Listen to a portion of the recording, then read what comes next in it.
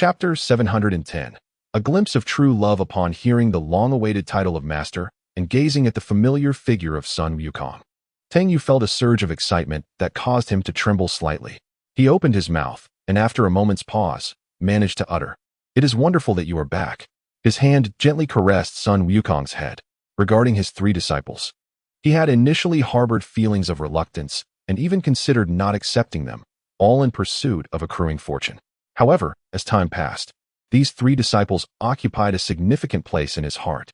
Now, witnessing the long-lost Wukong's return, a wave of emotion welled up in Tang Yu's eyes. Sun Wukong rose, a subtle smile gracing his lips. Almost instinctively, he sensed a terrifying wave of energy emanating from Tang Yu, causing him to exclaim in astonishment, "Master, you have reached the saint realm." Indeed, it was the realm of saints.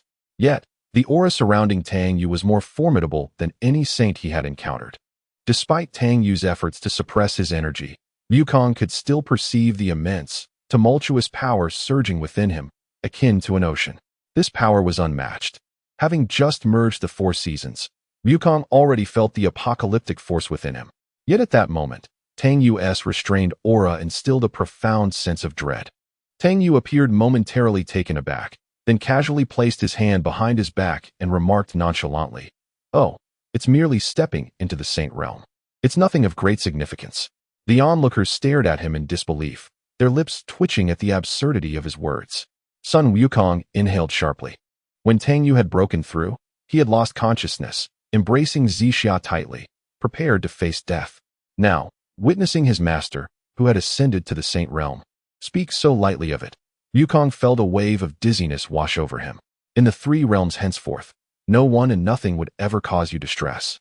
Tang Yu reassured him, patting Wukong's shoulder. "Pursue your desires freely, for I am here to support you. Do you understand?" Wukong nodded, momentarily lost in thought, then looked at Tang Yu with a complicated expression. "Zixia." Tang Yu turned to Hutu, who smiled gently, and with her guidance, Sun Wukong found himself back in the 19th layer of hell. The heart continued to beat robustly, radiating vibrant life. Upon witnessing this scene, Wukong's eyes glistened with tears. It's all right, he murmured. "She will be back soon." Hutu smiled reassuringly. Sun Wukong's return was undoubtedly a joyous occasion for Tang Yu. As the conversation progressed, Wukong learned that the kingdom of all demons was currently under the temporary governance of Lai Go. He stood in shock, his face a mask of disbelief. The former leader of the Buddhist sect in the West was now among the demons in the lower realms, residing within his own kingdom of all demons. Even Tang Yu could envision the scenario unfolding. Despite Lai Ji's position in the kingdom of all demons, he was merely a temporary steward. However, once Sun Wukong returns, he carries no semblance of authority. After all, in the eyes of the myriad demons, Sun Wukong and Lage occupy distinctly different stations. As soon as Sun Wukong makes his reappearance, he can still summon legions with a mere call. Nonetheless, Tang Yu has informed Sun Wukong that Lei's current situation is rather dismal. Thus, we ought to embrace him with a magnanimous spirit, allowing him to feel that true love still exists in this world. Lage, who has appeared after quite some time, casts a grateful glance towards Tang Yu. With Sun Wukong's unexpected return, he begins to feel a sense of foreboding. What if Sun Wukong clings to past grievances? In that case, Lage would truly become a homeless outcast. Should that occur, without the protection of Tang Sanzang, it is likely that both Jane and Junti would not spare him. However, upon hearing Tang Sanzang's words, he finds himself entirely reassured. Indeed, Tang Sanzang is a commendable person. Lage prides himself on his discernment in choosing allies. One must not gauge the number of companions during times of glory, but rather assess who remains by one's side in moments of adversity. Sun Wukong also gazes at Lage, who was once the exalted Tathagata, now looking at him with a somewhat restrained demeanor. Lage flashes a grin at Sun Wukong, even producing a cigarette to offer him. "I shall not be returning to the myriad demon kingdom for the time being," Sun Wukong declares. "Thus, those creatures in the myriad demon kingdom still require your oversight. You need not worry about that." Lage's corpulent form shudders as he straightens his back, asserting, "With me around, they shall not act recklessly." After a considerable time, the crowd disperses. Sun Wukong does not return to the myriad demon kingdom. Instead, he enters the grand array within the depths of the 19th layer of hell, continuing to contemplate the profound mysteries brought forth by that moment of unity. In his embrace rests a heart, pulsating robustly, emanating a faint, nebulous purple hue, which subtly transforms into a humanoid figure, gazing at Sun Wukong with a gentle smile. Sun Wukong's return fills Tang Yu with a sense of delight and gratitude. Surely, Zhu Beiji and Wu Jing must be on their way as well. As he reflects on the various events that transpired during their quest for scriptures, he cannot help but chuckle. Just as Lage has returned to the myriad demon kingdom, he has yet to enter when he spots the legendary figure of a great achiever, the Buddha, hovering above the myriad demon kingdom. This old fellow was cast down to the mortal realm. What brings him back so suddenly? Lage grows wary. The presence of this ancient being is surely not a harbinger of good fortune. Is he surveying the myriad demon kingdom, preparing for an assault? Now that both Tang Sanzang and Sun Wukong have entrusted the management of the myriad demon kingdom to him, he cannot allow any unforeseen events to transpire. Suddenly, Lage burps, realizing he has flown too quickly and has caught a gust of wind. He tightens the robe around him, cigarette in mouth, brow furrowed. As he materializes and gazes at his former colleague not far away. What brings you to my myriad demon kingdom? Lage inquires with a hint of irritation, well aware that their past collaboration in the Western paradise was fraught with discord. As the great achiever Buddha gazed upon Brother Lai, he silently recited a Buddhist mantra, Amitabha. A wave of nostalgia washed over him, a poignant reminder of how much had changed. Though Brother Lai retained his familiar, pudgy visage, he was no longer the same figure from the past revered in the Buddhist community. Moreover, the Buddhist order itself had become riddled with flaws. In the eyes of the great achiever Buddha, all of this turmoil could be traced back to Tang Sanzang. Had it not been for him, how could the once pure Buddhist order have descended into such disarray? Little did he realize that his own return to the fold was facilitated not long ago by the benevolence of Tang Yu. Yet, the radiant lamp Buddha paid little heed to such matters, firmly believing that the current state of the Buddhist order was solely due to Tang Sanzang. Amitabha, he mused. Seeing you again truly evokes a sense of how things have changed. The great achiever Buddha knew he should not dwell on the past. Yet he found himself reminiscing about the time spent in collaboration with Brother Lai. Chapter 711. A troubling mood leads to a fight. Brother Lai dismissed the thought with a sneer, flicking the ash from his cigarette. Perhaps the great achiever Buddha was nostalgic, but Brother Lai had no desire to revisit the days of being a mouthpiece. Back then, he felt underappreciated, burdened with the responsibilities of leading the multitude of Buddhas in Lingshan, all the while fretting over the affairs of Bali. Any misstep would invite reprimands from the two saints, who were quick to express their displeasure.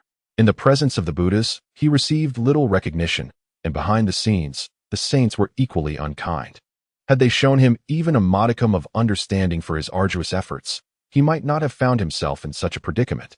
However, their constant scorn drove him to this juncture. After switching allegiances, he became a traitor in the eyes of his former colleagues, who only remembered his misdeeds, conveniently forgetting the many significant contributions he had made over the years. No matter, he thought, as he took a drag from his cigarette, the smoke curling upward, causing his eyes to narrow. To have worked alongside you is a stain upon my honor. Pausing for a moment, he continued, Now, tell me, what brings you here? I shan't hesitate to inform you that the power of the Wan Yao kingdom and the demonic clans has surged beyond the past. Should you wish to gather intelligence for an assault on the Wan Yao kingdom, you are sorely mistaken. Brother Lai scoffed. You ought to pray that I do not seek trouble with you. The great achiever Buddha was taken aback. There was no denying Brother Lai's assertion. The Wan Yao kingdom's strength indeed surpassed what it once was. To contemplate an attack on the Buddhist order or even the heavenly court would be a daunting challenge. At that moment, the great achiever Buddha dismissed Maitreya Buddha's words as mere folly, finding the notion of collaborating with the heavenly court to assault the Wan Yao kingdom utterly fanciful. It was clear that they were not capable of overcoming the Wan Yao kingdom. Furthermore, the recent calamity brought upon the heavenly court by the turbulent waters had inflicted severe losses, making it impossible for the Jade Emperor to mobilize forces at this time. Amitabha, the old monk stated, I bear no ill will in my visit. The great achiever Buddha gazed at the cigarette held by Brother Lai, taking a deep breath, and said, The old monk merely wishes to exchange for a few cigarettes. I humbly ask you to consider our past camaraderie and grant me this small favor. Let bygones be bygones, and allow me to trade for 2 packs. Upon hearing this, Brother Lai flashed a toothy grin and replied, Not a chance. The great achiever Buddha was momentarily taken aback, recognizing the sarcasm in Lai's smile. How clever he was. Indeed, Brother Lai could not help but admire his own wit. It was evident that associating with Tang Sung had been a wise choice. The entire heavenly realm and the Buddhist circles were now out of stock, while he alone possessed some, which he could savor at his leisure. One might say that what he held was the last of the cigarettes in the world. Even taking out just one would likely be considered a priceless treasure. However, the heavenly realm and the Buddhist order had yet to fully grasp the gravity of this situation. Brother Lai pondered whether he should discreetly inform them that cigarettes had completely run out. Even Tang Sung himself had none left, save for what he held, which would surely incite envy and jealousy. He hoped they would not dwell on past grievances, for those who aspire to great deeds must look forward. Only then can they achieve greatness. A flicker of anger crossed the expression of the radiant lamp Buddha. It was evident that Brother Lai's refusal to exchange cigarettes was deliberate. Upon arrival, he had boasted to the assembled Buddhas of Ling Mountain, suggesting that Brother Lai might grant him a slight concession out of respect for their former association. Now, having been so decisively rejected, the great achiever Buddha felt a swell of dissatisfaction. Returning to the Buddhist order in such a state would surely invite ridicule, as others would deem him a braggart, tarnishing his reputation. Great achievers, I am not your equal, he mused. I have not forgotten that to accomplish great deeds, one must spare no effort. Brother Lai inhaled deeply and remarked, in times past, sacrifices were made for the sake of the journey to the west, even using a mortal girl as a pawn to threaten Tang Sung. All these actions demonstrate that in the realm of great achievements, I indeed fall short of you. The great achiever Buddha sighed softly. The old monk acted for the benefit of the Buddhist order. After all, everything revolved around the journey to the west. Perhaps I erred and strayed from the intentions of a monk, but I do not regret it. To achieve greatness, one must make sacrifices. Brother Lai scoffed dismissively. Just be on your way. The kingdom of 10,000 monsters does not welcome you. The great achiever opened his mouth to retort, but was interrupted by a shadowy figure that emerged, wielding the world-destroying Black Lotus, casting a frigid gaze upon him. Upon seeing Rahu, the great achiever Buddha's expression grew grave. Rahu coldly spoke, feeling displeased. Let us settle it with a fight. The great achiever Buddha was taken aback, and in the next moment, he found himself surrounded by chaos. Rahu, without uttering a word, advanced with the world-destroying Black Lotus, unleashing a torrent of magical power, enveloped in malevolent energy, as if venting his pent-up frustrations. The great achiever Buddha felt a sense of grievance. He merely wished to exchange for some cigarettes. Initially subjected to a barrage of ridicule and mockery, the character known as Chung Dazir found himself embroiled in a chaotic confrontation with Luo Ho, who appeared as a madman, launching an attack without hesitation. Though Chung Dazir felt a sense of injustice, there was no time for contemplation. He hastily summoned his magical powers to engage in battle against Luo Ho.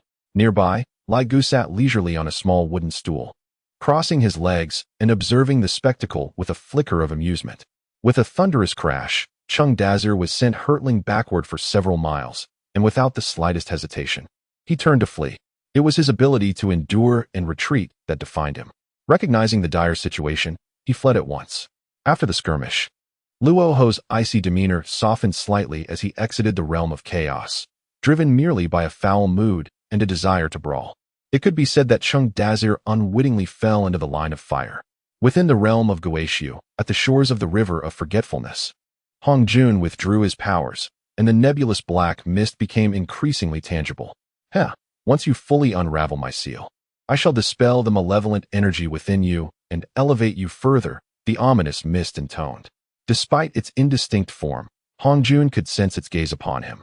Frowning, he scoffed softly, as his eyes ignited with a crimson hue, a surge of bloodthirsty ferocity emanating from him. Hong Jun clung fiercely to his consciousness, refusing to let this dreadful energy overtake him. Is it painful? Without me, you wouldn't endure for long. Do you now comprehend the terror of the demonic energy? The black mist drifted closer, enveloping Hong Jun. The surrounding formations began to spin, causing him to emit a muffled grunt. The crimson glow within him dimmed, and he chuckled softly, acknowledging, I can no longer contain this malevolence. Chapter 712. The Heavenly Tao's Contingency Plan? Hong Jun sensed the terrifying nature of this power. The encroaching malevolence threatened to obscure his very consciousness. He feared that if this continued, he might one day transform into a dreadful celestial demon, ensnared in ceaseless carnage, irrevocably losing himself. If such a fate were to befall him, it was not beyond the realm of possibility that the three realms would fall into ruin at his hands. After safeguarding these realms for many years and maintaining the order of the heavenly Tao, it would indeed be absurd to descend into endless slaughter, seeking to obliterate the very existence he had protected. Thus, he felt compelled to enter Goetiu, hoping it might assist him in suppressing the malevolence within. Moreover, Goetiu had agreed to provide a glimmer of hope for all beings, stabilizing the three realms. If so, perhaps this was not an entirely unfavorable development, especially with the imminent catastrophe looming, threatening to engulf the three realms in oblivion. Hongjun pondered, recognizing that relying solely on himself was insufficient for transcendence. If he could not even master the malevolence within him, how could he hope to achieve true liberation? Goetiu erupted into laughter, assuring him, "Rest assured, once you completely unseal me, I shall undoubtedly help you dispel the malevolence within. This task is trivial for me." The black mist swirled before Hongjun, taking on various shifting shapes. Before him, a ferocious display unleashed a cacophony akin to the roars of wild beasts. "And do remember to safeguard the three realms," Hongjun reminded him. Of course, Goetiu huffed in response. After casting a profound glance at him, Hongjun turned and departed from Goetiu. Naturally, Tang Yu sensed the weakening of the seals within Goetiu. He could feel the terrifying aura of Goetiu subtly spreading, which struck him as peculiar. How could the seal dissipate so swiftly? At this rate, it would not be long before Goetiu completely broke free into the three realms. When that time came, who would be able to withstand such a calamity? With Tang Yu's current cultivation level, confronting Goetiu would be tantamount to a futile effort, akin to offering oneself as a mere sacrifice. He could even select a prime burial site in advance for his eventual interment. "What troubles you?" the mother of Lishan inquired. Sensing Tang Yu's unusual demeanor, Tang Yu shook his head. Nothing. He had realized he could no longer halt Goetiu. After all, Weak Water had previously mentioned that sealing it had caused a significant depletion of another aspect of himself. No wonder things had been so quiet lately, even in conversations. He felt as if he were being ignored, as though he were already dead. Yet, if he were truly dead, that might be a blessing. Alas, it was merely a fleeting dream, difficult to actualize. Humanity was steadily dwindling. Tang Yu gazed into the distance, having buried far too many souls. Yet, countless others still inhabited this world. But how much longer could they struggle? How much longer could they endure? The plague was once again spreading, gradually taking hold. Some nations were even waging wars. It was quite intriguing how they still found the leisure to invade during such tumultuous times. Human ambition knows no bounds. It is only at the moment of death that one truly relinquishes everything. For in that moment, the primary concern becomes mere survival. Natural and man-made disasters abound. To some, the plague represents a catastrophe, yet for those ambitious rulers, it might very well present an opportunity for conquest. Yet, it is evident that such invasions merely hasten the world's demise. Regardless of the existence of these wars, the mortal realm is destined for destruction.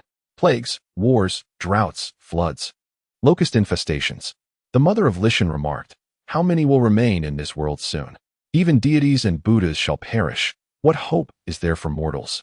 Tang Yu replied calmly, "I have often contemplated whether I should be the first to obliterate this earthly realm, then act upon it. Without you, all sentient beings will meet their end." The mother of Lishan responded gently.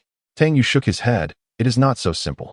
Meeting the puzzled gaze of the mother of Lishan, he continued, "Once I entomb all sentient beings within me, my ties to the heavenly Tao will deepen significantly. Advancing further will become increasingly arduous. Moreover, I have long speculated about the contingencies left by the heavenly Tao. In this grand calamity, the celestial order appears passive, perhaps even insignificant. All is due to the influence of the Goetiu, which heralds the advent of this great disaster. However, I firmly believe that the celestial order must possess an absolute contingency plan." Tang Yu spoke in a hushed tone. "I even find myself questioning whether the seemingly trivial celestial order is, in fact, maintaining absolute initiative within this intricate scheme." After a moment's contemplation, the mother of Lishan remarked, "Are you suggesting that the celestial order might be acting with intention? Do you not find it peculiar? While it cannot reside within the Goetiu nor contend against it, it could easily choose to temporarily forsake the demon realm, effectively isolating the Goetia beyond its reach. Admittedly, this would only be a temporary measure, yet it would afford the celestial order some time to recover, would it not? Furthermore, regarding the weak water, the celestial order must have long been aware that it connects to the Goetia. If that is the case, why did it not reveal its essence earlier and devise a strategy against the weak water? Moreover, with the sentience developing within the weak water, if the celestial order intervenes, would it not inhibit the emergence of intelligence? Tang Yu sighed. All of this is mere conjecture on my part. Yet I cannot shake the feeling that the celestial order has left some contingency or possesses an absolute objective.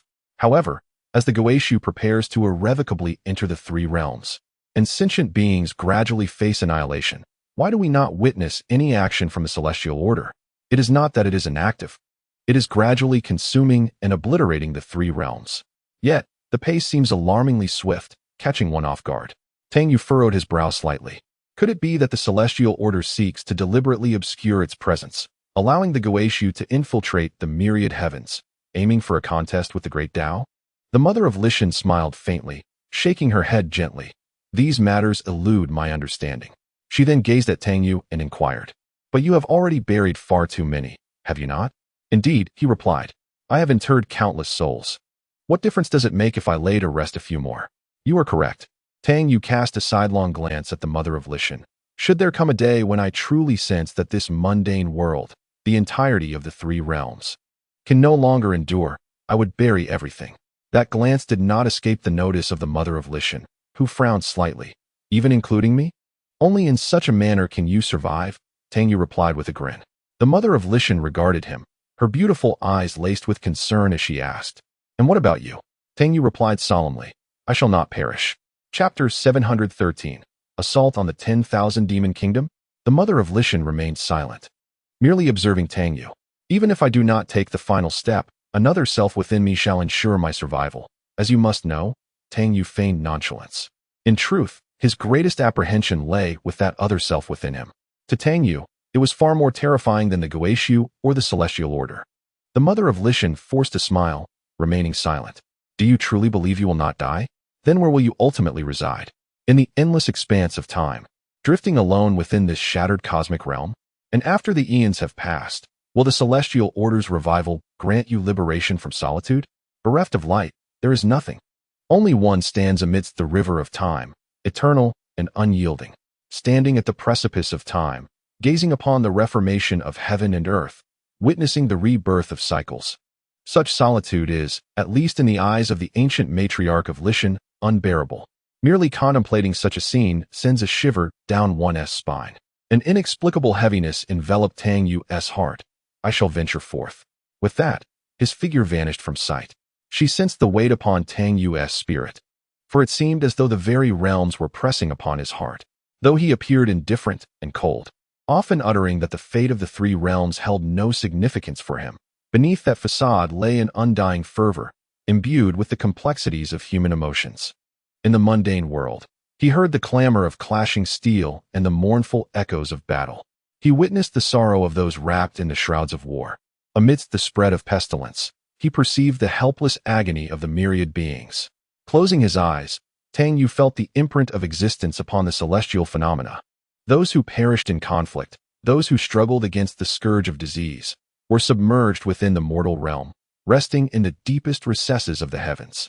The 7 emotions and 6 desires, joy, anger, sorrow, fear, love, hatred, and longing, transformed into 7 resplendent characters, etched within the celestial tapestry. Each character harbored an immeasurable power. This was not solely his own strength, but rather the collective vitality of all beings, intertwined with their emotions. Yet, the character for love appeared somewhat dim, not having reached its fullest potential. "Father, your path of the 7 emotions and 6 desires must reach its ultimate completion." Little Ling chuckled playfully from his shoulder. "The reason love remains unfulfilled is that you have yet to experience a love that is truly profound, is it not?" Tang Yu remained silent. He understood his own heart, yet he dared not confront his true feelings. Little Ling laughed mischievously, her voice laced with cunning. Taking a deep breath, Tang Yu murmured, "I have never truly loved anyone, nor shall anyone ever truly love me. That is a deception. Your heart has already come to a realization, yet you hesitate to acknowledge it." Little Ling fluttered from his shoulder, gliding slowly before him. The path of the 7 emotions and 6 desires, while seemingly centered on all beings, primarily embodies your own experiences, crystallizing your own emotions. Joy, anger, sorrow, fear, hatred, longing. Save for love, you are on the verge of complete mastery over all. Yet love is a realm you dare not approach. I believe you already know how to attain mastery over love, but you flee from your own heart. How amusing it is to discover that someone like you also harbors such reluctance. As all was absorbed into the celestial phenomena, the original 7 emotions and 6 desires began to fade, perhaps unnoticed by him. For Tang Yu, there were no longer intense feelings of joy or hatred. It was akin to when he recently returned the ancient lamp to the Western Buddhist realms. The former him would likely not have acted thus. You have changed. Perhaps without even realizing it, Little Ling laughed. A flicker of melancholy crossed Tang Yu's eyes. There was no denying the truth in Little Ling's words. Unbeknownst to himself, he underwent a subtle transformation, one that he had not even perceived. Yet, he had long foreseen this eventuality. This was his path, a journey intertwined with the myriad emotions and desires of existence. Originally, Hongjun's path was aligned with the celestial way, a realm of order and preservation. However, that path had veered off course, influenced by a latent force within him that unknowingly altered his trajectory. The way of the Supreme Old Lord is one of effortless action, flowing with the currents of fate while also having the power to counter them. As long as nothing obstructs his path, the Supreme Old Lord remains indifferent to all else. Those who impede my way shall face my wrath, such is the doctrine shared among them, including Tang Yu. Perhaps his father suppressed his true feelings, fearing the transformation that the path of emotions could invoke, thus hesitating to acknowledge his love. Xiaoling gently fluttered her wings and landed on Tang Yu's shoulder, stating that his father was stifling his affection for Sister Lishan out of fear that she might one day become an experiment in his journey. Tang Yu furrowed his brow as Xiaoling continued. Father, do you still not understand what the path truly is? I comprehend my own path, yet I refuse to shape it through another. Tang Yu replied with a hint of melancholy. Why should I relinquish it? I am aware of the deficiencies in my emotional spectrum, yet I fear to gamble, even more so to use Lishan as a test for my path. Xiaoling remarked. But some truths cannot be suppressed. Should love flourish fully, it may indeed grant you greater strength, perhaps even the ability to transcend the heavens. The trinity of heaven, earth, and humanity represents distinct realms. The path of emotions encompasses all beings. If one achieves complete unity, then you, Father, would embody true divinity, she elaborated. Tang Yu smiled faintly. Yet, the realization of such greatness is daunting. That is merely because you lack the desire to pursue it, Xiaoling chuckled, flapping her wings as she ascended lazily into the air. In an instant, she vanished from Tang Yu's sight, seemingly in search of sustenance. In the heavenly realm, the Jade Emperor seethed with wrath, leaving the assembly of deities in a state of hushed trepidation. Cursed be the day. Kuei Mu Lang has betrayed the celestial court and joined the kingdom of 10,000 demons. How can a dignified celestial deity of the heavenly constellations devolve into a beast, aligning himself with that rogue? This is a direct affront to my authority. Should this news spread, how could the Jade Emperor maintain his dignity in governing the 3 realms? Li Jing, I command you to lead 100,000 heavenly soldiers to the kingdom of 10,000 demons and demand the surrender of Kuei Mu Lang. Should they refuse, I shall not hesitate to annihilate their realm, the Jade Emperor declared, his fury palpable. Yet, such a proclamation seemed overly ambitious. The kingdom of 10,000 demons had allied with the demon clan, their strength now formidable beyond compare. With the current power of the heavenly court, attempting to obliterate the kingdom of 10,000 demons would be akin to chasing shadows. Tai Bai Jinxing pondered for a moment before stepping forward and addressing the emperor. Your Majesty, I believe we must approach this matter with caution. Even if we truly intend to mobilize against the kingdom of 10,000 demons, I fear that the current strength of the heavenly court may be insufficient to pose a significant threat. I propose that we join forces with the Buddhist sect, as it appears they too harbor intentions of attacking the kingdom of 10,000 demons. Chapter 714, Capturing the Demon King. Seizing the incense attack the kingdom of 10,000 demons? Tai Bai Jinxing's astute mind began to whirl rapidly. If we could indeed deliver a decisive blow to the kingdom of 10,000 demons, might this not resolve the issue of incense? I could once again be the proud Tai Bai Jinxing, holding my head high wherever I go. One must remember that in the past, Tai Bai Jinxing's status was unparalleled due to the incense trade. Everyone greeted me with the utmost respect, saluting and acknowledging me. However, my standing has severely diminished now, primarily due to the exorbitant prices of the incense, which has led some to harbor resentment towards me. Consequently, I find myself somewhat isolated. Yesterday, all my former glory, linked to incense, has become but a memory. If we can conquer the kingdom of 10,000 demons this time, the illustrious Tai Bai Jinxing of your shall return. Tai Bai's reasoning was sound. The Jade Emperor nodded. The situation regarding the kingdom of 10,000 demons is indeed significant. It cannot rely solely on the efforts of the heavenly court. Moreover, the current demon king is none other than the former Buddha. And I believe the Buddhist sect wishes to deal with this traitor as well. Undoubtedly, the primary motive remains the issue of incense. Even now, the Jade Emperor began to ponder the distribution of incense once victory was achieved. Thus, let Tai Bai venture to the Western paradise to gauge the intentions of the Buddhist sect, the Jade Emperor commanded. The old minister obeys, Tai Bai Jinxing replied, hurrying towards the west. In truth, there was no need for inquiry, for the Buddhist sect had already entertained such a notion. Especially after the recent humiliation they endured at the hands of the kingdom of 10,000 demons, the Buddha of great undertakings, without a moment's hesitation, agreed to the plan. This was not solely about incense or personal affront. The Buddhist sect was somewhat lethargic, lacking the fervor and passion for life. The Buddha of great undertakings hoped that this endeavor would reignite the enthusiasm and fighting spirit among the monks, allowing them to rediscover the beauty of existence and restore hope in their lives. Upon hearing of the impending attack on the kingdom of 10,000 demons, the monks erupted into jubilant cheers. Did this not imply that they could once again partake in incense? In essence, this operation could be succinctly summarized in 6 words: capture the demon king, seize the incense. Yet, as Maitreya Buddha observed the jubilant monks, a sense of gravity weighed upon him. An assault on the kingdom of 10,000 demons? Upon reflection, even a combined force of the Buddhist sect and the heavenly court seemed a daunting task. Behind the kingdom of 10,000 demons stood Tang Sung, along with the likes of Luo Ho and Lao Gu, not to mention the awakened Sun Wukong. A solitary Sun Wukong is indeed a formidable adversary. In the absence of the saints, Sun Wukong stands as an invincible force. However, should one summon the saints to confront him, would they dare to engage? Even if they mustered the courage, it would surely be a foregone conclusion that Tang Sanzang would take action. Given Tang Sanzang's prowess, it appears that only Hong Jun could contend with him. Sun Wukong, alongside Luo Hu, represents 3 quasi-saints, each possessing extraordinary combat capabilities. Oh, and let us not forget Tang Yu's sister, whose name eludes me, Ling Shui, I believe, who occasionally strolls through the kingdom of 10,000 demons. Though she is yet to fully unleash her power, she is still a quasi-saint, particularly as Tang Sanzang is unlikely to be stingy when it comes to his kin. Thus, what can truly be accomplished here? In the eyes of Maitreya Buddha, the alliance between the heavenly court and the Buddhist sect is likely to return empty-handed.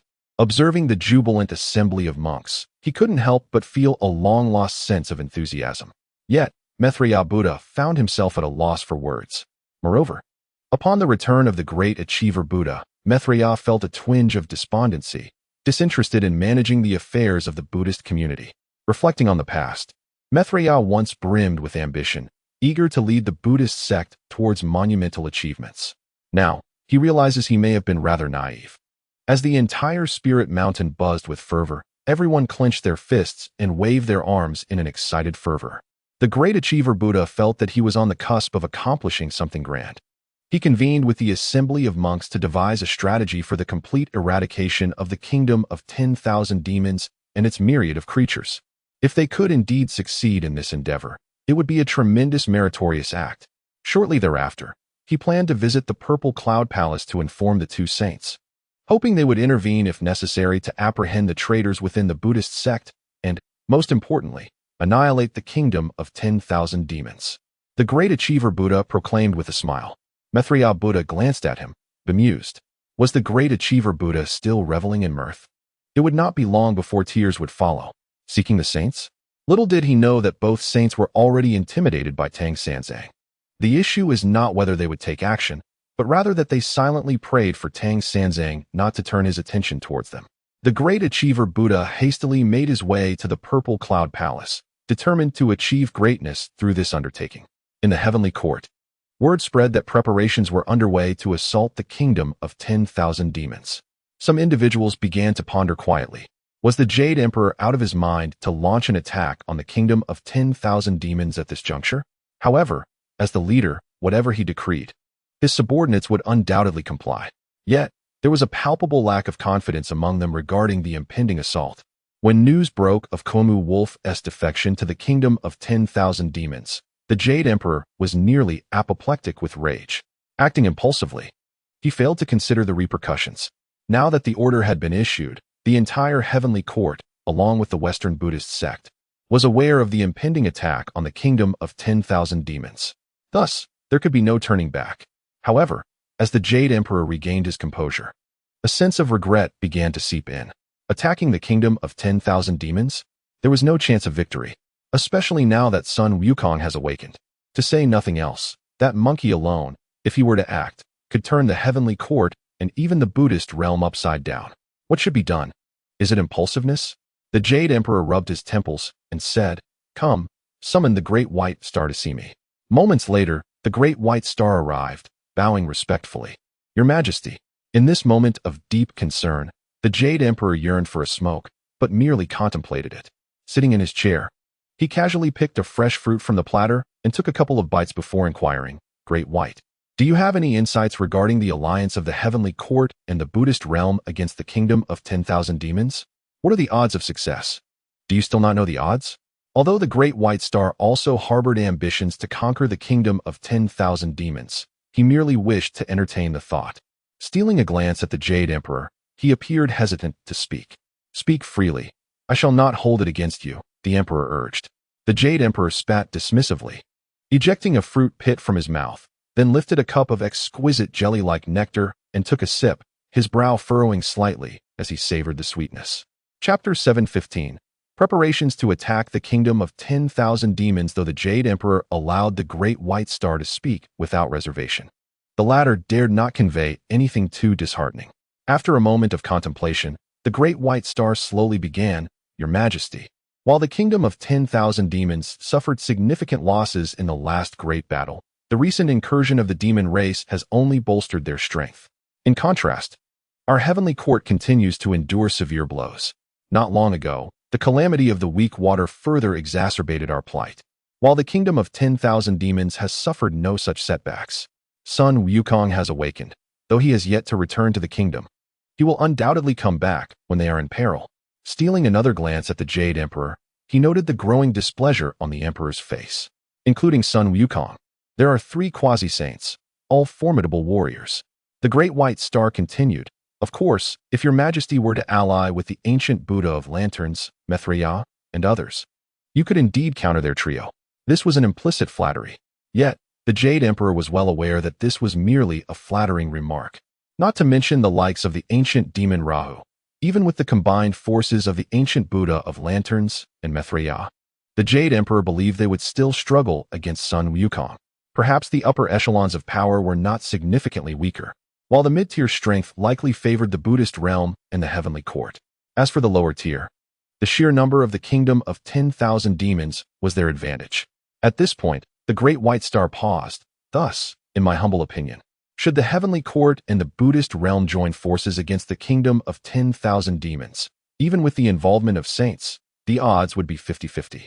The Jade Emperor's brow furrowed. He understood that the great white star's words were laden with exaggeration, secretly weighing the current strength of the heavenly court and the Buddhist realm against that of the kingdom of 10,000 demons. The Jade Emperor ultimately concluded that a ratio of 3 to 7 would be favorable. The heavenly court 3, the kingdom of 10,000 demons 7. "Great White, you need not console me. I admit I was somewhat hasty." The Jade Emperor, filled with trepidation, lamented, "I find myself somewhat regretful now. However, as the sovereign of the 3 realms, I must not speak lightly, for my words carry weight. Thus, I have summoned you to discuss how we might allow this matter to fade away without compromising my dignity. After all, it is merely a matter concerning the Komu Wolf. There is no need to mobilize forces against the 10,000 demon kingdom, is there? That would indeed be an overreaction. Shouldn't we all strive for harmonious cooperation and mutual prosperity within the three realms, especially during these perilous times? It would be prudent for us to maintain cordial relations. Tai-Bai Jinxing cast a glance at the Jade Emperor and inwardly scoffed. So you are capable of regret after all? How ironic, considering you likened your words to mere flatulence, devoid of substance. What were you thinking back then, recklessly contemplating an assault on the 10,000 demon kingdom? Is the heavenly court in such a state of disarray that you lack self-awareness? Now, faced with this predicament, you find yourself in a difficult position. Your Majesty, Tai-Bai Jinxing continued, as an elder statesman, I advise you to remain steadfast in your initial decision. To waver now would only tarnish your reputation. The Jade Emperor's tone grew stern. How could I have foreseen this? Even should the heavenly court emerge victorious, it would likely be a Pyrrhic victory. Victory for the heavenly court? Tai-Bai Jinxing gasped in disbelief. Your Majesty, such audacity is remarkable. What I mean is that while mobilization is unavoidable, a full-scale assault on the 10,000 demon kingdom is unnecessary. Momentarily taken aback, the Jade Emperor blinked several times before breaking into hearty laughter, patting Tai-Bai Jinxing on the shoulder. Truly, you are a loyal minister, always considering the bigger picture. How could I have overlooked this? Yet, the laughter soon faded, and a frown replaced it. But we have already allied with the Buddhist sect for this campaign. Wouldn't that place us in a precarious position? Your Majesty, Tai-Bai Jinxing reassured. The Buddhist sect has 2 sages backing them. I believe they will intervene if required. As for any subsequent inquiries from the Buddhist sect, we could simply claim that a significant event has transpired in the heavenly court, stating that the weak water has returned, causing chaos. The Jade Emperor nodded thoughtfully. That makes sense. After all, it is merely an excuse. Whether they believe it or not is of little consequence, at the very least. It provides me with a means of retreat. Moreover, as you mentioned, the 2 sages stand behind the Buddhist sect. I trust that they will not pose a significant issue. Furthermore, if I withdraw my forces, surely they will also be inclined to retreat, assuming they haven't lost their wits. With this newfound clarity, the Jade Emperor, who had been previously troubled, now felt as though the issue was no longer problematic. Tai-Bai, you have spoken wisely. Let us proceed as you suggest. The Jade Emperor's spirits lifted, and his previous frustrations dissipated. It is indeed a fortunate occurrence for me to possess such a devoted minister. A boon for both myself and the heavenly court. In the Zixiao Palace, upon receiving the report of this significant development, the Buddhas Jijin and Zhuanti exchanged glances, pondering the unexpected campaign against the 10,000 demon kingdom. Moreover, you may engage in your own conflicts without regard for us. Is this matter not somewhat hasty? Zhuanti remarked. Regardless of the circumstances, these are our own subordinates. Although the 2 leaders have now retreated into the shadows, preferring to distance themselves from the affairs of the Buddhist realm, it is still necessary to issue a timely reminder. I must inform the 2 sages that I believe that allying with the heavenly court to assault the kingdom of 10,000 demons would be a great merit. Primarily, it would allow us to capture the drunken Buddha, thus redeeming the honor of our Buddhist sect. The Buddha of great undertakings eloquently stated, to achieve great things, one must seek to cleanse the shame. Otherwise, what significance does it hold to accomplish great deeds? Jiayin closed his eyes, evidently disinterested in the matter. They may indulge in their own turmoil as they wish. Zhuanti cast him a glance and then said, You may handle this matter as you see fit. I shall focus on my retreat and prefer not to trouble myself with these trivial issues. Do as you please. Upon hearing this, the Buddha of great undertakings felt reassured. The sage's intent was unmistakable. While he did not wish to interfere directly, he would certainly intervene if necessary. In the eyes of the Buddha of great undertakings, the alliance of the Buddhist sect and the heavenly court, coupled with the backing of the 2 sages, made success inevitable. Perhaps the heavenly court had already informed the primordial heavenly sovereign. With the 3 sages united, what concern was there for failure? The assault on the kingdom of 10,000 demons would be effortless, leading to the capture of the sinful Buddha and the rectification of the sect's past disgrace. Amitabha, the old monk comprehended. The Buddha of great undertakings recited a sutra. The old monk takes his leave. Rather than returning directly to the Western paradise, he proceeded to the heavenly court to discuss specific matters with the Jade Emperor. The outcome of their deliberation was to mobilize troops swiftly, catching the kingdom of 10,000 demons off guard. The Jade Emperor nodded in agreement, finding wisdom in the words of the Buddha of great undertakings. After all, when the heavenly court sounded the alarm, they would simply withdraw, proclaiming that a great crisis had arisen. Chapter 716. Preparing for deployment in this regard. The Buddha of great undertakings remained blissfully unaware, still lost in dreams of a glorious future, capturing the demon king, seizing the incense, and vanquishing the multitude of demons. With the alliance of the heavenly court and the support of the two sages, he believed success was assured. After their discussions, the Buddha of great undertakings departed with a heart full of joy, eager to arrange the necessary preparations. Watching the departing figure of the Buddha of great undertakings, the Jade Emperor felt a twinge of guilt. Cursed be the moment of my impulsiveness. Yet, there was no remedy. He could only feign compliance. In the Jade Emperor's view, when the time came for the heavenly court to withdraw, the Buddhist sect would not resort to a desperate fight, would they? If so, he would commend them as valiant warriors of the Buddhist realm. Upon returning to Ling Mountain, the Buddha of great undertakings urgently summoned all the monks. It could be said that the entire Buddhist sect was mobilized, for this was no trivial matter. It concerned the incense. The monks were most enthusiastic, vowing to make significant contributions to the Buddhist cause and to capture the sinful Buddha, thus redeeming the honor of their sect. I believe this matter requires further deliberation, Maitreya Buddha thoughtfully remarked. After all, the strength of the kingdom of 10,000 demons is no longer what it once was, and they have the support of Tang Sung behind them. The one destined for greatness let out a soft hum. It matters not. I have already reported to the two saints. I believe that when the time comes, they shall certainly intervene to restrain Tang Sanzang. Maitreya Buddha, gazing at him, inhaled sharply. The issue is, they are incapable of restraining him. Have you not seen what state they have been reduced to by Tang Sanzang? The likelihood of them acting against him is, in my view, exceedingly slim. I dare say, should the two saints truly take action, Tang Sanzang would not hold back. He may even take leisurely strolls now and then, just to stretch the saint's limbs. The one destined for greatness smiled faintly. Do not forget, there is also Hongjun Laozu. It has come to my ears that he is currently in seclusion, striving for a breakthrough in his cultivation. Surely, he has also grown weary of Tang Sanzang's antics. But he lacks a suitable pretext to act against him.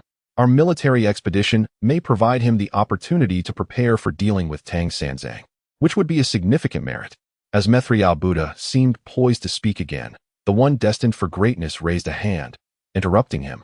One destined for greatness must forge ahead without hesitation. How can you expect to achieve greatness while cowering in fear? It is no wonder the Buddhist order has come to such a state. With such timidity, fearing both wolves and tigers, how can one accomplish great deeds? A great achiever must possess the courage to burn their boats and march forward resolutely. I merely consider the welfare of the Buddhist order, Maitreya Buddha replied. May I inquire if the ancient Buddha has contemplated the consequences should we face defeat in this battle? The elder monk need not consider failure, for in my eyes, victory is assured. The one destined for greatness declared with commanding authority, those who aspire for greatness, burdened by excessive worry, naturally find it hard to succeed. Maitreya, your hesitations reveal a lack of the boldness required to forge ahead. This is a grave misstep in the pursuit of great endeavors. I hope you will heed my words, keeping them as a constant reminder to yourself. Only then can one achieve greatness. To achieve greatness, to accomplish your grand undertaking. Maitreya Buddha's mind buzzed. I am merely contemplating for the sake of the Buddhist order. If we were to truly face defeat this time, the Western paradise may cease to exist. Has the ancient Buddha not fully grasped this notion? Maitreya Buddha expressed with slight indignation. There shall be no defeat, the one destined for greatness proclaimed with unwavering confidence. I am well aware that the kingdom of 10,000 demons has grown formidable, surpassing its former self. However, with the alliance of the Buddhist order and the heavenly court, what can we not conquer? Tang Sanzang is indeed a saint, powerful in his might, yet let us not forget, he is not the sole saint in the realm. Moreover, I firmly believe that since the heavenly court has devised such a strategy, they must be fully prepared. Otherwise, how would they dare to hastily mobilize forces to join the Buddhist order in assaulting the kingdom of 10,000 demons? Our Buddhist order has the backing of two saints, and when the time is right, they will certainly intervene. I also trust that the Jade Emperor, along with Yuanshi Tianzuan and even Hongjun Laozu, are in agreement. Otherwise, he would not act so recklessly without complete preparation. The great achiever, filled with unwavering confidence, proclaimed, "This matter is settled. Maitreya Buddha should refrain from unnecessary worries." The old monk felt a twinge of discomfort. If everyone were to adopt your mindset, anticipating defeat before the battle has even begun, how could great accomplishments ever be realized? Upon hearing this, Maitreya Buddha fell silent, uttering not a word. Whatever will be, will be.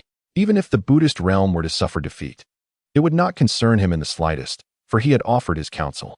Should the two saints express their discontent, he would have his justifications, as all of this was orchestrated by the great achiever himself. Moreover, what if he were indeed overthinking the situation? What if the heavenly realm and the Buddhist order emerged victorious? Although Maitreya Buddha perceived this possibility as rather slim, one can never be too sure. After all, there is always a chance, is there not? Now, the assembly of Buddhas on Mount Ling had been completed. Each stood solemnly below, grasping small stools in preparation for the impending conflict. Why the stools, one might ask? Because their treasures and weapons had nearly all been depleted. The Buddhist economy had been in a state of disarray for years, yet to this day, it had not fully recovered. Besides, small stools serve their purpose well. They can be used for sitting as well as for combat. Have you all secured your stools? Called out the ancient Buddha of light from above. Good. The ancient Buddha felt compelled to deliver a few words to invigorate the spirits, akin to a general rallying his troops before a grand campaign. I trust you all understand the objective of this mission. In this battle, we are permitted only victory, not defeat. Is that clear to everyone? Yes, it is. The assembly of Buddhas responded with fervor, their spirits ignited. If they could conquer the kingdom of 10,000 demons and secure their prize, there would be rewards to savor. The ancient Buddha's words ignited their resolve. Capture the sinful Buddha and seize the rewards. Observing the excitement radiating from the gathered Buddhas, the ancient Buddha nodded in satisfaction. Let us embark. Thus, he led the assembly of Buddhas toward the heavenly realm, where they would first unite with the celestial army. The Buddhas followed behind him, each holding their wooden stools, their expressions grave, their bald heads glinting in the sunlight. Meanwhile, in the heavenly realm, the Jade Emperor contemplated whether he should lead the charge himself, ensuring that he made a grand impression. Yet, the thought of a sudden retreat might tarnish his reputation. Tai Bai Jing Xing, you shall remain in the heavenly realm. The Jade Emperor cast a knowing glance at Tai Bai Jing Xing. You understand what must be done, do you not? The implication was clear. Should the need arise, Tai Bai Jing Xing was to inform the Jade Emperor that a significant crisis had emerged, urging him to return immediately to oversee the heavenly realm. As the Jade Emperor's loyal subject, Tai Bai Jing Xing comprehended his sovereign's intentions. Yes, Your Majesty. This old minister understands. However, internally, he pondered whether he should disregard everything and let the others engage in a fierce battle with the kingdom of 10,000 demons, allowing him to seize the opportunity to ascend to the Jade Emperor's position. After some reflection, Tai Bai Jing Xing deemed this plan unfeasible. The Jade Emperor was a disciple of Hong Jun, and should there be any real danger, Hong Jun might very well intervene to save him. In a moment of introspection, the celestial being Tai Bai Jing Xing felt utterly isolated, devoid of any support. To instigate a rebellion at this juncture would likely lead to his demise. After careful contemplation, he resolved to remain still and await a more opportune moment. Your Majesty, the assembly of the 100,000 troops is complete, reportedly Jing. The Jade Emperor nodded, clad in armor and wielding the Haoyan mirror, prepared for action. A performance must be executed in its entirety, otherwise, how could others be persuaded? Before departing, he expressed his lingering concern to Tai Bai Jing Xing. Star, ensure you act according to the circumstances. Yes, Your Majesty, Tai Bai Jing Xing replied. Upon raising his gaze, he noticed that the Jade Emperor and his retinue had already exited, preparing to assault the kingdom of 10,000 demons. Of course, this display by the Jade Emperor and the heavenly court was merely a facade. They would retreat at the appropriate moment. Nevertheless, the Jade Emperor felt a tinge of melancholy. It seemed inappropriate to create such a spectacle without any tangible action. Yet, what could be done? Perhaps it would be better to simply withdraw. The heavenly court could not afford any losses at this time. As the sovereign of the three realms, he needed to ensure the survival of the heavenly court. Naturally, Lage was unaware of the heavenly court's mobilization against the kingdom of 10,000 demons. Even if he were, it is doubtful he would care. The strength of the kingdom of 10,000 demons had grown exponentially, bolstered by the presence of both him and Lu 2 quasi-saints. Additionally, Sun Wukong resided in the underworld, supported by Tang Sanzang, who would dare to provoke them. They even had to contemplate whether their leader should launch an attack against them. Within the kingdom of 10,000 demons, a fishing net was tied between 2 trees, resembling a rudimentary bed. In moments of leisure, Lage would recline upon it, the net swaying gently, akin to a tranquil resting place. As the net oscillated, Lage felt a profound sense of relaxation, with a few remaining bottles of erguo in hand. He no longer dared to indulge recklessly. Typically, he would drink until pleasantly tipsy on erguo, then summon some liquor from elsewhere through immense magical power, indulging in a hearty feast. After all, once he was half inebriated on erguo, he could hardly distinguish the quality of other spirits. As long as they brought him a sense of euphoria and incapacitated him, that was sufficient. Lage lay in a state of indulgence, much like a grown child. When Luohu arrived, he was met with this sight, leaving him momentarily speechless. "What is this posture?" he inquired. Lage, half opening his eyes, glanced at Luohu and replied, "What is the matter?" He then closed his eyes again, emitting a faint snore. "The number of mortals is steadily decreasing, yet I ponder. Is it Tang Sanzang who is responsible for their demise? Do you not find this peculiar?" Luohu spoke in a grave tone, unable to fathom why Tang Sanzang would target these mortals. Lage opened his eyes, a fleeting look of surprise crossing his face before he responded nonchalantly, "Oh, if he chooses to act, so be it. Old 3 must have his own reasons. Do you not find it strange? A sage taking action against mere mortals? What is so strange about it?" Lage waved his hand dismissively. "Is there anything you need? Do not disturb my slumber." As Rahu paused to breathe, he remarked, "It seems that Tang Sing is scheming something behind the scenes, a notion we both sense. The turmoil in the mortal realm and the souls that have perished do not descend into the underworld. Instead, they merge with the Tao, becoming a part of it." He cast a glance at Lage and continued, "Thus, I ponder whether Tang Sung intends to first obliterate the mortal realm. Could it be related to his own path? Or perhaps he seeks to seize the essence of these mortals, preventing their integration into the Tao, thereby weakening it?" Lage, eyes closed, merely responded with a languid "Oh." "Do you comprehend what I am saying?" Rahu inquired, furrowing his brow and raising his voice. "Of course," Lage replied, opening his eyes and swaying gently on the fishing net hammock beneath him. "Isn't it simply that Tang Sung has slain some mortals?" "What of it?" Rahu inhaled deeply, clarifying. "What I mean is Tang Sung attempting to wrest resources from the Tao? Or perhaps he wishes to advance his own path through such measures?" "I do not know," Lage said, rising from the hammock and pacing a few steps, stifling a yawn. "What does it matter to us? If the third elder acts this way, he must have his own reasoning. Why should we concern ourselves with such trivialities?" Rahu opened his mouth to respond, but suddenly, a profound silence enveloped the universe. The thunderous beating of war drums resonated, deafening as if lightning had struck between heaven and earth. Chaos erupted in the realm of 10,000 demons. Lage, bewildered, queried, "What is happening?" He gazed upward, observing the multitude of heavenly soldiers and Buddhist deities encircling the realm of 10,000 demons from the skies. Boom! The war drums reverberated.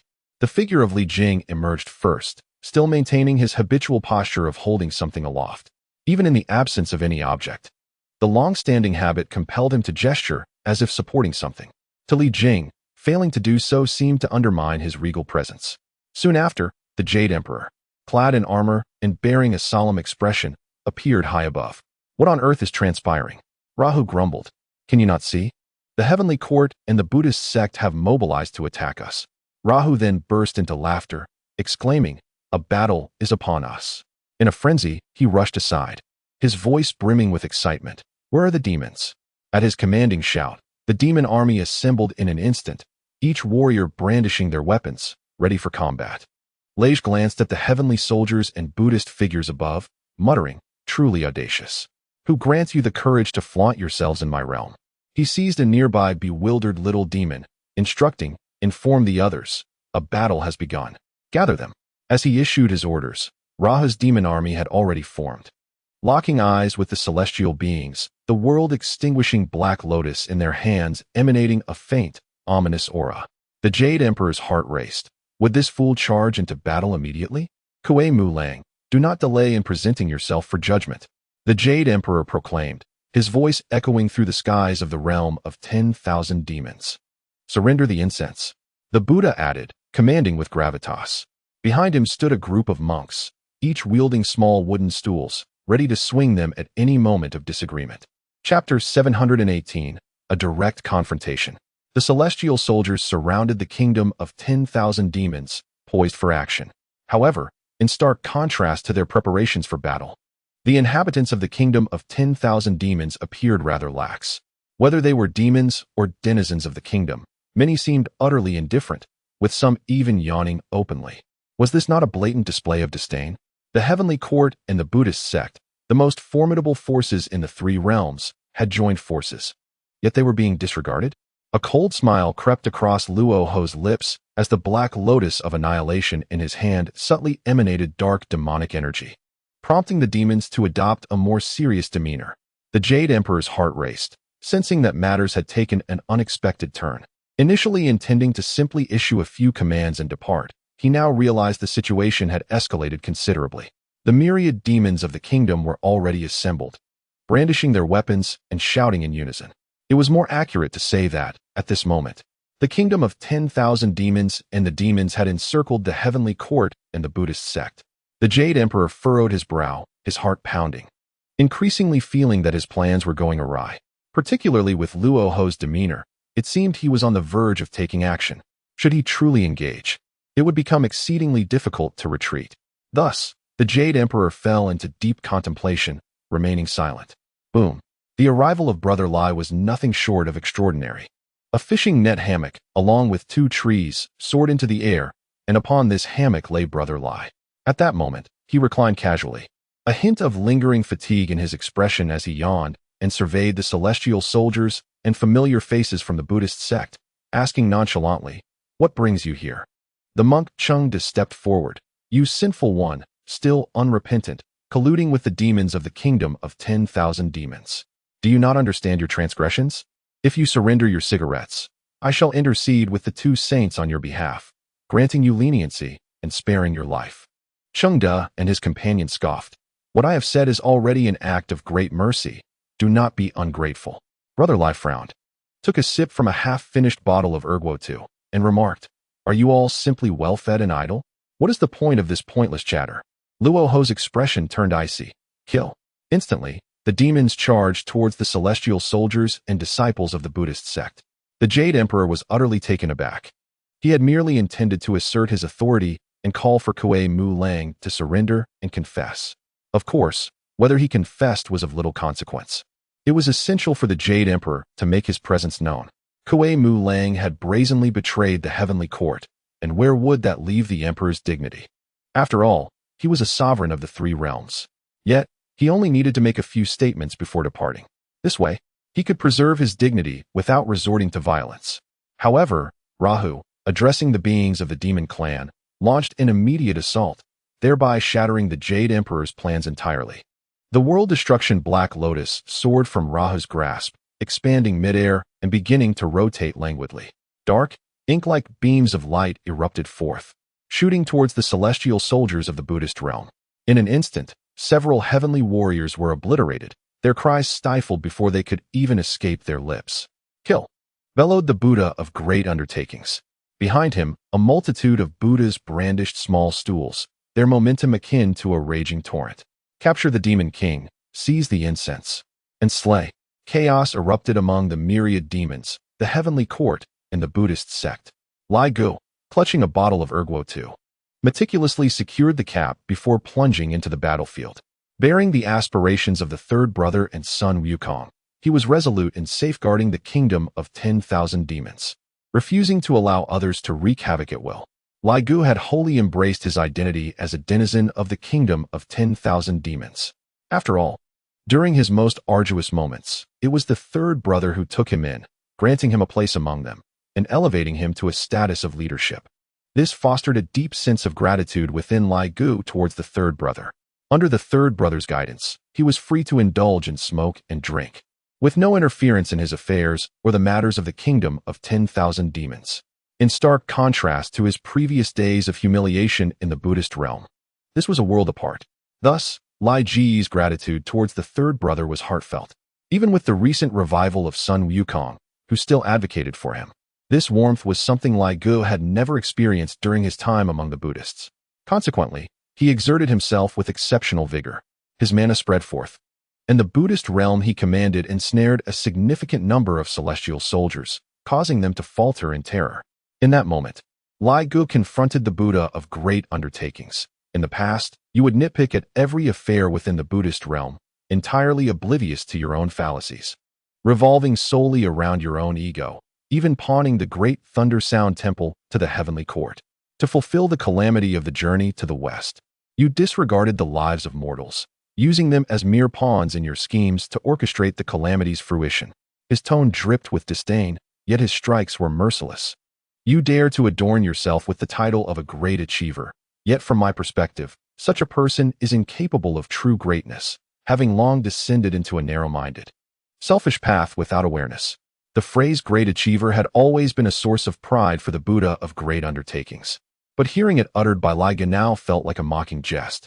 The Buddha's countenance darkened immediately, and he engaged in combat with Lai Gu. Yet, it was evident that the Buddha of great undertakings was no match for Lai Gu, a fact that Maitreya Buddha was acutely aware of. He glanced at the Jade Emperor, who was struggling against Rahu, and then at the Buddha of great undertakings. After a moment's hesitation, he resolved to assist his fellow Buddhists. Thus, he charged towards Lai Gu, joining forces with the Buddha of great undertakings in their battle. Alas, the Jade Emperor found himself in dire straits.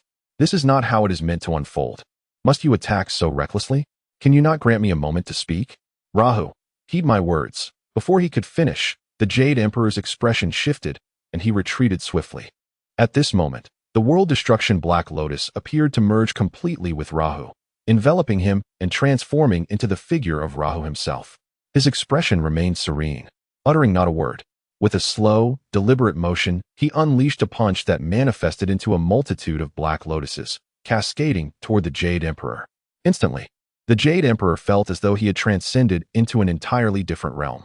He let out a huff, and in an instant, the Haoyan Tower released its grip, shattering one black lotus after another. Suddenly, his countenance shifted, and he retreated swiftly. Yet, as he raised his gaze, he was met with the visage of Rahu, whose lips curled into an enigmatic smile. With a thunderous crash, the Haoyan Tower was violently propelled away. Almost immediately, the world destruction Black Lotus collided with the Jade Emperor's chest. His expression darkened, revealing a flicker of anger. Where was the great white star?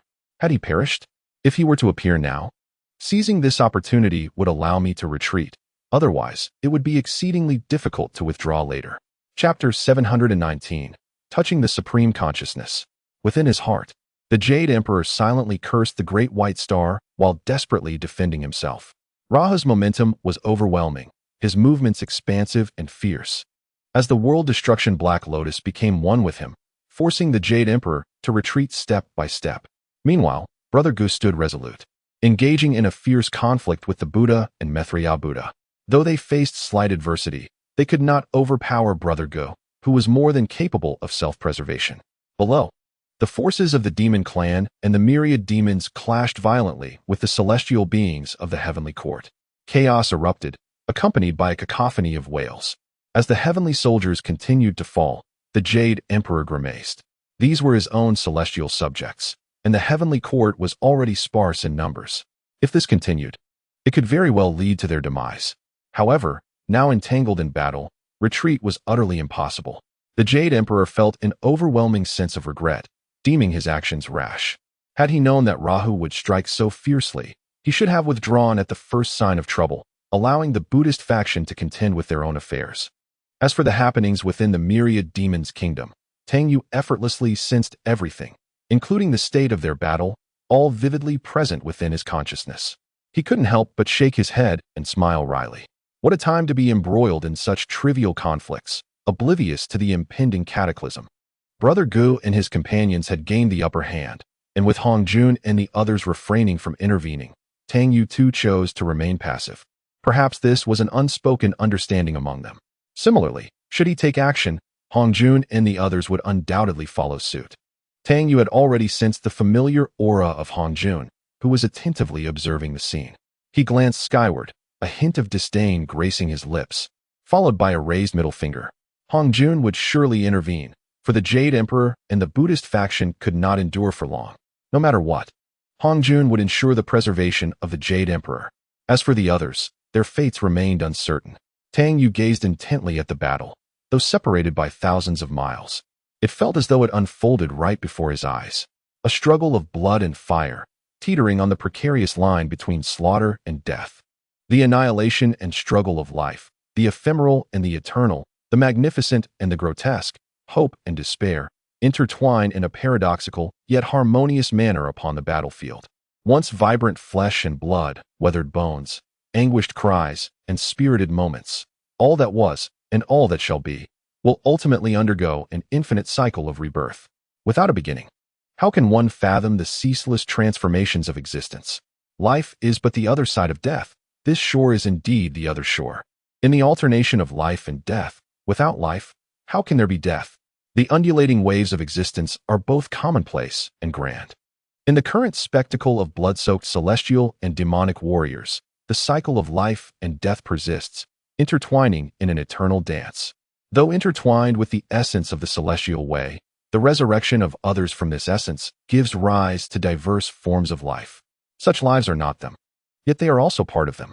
Thus, the cycle continues, endlessly repeating. The vast cosmos signifies the grand cycle, while life and death represent the minor cycle. The resilience of life shines with a brilliance that is truly magnificent. I may vanish, yet life will endure. In time, different versions of myself shall exist, taking my place. At this moment, Tang Yu found himself enveloped in an enigmatic sensation, feeling as light as a feather, as insignificant as a speck of dust, with the world unfolding before him. The fallen demon troops and celestial warriors were all shrouded by his celestial phenomena, countless emotions and desires belonging to them, endless bloodshed, or subservience, all embody a facet of existence. In the midst of slaughter, he perceived indomitable spirit. In the throes of subservience, he struggled. At that moment, Tang Yu seemed to merge with the universe, becoming one with all beings, transcending the confines of the earthly realm. Suddenly, a singular I manifested deep within his soul. Cold and unfeeling, observing him intently. Gradually, that I receded, transforming into a thin, hazy mist that enveloped him. In an instant, Tang Yu found himself amidst chaos. He lifted his gaze to the lofty heavens, the supreme consciousness, the celestial way. This was not merely a manifestation of the celestial way, but rather a contact with the highest consciousness within the cosmos. To touch the essence of the celestial way is an entirely different concept from the self-manifestation of its consciousness.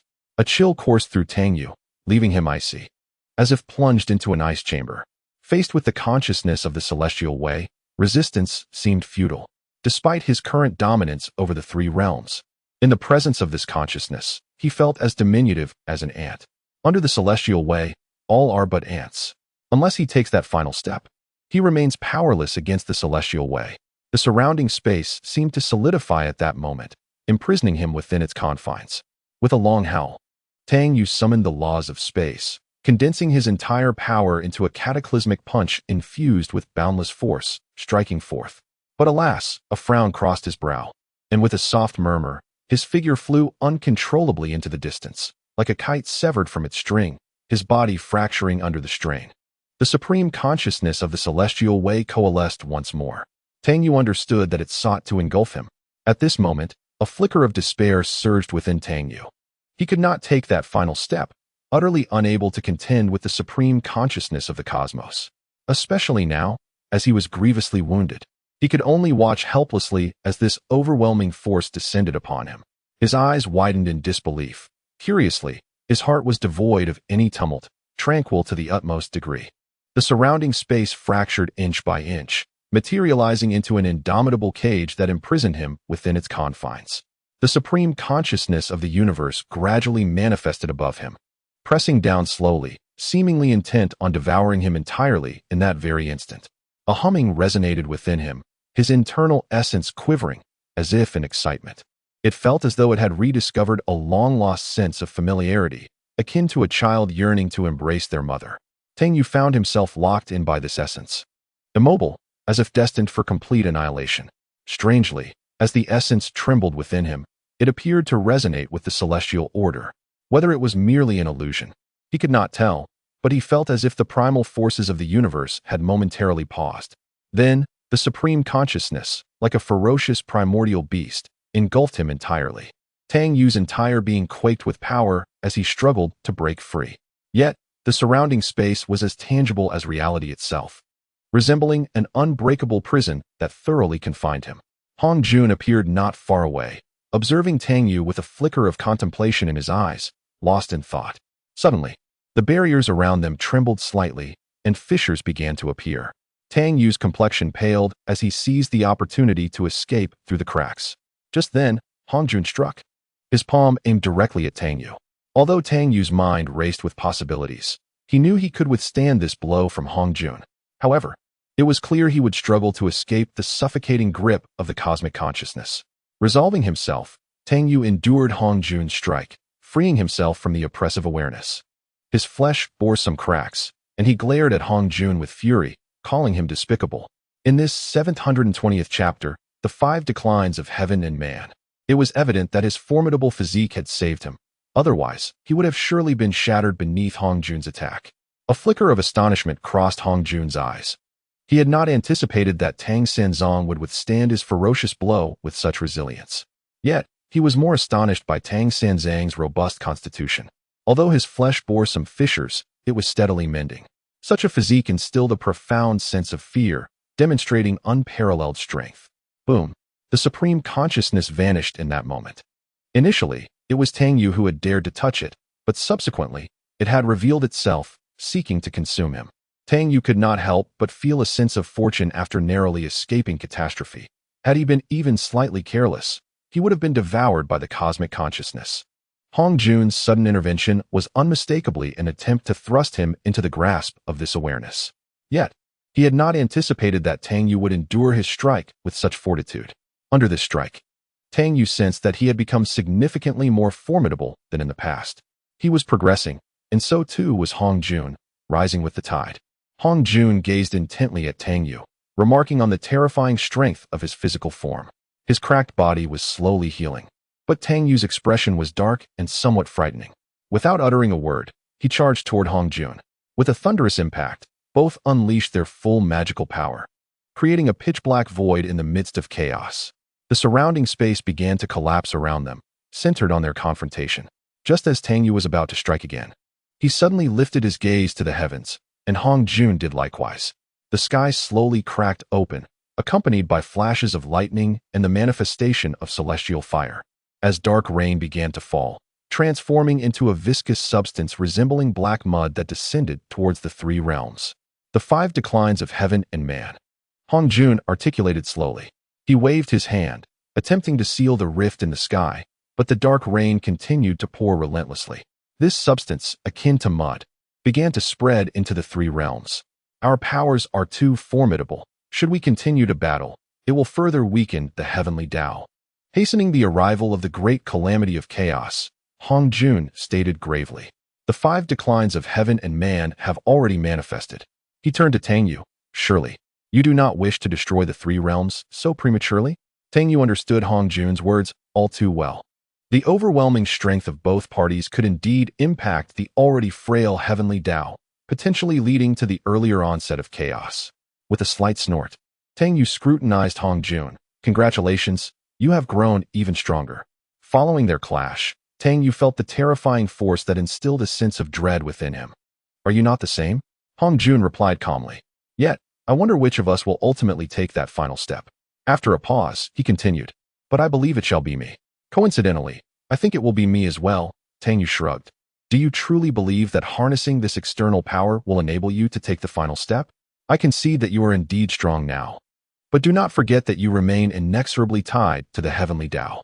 With a smile, Tang Yu added, "Thus, you should be even more anxious than I to take that final step." Hong Jun remained silent.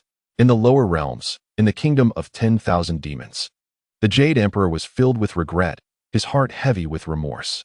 How had he allowed himself to be drawn into attacking the kingdom of 10,000 demons? Now he found himself thoroughly ensnared. Even if the Great White Star were to arrive at this moment and follow the plan, retreat was no longer an option. Raihu unleashed chaos, wielding the world-destroying Black Lotus that exuded boundless demonic energy. The future Buddha and Maitreya were locked in a fierce battle. Below, the cries of battle echoed. Yet it was evident to all that the forces of the heavenly court and the Buddhist sect were at a disadvantage. Originally, the multitude of Buddhas fervently vowed to capture the sinner Buddha and seize the cigarettes. Yet, in the present moment, this notion appears rather impractical. Observing the dire state of the Buddhist realm, the Buddha of great accomplishments grimaced, inhaling sharply. He cast his gaze upward, a sense of bewilderment enveloping his thoughts. Why had this sage not yet intervened? If matters continued down this path, the Buddhist order would face utter ruin. Your Majesty, the Taibai Jinxing manifested as planned, feigning an expression of urgency. However, upon witnessing the chaos below, he found himself momentarily bewildered. What is happening, Your Majesty? Was it not stated that a mere shout would suffice, followed by a retreat upon my appearance? Yet, it appears that a true conflict has erupted. The devastation is so severe that a withdrawal seems nearly impossible. With an overwhelming force, the aura of the master surged, prompting Taibai Jinxing to retreat a couple of steps. Your Majesty, the heavenly court's weak water is in turmoil. Regardless of the circumstances, he felt compelled to report. Yet, amidst the tumult of battle, who had the leisure to heed such chaotic reports? Boom! Thunder resonated abruptly at that moment, akin to a strike from the heavens. Dense dark clouds loomed, and raindrops began to fall. Strangely, they were black. Instantly, all halted their actions, gazing in trepidation at the scene unfolding before them. As the rain touched their skin, an almost imperceptible corrosive aura lingered. Manjushri and others felt a sharp sting as the rainwater seeped into their bodies, gradually manifesting as dark spots. The 5 declines of the celestial beings. Rahu articulated each word deliberately. The Jade Emperor, incredulous, beheld this spectacle and shouted, "Retreat, quickly!" Following his command, the Jade Emperor was the first to flee, with the celestial soldiers scattering in all directions. Rahu, intending to pursue, furrowed his brow and halted in place. The 5 declines of the celestial beings. It truly is the 5 declines. Amidst the uproar, Brother Lai seemed oblivious, channeling his immense power as he clashed with the Buddha of great accomplishments. Ba, Buddha of great accomplishments, retreat.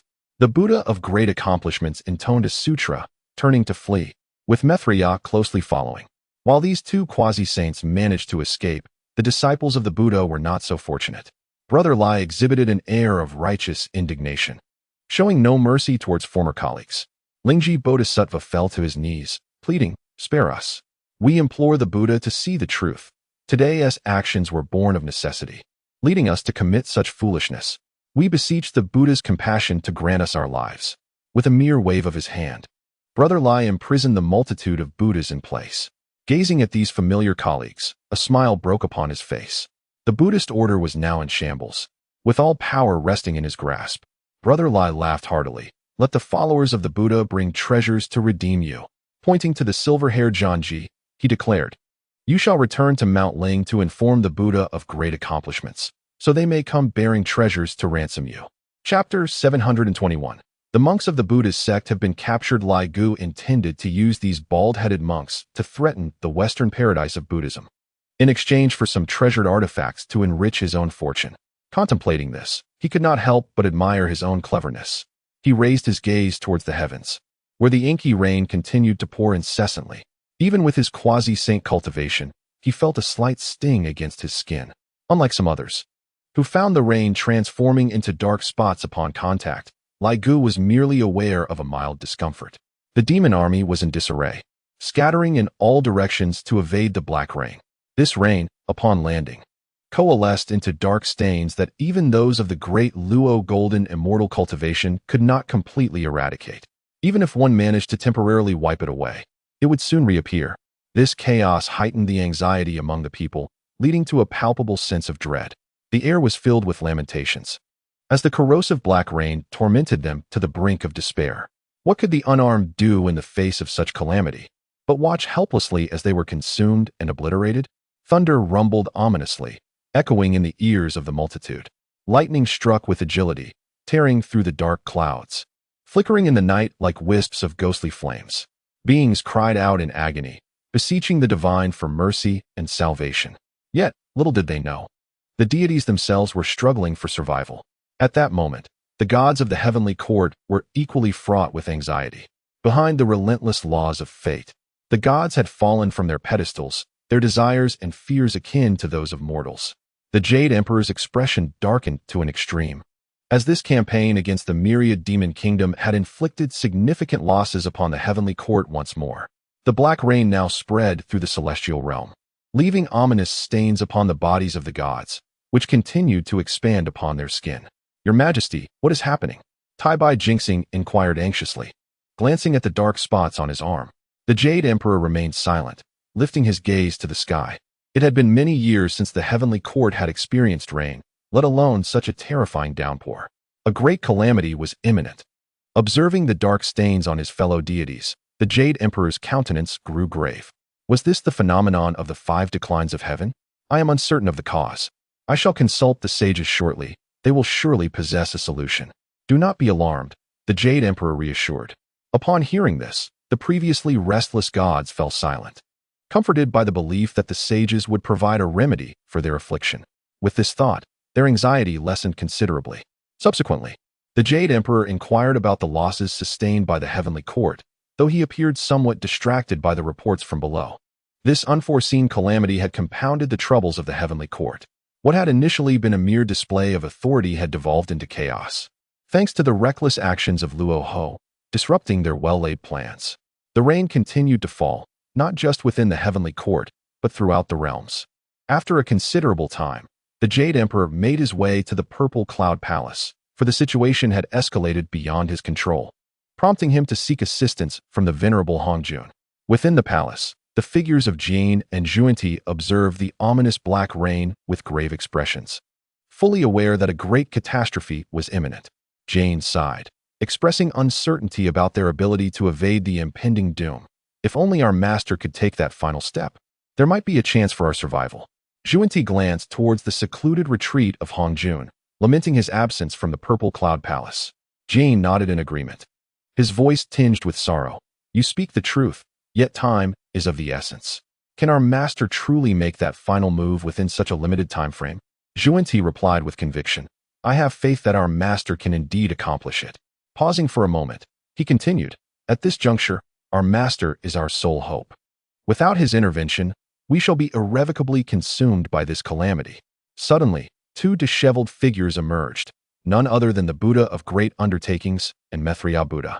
They had managed to escape swiftly, while the other Buddhas had been captured by the formidable Lage, awaiting the return of these 2 with treasures for their release. Upon hearing this news, the Buddha of Great Undertakings nearly succumbed to a state of enlightenment. He believed that the downfall of the Buddhist order was directly linked to the actions of the 2 sages. Had they intervened, such a disastrous defeat would have been averted. Now, the Buddhist order faced complete annihilation, with its members in captivity. Maitreya Buddha, however, had anticipated this outcome, having previously advised the Buddha of Great Undertakings to exercise caution. Yet, his warnings had fallen on deaf ears. The latter had been overconfident, believing he could conquer the kingdom of 10,000 demons in Lage, only to find himself in an unexpected plight. The Buddhist realm was now desolate, devoid of its practitioners. Amitabha, the Buddha of Great Undertakings, murmured, acknowledging the inevitability of unforeseen events. Maitreya Buddha cast a disdainful glance at him, but remained silent. In an instant, the 2 found themselves in the Purple Cloud Palace, seeking an audience with the 2 sages. The Buddha of Great Undertakings, feeling desperate, implored the sages for their aid to rescue the disciples of Buddhism from peril. Their appearance was one of utter disarray, covered in dust and grime. Upon observing them, Zhuanti furrowed his brow and stepped forth, asking, What brings you here? The Buddha of Great Undertakings considered his words carefully before responding. I report to you, esteemed sages, that the Buddhist order and the celestial court united to assault the kingdom of 10,000 demons, yet we suffered a crushing defeat. Furthermore, the sinful Buddha has captured many of our brethren, coercing us to procure treasures for their release, displaying a brazen disregard for the heavens. However, the sinful Buddha possesses formidable strength, making us no match for him. Therefore, we have come to beseech your intervention to punish the sinful Buddha and, in turn, rescue the disciples of Buddhism. The Buddha of Great Undertakings spoke earnestly, acknowledging that such an event was unforeseen. In times like these, we cannot afford to engage in trivial disputes. Do you not realize that the very fabric of existence is on the brink of destruction? Ti quietly scoffed, her expression somewhat grim. However, in the eyes of the great achiever Buddha, such displeasure was undoubtedly linked to the inadequacies of their endeavors. The Buddhist realm was on the brink of desolation, all but ensnared by the hands of the brother. It was fortunate that she had not erupted in anger on the spot. I am aware of the situation. If there is nothing more, you may return, Ti stated, her tone calm and unhurried. This left the great achiever Buddha momentarily taken aback. He expected the two saints to be filled with righteous fury, ready to act against the transgressor and save the disciples of Buddhism. Yet, to his astonishment, they remained so composed. What of the disciples of Buddhism? The great achiever Buddha inquired tentatively. Disciples? What of these chaotic disciples of Buddhism? Ti replied dismissively. The two saints had long ceased to concern themselves with them. Let them be as they will. After all, the main priority at this juncture is survival. I shall deliberate on this matter myself. You may withdraw for now, Ti said with a hint of displeasure. The great achiever Buddha discerned her mood and, with utmost respect, bowed before departing the purple cloud palace alongside Maitreya Buddha, preparing to return to Mount Ling. Not long after their departure, the Jade Emperor appeared at the entrance of the purple cloud palace, undoubtedly seeking an audience with Hong Jun. He wished for Hong Jun to resolve the current celestial issues, namely the calamity of the black rain and the dark spots that had begun to manifest on the deities. However, to his dismay, Hong Jun was not present in the palace. Even Lian Jie and Ti were unaware of his whereabouts. The Jade Emperor could only sigh in resignation and turn away. The heavens and earth were on the brink of collapse. The 5 declines of the celestial beings were falling. And aside from the quasi-saints who had not yet been entirely corrupted, the remainder of the gods and deities bore traces of dark spots upon them. Such matters were beyond Hong Jun's capacity to resolve. Consequently, he had to once again place the burden upon Guishu. He had long been devising ways to negotiate with Guishu, even gradually loosening its seal while simultaneously seeking an opportunity to transcend. However, he now found himself utterly incapable of doing so.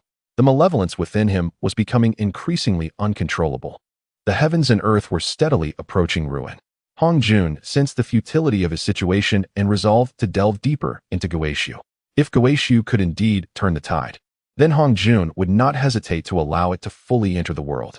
Upon the desolate wooden bridge, Guishu astonishingly transformed into the likeness of Hong Jun, gazing at him with serene intensity. In the next moment, the figure morphed into a colossal beast, emitting a roar. You have arrived? Indeed, Hong Jun nodded. The 5 declines of the celestial beings have descended? Haha. As anticipated, Guishu laughed heartily. Do you possess a means to resolve all of this? Now, aside from the cultivation of the saints and quasi-saints, all others have succumbed to corruption, their bodies rooted with dark spots. Hong Jun sighed. I believe that soon. The 5 declines of the celestial beings will commence their complete corruption, ultimately leading to the annihilation of all life. Guishu proclaimed, there is nothing I cannot resolve. Yet at this moment, I find myself powerless, much like the malevolent energy within you. He chuckled. You understand. Hong Jun gazed at him intently, and after a prolonged silence, he uttered, I shall allow you to enter the mortal realm. Haha, now that is wisdom. You will come to regard this decision as profoundly correct over the countless years to come. I shall bestow upon you unmatched glory, rendering you immortal, exalted, and in command of the heavens and the earth. Guishu erupted into laughter. Despite his words, Hong Jun harbored a lingering doubt. Yet, faced with no alternative but to trust Guishu, he resolved to do so. I hope you do not forget. Promise me to safeguard the 3 realms, Hong Jun said earnestly. Haha, that is only natural, came the reply, laced with barely contained excitement. The beings of the mortal world were lamenting, each struggling with fervor until the very last breath. Knowing the inevitable conclusion, why persist in the struggle? Perhaps this is the essence of life's resilience, fighting until the final moment.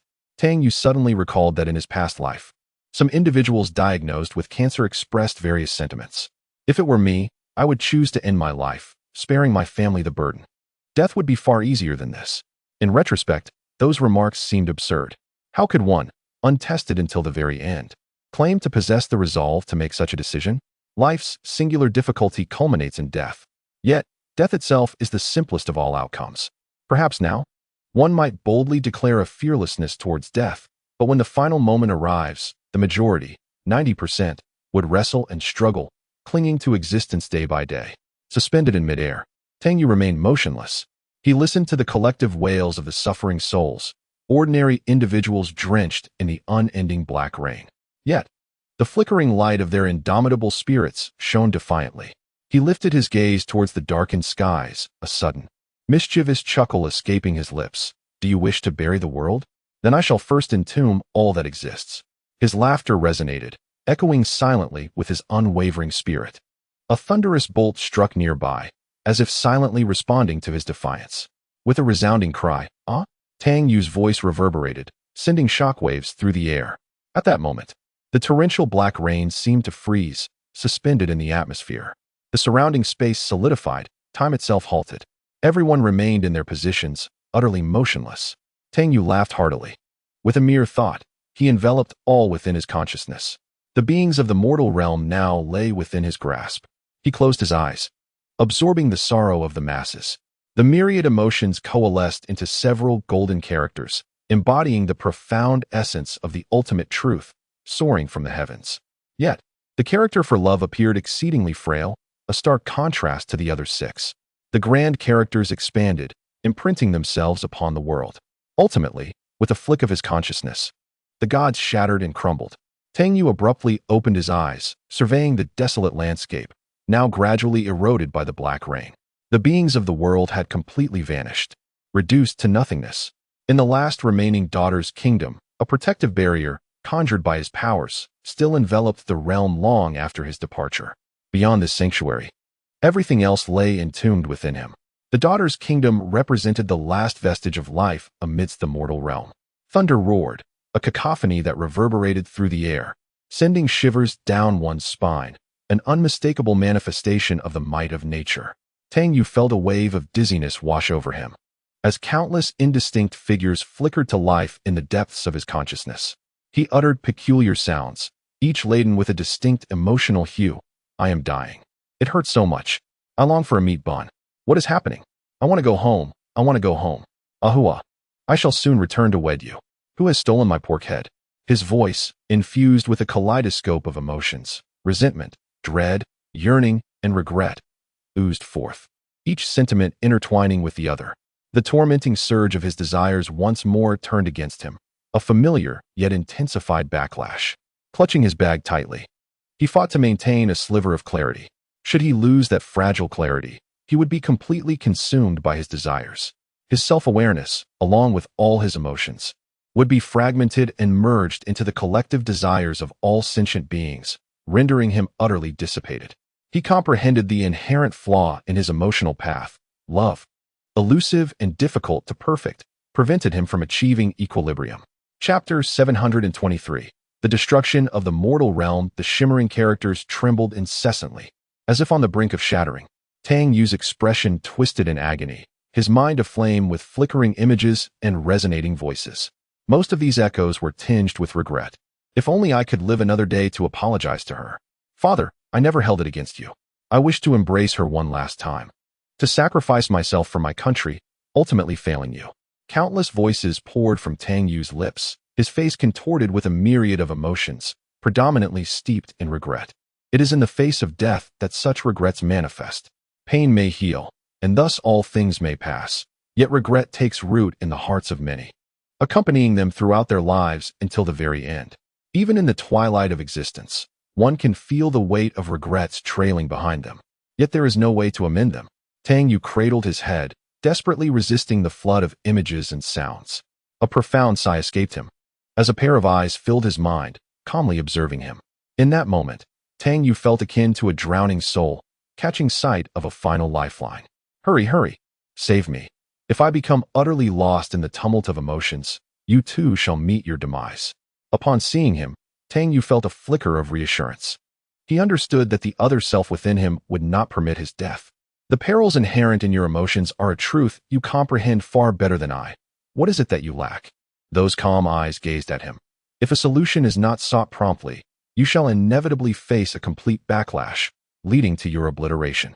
As he spoke, a gentle force enveloped Tang Yu's mind, gradually quieting the cacophony of chaotic voices. He exhaled, feeling an immense weight lift from his shoulders. He had plummeted from the mortal realm, crashing heavily to the ground. Lying supine, he gazed vacantly at the sky above, where the black rain continued to fall incessantly. What if you were to perish? What then of the myriad souls within you? They too would vanish into nothingness. As for rectifying your emotional path, achieving a state of balance and ultimate perfection in your sentiments, I believe you are more acutely aware of what is necessary than I. A serene voice resonated in his mind. Unless you take that final step within the limited time you have, you will lose all opportunity. I sense that the sealing power within the Goetia is waning, unable to maintain its confinement for long. Yet, how could the sealing force dissipate so swiftly? Has it grown in strength? A hint of confusion flickered in those eyes. Once the Goetia enters the world, have you contemplated the consequences? Its primary focus shall be to confront you. Therefore, your immediate priority is to perfect your emotional path, to emerge from this place, and to transcend. Only then can you contend with the Goetia. Reflect carefully on my words. Those eyes gradually faded from view. Tang Yu remained still, lying quietly. With closed eyes, he seemed to hear the sound of his own blood coursing through his veins and the resounding rhythm of his heartbeats. In that moment, a profound sense of tranquility enveloped him. Strangely, he felt an inexplicable weariness wash over him as he lay there, doing nothing. Has the human realm been annihilated? No one dared to believe it. They did not perish under the celestial law, but rather at the hands of Tang Sanzang. Even the celestial eye flickered with surprise. Perplexed as to why Tang Sanzang would take such action, only the mother of Li Mountain sighed deeply. What on earth is happening? Tang Sanzang has buried the human realm? Has he lost his mind? Does he not fear the repercussions of karma? Zhuan Ti exclaimed in astonishment. Jia shook his head. He has long since ceased to fear karma, and with the current weakness of the celestial law, does karma even exist? But why would he do such a thing? Zhuan Ti questioned, bewildered. I do not know, Jia replied. Perhaps it is for the sake of his own path. At this stage of cultivation, all actions are undoubtedly intertwined with his own way. The two gazed down at the human realm, now appearing desolate and empty. The black rain continued to fall steadily, gathering into small streams that flowed away into the distance, rendering the scene all the more bleak and forlorn. Has the world of mortals been annihilated by Tang Sanzang? It seems that the underworld cannot endure for long either. The deities and Buddhas share a similar fate. The obliteration will swiftly and completely engulf all existence. We have lost all hope. Our only remaining aspiration is for our master to take that final step as soon as possible. Only then may we have a chance to survive, Zhuan Ti remarked. Suddenly, Zhuan Ti remembered Lao Jun. What transformation has he undergone in these times? If he does not return soon, he too shall meet his demise. In the Yusu Palace, the primordial supreme looked upon the obliterated sentient beings, his eyes reflecting a trace of bewilderment. Why must this be done? He gazed skyward. Is it a struggle for resources within the heavenly path? If so, then Tang Sanzang, you are indeed heartless, annihilating countless lives to achieve your own enlightenment. If this is the case, then even the deities and Buddhas may not escape your grasp. After a moment, the primordial supreme took a step forward, heading towards the Zishao Palace, intending to consult Hong Jun on how to navigate the impending catastrophe. Within the Baiyu Palace, Tong Tian's demeanor became increasingly grave. However, he pondered whether, in the face of inevitable death, he should confront the primordial supreme and others, taking them along on this perilous journey. This sentiment had been festering since the sealing of the gods. Fortunately, the primordial supreme remained oblivious to his thoughts. Otherwise, he would surely be deemed mad for contemplating such reckless actions amidst an approaching calamity. The Jade Emperor's expression was equally one of astonishment. What is Tang Sanzang truly up to? He has devastated the mortal realm. The gods below appeared listless and distracted, each preoccupied with their own concerns. The ominous black spots were difficult to erase and continued to expand. How could they not be troubled? Although the Jade Emperor had assured them that he would seek out Hong Jun the moment he returned, what if Hong Jun remained absent for an extended period? Would they not be doomed? In the 30 heavens above, a formation suddenly emerged. Countless lives flickered through it. Eventually, a hazy figure gradually took form. The figure solidified. Clad in a blue robe, and a deep sigh echoed throughout the palace. My path has gone awry. Chapter 724. The appearance of Lao Jun, the blue-clad figure, slowly materialized. Simultaneously, centered around the heavenly Tao stone, numerous indistinct figures emerged, ultimately converging into a singular, clear manifestation of Lao Jun. However, at that moment, his brow was etched with bitterness and helplessness. He had initially believed that traversing this path of transformation would allow him to grow stronger. Yet now, he realized that he had erred. Originally, Hongjun shattered the essence of the saints, returning all to the cosmos. He had thought himself in balance with the universe, mistakenly believing that he could advance further. Yet now, he recognized the folly of his arrogance, especially at this time. As the heavenly Tao grew weaker and its suppression of all things intensified, compared to the past, Laozi feels he has not grown significantly stronger. The sole advantage lies in having resolved the issue of the fallen sage pill. Was it truly a mistake? A look of anguish and bewilderment crossed Laozi's face.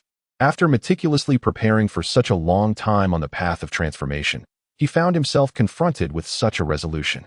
A sense of unwillingness washed over him as he gazed at the incessant black rain falling from the heavens. Laozi was acutely aware of his own cultivation. There was no way to transcend amidst such a cataclysm. In a world on the brink of destruction, he did not believe he could take that final step. With a forlorn expression, he sighed heavily after a long silence. The golden and silver boys emerged from the palace, momentarily taken aback upon seeing Laozi. They quickly knelt before him, exclaiming, "We pay our respects, master." "Rise," came Laozi's voice, tinged with weariness.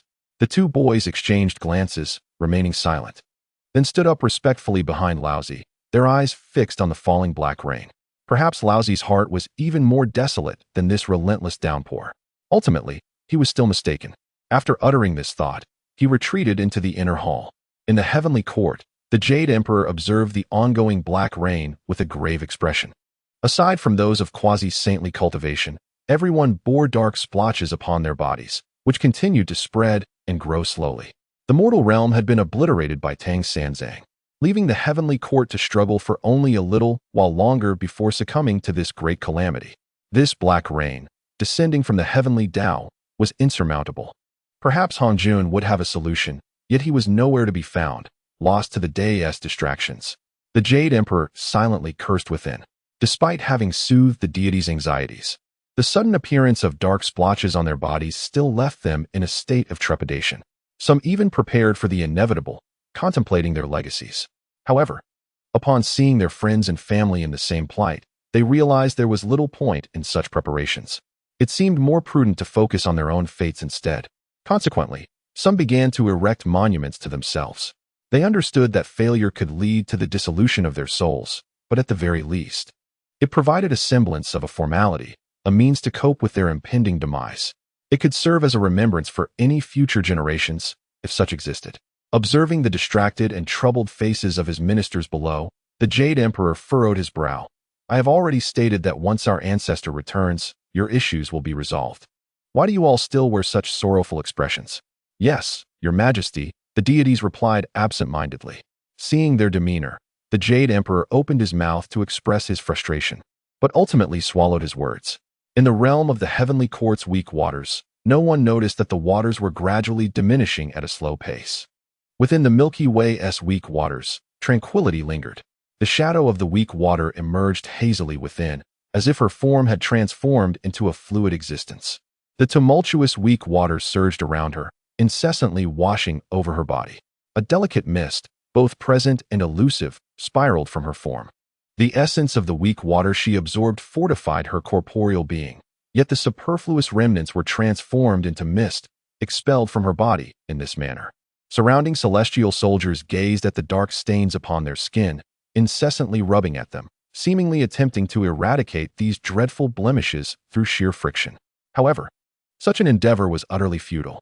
A few resolute individuals even resorted to knives, slicing away the skin marred by these dark spots, yet it proved ineffective. With the emergence of new skin, the stains persisted. A sense of lethargy enveloped the entire heavenly realm, casting a pall of despondency. In the realm of the 10,000 beasts, the oppressive black rain held no sway over Lai Gu, who remained unaffected, a testament to his profound cultivation as a quasi-saint. However, the rest of the creatures within the kingdom, apart from him and Luo Ho, bore varying degrees of the terrifying dark stains. As for the bald monks of the Buddhist sect, they were confined within the prisons of the 10,000 beasts, awaiting the arrival of the Buddha with treasures to redeem them. Lai Gu was acutely aware of the economic state of the Buddhist sect, although they lacked resources. The two saints behind them were not so limited. Yet, A sense of unease began to gnaw at Lai Go. Should those two ancient beings suddenly turn against him? He felt powerless to prevent it, even as liberating the Buddhist monks would be a trivial task. Lai Go lit a cigarette, his astute mind racing with thoughts. After deliberation, he resolved to seek out the third brother. Whether it pertained to the confinement of the bald monk or the issue of the dark stains afflicting the denizens of the 10,000 beasts, it was imperative to consult the third brother. Luo Ho shared this sentiment. In times of trouble, one must turn to the third brother. This was clearly a manifestation of the 5 declines of heaven's people. What appeared to be mere dark stains now would, with the passage of time, ultimately consume all. Luo Ho sighed, remarking that this was merely the most rudimentary aspect of the 5 declines. Thus, given the cultivation of a quasi-saint like themselves, they remained unscathed. However, should a more dreadful iteration of the 5 declines descend, neither they nor the saints, including Tang Song, would escape its grasp, as long as he remained unable to take that final step. Moreover, even if one were to overcome the 5 declines, in the final moments of the Tao's slumber, as heaven and earth succumbed to destruction, escape would be impossible. Regarding Tang Sung's transcendence, Luo Ho had lost hope. After all, the remaining time was truly fleeting. Lai Go maintained a calm demeanor, lighting another cigarette. With death looming, there was no need to conserve. He would smoke freely. Lai Go frowned, exhaling a calm sigh. To him, it was inconsequential. After all, he was not the only one facing death. Whatever may come, let it be. To fret over the inevitable was merely to invite unnecessary distress upon oneself. Rather than dwell on these chaotic matters, it would be far better to savor life before the inevitable end. Chapter 725, The Eruption of Malice. Upon witnessing the demeanor of Lai Go, Luo Ho paused for breath. He opened his mouth, intending to utter something, but upon seeing Lai Ji's nonchalant attitude, the words were swallowed back down. You should hurry and find Lao San, to see how this matter regarding the black spots can be resolved, Luo Ho remarked, sighing deeply as he departed. Although they all knew this great calamity was unavoidable, it was still preferable to prolong life a little longer. Lai Go sat on a small wooden stool, smoking a cigarette. Once he finished a cigarette, he flicked the butt into the black rain. With a hiss, the burning tip extinguished, gradually consumed by the corrosive droplets of the black rain. He glanced skyward, having departed from the kingdom of 10,000 demons, preparing to seek out Lao San. The mortal realm had become utterly desolate, with only the kingdom of 10,000 demons standing solitary amidst the heavens and the earth. In the distance lay the kingdom of women, the last vestige of life in the mortal realm. Yet, how long could the kingdom of women endure? Although Tang Yu had shielded it with his magical prowess, allowing them to temporarily evade this disaster, what would happen next? The black rain continued to fall incessantly, day and night, while thunder roared, deafeningly loud. Lightning cleaved through the dark clouds, illuminating the world for a fleeting moment. Hong Jun emerged from the Guishu, beholding the empty mortal realm with furious indignation. He had already struck a deal with the Guishu to preserve the 3 realms. Yet now, the mortal realm had vanished. Were the countless mortals truly obliterated by Tang Sanzong? Tang Sanzong. Hong Jun's voice thundered with fury as he glared at Tang Yu, who still lay on the ground, his eyes icy and filled with cold light. Tang Yu looked at him in bewilderment, took a deep breath, and rose from the ground. Their gazes met, and the once vacant and exhausted eyes of Tang Yu were now filled with resolve. Why? Why did you do this? Hong Jun demanded loudly. They are merely mortals. Tang Yu smirked bitterly, coldly retorting, what does my affair have to do with you? I did this. I buried the mortal realm. So what? Even if I hadn't, how long could they endure? How long could they struggle before ultimately perishing beneath the heavenly mandate? Are you not afraid of being ensnared by the consequences of your actions, Tang Sanzong? Hong Jun exclaimed in anger. Consequences? Tang Yu laughed heartily. Does the heavenly mandate dare to impose consequences upon me now? You are damned. Even for the sake of the Tao, such actions should not be taken, especially against these powerless mortals. In Hong Jun's view, Tang Sanzang's actions were a means to comprehend his own path through the suffering of sentient beings. A hint of disdain curled Tang Yu's lips. This is my affair. What relation does it have to you? Hong Jun, do you wish to engage in battle with me? Hong Jun's gaze sharpened, his aura shifting. If it were possible, he would truly relish the opportunity to confront Tang Sanzong in combat. The Guishu has thoroughly refined the power within him, leaving only one final step to achieve complete transcendence. However, the malevolent energy within him, as Guishu stated, cannot be dispelled in a fleeting moment. It requires time. Now, Hongjun is on the brink of total liberation, backed by Guishu's support. Thus, in Hongjuan's eyes, if circumstances allowed, he would indeed wish to eliminate Tang Sanzang. Yet, he is acutely aware that he is not yet capable of such an act. Should the two engage in a fierce battle, their conflicting powers would only serve to weaken the heavenly Tao. Therefore, Hongjun refrains from making a move against Tang Sanzang for the time being. Tang Sanzang, you must understand that if we were to clash, the outcome would likely be indecisive, potentially exacerbating the frailty of the heavenly Tao, Hongjun remarked with a scoff. Tang Yu responded with a cold smirk, and what of it? Do you think I care? Hongjuan's gaze sharpened, scrutinizing Tang Yu intently. For the sake of the Tao, you truly are devoid of compassion. Are you not the same? Tang Yu retorted with a mocking smile. I have always been seeking a way. Hongjuan's voice faltered. A potent and violent aura surged from him. Tang Yu's eyes widened in disbelief as he regarded him. The power within Hongjun had always instilled fear in Tang Yu, and the sudden emergence of this malevolent energy left him even more astounded. A realization began to dawn upon him. This must be the power Hongjun had recently acquired, recklessly attempting to refine it for his own use. Yet, he had not anticipated that this power harbored such overwhelming ferocity. In an instant, Hongjuan's eyes turned blood red, gleaming with a bloodthirsty light. A voice, uncharacteristic of Hongjun, suddenly emerged from his lips, declaring, "Kill." He fixated on Tang Yu, as if he were prey. Tang Yu's magic surged as he delved deeper into the chaos alongside Hongjun. Heavenly Demon, echoed a voice of astonishment in his mind. A pair of eyes materialized in his thoughts, seemingly fixated on Hongjun. Waves of malevolence radiated from Hongjun, which Tang Yu could distinctly perceive, knowing he was desperately suppressing that dark energy. After a considerable time, the malevolence dissipated, and Hongjun's blood-red eyes regained clarity. Within Guishu, much of the turmoil had been alleviated. However, as Hongjun completely refined the primordial power of the heavenly demon, he felt himself growing even stronger. What is the heavenly demon? Tang Yu pondered inwardly, questioning another facet of himself. The eyes in his mind faded away without answering. Turning his gaze to Hongjun, a hint of derision crept onto his lips. This power is indeed intriguing. Hongjun merely snorted, his figure vanishing. Meanwhile, in a distant realm, four figures sped through the skies. I sensed the primal force of destruction. How fascinating that it resides here. They raced toward the space occupied by the heavenly Tao within the cosmos. Tang Yu stood resolute amidst the chaos for what felt like an eternity. A silhouette emerged in the lower realm. He gazed at the sky, watching the inky rain cascade down. After a moment's hesitation, the laws of space flickered into existence. 7 spider spirits and the queen of the daughter kingdom manifested before him. Gleams of joy sparkled in their eyes. Husband, the queen called softly. At that moment, Tang Yu waved his hand, and their garments tore asunder. I am sorry, Tang Yu uttered hoarsely. The complexities of human emotion manifested, the essence of love dimmed, enveloping them all. Consequently, the imbalance of his own emotions led to a backlash. Thus, Tang Yu intended to utilize them to fill the void of love. However, he understood that they could never truly compensate for that absence. Even if there were some effect, it would be negligible. Nevertheless, he yearned to attempt it. If he could indeed achieve equilibrium within his emotions, there would be no need for the experiment in the first place. In this moment, Tang Yu transcended worldly concerns, absorbing the essence of everything around him. At this juncture, the queen and the spider spirits appeared to him as mere strangers.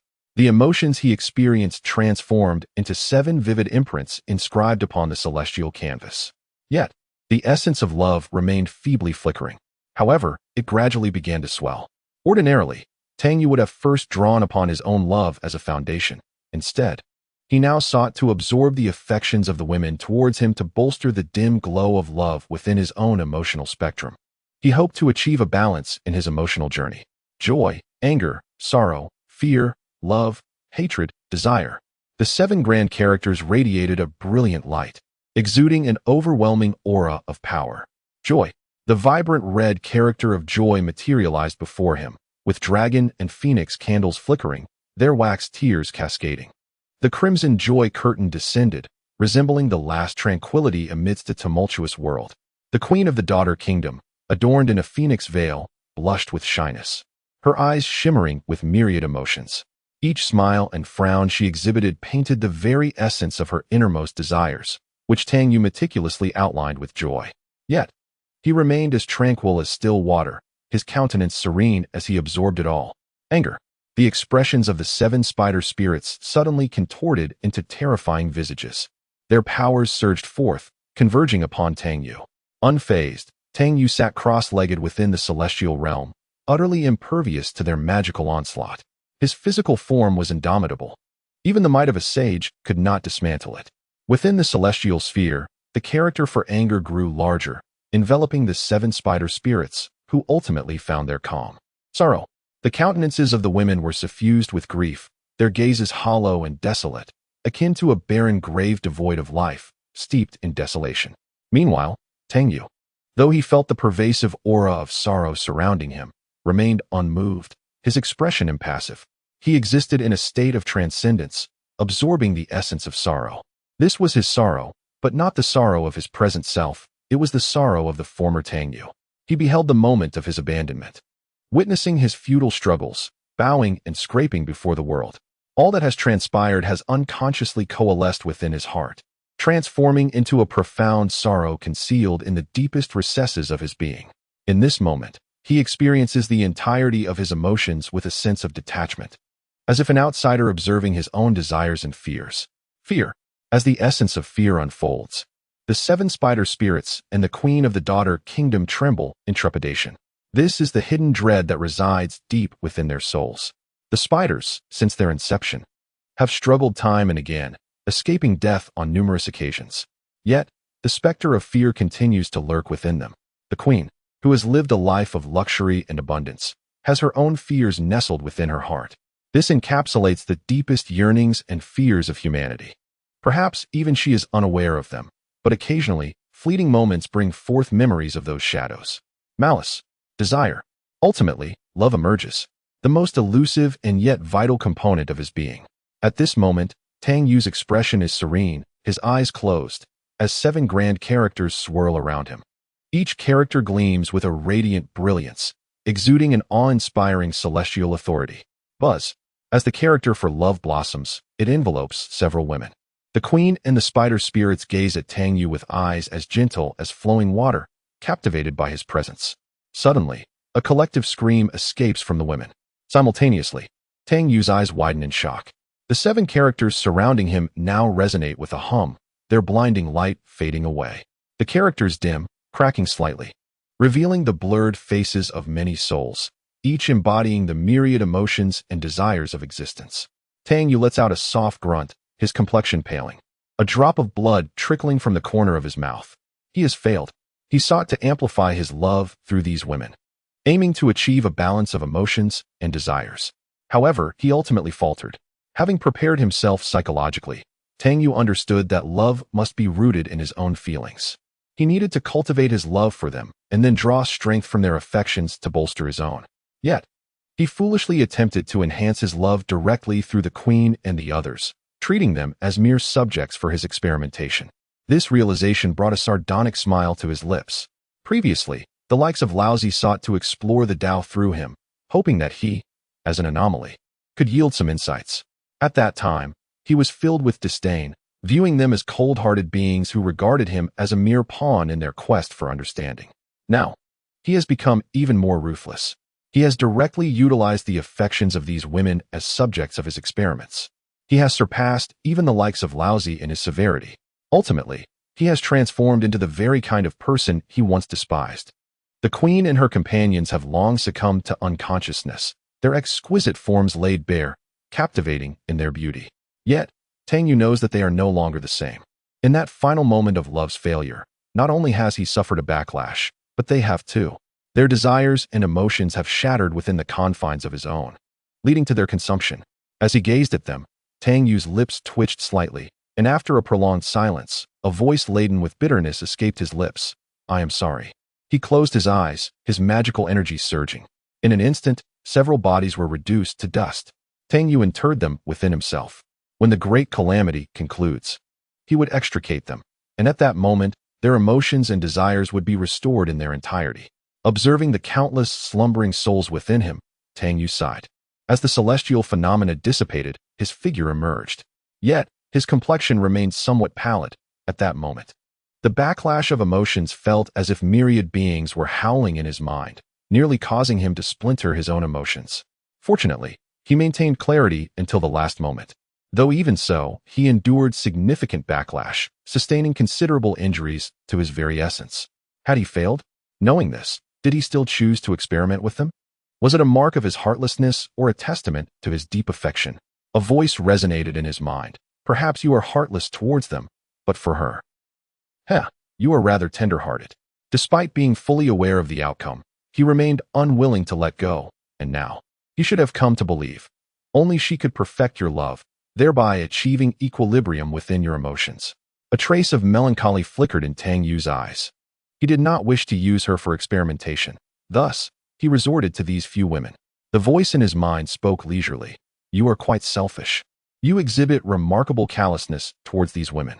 I owe them an apology, Tang Yu replied hoarsely, as if justifying himself. But they shall not perish. They are merely interred within me. If one day the great calamity fully arrives, they would not escape either, and I would inter them once more. Chapter 727. You are cultivating to become me. You are correct in saying that, yet it is merely an evasion of your inner guilt, a self-justification. Even if you ultimately interred them, I believe you would not feel such remorse, primarily because they perished due to your experimentation before being interred. The voice in his mind stated calmly, this is different. For some reason, a sense of oppression surged within Tang Yu. This is my affair, he said, his tone growing colder. Indeed, it is your affair. What you do has no bearing on me. In fact, I hope you continue to be so cold-hearted. The voice in his mind replied slowly, do you think I would become you? Cold and unfeeling? Tang Yu scoffed derisively. You are correct. I am indeed cold-blooded and unfeeling. But you are already on the path to becoming like me. Upon uttering these words, his eyes dimmed. Tang Yu was taken aback. And soon a wave of fear surged from the depths of his being. Reflecting on his actions during this period, he realized there were indeed some unpredictable elements. He had always believed this was a form of growth. Now, he discovered that he seemed to lack purity. The absolute emotions and desires were absent. Though he appeared indifferent to everything, hidden behind this facade was a veil of coldness and detachment. How could I possibly become you? That shall never be the case. Tang Yu murmured, I am Tang Yu, not the indifferent you, and I shall not become yours. It was as though he was speaking to his own heart. In a moment of self-realization and determination, the black rain continued to pour incessantly, seemingly destined to fall until the very moment of the world's annihilation. He gazed into the distance at the kingdom of women, and with a mere thought, it vanished into thin air. The world around him became utterly desolate, exuding an air of abandonment and solitude. Apart from the sound of the relentless rain, an eerie silence enveloped the realm, rendering it devoid of any other noise. A profound sense of loneliness stirred within Tang Yu. Even with the presence of the likes of the mother of Lishan, he felt the pangs of isolation. What would it be like when they were gone, leaving only him behind in this vast emptiness? Suddenly, he raised his eyes to the heavens, as if his gaze transcended the great distances, landing upon the figure of the supreme Lord Lao Jun. Had he returned? Yet, compared to the past, he seemed to have made little progress. The sole advancement appeared to be the resolution of the fallen Saint Pill. However, at this moment when the world teetered on the brink of silence, such an achievement seemed trivial. In an instant, he manifested within the Doshui Palace. I am quite surprised. I did not expect your return to be so soon, Tang Yu spoke calmly. The Supreme Lord Lao Jun's expression revealed a hint of bitterness. I have taken a wrong turn, reaching the end of my path. I had believed that by undergoing the transformation of Nuwa and combining it with my own insights, I could advance further. Yet, I did not anticipate. He shook his head, a bitter smile gracing his lips. It is indeed unexpected, Tang Yu replied. Yes, still the same. Only a modicum of insight and minimal progress, yet such a slight advancement pales in comparison to the strides made by Sanzong. The Supreme Lord Lao Jun regarded Tang Yu with intensity. The speed at which Tang Sanzong progressed was truly astonishing. However, the Supreme Lord harbored doubts about whether he could take that final step towards complete transcendence in these final moments. This slight discrepancy might be as vast as the heavens and the earth. Especially at their current juncture, further advancement seemed as arduous as ascending to the heavens, particularly for Sanzong, who stood at a critical juncture. Tang Yu smiled faintly. Alas, I have yet to take that final step. He looked at the Supreme Lord Lao Jun and inquired, I am curious to know what your fragment hidden within the heavenly Tao stone witnessed. He recalled how that fragment had claimed to have seen his ultimate path before dissipating into nothingness. His visit was motivated by this very curiosity. The Supreme Lord Lao Jun paused, shaking his head with a wry smile. I do not know what that fragment observed. Tang Yu gazed at him intently, unblinking. How can that be? It is indeed the case, the Supreme Lord replied. I sensed your arrival, yet I was unable to perceive all that the heavenly Tao stone revealed. Perhaps it involved too many causal relationships, which explains its elusive nature. Otherwise, that fragment would not have so easily vanished. After a moment's contemplation, the Supreme Lord Lao Jun continued, in truth, it matters not what was seen. If one were to witness the bleak future of their past, would they resign themselves to fate? Naturally not. Tang Yu scoffed. The future lies in my hands, not under the influence of others. Taishang Lao Jun chuckled heartily. Since you hold such thoughts, why concern yourself with what you have seen? Moreover, I indeed did not sense it at that time. After a moment's contemplation, Tang Yu smiled. You speak truthfully. Taishang Lao Jun rose to his feet, gazing down at the mortal realm, and spoke softly. The burial of the three treasures in the mundane world and the slaughter of sentient beings. What is the reason behind it? Is it due to one's own path? All believe that Tang Yu acts for the sake of his path, yet who truly comprehends what that path is? Since the old lord has already formed such an opinion, why pose further inquiries? Tang Yu replied calmly, stepping beside Taishang Lao Jun, standing shoulder to shoulder with him. At that moment, it seemed as though the three realms resided within the gaze of these two individuals. Taishang Lao Jun sighed deeply, looking out over the desolate mortal world. What do you see? What do you perceive? Tang Yu countered. A great calamity approaches. The three realms return to chaos, such desolation. Taishang Lao Jun remarked. Tang Yu laughed heartily. Without birth, how can there be death? The cycle of life and death is but the rhythm of the heavenly order. You perceive the desolation of the void, the sorrow of the empty mundane realm. Yet I behold the dawn of creation, the commencement of the rebirth of all things. Tang Yu asserted confidently. The perished beings do not equate to annihilation. Taishang Lao Jun stared at Tang Yu in astonishment, pondering deeply, and after a considerable time, remarked, It is my attachment to life and death that blinds me to the essence of my own reincarnation. I did not expect the three treasures to possess such profound insight, which truly inspires my admiration. He has seen through all cycles of reincarnation, the reincarnation of all beings. Yet, he has not unraveled the cycle of his own life and death. Thus, he speaks of the impending calamity and the return of all to chaos. Taishang Lao Jun fell into contemplation, and unbeknownst to him, Tang Yu departed from the Doshui Palace. After a long while, Taishang Lao Jun glanced upward. Tang Sanzang, Hong Jun. Which of you holds the opportunity? Or perhaps neither of you does. And how shall I proceed on my path? It is unrealistic for me to wish to escape this great calamity now. Yet who among you can offer me hope? I cannot decipher the cycle of my own life and death, this is true, but how many can truly grasp their own reincarnation? Chapter 728. The open-mindedness of Brother Taishang Laojuan's expression grew complex. He stared at the now desolate existence, a hint of sorrow glimmering in his eyes. It appears I must contemplate my own path, yet ultimately, will it be Tang Sanzang or Hong Jun? As he spoke, Taishang Laojun walked back into the Doshui Palace. As he entered, the great doors of the palace closed once more. Taishang Laojun has returned. With the great calamity imminent, surely Nuwa will soon awaken as well. Tang Yu stood high above, gazing down at the mortal realm. Black rain fell, unhurried and relentless. This rain seemed destined to continue until the final moment of the heavens and earth's collapse. The 5 decays of heaven and man had already corroded the gods and Buddhas. Except for the quasi-saints and saints, who had yet to be affected, it was anticipated that before long, even more terrifying calamities would descend. By that time, even the quasi-saints would likely be unable to escape their fate. Then there are the saints. Of course, in Tang Yu's perspective, the saints would undoubtedly endure until the very end, yet that end would coincide with the moment the heavens and earth collapse, vanishing along with them. At this juncture, Tang Yu found himself engulfed in confusion. He even began to waver in his own confidence, uncertain if he could truly evade that final moment. Should he fail to do so, all the myriad beings within him would also be obliterated. The path of emotions and desires is fraught with difficulties.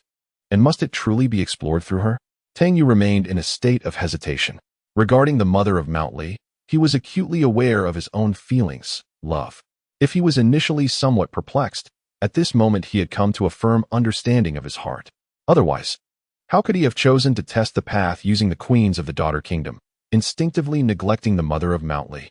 No, to be precise, it was not neglect, but rather avoidance. He was evading his true sentiments. It was precisely because his path of emotions and desires had not reached perfection. He had always known how to cultivate love to its fullest, achieving equilibrium among the myriad feelings within him. Yet, he had persistently shunned this truth. Now, he comprehended his true heart completely. After a brief hesitation, he resolved to head toward Mountly. Just then, he spotted a familiar bald figure smoking nearby, repeatedly calling out, Old Third, Old Third." Tang Yu turned to gaze at Brother Lai. "Old Third has a matter to discuss with you." Brother Lai grinned, revealing a set of large yellow teeth. "Did I not say? There are no more cigarettes or alcohol." In Tang Yu's view, Brother Lai was seeking him out precisely because of these two items. Brother Lai shook his head. "It's not about that." He then recounted how he had detained the Buddhist monks and was awaiting the practitioners of Buddhism to bring treasures for their release. He vaguely mentioned that aside from him and Luo Hu, all the beings of the myriad demon kingdom had developed dark spots, which could not be resolved by magical means and were imperceptibly spreading. Consequently, the populace of the myriad demon kingdom was thrown into disarray, and many were losing sleep over the situation. He wondered if Old Third had the time to address this issue. As for Brother Lai's detention of the Buddhist practitioners, Tang Yu considered it a trivial matter. The world was on the brink of destruction. The great calamity had already manifested. Brother Lai's audacity was remarkable. He detained the Buddhist monks while hoping they would offer treasures for their freedom. Tang Yu was somewhat speechless. Perhaps they were utterly unaware that the quasi-teachers had already forsaken Buddhism. Aside from those two who could still produce some magical artifacts, the entire Buddhist order was now utterly impoverished. Thus, Brother Lai had completely miscalculated in this matter. Moreover, in this critical moment, Brother Lai remained unfazed, entangled in his personal vendettas. This truly elicited admiration from Tang Yu. Brother Lai's demeanor was either one of great courage or a profound indifference to life and death. As for those dark spots, he had no means to resolve them. Even if he could temporarily suppress them with magical power, it would only be a fleeting solution, ultimately futile. Come now, Brother Lai, handle the matter of seizing the Buddhist sect as you see fit. As for your concern regarding the intervention of the two revered saints, such a scenario is utterly implausible. They have long since abandoned the Buddhist path. After all, in times like these, one's own survival takes precedence over any sect. Tang Yu elaborated. Brother Lai furrowed his brow, inhaling a puff of smoke, the faint haze wafting from his nostrils. "I see." He then scoffed dismissively, "Selfish. When faced with adversity, they abandon their juniors, seeking only to save themselves. It is not my disdain for them. They truly deserve it." Tang Yu chuckled and shook his head. "As for those dark blemishes, I too am powerless to rectify them. They are the result of the celestial calamities wrought by the divine, now intertwined with their very essence and souls." "Is that so?" Brother Lai sighed regretfully. "However, it would be wise to refrain from informing the myriad demons of the Wan Yao kingdom for the time being. Otherwise, panic will ensue. You may manage this as you see fit." With a wave of his hand, Tang Yu and Brother Lai acknowledged the unspoken shift in their roles. Indeed, this transformation had been underway for quite some time. Since the moment the Buddhist sect had fallen to the depths of decadence, it seemed inevitable. "For now, let us focus on calming them," Brother Lai said, his lips parting as if to speak, hesitating for a moment before continuing. "Can we truly escape this fate?" Brother Lai appeared remarkably nonchalant, seemingly unconcerned with the impending catastrophe. After all, in his view, if death was to come, it would claim them altogether. Yet, deep within, a flicker of hope remained. What if Tang Sanzang were to attain complete transcendence? "I do not know," Tang Yu replied, a hint of helplessness gracing his smile. As time progresses, the path to enlightenment grows increasingly arduous, especially now that the world faces imminent destruction. The prospect of achieving a breakthrough within such a limited time frame leaves him with little confidence. Even if he were to master his own desires, it would not guarantee a complete rupture of the heavens. Though the final step seemed tantalizingly close, it also felt infinitely distant. "I can only assure you that I will do my utmost to help you survive," Tang Yu said, smiling at Brother Lai. "As long as I draw breath, you shall not perish." In the event of an unavoidable end, he would ensure their eternal rest. Much like mortals, allowing them to slumber within his own being. Thus, as long as he remained alive, they too would live, only to be resurrected in the eons to come when the universe is reborn. Brother Lai drew another cigarette, lighting it with the one he had just extinguished. He took a drag, then smiled wryly. You see, perhaps you perceive me as someone who fears death, but in truth, I have long since come to terms with it. Especially in these last few years, I have both savored and resisted. I have relished in research and opposed the relentless mouth of the Zhuan-Ti. From the early days with Daobao Daoren, the Tathagata of the Buddhist sect, to the demon kings of the Wan Yao kingdom, the multitude of identities I have worn has made my life a series of grand fluctuations, a life well lived. Chapter 729. The Buddhist sect no longer concerns you. Upon hearing this, Tang Yu looked at Brother Lai with astonishment. It must be acknowledged that, in this regard, he has indeed displayed a certain degree of audacity. It is unexpected that he could confront his own mortality with such openness. This quality is rare and commendable. At least Tang Yu cannot do the same. Until the very last moment, he will resolutely refuse to concede. So why fear death? He smiles nonchalantly, proclaiming that a mortal's life spans merely a century. In comparison to the divine, I have existed for far too long and have witnessed far too much. The lifespan of a mortal is but a drop in the ocean when juxtaposed with that of the gods and Buddhas. Yet, when compared to the ephemeral mayfly, a mortal's time is significantly longer. Mayflies live and die in a single day, reveling in their brief existence. The impermanence of life and the uncertainty of tomorrow. Tang Yu perceives that there is no tomorrow at all. What exists is only the present moment. Can you, in the morrow, ascertain your continued existence? Hence, he is utterly indifferent to any impending calamity. It matters not, for I am not the only one destined to die. With a slight curl of his lip, it must be said that his words carry a certain grandeur. Tang Yu chuckles, affirming, you are indeed correct. It feels as though they have found a kindred spirit, and they share a moment of camaraderie, both being sages attuned to the same profound understanding. How is it that the third one is so approachable? In contrast, what manner of beings are those two sages of the Buddhist order? After a considerable time, he departed, returning directly to the kingdom of myriad beasts. Stealthily, he informed Luo Ho that this matter was beyond the third one's capabilities. He then proclaimed with great authority, fear not, for if I locate the third one, he will undoubtedly resolve the issue of the dark spots for all of you. Calming the populace was of paramount importance. His voice echoed throughout the kingdom of myriad beasts, lingering long after. With a cigarette in his mouth, he ambled towards the prison. The familiar faces he encountered had lost their youthful exuberance. After being imprisoned for several days, coupled with the emergence of dark spots on their bodies, the Buddhas grew increasingly concerned. Upon seeing him, some of the Buddhas instinctively averted their gazes. Once, he had been the Buddha, and although he had now entered the kingdom of myriad beasts, his lingering influence remained potent, especially now that he had the upper hand. Lingji Bodhisattva, overwhelmed with emotion, cried out, Buddha! He fell to his knees, lamenting, there are matters that truly exceed our meager powers and lowly status. During my time on Mount Ling, I have constantly yearned for the Buddha and hope you can show mercy and forgive me this once. If possible, I wish to serve you once more. Only in your presence do I feel a sense of security. As he spoke, Lingji Bodhisattva bowed his head deeply, with a cigarette in his mouth. The expression on his face remained unchanged, the swirling smoke causing his eyes to narrow slightly, as if he were lost in contemplation. Stealing a glance at him, Lingji Bodhisattva sensed an opportunity. He continued to weep, pleading, I implore you, Buddha, to exercise your magnanimity and forgive your disciple.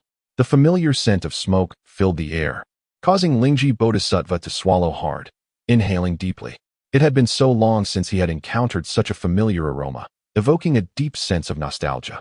Calmly, Lage gazed at them and spoke slowly, you may as well give up. The Buddha of great undertakings will not come to your rescue. I have already instructed 9Journey to convey my intentions, yet the Buddha of great undertakings has not made an appearance. However, I am aware of the current economic situation within the Buddhist community, and thus I allowed a few days for them to gather the necessary funds. Yet, as you can see, they have still not arrived. So, resign yourselves to your fate. The assembly of Buddhas exchanged glances. Initially, they had held on to hope, awaiting the arrival of the Buddha of great undertakings to deliver them. But upon hearing Lei's words, the realization dawned upon them. They had been forsaken. After so many days of neglect, what else could it be but abandonment? A pall of despair descended upon them. They feared they would never return to the Buddhist fold. That Lage would keep them detained in the land of 10,000 monsters, seeking revenge, a very real possibility. Observing their moral decline, Lage secretly chuckled. From Tang Sung, he had learned that the two saints had already abandoned the Buddhist path. Therefore, keeping these Buddhas captive held no significance for Lage. It was merely a drain on resources. Yet, before releasing them, Lage felt compelled to administer a lesson. He sensed his own cleverness burgeoning. Unfortunately, the two Western saints had not granted him the opportunity to showcase his wit. No matter how astute one might be, under the pressure of a formidable adversary, one is left with nothing but a stinging embarrassment. Thus, he declared, "Stay here and relinquish all hope." Naturally, Lage would not release them immediately. He planned to confine them for 2 more days, allowing them to become utterly disillusioned with the Buddha of great undertakings. Then he would appear, professing his benevolence and compassion, and, in light of their past camaraderie, he would grant them their freedom. Surely, they would be filled with gratitude. How clever! Indeed, exceedingly clever. With a shake of his head, Lage exited the prison. The Buddhas began to murmur among themselves. Could it be that the Buddha of great undertakings would truly abandon them? The likelihood seemed alarmingly high, considering the days that had elapsed. Once the thought took root, suppressing it became increasingly difficult. What would they do if they were forsaken? The mere contemplation of this caused some Buddhas to stifle their sobs. At that moment, the sacred mountain lay desolate, with only the Buddha of great undertakings and Maitreya Buddha sitting idly on small stools, exchanging blank stares. Oh, and there was 9Journey, the last 3 guardians of the Buddhist community's ancient temple. Days had passed, yet there was still no word from the saints. The Buddha of great undertakings felt a surge of anxiety, fearing that the Buddhas on the sacred mountain might suffer retribution from Lage. The old monk decided to visit the Zixiao Palace to inquire how the two saints intended to handle the situation. The Buddha of great undertakings found it increasingly difficult to remain still. Maitreya Buddha remained silent, sensing that the two saints seemed rather indifferent to matters concerning the Buddhist community. In times past, had it been known that all the Buddhas of Ling Mountain had been captured by the arrival of Brother Gu, action would have surely been taken long ago. With their saintly powers that transcend the heavens and earth, rescuing individuals would be a trivial matter. Are they perhaps apprehensive of Tang Sung? It may be a mere illusion, yet I sense that the two saints have become somewhat indifferent toward the Buddhist realm, remarked Maitreya Buddha. This is inconceivable. The Buddhist realm is the very essence of the two saints' devotion. How could they possibly neglect it? In my humble opinion, a great calamity must be approaching, which likely occupies the saints with matters of utmost importance, possibly regarding the impending chaos, thus delaying their intervention on behalf of the Buddhist disciples, mused the burning lamp ancient Buddha, slowly reciting a sutra. Those who achieve great things must discern the weight of priorities. Only through such clarity can they accomplish monumental tasks. Truly, our two Western saints, in light of the temporary suffering of the Buddhist realm, are devising strategies to confront the chaotic calamity and safeguard the myriad beings across the 3 realms. Chapter 730. The Transformation of the Weak Waters. Those who achieve great things, those who achieve great things. These words resonated in Maitreya Buddha's mind like a persistent echo. Could it be that this individual has yet to recognize the stark reality? The two saints seemed genuinely unconcerned with the affairs of the Buddhist realm at this juncture. In times past, when he held authority over Ling Mountain, he had approached the saints several times to report on the state of Buddhism, yet the saints merely responded with vague assurances, dismissing him. It was evident that they appeared disinclined to engage with the matters of the Buddhist realm. At this moment, Maitreya Buddha found himself engulfed in doubt. Could the two saints truly be, as the sage of great deeds suggested, preoccupied with other affairs, unable to attend to the Buddhist realm? Or have they abandoned it altogether? The latter possibility seems increasingly plausible. The old monk decided to journey to the Zixiao Palace to inquire of the two saints, hoping they might expedite their efforts to liberate the followers of Buddhism. The sage of great deeds hurried toward the Zixiao Palace. For now, apart from the 3 of them, no one remained to uphold the Buddhist realm. It was as though a dream. Such a once vibrant Buddhist community now lay desolate. At the Zixiao Palace, the figures of Jane and Zhuan-Ti had entirely forsaken their self-cultivation, resigned to the notion that breakthroughs were futile. Rather than linger in futility, they chose to place their hopes upon Hongjun. Moreover, they sensed that compared to the past, Hongjun had grown significantly stronger, undoubtedly igniting a flicker of hope within them. Should their master succeed in making the final breakthrough, their survival would be assured. As for Tang Sung, it would likely be an effortless task for their master to dispatch him at that point, posing no threat whatsoever. Zhuan Ti even entertained the thought of having Hong Jun incapacitate Tang Sung, merely to humiliate him, recalling how Tang Sung had recently enjoyed a period of tranquility. Previously, he would casually roam about, inflicting harm upon others. The spaciousness of the Zixiao Palace now was a testament to Tang Sung's handiwork. It was likely that he could not revel in his triumph for much longer. Once their master took that final step, all matters would be effortlessly resolved. Thus, they regarded Tang Sung with complete indifference now, seeking an audience with the two saints. The voice of the great accomplisher Buddha resonated from outside the Zixiao Palace. What brings this presence again? It seems the two sages have grown indifferent to the affairs of the Buddhist realm, and the pressing concern is how to navigate through this calamity. With a furrowed brow, Zhuan Ti emerged. What is the matter? The coldness in his tone momentarily startled the great accomplisher Buddha, who cast a furtive glance at Zhuan Ti, sensing the gravity of the situation reflected in the sage's countenance. After a moment of contemplation, the great accomplisher Buddha spoke. I respectfully report to the two sages that the disciples of the Buddhist order remain imprisoned by the sinful Buddha in the kingdom of 10,000 monsters. The Buddhist realm has become desolate, and such a disgrace is a profound humiliation for us. Should this news circulate, it would surely invite ridicule from the three realms, rendering us a laughingstock. The old monk has come to inquire how to address this matter. He discreetly glanced at Zhuan Ti and continued, in my humble opinion, the great accomplisher must prioritize humanity and pacify the hearts of the people. If we disregard the disciples of the Buddhist order, the implications are clear. It may be challenging to achieve great things. Zhuan Ti, discerning the underlying message in the great accomplisher Buddha's words, replied, I have stated before that I am currently preoccupied with significant matters and lack the inclination to govern the Buddhist realm. As for how to handle it, I trust you will not disappoint me. Handle it? The great accomplisher can indeed manage it. However, without any magical artifacts, how can one redeem the captives? Shall he and Maitreya Buddha launch an assault on the kingdom of 10,000 monsters, demanding their release? If so, that would not be a rescue but a path to ruin. Zhuan Ti interjected with a dismissive hum. In the future, unless there are matters of utmost importance, do not disturb me. The great accomplisher Buddha pondered and replied, this old monk can certainly devise a solution, and the method itself is straightforward. However, we lack the essential means to resolve the issue. He furtively glanced at Zhuan Ti once more and continued, hence, this is not a problem that cannot be addressed. Yet the absence of magical artifacts is indeed the crux of the matter. The meaning was unmistakable. Could the two sages spare some artifacts to assist the old monk in redeeming the followers of the Buddhist order? I have stated that you should take care of this matter. I am currently in a critical phase of meditation, and unless there are other pressing matters, do not disturb my retreat. Zhuan Ti huffed, and his figure vanished. The great accomplisher Buddha stood momentarily stunned, opening his mouth in vain before ultimately shaking his head with a sigh. Amitabha, the great accomplisher finds himself at an impasse. Are the two sages truly going to neglect the Buddhist realm? This thought suddenly flickered through the mind of the great accomplisher Buddha. He shook his head. That was inconceivable. Surely, the two sages were simply too busy to attend to the Buddhist affairs for the time being. Yet, with the sages currently indifferent, what could be done? Should the followers of the Buddhist order remain detained in the kingdom of 10,000 monsters? What would become of this? It was truly laughable. How could the illustrious Buddhist realm have fallen to such depths?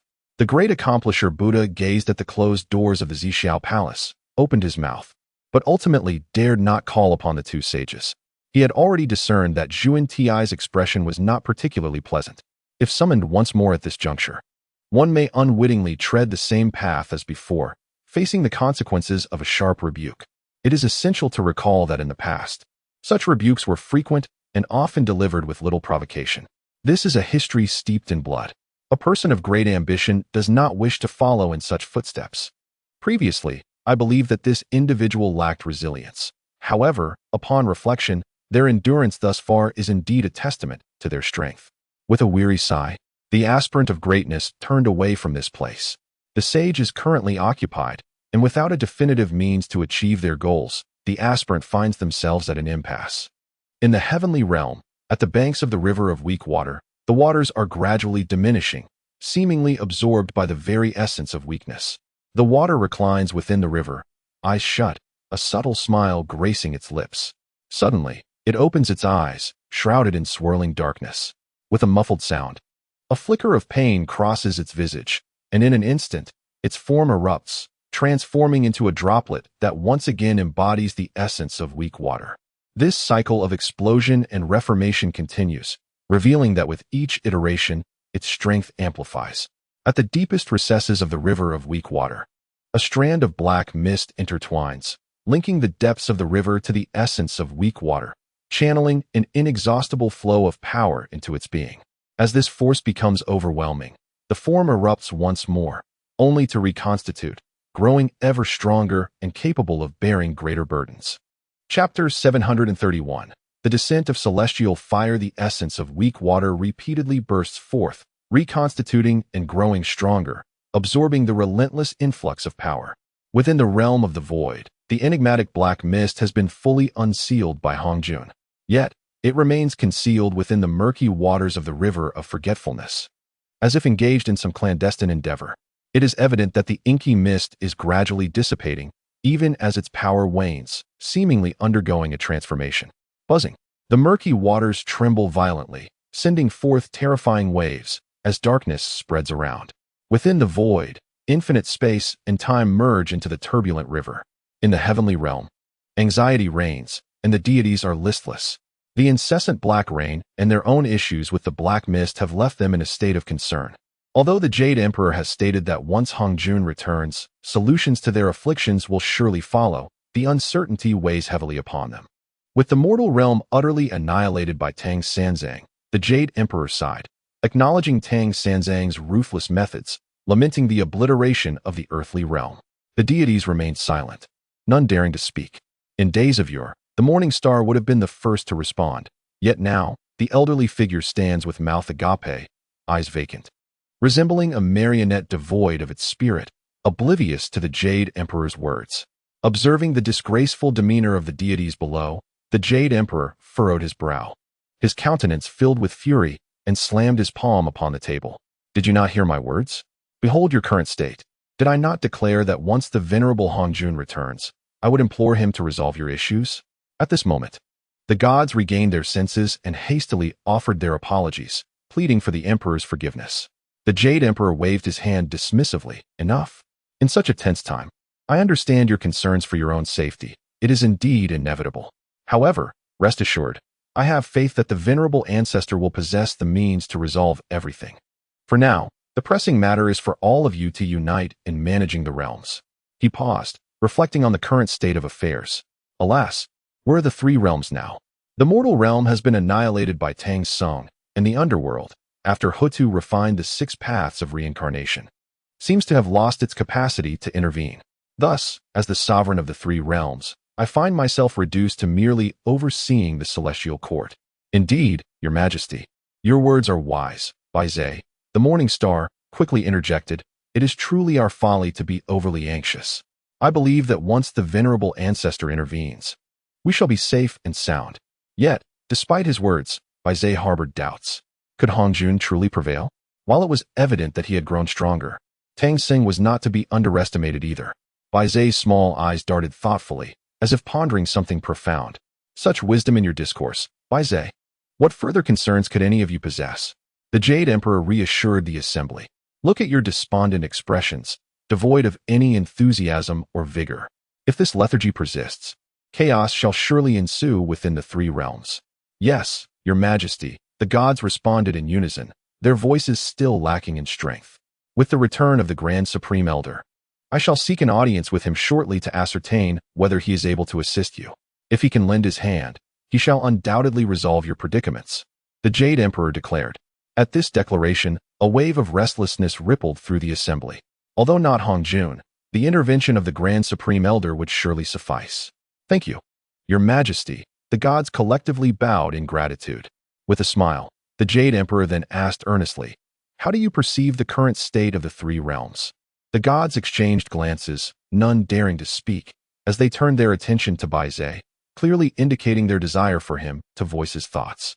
After all, Baizé had always been the first to speak up after the emperor's pronouncements, earning his favor and becoming his loyal confidant, much to the envy of others. Baizé, after a moment of contemplation, finally spoke, "Your Majesty, in light of the impending calamity, the state of the three realms has become inconsequential.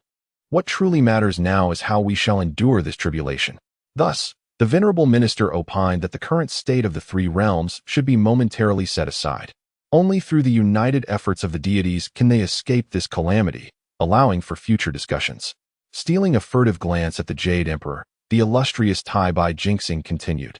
"Though Tang Sanzang has buried his mortal ties, which indeed contravenes the celestial order, I believe that in due time, he will summon an unimaginable tribulation. The mortal realm is now desolate, and any attempts to remedy the situation would be futile. Therefore, the pressing matter is to unite our strengths and survive this immense tribulation. That is of utmost importance. Once we have withstood this trial, all beings in the mortal realm can be recreated anew." Tai Bai Jinxing's grandiloquent speech left the other deities somewhat bewildered. Although he appeared to have conveyed much, it seemed he had said little of substance. The Jade Emperor requested a clearer analysis of the situation in the three realms. Indeed, Tai Bai had articulated that collective effort was crucial for their survival. In summary, he had only provided a few useful words, while the remainder was mere verbiage. Nevertheless, the Jade Emperor nodded in agreement, acknowledging, "Tai Bai is correct. Our immediate priority is to unite and escape this calamity. As for the affairs of the mortal realm, they have reached a point of no return. Your Majesty is wise." The deities echoed in unison. The Jade Emperor, satisfied, nodded, as at least for the moment, the atmosphere among the deities had shifted. No longer steeped in despair, but infused with a semblance of vitality. Suddenly, the heavenly court trembled violently. The Jade Emperor paused, bewildered. What has transpired? As he spoke, he raised his gaze to the heavens in astonishment. Fiery flames streaked across the sky, cascading down in clusters, descending into the mortal realm. Strangely, even upon striking the ground, the flames continued to burn slowly and steadily. The torrential black rain pouring from above could not extinguish these flames. More alarmingly, even the quasi-saints felt a sense of peril emanating from them. The earth trembled ominously. Huta's face turned ashen as she struggled to stabilize the ground. Yet an invisible and dreadful force pressed in from all directions. Was the earth about to fracture? At that moment, the slumbering Niuwa, not far away, suddenly opened her eyes. Chapter 732. The return of transformation. Her eyes sparkled with boundless brilliance, as if the sun, moon, and stars were in eternal rotation. Yet, in an instant, the radiance subsided, and her gaze deepened, resembling a dumpling just beginning to unfurl. With a resounding howl, she rose to her full height. As her gaze settled into a profound stillness, the overwhelming aura surrounding her gradually dissipated, merging back into her being. At that moment, she appeared almost as a mortal. Yet an intangible force radiated from her. Observing Huda's efforts to stabilize the ground, she slowly extended her hand, and a captivating flower blossomed from her fingertip. Petals danced, and the stamen twirled, floating into the earth. With the infusion of this power, the trembling ground was ultimately solidified. Hutu had refined the 6 paths of reincarnation, merging them into her essence. She was the 6 paths of reincarnation, and the 6 paths of reincarnation were her. Once the earth fractures, the very essence of the land shall vanish into oblivion. Hutu, beads of sweat glistening on her forehead, gazed at Niuwa and smiled. "Sister, you have endured much over these years." Niuwa looked around. Not far away, several ice coffins contained the slumbering members of the witch tribe. Yet, Hutu had forcibly coalesced their corporeal forms. With their true spirits lost and their origins dissipated, how could they be resurrected? Nevertheless, within Hutu's heart, there lingered an unwavering hope. A flicker of anticipation. She yearned for the day when she could reverse the celestial wheel and upend the cosmos, perhaps awakening them. It was for this obsession that she had persevered tirelessly, aspiring to uncover a genuine path to transcendence. Alone in the underworld, gazing at the splendor of the outside world. What must her state of mind be? Huta shook her head, not sorrowful. But perhaps only she truly comprehended whether it was sorrowful or not. Niuwa caressed her face, suddenly smiling. "My lady," a choked voice emerged from the formation as Sun Wukong knelt before Niuwa, tears brimming in his eyes, repeatedly murmuring, "My lady, my lady." Within the formation, The other three monkeys turned their complex gazes towards Nuwa. "Good child," Nuwa said, her heart swelling with affection as she looked at Sun Wukong. She lifted her gaze, her vision seemingly traversing countless distances to behold the heavenly path. The black rain continued to fall, slow yet relentless. Heavenly fire spread, beginning to scorch the earth. After the heavenly flames ravaged the land, it gradually transformed into nothingness, the fire extending towards the underworld. Had it not been for Hutu's magical protection, the heavenly fire would have already descended. Not only the heavenly fire, but the might of the heavenly path was also gradually pressing down upon the underworld. Had the mortal realm vanished? Entombed by Tang Sung. Now, even the last remnants of the mortal realm were slowly returning to nothingness, fading away bit by bit. The calamity was indeed terrifying. The black rain dripped. The heavenly fire spread, and this was merely the beginning. Unimaginable forces of the heavenly path were destined to descend, ultimately annihilating all living beings. As the heavenly path fell into a deep slumber, existence began to dissolve into utter void. "My lady," Sun Wukong choked out, kneeling reverently before Nuwa. Like a forsaken child, a wayward son drifting for years, he now beheld his mother once more. A cycle of reincarnation? Nuwa gazed into the lofty heavens and murmured softly. Turning her attention back to Sun Wukong, she smiled. "Originally, I had intended to leave a final contingency, to use you against Hongjun. I never anticipated a more formidable enemy would arise. Sister, is there truly no escape for any of us?" Hutu inquired. After a moment's contemplation, Nuwa replied, "Many years ago, Yang Mei once told me, without destruction, there can be no establishment. Life and death are but cycles of transition. Entombment may not be devoid of rebirth. Someone has left a formidable contingency in this life, perhaps specifically for this era." Hutu's eyes widened in astonishment. "Tang Sung?" To Hutu, it seemed that only Tang Sung could be the key. As he exists as a variable, even the celestial order seems unable to exert control over him. Furthermore, his progress is alarmingly rapid, so much so that the phrase advancing by leaps and bounds hardly does it justice. Yet, he remains unaware that this slender thread of hope, this contingency plan, is also the root of all that has transpired. Ultimately, who has orchestrated whom? Nuwa suddenly uttered a statement that left Hutu and others perplexed. "Sister, what do you mean by that?" Hutu inquired. Nuwa chuckled softly. "Is it not all initiated by Tang Sanzang?" "Sister, I don't understand. Were it not for Tang Sanzang as a variable, all things in the world would still be firmly under the dominion of the celestial order. His very existence has precipitated a series of issues. Do you comprehend?" Nuwa continued. "Of course, even without this variable, the chaos catastrophe would eventually arrive, albeit much later." In a gentle tone, Nuwa remarked, "The strategy of one individual has triggered all schemes. Who, then, is the ultimate player behind the board?" After a brief contemplation, Hutu responded, "Sister, do you imply that someone has orchestrated events through Tang Sanzang, thus accelerating the onset of the chaos catastrophe?" Nuwa slightly nodded, then shook her head. "He is indeed the most crucial piece on the board, yet the architect of the strategy is not solely him, and yet it is." This statement left Hutu in greater confusion, her eyes filled with uncertainty. "In any case, Tang Sanzang is the primary figure, the fundamental factor that draws everything out," Nuwa stated. "Then what is the purpose of that person's strategy?" Hutu suddenly asked. After a long moment of reflection, Nuwa replied, "I do not know. Perhaps it is for the sake of all beings, or maybe to contend with the Guishu." "Does that person have an absolute connection with Tang Sanzang?" Hutu queried. Nuwa fell silent, instead gazing towards the heavens. At Nuwa's sudden awakening, her presence surged to the skies, shaking the very foundations of the world. The sages naturally sensed it. "Nuwa," Hongjun murmured, a smile unexpectedly gracing his lips as he turned his form towards the underworld. At Bo Palace, Tontian laughed heartily, astonished that Nuwa had awakened at such a pivotal moment. Yet, soon after, concern crept in.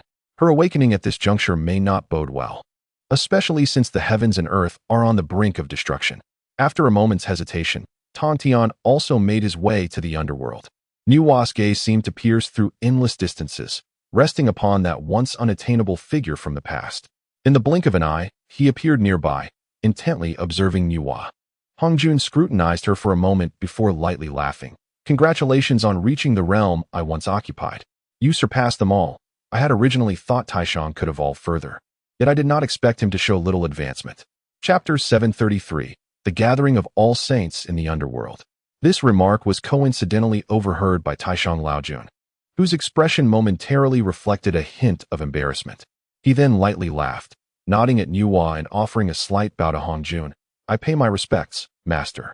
Hongjun's gaze shifted towards Taishang. You speak truthfully. I have indeed attained the realm you once held. Nuwa spoke softly, yet you have not attained the realm you currently seek. Have you? The opportunity to reach my level has slipped away. Hongjun regarded her with a serene gaze. In this limited time, do you wish to pursue further? Is it even possible? The great calamity is upon us, and all things shall return to the void. Only by completely transcending can I lead you to survival. Otherwise, annihilation awaits you all. Desiring to transcend the control of the heavenly Tao, why must you cloak your intentions in such eloquent words? Nuwa replied coolly. Do not hide your selfish motives behind a facade of righteousness. A hearty laugh resonated through the air as Tang Tian materialized, clad in black. His face beamed with a radiant smile, and he disregarded both Hongjun and Taishang Laojun, bowing respectfully to Nuwa. Your transformation is indeed a momentous occasion worthy of celebration. Hongjun's expression darkened at being so blatantly ignored. He fixed his gaze upon Tang Tian, an invisible aura of authority emanating solely from Hongjun himself. Were it not for his immense power, even a fraction of his might would have been sufficient to upheave the realms. Tang Tian let out a muffled grunt, but did not retreat. A long, resonant cry pierced the air, severing Hongjun's influence. The application of his own magical prowess was perfectly timed, countering Hongjun's authority without any trace of energy leaking outward.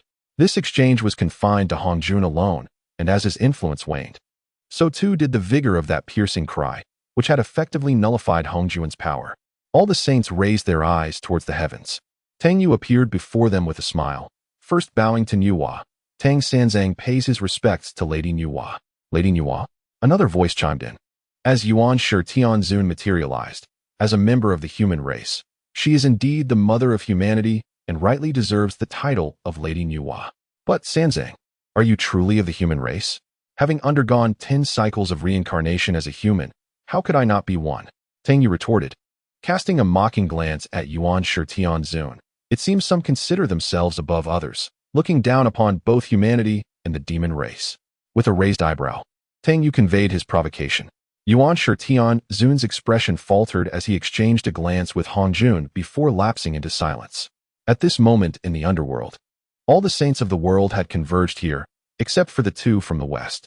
Should any turmoil arise, the very fabric of the underworld would surely collapse. Such beings are neither human nor demon. I wonder what they truly are? Tang Yu mused, shaking his head in disbelief. Tang Tian burst into laughter. I too am at a loss regarding what they are.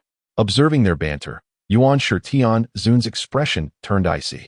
Yet before Tang Yu could utter another word, Tang Tian stepped forward, pointing at Yuan Shi Tianzun. I speak of you. What will you do about it if you refuse to accept? With Tang Sanzang present, he felt unafraid of Hongjun. As for Yuan Shi Tianzun, in his eyes, he had always been a mere weakling. Yuan Shi Tianzun turned away, his expression calm and devoid of response. Indeed, what a saint. Observe their composure, Tang Yu remarked, shaking his head in apparent admiration. If someone were to speak to him in such a manner now, he would undoubtedly find it intolerable. In times past, when he was unable to prevail, he would have endured it. Power is the essence of everything. After casting a glance at Tang Tian, Hongjun's gaze fell upon Nuwa. Even now, you remain no match for me. I am aware of your intentions to confront me, but you are incapable of doing so. Nuwa smiled faintly. While I may be unable, there are others who can. Hongjun naturally understood she was referring to Tang Sanzang. Regarding Tang Sanzang, Hongjun felt a sense of helplessness. He had always believed he had made remarkable progress, bolstered by formidable external forces. However, Tang Sanzang proved to be even more formidable, advancing at an equally swift pace, leaving Hongjun with an undeniable feeling of impotence. It seemed he truly could not contend with him. Tang Yu casually sat nearby, observing Hongjun with a smirk, yet internally assessing the overall disparity in strength between the two sides. No matter how he measured it, he perceived their side as decidedly stronger, bolstered by Nuwa, Hutu, and Tang Tian, who stood behind Hongjun. Merely Yuan Shi Tianzun, along with the two saints of the West. Just 3 individuals, and Tang Tian could easily subdue them. As for Taishang Laojuan's attitude, it remained intriguingly ambiguous, still wavering. However, Tang Yu had long since gleaned the essence of Taishang Laojuan's character. He was a person indifferent to all things, save for his own Tao. During his imprisonment in the heavenly prison, he had discerned this truth through conversations with Taishang Laojun. Yet, even with the addition of Taishang Laojun, it would still be of no avail. Indeed, it was unexpected that the later comer would surpass the former. Hongjuan's words carried a hint of bitterness, for from the very beginning, he had underestimated Tang Sanzang. By the time Tang Yu fully entered his line of sight, he realized he could no longer control him. Taishang Laojun smiled faintly, stepping forward to say, "Such a successful transformation is indeed worthy of congratulations. I had always believed I could explore the great Tao and lead you, only to find that I was woefully mistaken. Even through your transformation, I have gained some insights. Yet my progress remains minimal. I am not your equal." Taishang Laojun sighed heavily. Nuwa interjected, "Why speak thus? Our paths diverge, naturally leading to different methods." "Indeed, it is I who have been obstinate," Taishang Laojun conceded. "However, speaking of the Tao, I hold greater admiration for Sanzang's path, the Tao of heaven, the Tao of earth, the Tao of humanity. For Sanzang, every place is Tao, and every place becomes Tao, which truly evokes my envy." Taishang Laojun stroked his beard and laughed heartily. Yet, Hongjuan's expression darkened, for he too had once embodied the Tao of heaven, having attained his status through it. In contrast, Tang Sanzang had forged his own path, one that was the purest expression of his being. Tang Yu quietly scoffed in his heart, glancing at Taishang Laojun. Does the old lord believe he possesses profound insight into my Tang Sanzang? Hence, he makes such a statement? His Tao is the Tao of heaven, earth, and humanity, yet is fundamentally supported by the 7 emotions and 6 desires. It appears that none of them are aware of this matter. Likewise, as one's emotions and desires progress, one's own path will naturally flourish as well. Moreover, the words of the Supreme Lord Laozi seem to carry profound implications. While they seemingly speak of their own path to evoke envy, in reality, they subtly overshadow Hongjun. This also serves as a reminder to Hongjun of the formidable nature of Tang Yu's path. It is likely that Hongjun has already grasped this point. However, while one may understand certain matters, it is inappropriate to speak them so directly. Chapter 734, Shaoling and the Return to the Void. All the saints turned their gaze towards Tang Yu. They possessed some understanding of Tang Yu's path. Yet hearing it articulated so plainly by the Supreme Lord Laozi made them truly sense the terror of Tang Sanzang's way. For Tang Sanzang, all beings and everything in the world embody the Tao. Perhaps it is precisely for this reason that his progress has been so rapid. "I believe I have some understanding of Sanzang," remarked the Supreme Lord Laozi, having watched him walk this path. When Tang Yu was at the Deluo Golden Immortal stage, he had once demonstrated his cultivation to the Supreme Lord. Thus Laozi's statement holds truth. Tang Yu smirked dismissively, remaining silent as he casually sat aside. "What are your thoughts on this calamity?" Hongjun suddenly inquired of Nuwa. "The cycles of heaven and earth mirror the cycles of human life, sharing much in common, devoid of difference." Nuwa replied softly, "All things rise to their peak before declining. This is true for all, including heaven and earth." Hongjun gazed deeply at Nuwa before turning his attention to Tang Yu, his figure vanishing from sight. The primordial lord also promptly followed Hongjuan's departure, fearing retribution. Tong Tian had long harbored disdain for him, and Tang Sanzang was known for being quick to action at the slightest provocation. Thus, it was safer to remain by Hongjuan's side. What is this power within him? Nuwa suddenly furrowed her brow. She too sensed a terrifying force within Hongjun. "I have sensed this power for some time. It is indeed formidable," Tang Yu asserted solemnly. "It seems to resemble the power of celestial demons." "Celestial demons?" The others exchanged puzzled glances, having never heard of such beings. Tang Yu offered a wry smile, stating, "Do not look at me. I too am unaware of what celestial demons are. I merely heard that the force within Hongjun seems to belong to these external celestial demons. Should I reveal that it is the voice of another self within him that informed me? Is this the power of celestial demons?" To Tang Yu, celestial demons must be exceedingly fearsome, for the voice of that other self within him carried a grave weight. At that moment, a chilling thought surged through Tang Yu's mind. The return to the void, the great Tao, celestial demons, and the heavenly Tao. Even more terrifying is that all these elements converge within the world of the heavenly Tao. What indeed are the contingencies left by the heavenly Tao in this game? Since both of you have sensed it, the so-called celestial demons must be truly dreadful. Tang Tian remarked. I am curious about the source of the power that Han Jun possesses. Several individuals shook their heads, for they had never heard of the concept of the heavenly demon and, thus, were unaware of the origins of this formidable force. Meanwhile, in the boundless cosmos, several figures gradually approached the realm of the heavenly Tao. I sensed a long-lost aura. One figure's emerald green eyes glinted with a sanguine light. At Goetiu, another figure suddenly halted, a flicker of trepidation crossing their face. Is Goetiu situated here? The group stopped simultaneously. What of Goetiu? Let us not forget. Eons ago, it fought our king, resulting in mutual devastation. It is likely that its injuries have not fully healed. With our combined strength, we should be able to contend with it. One individual among them remained silent, standing still, sensing intently for quite some time before speaking. It is Goetiu. Yet it is not quite Goetiu. What is the meaning of this? What is there to fear about Goetiu? Our downfall to this state is due to Goetiu and the great Tao. A voice seethed with palpable animosity. Moreover, the essence of Goetiu was shattered by the ancestor. Even if it truly resides here, what of it? The figures exchanged glances before hastening toward the realm of the heavenly Tao once more. Xiaoling suddenly lifted her gaze toward the infinite universe, a weighty expression manifesting, with a fleeting look of confusion in her eyes. Heavenly demon, she murmured uncontrollably, as if the words were etched deep within her soul. The green tendrils atop her head transformed into a vivid crimson, flowing like hair in the wind, emanating an overwhelming and terrifying aura. Within Goetiu, the pitch-black mist beyond the river of forgetfulness abruptly materialized upon the wooden bridge, sighing softly, its voice echoing through the endless passage of time, resonating in Xiaoling's ears. The heavenly demon has arrived. Xiaoling's expression grew even more perplexed. The mist continued. When will you return completely? Who are you? Xiaoling exclaimed in bewilderment. Do you remember anything? A faint wisp of mist appeared before her, exceedingly thin, so fragile that it seemed it could dissipate with a mere breath. It gazed at Xiaoling, its expression layered with complexity. Xiaoling remained silent, cautiously observing the delicate mist. Do you remember who you are? Do you recall the great Tao? Goetiu continued, to confront the heavenly demon. It has plotted against you. Observing Xiaoling's continued confusion, the black mist that was Goetiu gradually faded, saying, Enough, enough. I was once you, but I am no longer. In this lifetime, no one can conspire against me. I shall reclaim all that was our disgrace, all that was once plotted against you. Suddenly, a vision materialized before Xiaoling, a woman with flowing blood-red hair, cascading down to her ankles.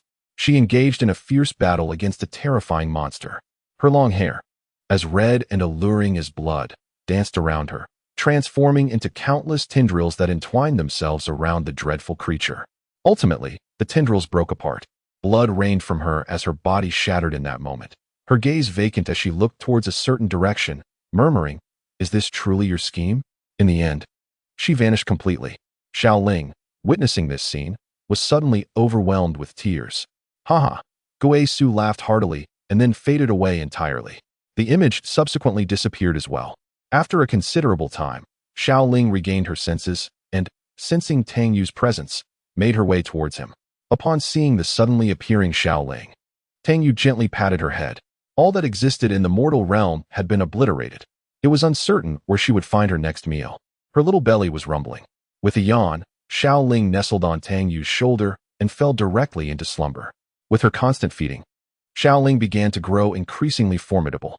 A faint aura reminiscent of a saint began to envelop her. Under the oppressive force of the heavenly laws, she was still able to ascend to sainthood, and through the act of consuming food, no less. Even Tang Yu felt a sense of astonishment. The goddess Nuwa's gaze suddenly sharpened as she looked at Xiaoling on Tang Yu's shoulder. Chapter 735. The Great Thunder Sound Temple has been burned to ashes. Tang Tian pointed at Xiaoling. Have you discerned anything? Regarding Xiaoling, Tang Tian believed he could not fathom her. He only knew that she was a creation from the Goetiu. Tang Yu was equally in the dark about her true origins. Nuwa shook her head. I do not know. It remains opaque to me. Boom. The underground trembled once more. In the underworld, countless souls wailed, some even experiencing a complete dissipation of their spirits. The king of hell, trembling with fear, exclaimed, What is happening? What is going on? The king of earth appeared, speaking with a tone of compassion. The heavenly laws are weakened, and the earthly realm is unstable. Now, 2 layers of the 18 layers of hell have already collapsed, leaving only 16. The hells will not be empty until I become a Buddha. It seemed that the king of earth might soon exit the underworld, especially as it was no longer complete, with some souls continuously vanishing. If this trend continued, it would not be long before the old king could emerge. But what significance would that hold? The very heavens and earth were on the brink of collapse. The poor old king, trapped in the underworld for years, finally had the chance to escape, only to encounter such a dire moment. What could be done? The king of hell lamented. What can be done? If even the Jade Emperor cannot resolve this matter, what can he do? He too was powerless. After a while, the tremors of the underworld gradually subsided. The king of hell wiped the sweat from his brow, feeling as though he had narrowly escaped death. In the mortal realm, everything was on the verge of complete disappearance. Heavenly fire rained down incessantly, plunging into the sea, which too was aflame, evaporating in the process. The dragon clan of the 4 seas all turned their gazes towards Su Qing, seemingly awaiting her to devise a solution. Su Qing's expression grew increasingly grave. If this trend continues, it will not be long before the mortal realm vanishes entirely, dissolving into nothingness. It appears that the time has come for me to leave this world behind. I shall make a journey to Mount Li, Su Qing declared, intending to consult Tang Sung on the proper course of action. Her own inadequacy rendered her incapable of safeguarding the dragon clan amidst this great calamity. Simultaneously, the kingdom of all demons was engulfed in flames. Such fire, with the slightest touch, could consume a person entirely. Even Lage and Luoho felt an overwhelming fear of the heavenly flames. Initially, the two had joined forces, hoping to protect the kingdom of all demons with their magical prowess, only to realize the futility of their efforts against such divine fire. "We're doomed," Lage remarked nonchalantly, as the threat of the heavenly flames loomed larger than the unresolved issue with the black spots. It seemed that the end was indeed near. As for the Buddhist figures who had been detained, Lage resolved to release them immediately, allowing them to leave. To the followers of Buddhism, the kingdom of all demons had become an unlikely sanctuary. Luoho gazed skyward and mused. The mortal realm cannot remain as it is. Where shall we go? Lage took a cigarette, placing it between his lips, and replied slowly, "Between us, there are no bounds. But what of these people from the kingdom of all demons? Should we lead them to the heavenly court? The Jade Emperor would surely perceive us as aggressors." Luoho had contemplated the same dilemma. If it were just he and Lage, their options would be limitless. However, the vast enterprise of the kingdom of all demons, with its multitude of inhabitants, posed a significant challenge. "Perhaps we should venture to Mount Li to seek guidance from Tang Sung," he concluded, lacking alternatives. In times of trouble, one must seek the third brother. Lage turned towards the prison, waving a hand at Luoho, signaling his intent. He planned to release the bald monks, recognizing that their continued confinement served no purpose. The Buddhist followers had come to accept the harsh reality of their abandonment, yet being imprisoned offered a semblance of safety, shielding them from the heavenly flames. As Lage approached, all the monks turned their heads to observe him, specifically the cigarette he held at the corner of his mouth. "Though the enlightened beings have forsaken you," Lage pondered, "I, too, possess a heart of compassion." With a sigh, he lamented his own kindness. "Moreover, I have cherished our long-standing camaraderie. Thus," he declared, "I shall permit your departure." With a wave of his hand, golden light enveloped the monks, restoring their powers. They gazed at Lage with gratitude, who inwardly chuckled at his own cleverness, suspecting that the monks harbored a newfound appreciation for him over the enlightened beings. The monks exchanged incredulous looks, unable to fathom how Lage had so effortlessly granted them their freedom. "However, the world today is in turmoil. It seems to be relatively safe here. I will not leave." Lingji Bodhisattva was the first to react, kneeling on the ground and choking back tears. "I wish to remain by the side of the Buddha. We are willing to accompany the Buddha." The assembly of Buddhas knelt down in unison, wishing to stay beside Ligo. Ligo was taken aback, not expecting such a situation. Once betrayed, trust is forever lost. Ligo sighed and said, "You have already wounded my fragile heart. The reason I have spared you this time is solely due to our long-standing camaraderie. I hope you do not take my leniency for granted, nor dare to wreak havoc in the 10,000 demon kingdom again. Otherwise, do not blame me for being merciless. All of you get lost." Liga shouted fiercely, even using his immense power to banish the Buddhas beyond the 10,000 demon kingdom. Heavenly fire continuously rained down, and dark rain fell. The Buddhas evaded the heavenly fire, utilizing their respective powers to shield themselves against the dark rain. However, this ominous rain penetrated their defenses, landing upon them once more. The Buddhas were alarmed and turned to flee towards Ling Mountain. Although the Buddha had forsaken them, they seemed to have nowhere else to go but Ling Mountain. Furthermore, in the west, there were still those two saints. Perhaps they could address the issue of the dark spots. At Ling Mountain, the last three individuals stood suspended in midair, occasionally dodging the descent of heavenly fire to avoid being incinerated. They did not wish to be subjected to the cruel fate of cremation, which was said to be reserved for the most irredeemable individuals. Moreover, this was no ordinary cremation, once tainted by such flames. Even one's soul could vanish without a trace. The three remaining Buddhas of Ling Mountain, Buddha of Great Accomplishments, Maitreya Buddha, and Silver-Headed Jiti, now gazed towards the distant Great Thunder Sound Temple. The temple emitted wisps of black smoke, with some areas already showing signs of collapse. As the heavenly fire consumed it, the Great Thunder Sound Temple gradually faded from view. Meanwhile, the heavenly fire continued its unhurried spread around Ling Mountain. Amitabha, murmured the Buddha of Great Accomplishments, a hint of sorrow crossing his face. The Buddha of Great Accomplishments has lost his home. Chapter 736. The Return of the Buddhas. Maitreya Buddha looked at the Buddha of Great Accomplishments with a sense of disbelief. With such a situation, what great accomplishments could be claimed? Yet, from Maitreya Buddha's perspective, it appeared that the two saints had truly abandoned the Buddhist realm. Especially after the Buddha of Great Accomplishments had visited several times, even explaining the circumstances, there had been no discernible action from the saints. Initially, it was believed that the saints would intervene during this fire, but they did not. They merely watched as the flames ravaged, turning the Great Thunder Sound Temple into ash. Now, the disciples of the Buddha were still detained in the 10,000 demon kingdom. The Great Thunder Sound Temple was gone, and the heavenly fire was intentionally or unintentionally spreading, burning Ling Mountain. Is the Buddhist realm still existent? Maitreya Buddha suddenly questioned in his heart. It seemed not to be. After all, there was nothing left. Even the beggar gang in the mortal realm had vanished. At this moment, Maitreya Buddha found himself engulfed in bewilderment. What would become of them if the two sages truly forsook the Buddhist path? They would undoubtedly face utter ruin amidst this impending calamity. Setting aside other concerns, the very flames surrounding him instilled a profound sense of dread. Moreover, this was merely the onset of the Great Tribulation. Even more formidable forces were destined to descend in the future. At that point, even the quasi-saints would be doomed. Only the sages might endure until the end, awaiting the final moment when they would be submerged alongside the universe. Gazing into the distance, he beheld the total desolation of the Great Thunder Sound Temple. The sacred mountain began to ignite over vast expanses. Pray tell, ancient Buddha, what course of action should we take? Maitreya Buddha inquired. With the Great Thunder Sound Temple gone and the Buddhist order extinguished, where were they to go? The mundane realm seemed untenable, as an overwhelming dread gradually coalesced around them, threatening to obliterate the earthly plane entirely.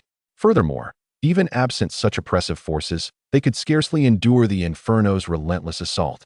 As the heavenly flames raged, consuming all in their path, Maitreya Buddha suddenly found himself at a loss. It appeared he had no alternative but to seek out the two sages.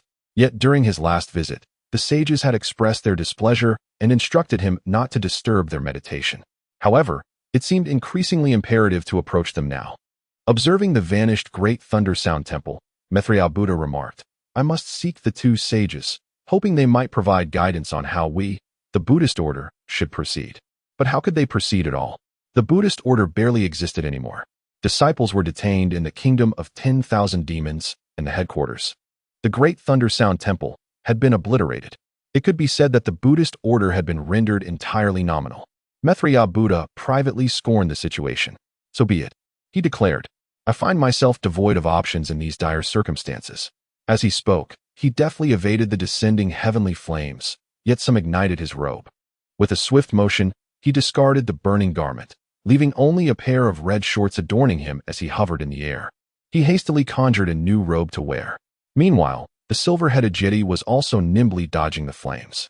In light of this, let us hasten to the purple cloud palace to seek the two sages, he suggested. The enlightened lamp Buddha glanced skyward, observing the flames continuing their relentless descent. feeling a twinge of fear regarding the fire. The trio had just prepared to journey to the Purple Cloud Palace when they spotted a group of bald heads nearby, each one stumbling and dodging the falling flames. In an instant, Maitreya Buddha and his companions were rendered speechless. They had returned. The living forces of the sacred mountain had indeed returned. This revelation left them momentarily dazed. Could it be that the kind-hearted Lage had shown them mercy and set them free? That seemed improbable. Based on their understanding of Lage, such an act seemed entirely out of character. The multitude of Buddhas noticed the presence of the great achiever Buddha and others, their movements momentarily pausing before they hastened towards him. Yet, within their hearts, a silent groan echoed. After so many days of neglect, it was evident they had been forsaken. Had it not been for their long-standing camaraderie with the great achiever, they likely would not have returned.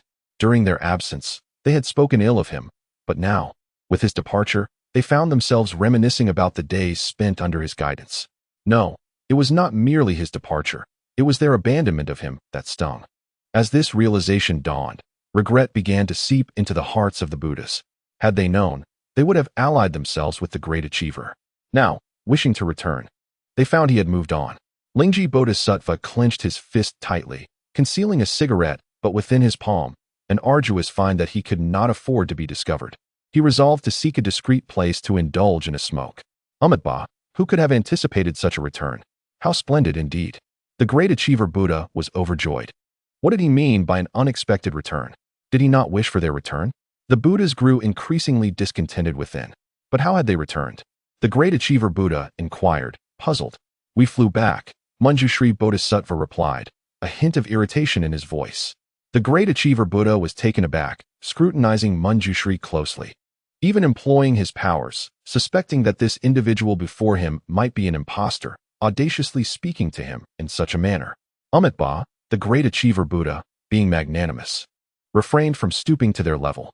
What I seek to understand is how you managed to escape from the realm of myriad demons, he stated calmly.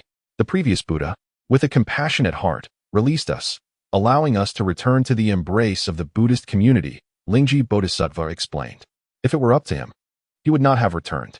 Yet, their betrayal pierced the heart of the great achiever, particularly for Lingji Bodhisattva, who had once enjoyed the trust of the great achiever. When the latter fell into misfortune, Lingji had knelt before him, even going so far as to mock him in the Buddhist prison. That the great achiever had not punished him was a testament to his magnanimity. The great achiever Buddha's expression shifted. It was hard for him to reconcile that the great achiever could exhibit such clemency, allowing a Buddhist to return. After a moment of contemplation, he remarked, "How splendid, indeed." Pausing, he continued, "Now, the great Thunderclap Monastery lies in ruins beneath the heavenly fire. The fire of the mundane world spreads relentlessly. It shall not be long before the entire realm is consumed. I intend to visit the Purple Cloud Palace to consult the two saints on the course of action for our Buddhist community. Since the Buddhas have returned and escaped the realm of myriad demons, it is indeed a matter worthy of celebration. However, given the ongoing peril of the mundane world, it would be prudent for us to journey together to the Purple Cloud Palace to seek guidance from the saints.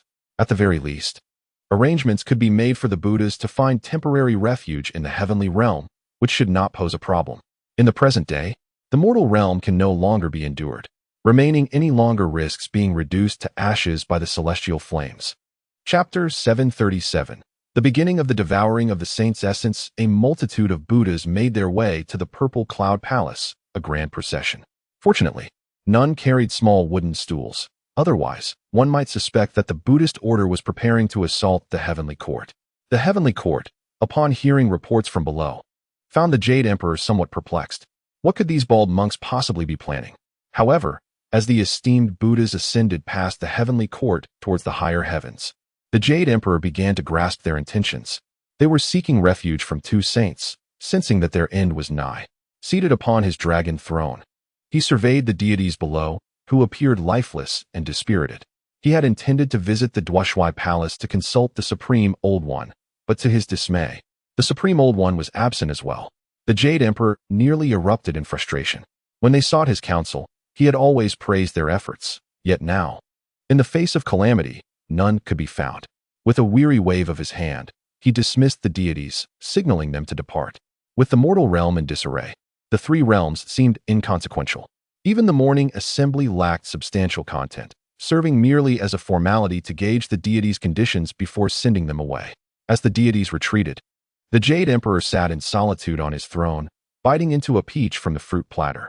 Concerning this impending catastrophe, even he, the sovereign of the heavenly court, felt a profound lack of confidence. It appeared that utter destruction was imminent. After a moment of contemplation, he too made his way to the purple cloud palace, intending to observe the Buddhas and ascertain the presence of Hongjun, to report the situation of the deities and urge him to devise a solution. Suddenly, resounding thunderclaps echoed at that moment, causing the entire heavenly court to tremble. The Jade Emperor's expression turned grave. It seemed that the heavenly Tao was poised to unleash its wrath once more, hastening the annihilation of all.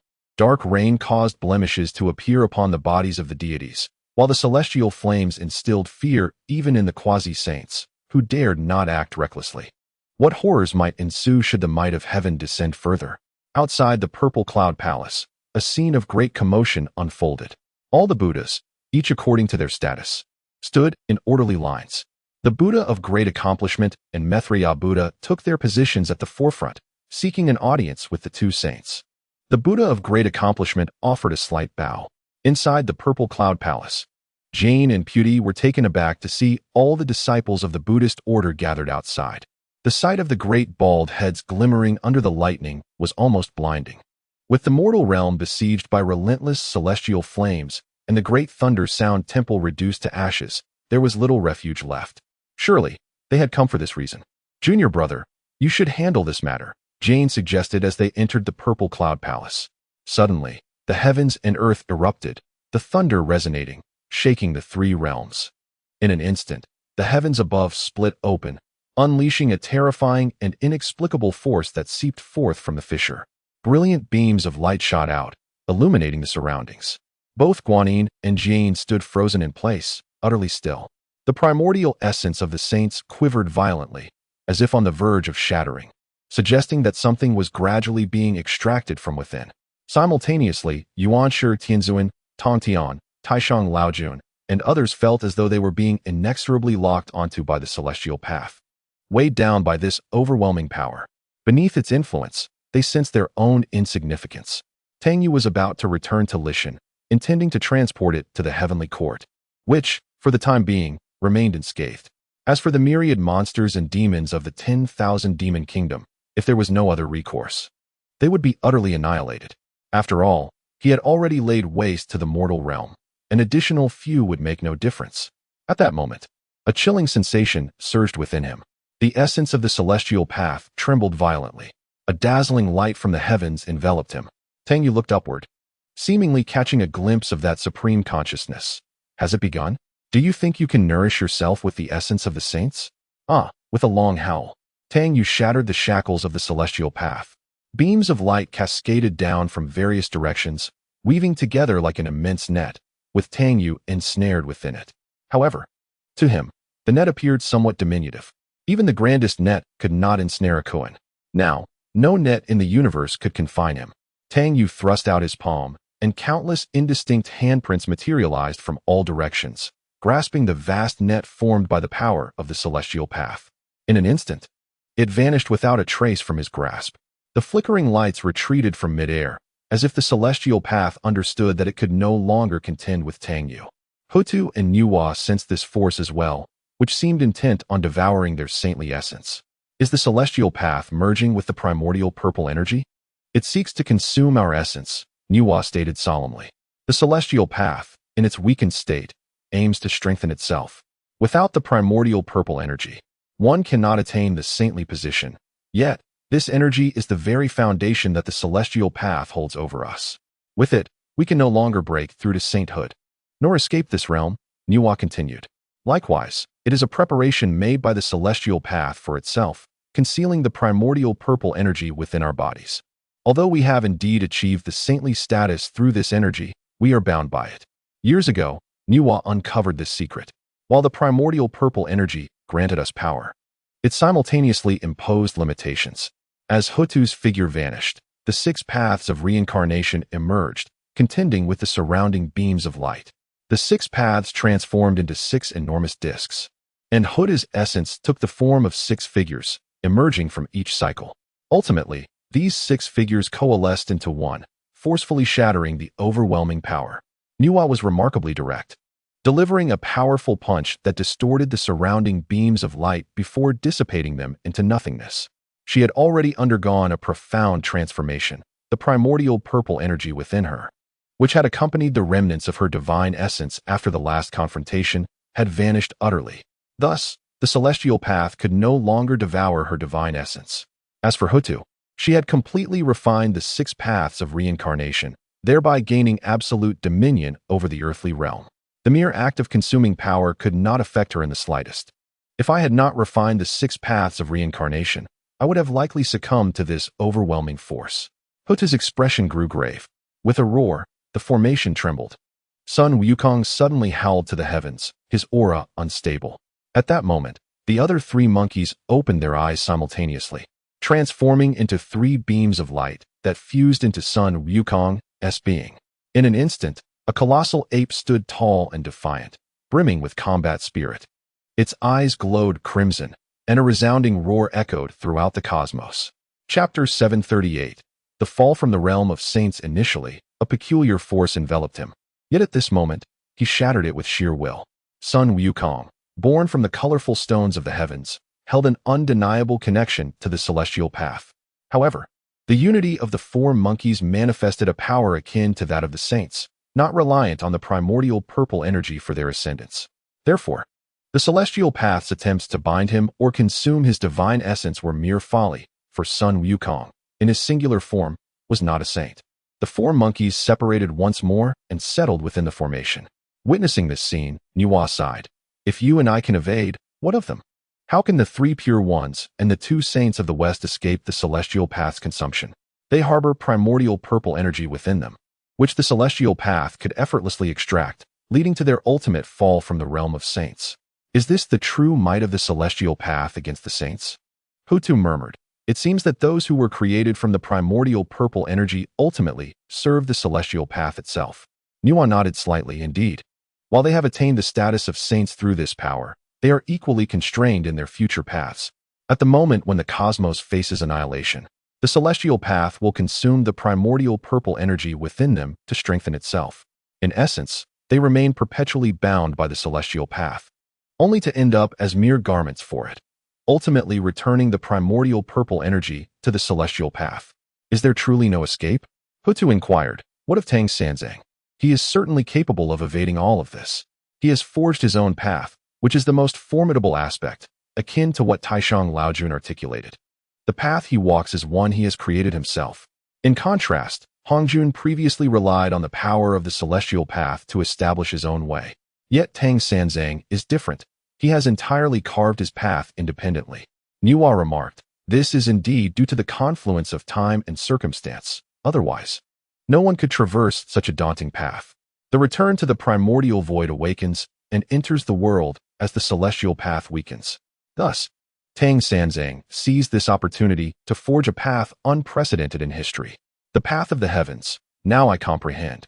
It is precisely this timing that has allowed him to do so. Hutu remarked, he is inherently a variable, embodying countless possibilities, which is why he stands out. A variable, you say? Nuwa murmured, perhaps not. She lifted her gaze, seemingly lost in contemplation of the vast heavens above. I have a persistent feeling that this is a game of chess, all orchestrated around Tang Sanzang. Suddenly, a thunderous tremor shook the underworld once more, causing some souls within hell to disintegrate into ash. Nuwa and Hutu simultaneously exerted their powers to counteract this force. Yet, they both understood that the strength of 2 could not long sustain the stability of the underworld. Thus, the passage would inevitably collapse. The only solace lay in the fact that Hutu had refined the 6 realms of reincarnation. Otherwise, should the passage crumble, the 6 realms would undoubtedly shatter as well, leading to Hutu's demise. However, now that Hutu had merged with the 6 realms, she was one with it, and it was one with her. As long as Hutu endured, the cycle of reincarnation would not falter. Yet, even with her ability to stabilize the cycle, it seemed increasingly futile. All beings of the mortal realm had been buried by Tang Sanzang. The souls in the underworld continued to be overwhelmed. Thus, The 6 realms of reincarnation appeared to be gradually rendered obsolete. It would not be long before everything here would utterly collapse. A hint of helplessness flickered in Huda's eyes as she let out a deep sigh. But what of the countless souls and all the specters of the underworld? Huda forced a self-deprecating smile. The impending calamity was indeed terrifying. It seemed that soon this world would completely dissipate into nothingness, returning to chaos, filled with desolation. There would be no light, no life. This is the trial of the heavens, where even we struggle to protect ourselves, let alone these souls. Nuwa spoke softly. In this calamity, it is even possible that we may perish. Hutu's figure faded into the formation, her silhouette becoming blurred. The figures of Air Days and San Lungzi flickered within the formation, yet they grew increasingly distinct. A powerful wave of life emanated from them. In the Zhixiao Palace, Jane and Juanti remained motionless. Beneath this overwhelming force, even the slightest movement seemed impossible. Their innate sage essence trembled within them, as the beams of light enveloping them resembled terrifying demons, consuming their sage essence power. Jane and Juanti's expressions changed dramatically, yet they felt powerless to act, forced to endure. This was the most terrifying part. They could not even struggle or resist. The 2 brothers had already owed the Tao of Heaven a debt of merit. At this moment, doubt crept in. The Tao of Heaven had come to collect. They were doomed. They attempted to wield their internal magical power to stave off the dissolution of their sage essence, but tragically, they could not even muster their own power. They remained utterly still. It was over. The 2 brothers' faces turned ashen. The power of the Tao of Heaven continued to devour their sage essence, and they would inevitably fall from the realm of sages. Outside the Zhixiao Palace, the disciples of the Buddha, those destined for greatness, remained completely unaware of the unfolding events. The great achiever Buddha called out once, yet the Zhixiao Palace remained utterly silent. After a brief moment, he reiterated, "I seek an audience with the 2 sages." What could be the matter with the sages? Could they be in seclusion at such a critical juncture? If so, his impulsive intrusion might pose a problem. The great achiever Buddha pondered this in silence. However, without seeking an audience with the 2 sages, they were left with no alternatives. After all, the mortal realm was on the brink of destruction, and there was no possibility of return. The assembly of Buddhas exchanged perplexed glances, questioning the situation. Were the sages absent? Only Maitreya Buddha sighed inwardly, realizing that his suspicions were correct. It appeared that the 2 sages had forsaken the Buddhist path. Yet the great achiever Buddha remained stubbornly committed to it. Turning to the assembly of Buddhas, Maitreya Buddha felt a twinge of amusement. He recalled how glorious the Buddhist realm once was, so close to flourishing, merely one step away from the completion of the journey to the West calamity. However, that step was never taken. With the onset of the journey to the West tribulation, the entire Buddhist community began its decline. The Buddhas started to fall into vice, indulging in smoking and drinking. Now, Maitreya Buddha comprehended fully that such indulgences were not to be trifled with. They marked the beginning of the Buddhist decline. Yet, at this juncture, it was too late to turn back. Everything was irrevocably altered. The heavens and earth were on the verge of collapse. A cataclysm of unprecedented chaos loomed. It seemed all was lost. After waiting in vain, the great achiever Buddha blinked in confusion. What was happening? Were the 2 sages truly absent? Chapter 739. Could it be due to loan issues? The 2 sages had indeed heard the great achiever Buddha's plea for an audience. Yet, at present, they had no time or capacity to tend to other matters. They could only endure the agonizing sensation of their essence being gradually siphoned away beneath the overwhelming might of the celestial path. The 2 sages appeared ashen, utterly motionless. After a prolonged silence, 2 anguished wails emanated from the Zhixiao Palace. "Ah?" This cry was heart-wrenching, laced with resentment. Jane and Juanti lay prostrate on the ground, their visages weary as if they had aged decades in an instant. They had fallen from the realm of sages to that of quasi-sages.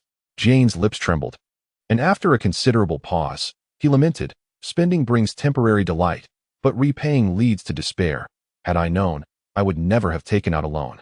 They believed their descent from the sage realm was solely due to their indebtedness, unaware that it was the celestial path that had struck against all sages.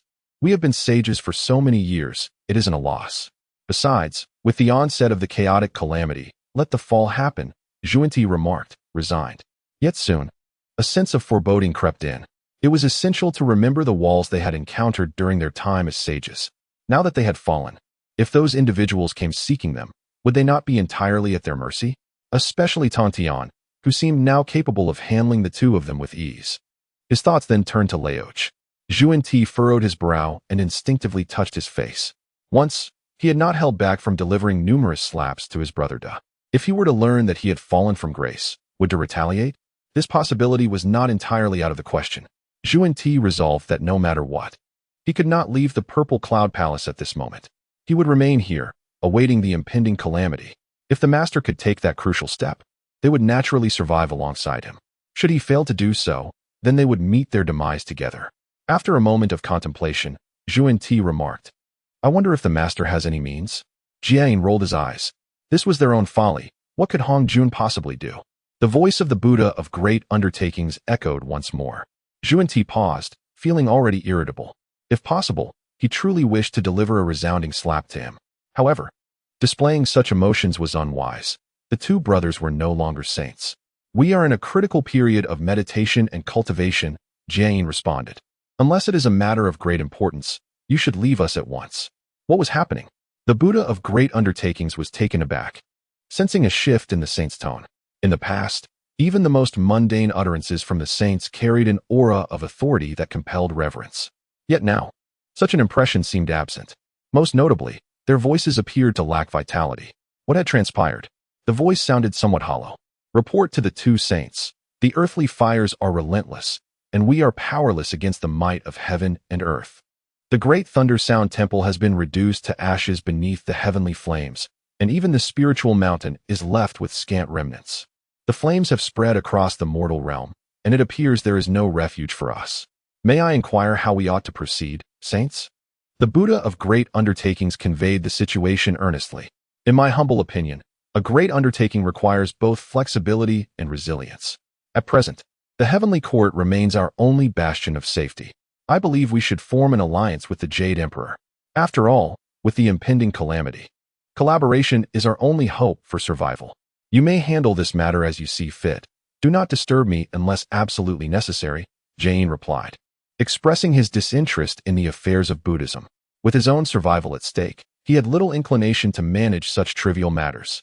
"Yes, I shall promptly convey the saint's intentions to the heavenly court," the Buddha of great undertakings affirmed, confident that the Jade Emperor would not refuse, given the gravity of the impending disaster. After bowing, he led the assembly of monks from the spiritual mountain towards the heavenly court, while Zhuan and Jiayin sighed deeply in lamentation. As for that overwhelming force, Hong Jun was certainly aware of it. Unfortunately, it was of no benefit to him either. Although he had merged with the heavenly Tao, the presence of this power within him had unwittingly distanced him from it. Thus, the heavenly Tao was now powerless against him. Upon witnessing Hong Jun, Jiayin and Zhuan nearly succumbed to tears. Zhuan pursed his lips and let out a sob, his voice tinged with a hint of choking. "Master, my brother and I are finished." "I am aware," Hong Jun replied. The heavenly Tao's consumption of the saint's essence was to be expected. Zhuan and Jiayin exchanged a glance, with Jiayin incredulously asking, "The heavenly Tao consumes the saint's essence? Is it not due to our loan issues?" Upon reflection, it indeed seemed that this was not the case. Presently, lending institutions had crumbled into nothingness. How could they possibly demand repayment? Furthermore, even the consumption of one's own saint essence could scarcely repay the debts owed to the heavenly Tao. "What are you discussing?" Hong Jun furrowed his brow. "It is naturally due to the weakening of the heavenly Tao, which has begun to consume the saint's essence to strengthen itself. Only I and Tang Xing appear to have evaded this fate." He then narrowed his eyes slightly, adding, "No, there are also Nuwa and Hutu. Nuwa has undergone a cycle of reincarnation and transformation. Her original essence has long since dissipated, making it impossible for the heavenly Tao to consume it. As for Hutu, having fused with the earth, the heavenly Tao finds it challenging to contend with her for the time being. As for Tang Xing, that is a matter beyond reproach." Zhuan blinked in surprise. Initially, he had believed that their predicament stemmed from their loan issues, but now it seemed that the three pure ones were in a similar predicament. Instantly, Zhuan spirits lifted, feeling a sense of balance restored. "So it is.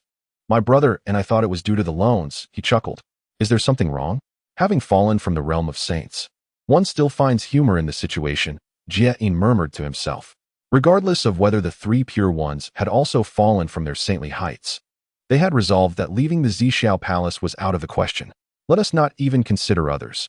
If Xiao Lai were to discover their descent to quasi-saint status, it would surely provoke a backlash. Hong Jun gazed upwards. The heavenly Tao had already begun to consume the saint's essence. The mundane fires of the mortal realm were ceaselessly burning.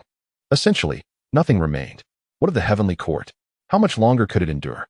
In the Yushu palace, enveloped in that beam of light, the primordial heavenly sovereign's expression was one of anguish, helplessly witnessing his fall from the realm of saints. He offered a self-deprecating smile, his demeanor calm. So it is. The primordial purple energy is the foundation for attaining sainthood, yet it also serves as nourishment for the heavenly Tao, constraining our own paths. Nuwa, elder brother, I am not as enlightened as you. Hong Jun, you must have known of this long ago, didn't you? We have all been deceived by you and constrained by you. Many years ago, Nuwa had leveraged their power to collapse her own saint essence. At that time, they had foolishly believed they had vanquished her. Gradually, they came to understand that Nuwa sought to utilize their strength for her transformation, propelling her to greater heights. Back then, they all thought Nuwa was merely indulging in fanciful notions, lacking self-awareness. Chapter 740. The old lord has not fallen from his realm. However, now, in comparison to Nuwa, the primordial heavenly sovereign felt a profound sense of myopia and self-importance. With a deep sigh, a hint of bitterness surfaced in his eyes. Was I truly wrong? Was it a mistake from the very beginning, or is it a mistake now? The initial calamity of the gods, and now the calamity of the journey to the west. At this moment, the primordial heavenly sovereign began to doubt himself, questioning whether he had erred in his decisions. Would the course of events have been different had he chosen not to intervene in the calamity of the journey to the west? Yet, whether it be the investiture of the gods or the journey to the west, both were inevitable tides of fate. He was not the player of this game. There were matters beyond his control. Despite the seemingly exalted status of a sage, who truly comprehends that there are certain things beyond their will, the distinction between right and wrong has become inconsequential. Everything has already been determined. Why linger in the entanglement of right and wrong, denying the actions taken in that moment? At least in that time, I believed I was acting rightly. The primordial heavenly sovereign rose, swiftly closing the gates of the Jade Void Palace, instructing his attendant to refuse visitors, stating he was in seclusion. Now stripped of his sage-like power, he could no longer afford to collide with obstacles. He could only bide his time. It must be noted that his thoughts mirrored those of his counterpart in the West. Neither dared to flaunt their presence. Both prepared to wait patiently. In the Bo Palace, Tong Tian appeared to age decades in an instant. He too could not escape the ravenous grasp of the heavenly Tao's power, consequently falling into the realm of quasi-saint. With my quasi-saint status, could I contend with the likes of the primordial heavenly sovereign, Jane, and Junti? It seemed not insurmountable. Tong Tian murmured anxiously, demonstrating his nature as the leader of the Tong Tian sect, still pondering the prospect of confrontation and whether he could prevail. Moments later, a chuckle escaped him. I suspect my disciple could surpass them all. With this thought, Tong Tian vanished from the Bo Palace, heading towards Mount Li. It seemed he sought the assistance of the mother of Li Mountain to confront Jane and Juandi, as well as the primordial heavenly sovereign. In the Duoshui Palace, the stone of the heavenly Tao fractured, dispersing into wisps of smoke that seemed to merge with the very fabric of the heavenly Tao. The heavenly Tao stone, a relic from the dawn of creation, was originally possessed by Hong Jun and later transferred to the Supreme Old Lord. The Supreme Old Lord, too, sensed the terrifying force of devouring descending upon him. His form flickered, manifesting as three Supreme Old Lords simultaneously, shattering this dreadful power. Subsequently, he broke into laughter. Although this transformation appeared to be a failure, it was, in fact, a success. By leveraging Hong Juan's hand, he shattered all that he was, returning everything to the universe, leaving no debts nor gains. Now, though he had once more reassembled the essence of the sages, he was no longer the original self.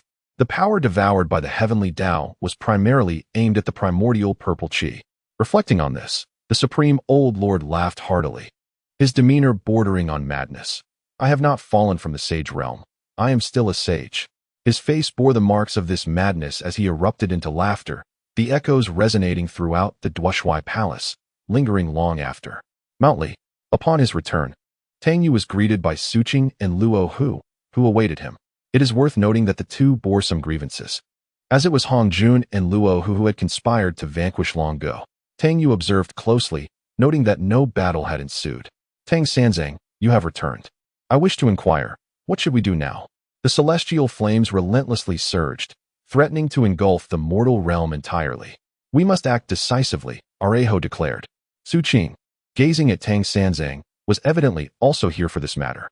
I am aware of the situation, Tang Yu said, furrowing his brow. We must go to the heavenly court. However, Su Qing pondered, will the heavenly court even accept us? With so many of us, if we act rashly, might they not perceive us as a threat, leading to chaos? If they dare not accept us, I shall force them to yield, Tang Yu retorted with a huff, then added resignedly, at this point, there is nowhere else to turn but the heavenly court. As for your concern about numbers, he glanced at the two, his lips parting but ultimately refraining from voicing his desire to annihilate their foes. Hearing this, Areho felt a wave of relief wash over him. Indeed, with Tang Sanzang, what else is there to worry about? He is a being who does not even regard Hong Jun with reverence. In that case, I shall return to the kingdom of 10,000 demons at once to confer with Brother Lai, to organize our forces and prepare for our journey to the heavenly court. Areho stated eagerly. The mortal realm was on the brink of being completely consumed by the celestial flames, threatening to vanish into nothingness at any moment. Further delays would only increase the peril. Su Qing turned to Tang Sanzang. Will the Four Seas Water Clan accompany us as well? The combined strength of the Four Seas, the Dragon Clan, and the kingdom of 10,000 demons should be sufficient to sweep through the heavenly court. But will they truly accept us? Moreover, in this impending calamity of heaven and earth, are we not all doomed? A sorrowful smile graced her lips. I have long since come to terms with life and death. My only concern is for the Four Seas Water Clan, as they are our descendants. The mother of Li Mountain looked at Tang Yu, her lips parting as if she wished to speak. Tang Yu offered her a gentle smile and shook his head, then turned to Su Qing. None of you will perish. You shall survive, at least until my own demise. Although the reason behind Tang Sanzang's assertion eluded them, his words instilled unwavering confidence in Areho and Su Qing. If Tang Sanzang believed this, then surely there was hope for evading this disaster. That reassures me. Areho chuckled. I knew you would have a way, third brother. He gave Tang Sanzang a thumbs up. I shall make arrangements upon our return, Su Qing remarked. However, even if we reach the heavenly court, it may not be so simple to accommodate all of us. Tang Yu had, of course, already contemplated this issue. Indeed, whether the heavenly court would accept them was a question in itself. Despite his fierce declarations of forcing their hand, there was still Hong Jun to consider. He had yet to monopolize the three realms. Furthermore, even if they reached the heavenly court, how long could they evade the inevitable? The Tao had already begun to devour the essence of the saints, and it seemed that its slumber was drawing near. He then recalled the return to the void. Regarding the sealing of the return to the void, Tang Yu felt that the seal had already been broken. This struck him as peculiar, as the power of a seal should not dissipate so swiftly. Even if the return to the void could indeed break free, it would typically require a considerable span of time. Yet, astonishingly, it had been undone in such a short period. Moreover, the unsealing of the return to ruins did not lead directly into the three realms. What, then, was its purpose? This was something I was aware of, Tang Yu remarked. However, it seems there is nowhere left to go except for the heavens, and the mortal realm is on the brink of complete collapse. No sooner had he spoken than a radiant light flickered, and the figure of Tong Tian materialized. The rest, aside from Tang Yu, were momentarily taken aback at the sight of him. Chapter 741, The Excited Brother. Has Tong Tian attained the cultivation of a quasi-saint? The others gazed at him in disbelief. Yet, Tong Tian appeared entirely unfazed, a smile gracing his face as he stated, Ah, you are all here too. Master, the mother of Mount Li exclaimed in astonishment. Tong Tian waved his hand nonchalantly. It's nothing. I merely fell from the realm of saints, which is hardly a concern. Even now, I could easily contend with the three shameless ones. Tang Yu couldn't help but twitch his mouth slightly. He sighed inwardly, recognizing that despite Tong Tian's carefree demeanor, there was an undercurrent of bitterness in his words. To fall from the realm of saints to that of a quasi-saint was not something one could readily accept. Tang Yu had already surmised the cause of Tong Tian's descent, for the heavenly Tao was consuming the primordial purple energy and the essence of saints. Aside from himself and a select few, no one could escape this fate. Master, what is truly happening? The mother of Mount Li asked anxiously. Tong Tian shrugged. The primordial purple energy was siphoned by the heavenly Tao, leading to my fall. But it's of no consequence. I suspect they have also fallen. Haha. Thus I can still take on 3 at once. Tang Yu was somewhat speechless.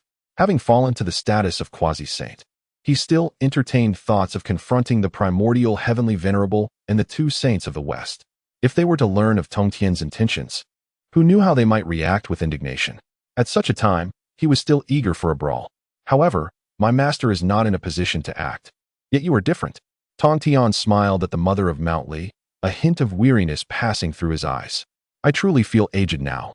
Master. The mother of Mount Li's voice quivered with emotion. Have the 2 saints of the West also fallen to quasi-saint status? Luo Hu suddenly inquired, his eyes gleaming with excitement. Tong Tian blinked and nodded. They have undoubtedly fallen. If I have fallen, how could they be exempt? I suspect they may no longer be your match. At these words, Luo Hu erupted into laughter, eager to confront the 2 saints of the West immediately. Good, haha, he exclaimed. But then his laughter abruptly ceased as a thought struck him. Even if they had fallen to quasi-saint status, they were still within the purple cloud palace, which housed Hongjun. Realizing this, Luo Hu gazed intently at Tang Yu. Tang Yu rubbed his nose and replied, "What you plan to do is beyond my concern. I suspect even Hongjun would have little power to intervene." Luo Hu laughed heartily again. "You all pursued me back then, haha? And now, little one, you can return the favor." With that, Luo Hu departed amidst laughter. He intended to share this delightful news with Xiao Lai, who would surely be elated upon hearing it. After all, it signified a chance for redemption. The once exalted sage had now fallen to the rank of quasi-saint. There was nothing to fear anymore. What is the matter with this child? Where has he gone? Tong Tian inquired. Where has he gone? Was it not your reminder? Why do you still question him? Tong Tian chuckled, placing his hands behind his back as he strolled towards Mount Li, pausing briefly. Ah, Mount Li, it seems you have reached an impasse in your cultivation. I believe a grand battle is necessary for you to attain insight. Tang Yu gazed at Tong Tian in astonishment. Recognizing him as a truly remarkable master who would send his disciple to confront a sage. No, they are no longer sages, Tong Tian asserted, waving his hand to conjure 3 swords of slaughter that hovered in midair. With their emergence, an overwhelming aura of bloodlust permeated the atmosphere. He turned to the mother of Mount Li, his eyes reflecting a paternal warmth. You possess one. Today, I shall entrust you with the remaining 3. Master. The mother of Mount Li murmured, her gaze fixed on the 3 swords. Tong Tian smiled and walked toward a nearby palace. In the land of 10,000 demons. Luo Hu's first act upon his return was to seek out Xiao Lai, eager to disclose the news of the sage's fall to the realm of quasi-saint. Come, I have splendid news to share. Luo Hu exclaimed enthusiastically. Xiao Lai reclined on a rocking chair, half-lidded eyes, a cigarette dangling from his lips, with a half-bottle of Erguo 2. A cucumber, and some peanuts within arm's reach. He downed a gulp of Erguo 2, then tossed a few peanuts into his mouth, squinting slightly as he nonchalantly replied. What good news could there possibly be? Given his current situation, he harbored little hope for any pleasant tidings, especially with the impending collapse of the earthly realm due to the heavenly fire. What did the 3rd say? He asked. Let us not discuss that for now. Luo Hu replied, brimming with excitement. I have splendid news. The sage has fallen to the quasi-saint realm. In an instant, Xiao Lai sprang to his feet. Eyes wide with disbelief. What did you just say? The sage has fallen to quasi-saint? Indeed, Luo Hu affirmed with a vigorous nod, placing both hands on Xiao Lai's shoulders. He earnestly declared, you can reclaim your pride. Your shame can be avenged. Are you not thrilled? Excited? He playfully touched Xiao Lai's face, noting, you look positively flushed with excitement. That's just from drinking, Xiao Lai replied, still trying to grasp the reality of the situation, staring blankly at Luo Hu. Moments later, he burst into laughter. Luo, you speak the truth. They are no longer sages. I have nothing to fear now. Let's confront them. He let out a hearty belch. Luo Hu frowned and took a step back. Xiao Lai clenched his fists, then touched his own face, declaring, let us confront them. However, he soon stifled his laughter. What about Hongjun? He is with the 3rd, Luo Hu replied. Instantly, Xiao Lai felt a wave of relief wash over him. The 2 individuals exchanged a glance, and in an instant, they soared skyward, heading towards the purple cloud palace. Tang Yu, with a flicker of his divine consciousness, remained vigilant, observing their ascent to the palace. A grimace formed on his face as he inhaled sharply. It seemed that the 2 Western saints were facing dire consequences. Not only them, But even the mother of Lishan appeared intent on confronting the primordial heavenly lord, exuding an air of imminent conflict. My master entrusted these 4 swords to me, along with the enmity of the Jiao, the mother of Lishan murmured. Some grievances are indelible, ingrained in our very bones and etched into our souls. Even amidst the cataclysmic collapse of the universe, such hatred cannot be forgotten. I believe it would be prudent for us to observe the unfolding drama, Tang Yu suggested. After all, Lai Gu and Luo who have already embarked towards the Purple Cloud Palace. I must ensure their safety, allowing them to act freely. Suddenly, Tang Yu's gaze lifted towards the heavens, faintly sensing the approach of several ominous presences. Chapter 742, Trouble at the Purple Cloud Palace. The aura emanating from these entities instilled a flicker of fear in Tang Yu. With his current cultivation, only a few things could evoke such dread: the heavenly Tao, the abyss, another self residing within him, and that enigmatic figure wandering through the river of time. Yet, these particular energies felt distinctly different, imbued with a chilling, bloodthirsty malice. However, as he focused, the sensations vanished without a trace. What could this be? Something from beyond? What's wrong? The mother of Lishan inquired, her gaze fixed curiously upon Tang Yu. Nothing, he replied, a smile breaking across his face. Come, let us enjoy the spectacle. Lai Gu and Luo who have set off, and I must safeguard them, granting them the freedom to unleash their prowess. A melodious laugh escaped the mother of Lishan, her large eyes sparkling with mirth. You are truly mischievous. Tang Yu straightened his posture, proclaiming earnestly, how can this possibly be deemed mischievous? Lai Gu and Luo who are under my protection. I must ensure their safety. Besides, did you not wish to roam the Jade Void Palace as well? The mother of Lishan blinked. But the treasures at the Jade Void Palace are scarce. Indeed, while the treasures may be limited, the primordial heavenly lord still possesses a plethora of exquisite artifacts. Tang Yu remarked. During the last theft from the Jade Void Palace, few top-tier treasures remained. This is only natural, as important items are typically kept close. For instance, the celestial celebratory cloud and the Panga banner. Now that the primordial heavenly lord has fallen from his saintly status, those treasures would be wasted upon him. Very well. Let us burden the third brother a bit more and graciously accept them. He then recalled the figures of Jijin and Junti, noticing they too possessed numerous treasures. Observing Tang Sanzang's blinking eyes, the mother of Lishan expressed her intrigue. Are you contemplating a heist at the Jade Void Palace? I think it's a splendid idea. The mother of Lishan seemed ever more emboldened by the prospect. I shall follow your lead. Tang Yu flashed a mischievous smile, a gentle glimmer passing through his eyes. With that, he took her by the hand and headed towards the Zixiao Palace. In the heavenly court at this moment, the Jade Emperor, Mithriya Buddha, and the Buddha of Great Accomplishment were merrily drinking together. However, the Jade Emperor found the situation somewhat amusing. The esteemed Buddhist sect had seemingly lost even their place of residence. Nonetheless, this indirectly made them part of the heavenly court. When matters arose, they would undoubtedly not stand idly by. In times of great calamity, only through unity could they hope to survive together. Thus, after a moment of contemplation, the Jade Emperor decided to welcome them, hosting a banquet to celebrate their inclusion, declaring that they would henceforth be one family. Below, the myriad gods and bodhisattvas were all engaged in lively revelry. The Buddha of Great Accomplishment raised a cup of wine in a gesture towards the Jade Emperor before downing it in one gulp.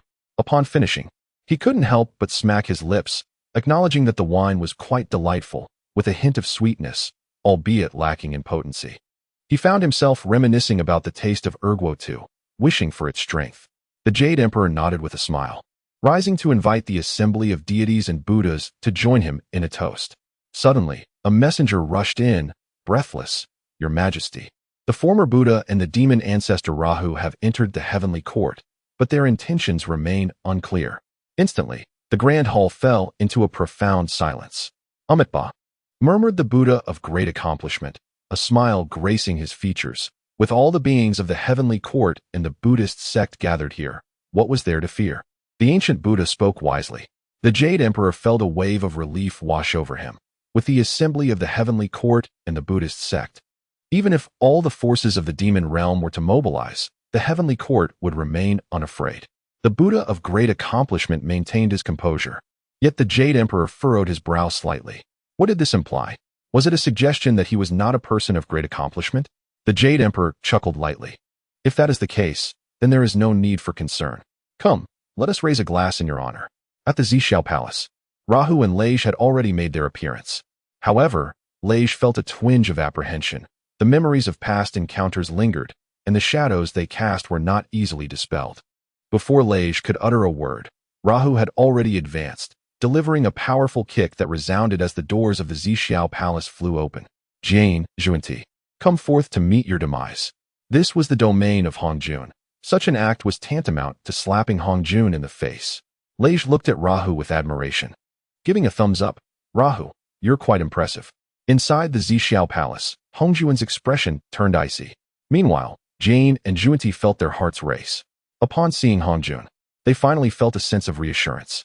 Rahu, how dare you wreak havoc in my master's Zhixiao Palace? Jane bellowed, appearing at the entrance with a look of righteous anger directed at Rahu. Upon catching sight of Xiao Lai, his expression momentarily stiffened. A slight shift in his thoughts led him to comprehend the intentions of these two individuals. It was patently clear that they were here to seek retribution for their previous downfall. You ungrateful wretch, shouted Juanti, pointing at Lai Gu with indignation. I should have delivered a resounding slap to you back then. Harboring a tiger only invites trouble. Had I known during our last encounter to eliminate you outright, I would have spared us this folly. Lai Gu instinctively shrank his neck. Luo Ho laughed heartily. Fear not, they are merely quasi-saints now, and yet they still flaunt themselves before us. How amusing. You once relentlessly pursued me like a hound when I had just broken free from my seal. Recalling those days when he was nearly vanquished by the three saints, Lai Gu felt a wave of emotion wash over him. He lit a cigarette and gazed intently at the two saints from the west. What significance does this discussion hold now? You both remain obstinately convinced of your righteousness, believing you are infallible. Indeed, as saints of the cosmos, who would dare declare you wrong? The erroneous can be deemed correct, and black can be transformed into white. All due to your inherent power. But now, what of your strength? Do you think I am still the Xiao Lai who once bore your slaps? Lai Gu chuckled. To you, I may be Xiao Lai, but the third has always called me Lai Gu. Even now, despite his immense power, he still addresses me with respect. One side resorts to violence at the slightest provocation, while the other shows me reverence. How am I to choose? All of this stems from your reckless slaps. As he spoke, Lai Gu instinctively touched his face, still feeling the lingering sting of the past. Chapter 743, A New Stance. Reflecting on these matters, Lai Gu felt a twinge of grievance. Had it not been for those slaps, how could he have so profoundly betrayed the Buddhist path? He had devoted himself diligently, never faltering, yet a single misstep warranted punishment. Who could endure such treatment? Lai Gu had managed to persist for so many years, demonstrating remarkable mental fortitude. What nonsense is this? Luo Ho declared, taking action, let us confront them.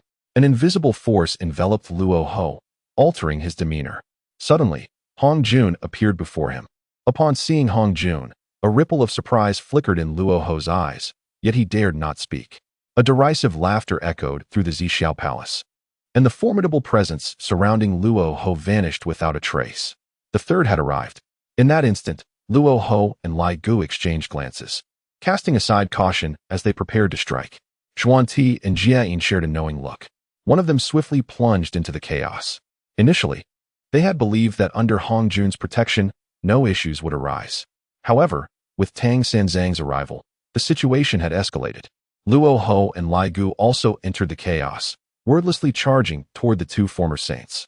Tang Sanzang. Hong Jun spoke each word deliberately as the surrounding space twisted, revealing the endless river of time. Tang Yu's figure flickered indistinctly across various realms and epochs. Ultimately, space and time converged. Tang Yu stood serenely before Hong Jun, as if he had been there all along. He seemed to merge with the cosmos, embodying a part of it. Yet, paradoxically, the heavenly Tao appeared to repel him. One foot stood within the Tao, while the other lingered outside, intertwining yet conflicting. Hong Jun's gaze deepened. The subtlety of this hand movement led him to sense that Tang Sanzang's powers had indeed ascended to a new level. Tang Yu also regarded Hong Jun intently, as faint ripples emanated from him, making it difficult to harmonize with the universe. The Tao rejected him. More accurately, it rejected the force residing within him. Unlike Tang Yu, who could integrate despite the rejection, Hong Jun faced pure exclusion from the Tao. Their eyes locked. Hong Jun's were profound, while Tang Yu's sparkled like the eternal cycle of sun, moon, and stars. After a lengthy silence, Hong Jun chuckled lightly, inquiring about Tang Sanzang's purpose at his purple cloud palace. To watch the spectacle, Tang Yu shrugged, succinct and crisp, casting a curious glance at Hong Jun. How could he progress so swiftly? Was it truly due to the power within him? Even if that force could be refined, such rapid advancement seemed implausible. Hong Jun paused, then comprehended the nature of Tang Yu's spectacle, feeling a twinge of discontent but ultimately resigned. At this critical juncture, he preferred not to engage with Tang Sanzang. Moreover, even if a confrontation ensued, neither could truly dominate the other. There was no need for him to intervene. Once the return of the abyss commenced, he told Tang Yu to observe closely. With a grin, Tang Yu, accompanied by the Lady of Mount Li, vanished into the chaos. After a moment's hesitation, Hong Jun followed suit into the void. The skirmish between several quasi-saints raged fiercely. Jane and Junti were not in immediate peril. However, should Tang Sanzang choose to intervene, the situation would change dramatically. Within the chaos, the four combatants clashed with fervor. Luo, who faced Jane, his powers surging as the world destruction Black Lotus radiated vibrant hues. Jane retreated repeatedly, having been consumed by the primordial purple energy and the essence of the saints, suffering more than mere physical loss. Their very souls bore hidden wounds. You old fool are lacking. Luo, who laughed heartily, growing bolder with each encounter. He soared into the air, enveloped in a shroud of pitch-black, demonic energy, reminiscent of eternal night. The world destruction Black Lotus hovered above his head, transforming into a cataclysmic strike. Simultaneously, Lai Gu engaged Junti in battle. This exhilarating sensation was unprecedented for Lai Gu. Unexpectedly, in his lifetime, he found himself facing a saint in single combat. He felt invigorated, bathed in a radiant light that illuminated the chaos. The palm seemed to transform into the vastness of the universe, advancing towards Junti. Junti retreated repeatedly, with Lai Gu closely following. Junti received a resounding slap. With a loud smack, a forceful blow struck Junti's face, sending him flying backward, his head buzzing. Delight surged through Lai Gu as he shouted exuberantly. He appeared above Junti, delivering a powerful punch downward. Subsequently, he mounted Junti, unleashing a flurry of punches upon him.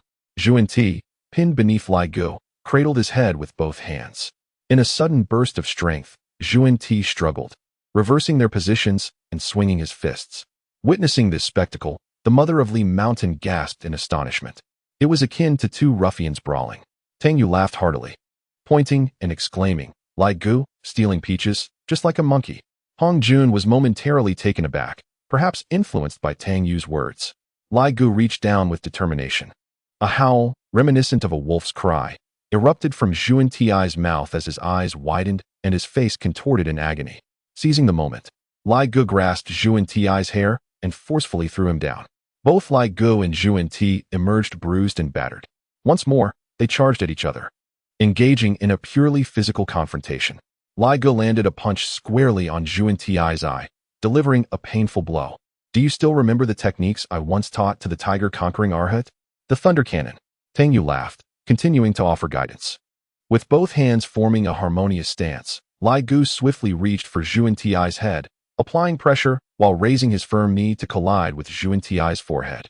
The echo of Tang Yu's teachings reverberated in Lai Ji's mind. In that moment, Lai Gu embraced Junti's head with both hands while lifting his knee. A resounding thud resonated as Junti's head buzzed, his vision filled with stars. Lai Gu rhythmically chanted, 1, 2, 3, 4, 2, 2, 3, 4, change position. Let's do it again. Junior brother, Jiayin shouted, suddenly appearing beside Lai Gu.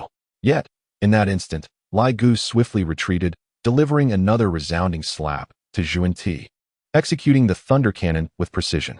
Junti swayed, his head spinning, utterly dazed. Do you find this amusing, Tang Sanzang? Hong Jun's voice reverberated. It resembled a brawl between ruffians, an unseemly sight. I find it quite entertaining, Tang Yu grinned at him. Chapter 744, The Aura of the Celestial Demon for Tang Yu. All of this was indeed entertaining. However, for Hong Jun, it was far less so. It felt like an affront, particularly coming from Lai Gu, a being of quasi-saintly stature in the world. The spectacle of such a fight, resembling that of a mere thug, was almost unbearable to witness. Zhuan and Jie were gritting their teeth in frustration. In the past, they had always been fanning the plump face of Xiao Lai. But now the tables had turned. In this moment, both individuals were filled with regret. Had they known this would happen, they would have dealt with the rebellious Xiao Lai decisively. Lai Gu let out a long, contented sigh, feeling an overwhelming sense of relief wash over him. Casually, he lit a cigarette and even shot a playful, provocative glance at Zhuan. Hong Jun emitted a soft huff, his imposing aura subtly emerging, casting a shadow over Lai Gu and Luo Ho. The latter, who was poised to take further action, found himself abruptly halted, glancing towards Tang Yu with a sense of frustration. He was reluctant to abandon this rare opportunity to confront the two saints of the West. Tang Yu remained silent, his gaze directed upward, a weight settling upon his expression. Simultaneously, Hong Jun experienced a similar shift, sensing an undercurrent of malevolence stirring within him. Waves of bloodthirsty and volatile emotions surged in his mind, compelling him to unleash chaos upon the world. Tang Yu, too, sensed the ominous energy emanating from Hong Jun. Narrowing his eyes, he scrutinized him closely. From the distant cosmos, several ominous presences were drawing near, their bloodthirsty and violent auras saturating the very depths of the universe. What was happening? Lai Gu shivered involuntarily, a chill creeping over him, accompanied by a subtle hint of a bloody scent in the air. Old 3, we must retreat, Luo Ho declared, turning to flee. Yet, before he departed, he delivered a powerful punch to Jie, sending him flying. Lai Gu swiftly followed suit, landing a resounding slap across Zhuan Ti's face. In an instant, both Lai Gu and Luo Ho vanished, their speed astonishing. Jie and Zhuan Ti roared in frustration, wishing nothing more than to see Xiao Lai and Luo Ho suffer 1,000 deaths. They exchanged glances, both acutely aware of the terrifying aura drawing closer. If they could, they would have fled as well. However, with Hong Jun present, they felt a sense of security. The external threat was approaching, and it was formidable. Hong Jun's expression turned grave. The celestial demons from beyond. Guo Su had previously warned him that the power within him would attract these demons, and now they had indeed arrived. You brought them here. You deal with them, Tang Yu stated impassively. Do not think I am unaware. The arrival of these extraterrestrial beings is due to the power within you, which resonates with theirs, allowing them to sense it from the depths of the endless cosmos. The malevolent energy emanating from Hong Jun bore a striking resemblance to the power of the celestial demons. Because of this very force, the demons had been lured here. Though Tang Yu was uncertain of the true extent of the celestial demons' terror, the other self within him spoke of them with a heavy tone, tinged with apprehension. Though they are gradually approaching, it will still take some time before they can arrive here, Hong Jun stated stubbornly. Tang Yu's lips curled into a hint of disdainful smile. You truly are obstinate. Even though they cannot fully cross over at this moment, it will not be long before they enter the realm of the heavenly path. The return to the ruins, the great Tao, and the celestial demons are destined to converge in the world of the heavenly path. Does the heavenly path intend to provoke a great battle? Yet, should a true conflict arise, can the heavenly path withstand their terrifying power? A flicker of melancholy glimmered in Hong Jun's eyes, for Tang Sanzang spoke with undeniable truth. Although they cannot cross over for the time being, it will soon come to pass that they will invade the realm of the heavenly path. Can we, united, contend with them? Hong Jun gazed earnestly at Tang Yu. Tang Sanzang, I do not know the extent of the celestial demon's terror, but I presume you can sense the power within me. It is merely a fraction of the primal force I have acquired. Yet the malevolence contained within it often threatens to overwhelm me. Thus, the celestial demons must indeed be merciless beings. Once they truly enter the realm of the heavenly path, consider the consequences. After a brief moment of contemplation, Tang Yu replied, even if we can temporarily halt them, what difference does it make? This realm will still face destruction. It merely becomes a question of whose hands will wield that destruction. Upon hearing this, Hong Jun suddenly smiled. No, it is different, Tang Sanzang. Until the final moment. I know you will not concede. You are merely a half step away from success, as am I.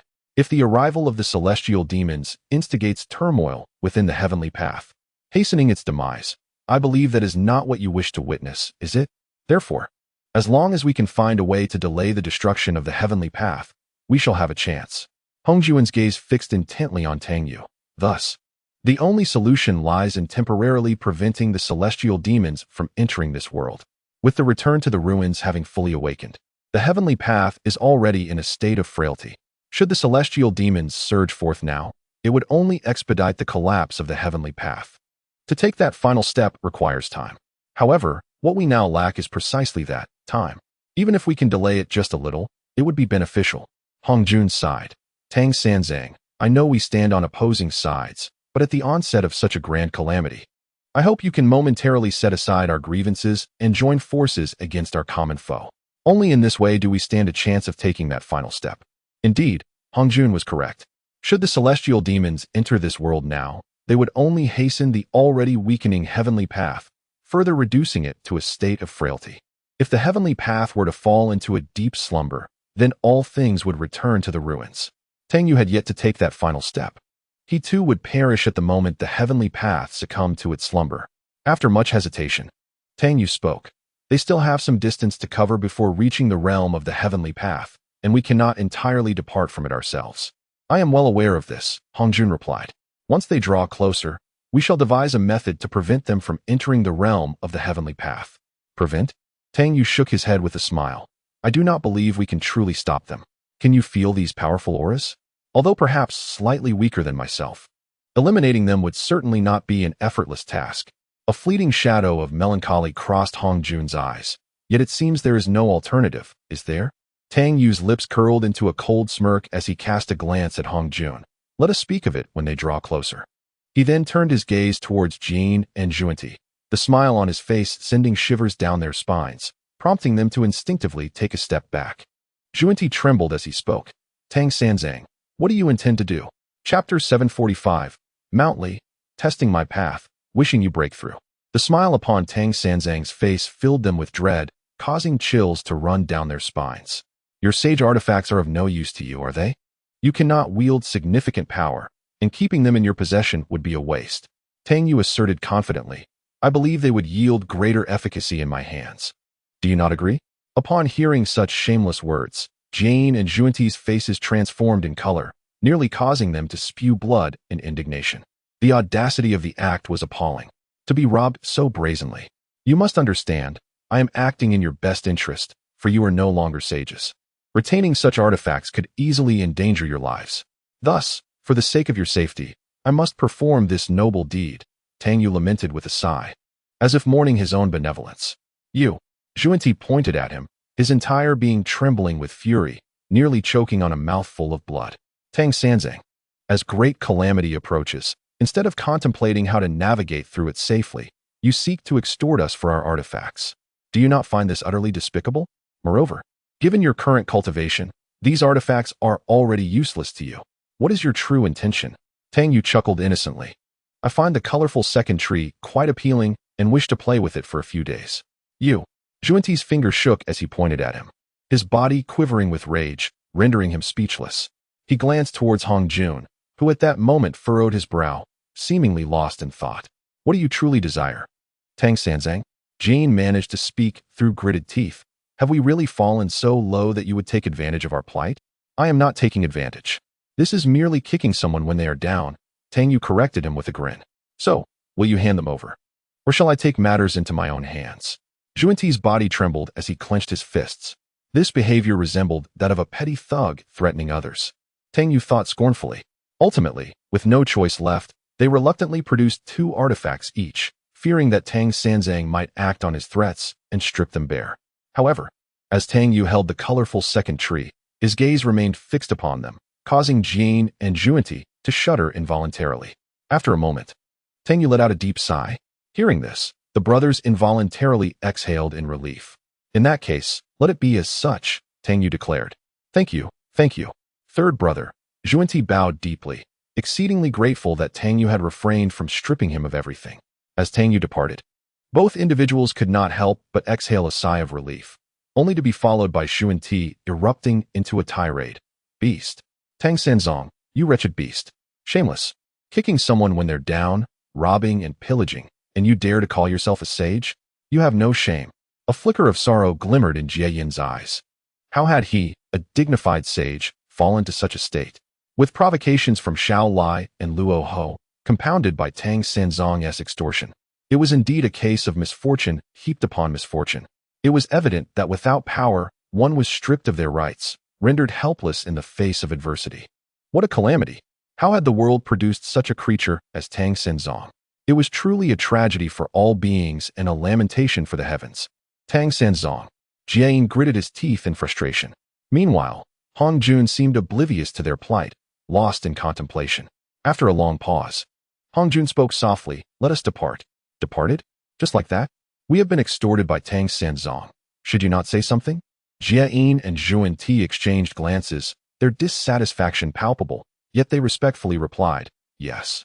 Now, the two were utterly destitute, having given everything to Tang Senzong, who was utterly inhumane. Tang Yu was burdened with heavy thoughts, for time was truly running short. His path had not yet reached fruition. He could not fully transcend this realm. "What are you pondering?" the mother of Lishan suddenly inquired. Gazing at her radiant smile, Tang Yu momentarily lost himself, and after a long while, he replied, "I was contemplating how to attain enlightenment and ensure your survival. Without you, I would be profoundly lonely.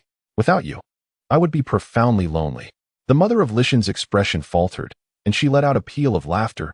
"Tang Senzong, could it be that you are falling for me?" As Tang Yu beheld her smile, he felt a fleeting daze, as if her visage had been indelibly etched upon his heart, a mark that would endure eternally. It dawned upon him that the most beautiful stars were, in fact, black. Her eyes. The most exquisite flower was the smile that adorned her face, dancing before him in all its beauty. The most beautiful star and the most beautiful flower were encapsulated in that very visage. "Indeed, I have fallen for you." Tang Yu chuckled, his voice tinged with jest as he revealed his innermost feelings. "Humph." The mother of Lishan scoffed lightly, wrinkling her nose. "I don't believe you." She then lowered her head, her cheeks flushed with youthful shyness, resembling delicate plum blossoms against the snowy ground. Such beauty! Tang Yu gazed at her in a daze, parting his lips, ultimately transforming the moment into a tender smile. Drawing upon an unexpected courage, he reached out and caressed the mother of Lishan's face with utmost gentleness. With a self-mocking smile, he mused, "Has anyone ever truly loved me?" He tilted his head back, chuckling softly. Indeed, what was he? How could he be deserving of love? That rainy night, the night his father abandoned him, drenched him in rain, and froze his heart, loomed large in his memory. It was not merely his father who had forsaken him. The entire world had cast him aside. That rainy night continued to haunt him, drenching his heart even years later. Indeed, no one has ever loved me. And thus I have compelled myself, time and again, to warn myself against falling for another. Tang Yu spoke in a low voice. Yet, some emotions, the more they are suppressed, the more they ache, and the harder they become to contain. The more intense the pressure, the stronger the eventual rebound. The love that one evades, the heart one dares not confront. Ultimately, one can no longer escape, for one must always face their own heart. Below, amidst the final grove of flowers, the venerable mother of Li Mountain descended with Tang Yu. Cherry blossoms fell like rain, a shower of petals graced the air, leaves fluttering down upon the face and form of the mother. Pear blossoms drifted down, akin to the white snows of dusk. Tang Yu gazed at her in bewilderment. He heard the mother of Li Mountain laughingly say, "I understand you, and I know your path. Let me complete what you lack, transcend and continue to live, leading all whom you wish to guide. I only hope you do not let me drown in your desires, allowing me to vanish completely, so that you might not remember a woman who once loved you." Tang Sanzang, in truth, I love you. Petals danced in the air, garments fluttered. As she twirled beneath the pear blossoms, a tempest of blossoms falling like rain. Chapter 746. To like is to indulge, to love is to suppress. Tang Yu stared at her, watching the enchanting figure dance beneath the tree, garments billowing. Her alluring form radiated endless temptation. Amidst Tang Yu's dazed state, that graceful silhouette had already leaped towards him. Yet, at this moment, Tang Yu's heart remained as tranquil as a still lake. To like is to indulge, while to love is to suppress. Yet, the more one seeks to control certain feelings, the more they elude containment. A gentle warmth enveloped his lips, rendering him irresistibly enchanted. Garments billowed, petals swirled. Yet, the mother of Li Mountain froze in her movements at that instant. With a wave of Tang Yu's hand, her attire remained intact upon her form. Until the final moment, I still have a chance. I can ruin everything, yet I cannot use you to test the path. Tang Yu spoke with a husky voice. The path of Hong Jun is one devoid of emotion, for it is thus fair. The path of Laozi is one of non-action. Their paths are purer, simpler. But I am not like them. I possess the passions and desires of humanity, hence I cannot use my beloved you to test the way. He inhaled deeply and continued. At the very least, we still have time. It is not yet the final moment. Trust me, I will ensure that we all survive together. Despite his words, an overwhelming weight pressed upon Tang Yu's heart, a sense of oppression. Testing the path with the Mother of Li Mountain might lead him to a deeper understanding of emotional balance. Yet whether he could take that final step remained uncertain. In this endeavor, testing with the Mother was something he could not yet undertake. He could be indifferent and unfeeling toward others. Yet he could not bring himself to do so with her. The Mother of Li Mountain stared at him in astonishment, her gaze flickering with a hint of shyness. Feeling her cheeks flush with warmth. Overcome with emotion, she lowered her head, akin to a bashful young girl, gazing at her toes. Observing her demeanor, Tang Yu could not help but smile softly. Let us proceed. There are numerous matters that require our attention. Moreover, are you not in search of the primordial celestial master?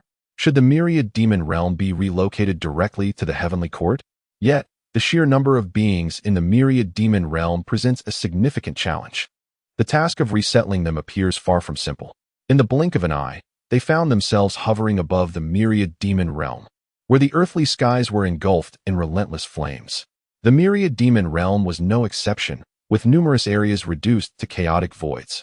The denizens of the myriad demon realm were rife with anxiety, engaging in fervent discussions, while some bore expressions ashen, seemingly having surrendered all hope. In contrast, Lai Gu maintained an indifferent demeanor, one hand casually resting behind him while the other held a bottle of erguo. He occasionally cast a glance skyward before taking a hearty swig.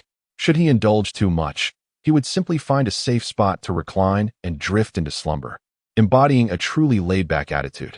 Even in the face of calamity, it was likely that Lai Gu would pass away peacefully in the embrace of sleep. Unlike Lai Ji's composure, Luo, who appeared increasingly troubled. What is there to fret about? Lai Gu remarked nonchalantly after burping. Come, have a sip. This is a delightful brew. Once you indulge, all your worries will dissipate. As he spoke, he offered the bottle of erguo to Luo Hu. Are you truly so carefree, or do you genuinely not care? Luo Hu inquired as he seated himself beside Lai Gu, his expression revealing a sense of liberation, indicating that Lai Gu was indeed unconcerned. Suddenly, Lai Gu burst into laughter and called out to the heavens, "Third brother, come down and have a drink." Lai Gu reminisced fondly about the time spent drinking with third brother.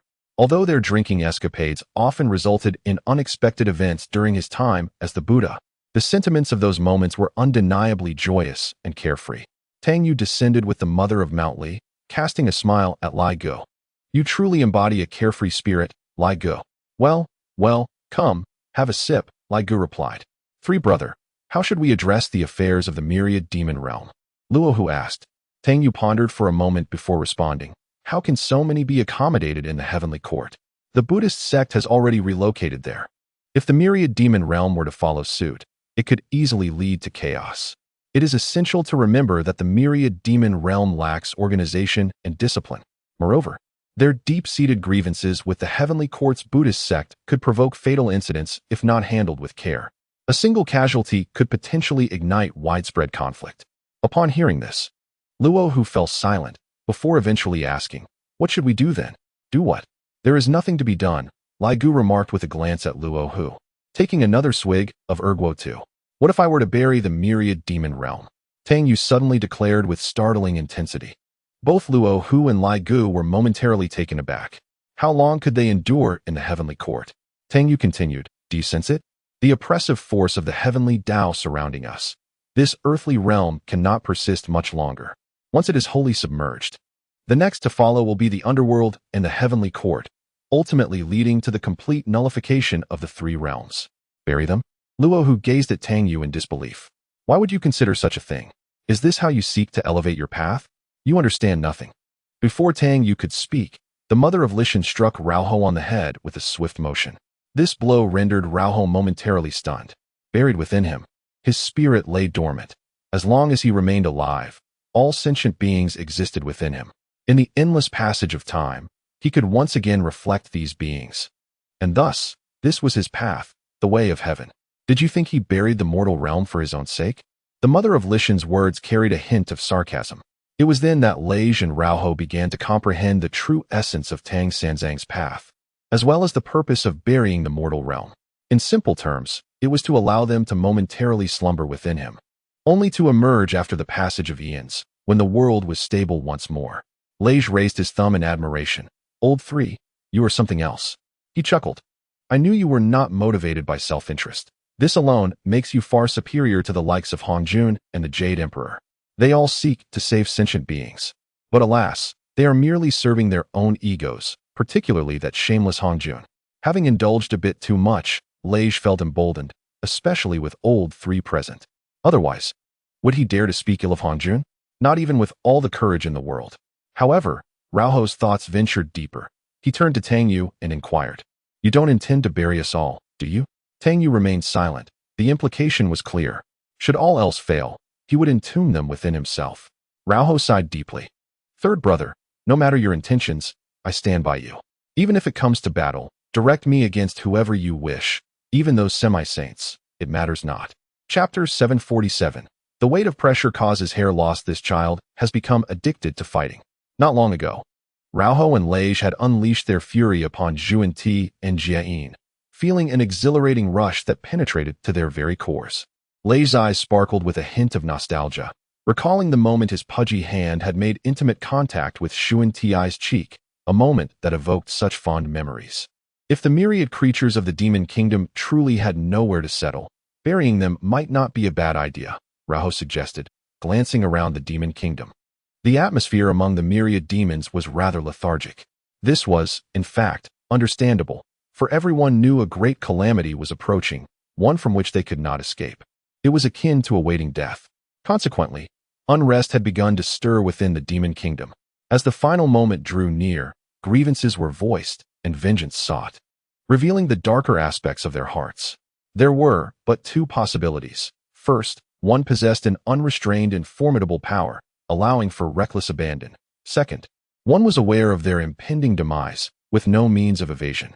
Thus, in the face of death, they sought to embrace a final bout of madness. Suddenly, the sound of snoring filled the air. The others paused, their gazes shifting to Lage, who lay sprawled on the ground, clutching a bottle of wine, fast asleep. A gust of wind swept up dust, settling upon Lai Go, as if to bury him where he lay. Despite this, Lai Ji's quality of sleep remained commendable. Tang Yu's lips twitched slightly, a look of exasperation crossing his face. This particular trait left him envious, as he had been suffering from severe insomnia lately. As he spoke, Luoho scratched his head, pulling out a few strands of hair and gesturing towards Tang Yu. "What are you doing?" Tang Yu queried in confusion. "Unable to sleep, plagued by worries, and burdened by stress. I'm losing my hair," Luoho lamented. "Get lost," Tang Yu retorted, sending Luoho flying with a kick. He then departed Wanyao Kingdom alongside the mother of Lishan. In the Yusu Palace, Yuan Shi Tianzun was seated in meditation, diligently honing his craft. One could not help but admire his unwavering resolve. Even after his fall to the realm of sages, he continued to strive fervently in his cultivation. A light, melodic laughter wafted from outside the palace. Yuan Shi Tianzun opened his eyes and glanced forward, where a figure clad in yellow appeared. Her lips curved into a smile that held an icy edge. "I wonder what brings the mother of Lishan to my Yusu Palace," Yuan Shi Tianzun remarked calmly, although his heart raced with trepidation. This marked the mother of Lishan's first visit to Yusu Palace, particularly during his moment of vulnerability, an indication that her intentions were likely not benevolent. "After having long heard of the esteemed Yusu Palace, I have come to pay a visit." The mother of Lishan spoke with a hint of provocation. Yuan Shi Tianzun paused, responding coolly, "The Yusu Palace may be serene, but it is naturally eclipsed by your master, the Tongtian teachers, Baiyu Palace. I find it far more opulent than my master's Baiyu Palace. Even your disciples of the Chan sect outnumber our GS sect members by a significant margin," the mother of Lishan retorted with a tinge of derision. With only herself and Tongtian remaining in the GS sect, Yuan Shi Tianzun felt a flicker of irritation at such provocation. He had fallen to the quasi-saint realm, while the mother of Lishan had taken a half-step beyond that threshold. Thus, he perceived himself as slightly weaker than her at this moment. As a former sage of the heavens, he understood the importance of maintaining composure, realizing that it was unbecoming to lose one's temper over trivial matters, which would tarnish the dignity befitting a sage. All of this is in the past, Yuan Shi Tianzun stated serenely. Should Lishan wish to tour my Yusu palace, it is certainly permissible. However, I am currently in the midst of my cultivation and cannot attend to you. Of course, if Brother Tongtian were to arrive, as peers, I would gladly entertain him. His words subtly implied a hierarchy, suggesting that he was of the same generation as her master, urging her not to overstep. It is not due to my inability to contend with you. Rather, it is out of respect for your youth that I choose to overlook this matter. The mother of Lishan smiled faintly. As a younger generation, it would be presumptuous of me to intrude upon the Yusu palace. In days gone by, you would have swiftly dismissed me with a wave of your hand from 1,000 miles away. Yet now, your hesitance suggests you may fear that I am no longer a mere junior. It was unexpected that a former sage of the heavens would now feel a twinge of fear. The expression of Yuan Shi Tianzun shifted. I do not wish to quarrel with you, but merely consider your youth. Should you dare to be so disrespectful again, do not blame me for my lack of mercy. The arrival of the mother of Lishan was nothing short of a provocation. Although it was possible that he could not defeat her, Yuan Shi Tianzun was a man of pride. If such an affront were to spread, what would become of his reputation? Lishan, I seek your guidance, he declared, and in an instant, the surroundings transformed. The mother of Lishan and Yuan Shi Tianzun found themselves enveloped in chaos. The countenance of Yuan Shi Tianzun darkened. Buzz, for lethal swords floated ominously in the air, instilling within him a chilling sensation. This feeling of dread had not visited him in ages. The last time was during the Fengshan calamity when Tongtian had unleashed the Zhaoxian sword array, a moment that had similarly filled him with trepidation. Now, Tongtian was replaced by the mother of Lishan. Both were individuals from the Jiejiao, both loathed by Yuan Shi Tianzun. Yet he felt utterly powerless against them. Previously, he could do nothing against Tongtian, and now he seemed equally unable to confront the mother of Lishan. As he gazed at the four swords, Yuan Shi Tianzun's expression grew grave. Aware of the gravity of the situation, he immediately summoned the qi of celebration from the heavens. Just then, a hand reached out from beside him, unannounced, and abruptly tore his qi apart. Yuan Shi Tianzun's countenance changed drastically. Tang Sanzang, you despicable scoundrel. Yet, before he could finish speaking, the four swords surrounding them suddenly emitted a resonant sound, their brilliance intensifying, radiating a blinding, searing light. Buzz. The four long swords began to tremble with a delicate hum. The figure of the mother of Lishan materialized at the center of the swords, her form oscillating as she advanced. As she slowly extended her hand, the swords quivered more violently. Realizing the imminent danger, Yuan Shi Tianzun's expression shifted. He felt the urge to flee. However, in that instant, the four swords merged into one, enveloping him in an overwhelming aura of sword energy. Accompanied by a soft chuckle, the sword energy descended. Yuan Shi Tianzun gathered his entire magical essence to counter the sword's might. A petite fist, imbued with boundless power, surged forth, producing the sound of shattering void wherever it passed. Yuan Shi Tianzun, already overwhelmed by the surrounding sword energy, felt a slight shift in his expression upon witnessing the approaching fist. He swiftly retreated. Buzz. The unified four long swords suddenly separated, transforming back into four, descending upon Yuan Shi Tianzun with lethal intent. Lishan, do you truly believe that my fall to the quasi-saint level renders me easy to bully? Yuan Shi Tianzun bellowed in fury. Chapter 748, The Rupture of Mortality. Concealed in the shadows, Tang Yu clicked his tongue in disbelief. Observing Yuan Shi Tianzun, even after his decline to quasi-saint, still attempting to maintain an air of superiority, was amusing. In truth, he was not the mother of Lishan's match. Tang Yu sensed that his own essence was severely wounded. Contemplating this, he furrowed his brow. He had once exchanged a trace of Hongmeng purple energy with the mother of Lishan, yet she seemed unaffected by it. Upon contemplation, Tang Yu discerned that his primordial purple energy belonged to realms beyond the heavenly Tao, a manifestation birthed from the system itself.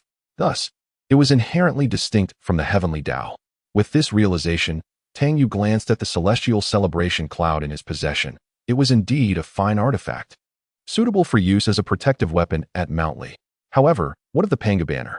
Why did the primordial supreme being refrain from employing it? He seemed to be waiting. At this moment, the primordial supreme being was retreating step by step, appearing somewhat disheveled.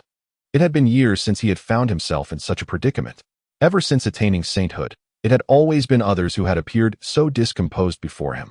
Of course, The primordial supreme being had yet to unleash his full might, as he remained wary of Tang Yu. This caution was entirely unwarranted, given Tang Yu's own capabilities. Even during his time as a saint, he could have easily managed the situation, let alone now that he was a quasi-saint. In fact, Tang Yu was contemplating whether to immobilize him and strip him of his treasures, appropriating all his valuables.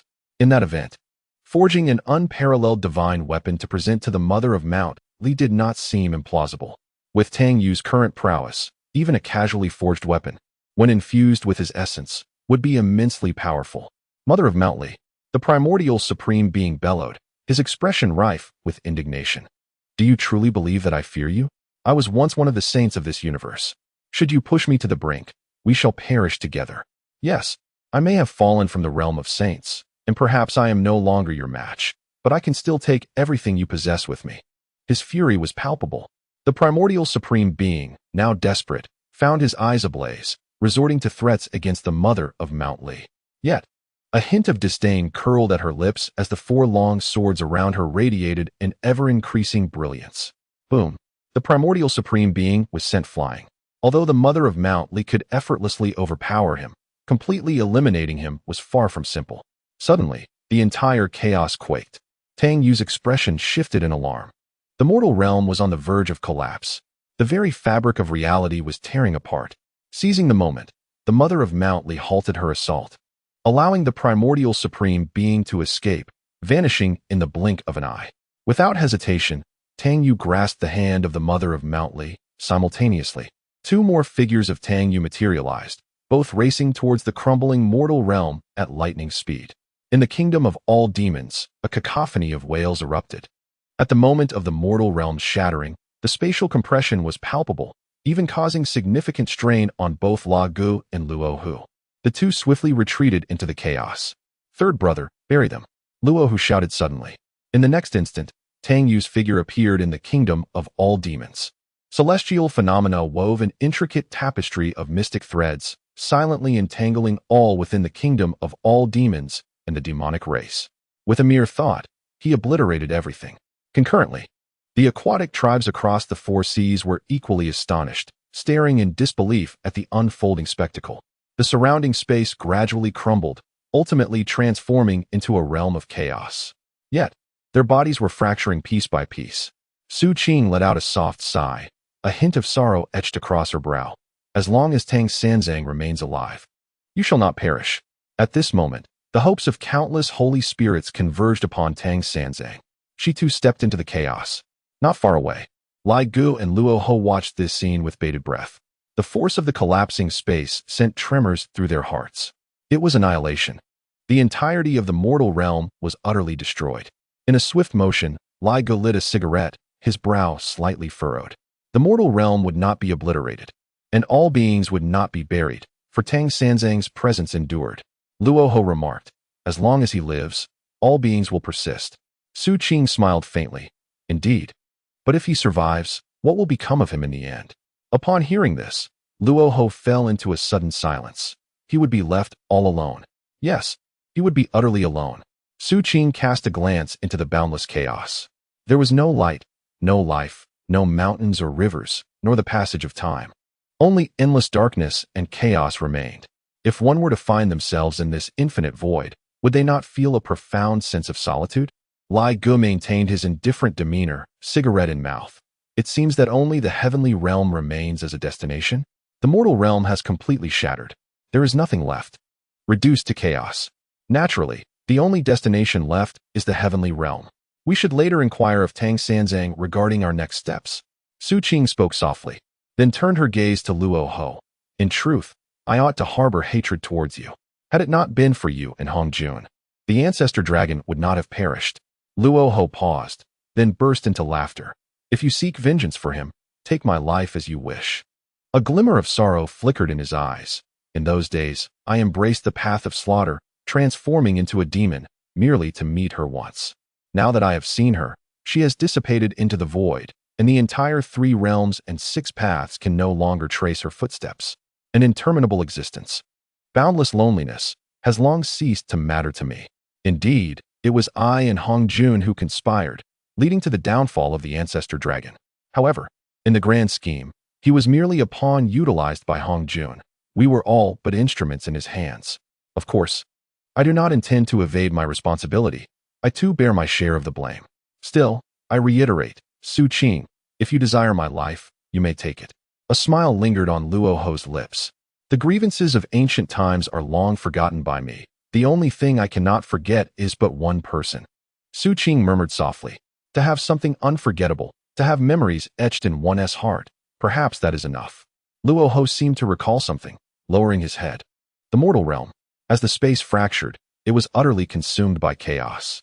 Within the endless void, a figure clutched his head, howling in anguish, emitting a primal cry akin to that of a beast. Tang Yu's eyes burned crimson, feeling as if his head might explode. Countless voices erupted from his lips, each imbued with different emotions. An array of indistinct images flickered within his mind. He seemed to embody each and every individual. The 7 emotions and 6 desires failed to achieve balance, leading to a backlash. Tang Sanzang, the mother of Lishan, was taken aback, yearning to embrace that fleeting figure. Leave. Tang Yu shouted at her with the last remnants of clarity. Chapter 749. Ultimately, she tests the Tao. As he spoke, Tang Yu tightened his grip around his own head. Countless voices echoed and intermingled in his mind, vivid scenes of myriad beings flickering before him. He was a diminutive demon, a simple crab soldier of the aquatic race. Their entire lives unfolded before him, accompanied by the dissatisfaction of the 4 seas dragon kings. Featuring the little white dragon and his 9 bizarre offspring, Tang Yu's consciousness seemed to fragment into disparate thoughts. He envisioned himself transformed into an ox demon, toiling day and night, lashed by his master. Soon after, he morphed into a shrimp soldier, scurrying and fleeing for survival. Various emotional voices escaped his lips, instilling fear even in the mother of Lishan. Yet, she approached him, fiercely embracing the struggling figure. Tang Sanzang, you are Tang Sanzang. A glimmer of clarity flickered in Tang Yu's eyes as he bellowed. No, I am not Tang Sanzang. I am Tang Yu. Tang Sanzang was merely a fragment of his memories, an echo of the past. He was solely Tang Yu, and could only be Tang Yu. His pupils reflected the sight of that monk, the arrival of Gu, and the little white mouse, weakly traversing the great Thunder Sound Temple. Ultimately, he witnessed the monk extinguishing the oil lamp, and the small white mouse consuming the lamp oil. She was by Susu. Soon after, the visage of the kingdom of women appeared before him, adorned with a shy smile, her features exquisite, like distant mountains, draped in a dragon robe, radiating nobility. One familiar face after another materialized before him, so intimately known, including beloved ones, and even the Buddhas from the West. Tang Yu's consciousness grew increasingly nebulous, his sense of self being fragmented by the cacophony of voices. His gaze became ever more hollow. Occasionally, disparate voices would emerge from his lips, sometimes filled with animosity, other times tinged with regret, myriad voices imbued with complex emotions issuing forth. Who was he, if he could no longer remember? Who was Tang Yu? Merely one among the multitude of beings, one who amalgamated the 7 emotions and 6 desires of existence. He was Tang Yu. He was Tang Sanzang. He was an ox demon, a shrimp soldier. Countless diverse experiences surged through his mind like a tidal wave, the lives of innumerable beings flashing before his eyes. The faint awareness of his own identity had become elusive. Who was Tang Yu? Who are you? Who am I? The original me, the final me, who are they? The past is untraceable, the future uncertain. What remains is this moment. So, who are you in this moment? I am not Tang Sanzang. I am Tang Yu. Such words left the mother of Lishan momentarily stunned. She seemed to grasp something, a fleeting spirit from the outside world. Thus, she replaced Tang Sanzang, becoming an unpredictable variable. So that is the case. No wonder Tang Sanzang would suddenly behave this way. It mattered not who it was. At the very least, the mother of Lishan believed that the person she cherished was indeed this one. You are Tang Yu. You are Tang Yu. The mother of Lishan gazed intently into Tang Yu's eyes, repeating time and again, you are Tang Yu. You are not one of the chaotic emotions in your mind. They do not define you. They exist because of you, not the other way around. You are simply Tang Yu. In his bewilderment, such words enveloped Tang Yu in a gentle warmth. The once obscure consciousness began to stir with a hint of clarity. Drip, drip, drop. That was the sound of rain falling. On that rainy night, the night he was abandoned by his father, he too felt forsaken by the entire world. You little rascal. Stealing from the construction site, I'll kill you. Surrounding him, people kicked him with force. Had he erred? He shouldn't have stolen. Yet, he wished to survive. Having gone a day without food. Hello, are you hiring? A feeble voice entered a restaurant, seeking employment. I can work. I can do anything. The waitstaff regarded him as a fool, bustling about. They began to murmur behind his back. It's all right. At least I can have a full meal. It wasn't me who stole. When items went missing at the workplace, everyone accused him. The small boy clenched his fists, quietly defending himself. Don't go stealing today. There's no one around. What a waste it was to discard a half-full bottle of drink. He retrieved it from the trash, shaking his head, seemingly lamenting the wastefulness of others. Yesterday, I had a roast chicken. It was delicious. If I had money, I would dine at a grand hotel like this. I must taste it. He was a thief, a rogue, a hoodlum, a piece of refuse. Yet, he was not inherently meant for such a fate. He was not a born thief, a rogue, or a hoodlum, time and again oppressed, time and again struggling. The darkness was unending, the flood of despair without conclusion. But it mattered not. As long as hope resided in the heart, there would be light. Even in the long night, the sun would rise. If the sun did not shine, then one must strive to illuminate oneself. Seeking scriptures, seeking a hammer scripture. Enlightenment pit. Foolish one. Simpleton. The voices belonging to Tang Yu slowly resonated in his mind, and the past that belonged to him gradually unfolded. A flicker of clarity appeared in Tang Yu's eyes, and he once again embraced his thoughts tightly. The celestial phenomena around him manifested, each person materializing within the cosmic display. Buzzing. The celestial phenomena grew unstable. Signs of impending rupture beginning to surface. Yet, Tang Yu remained resolute, gritting his teeth, clinging to the last vestiges of clarity. I am going to die, Tang Yu struggled to say, catching the mother of Lishan's sudden smile. His path was utterly lost, the 7 emotions and 6 desires difficult to balance, leading to another backlash. This time, the backlash was particularly intense. Perhaps it is due to the burden of countless souls he has interred, leading to a self-awareness that cannot suppress the consciousness of others, resulting in this dire fate. With my presence, death shall not prevail. The mother of Lishan suddenly broke into a gentle smile. Rising to her feet, she danced gracefully, her garments swirling about her, revealing her enchanting form before Tang Yu. The mother of Lishan embraced her. Within the celestial phenomena, the character for love inevitably emerged. It enveloped the mother of Lishan, only to momentarily dim. It seemed evident that Tang Yu was also in turmoil. Yet, ultimately, the character for love continued to shroud the mother of Lishan. With a primal roar, Tang Yu lunged forward like a wild beast. The radiance of love surged forth, enveloping the two. Indistinctly, it transformed into an invisible, unbreakable thread, known as love, intricately binding their hearts. The chaotic cacophony in his mind gradually faded away. In this moment, Tang Yu's heart was as tranquil as still water, as if he were experiencing everything from a transcendent perspective. The 7 emotions and 6 desires manifested as 7 grand characters. The character for love grew ever more resplendent, its brilliance dazzling. Chapter 750. Is there anything that remains unchanged? Initially, the 7 characters representing the 7 emotions and 6 desires rendered the character for love the most dim. This was fundamentally why achieving balance among the 7 emotions and 6 desires proved so challenging. Now, the character for love shone even more brightly, its radiance magnifying. Tang Yu's heart remained tranquil as he immersed himself in this experience from a perspective beyond the mundane.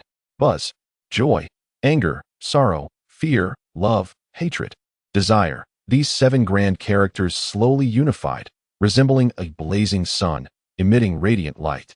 The celestial phenomena trembled ever so slightly.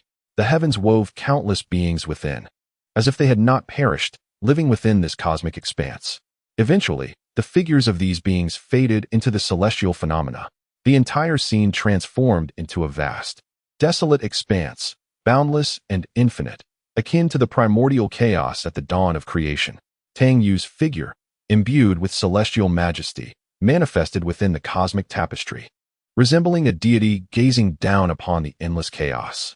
Standing at the threshold of reincarnation, in the realm of time, he beheld the universe being born anew, witnessing the reformation of the cycle of life.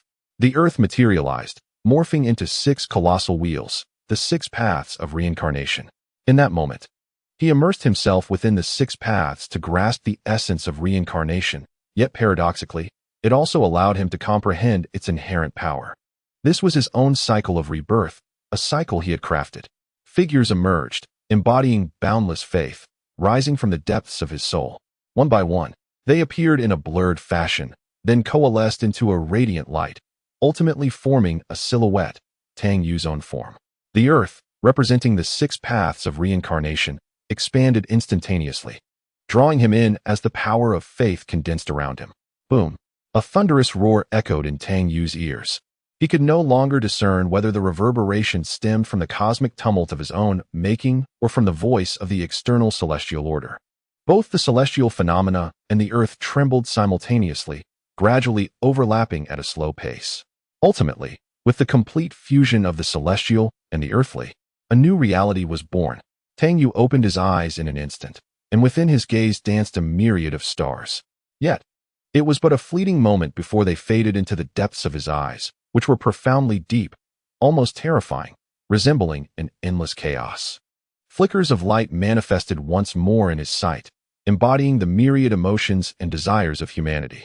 The path of the 7 emotions and 6 desires had reached its zenith. A voice resonated within his mind, imbued with complexity. Indeed, the mastery of the 7 emotions and 6 desires had been achieved. Tang Yu's tone bore a hint of coldness and detachment. The culmination of this path signified that he had distanced himself further from human warmth. From the very beginning, he understood that only the Mother of Mount Li could mend the deficiencies of this path. Should he act rashly, forcing a resolution, his state of mind would falter. Such folly could prevent love from flourishing, subjecting him to greater repercussions. Thus, he subtly guided the Mother of Mount Li to approach him, allowing his mastery of the 7 emotions and 6 desires to flourish. Now he had succeeded. The Mother of Mount Li's initiative filled the void in his heart, culminating in the complete realization of the path. Are you and I truly different? The complex voice in his mind inquired. In truth, we are no longer distinct. You are gradually becoming me.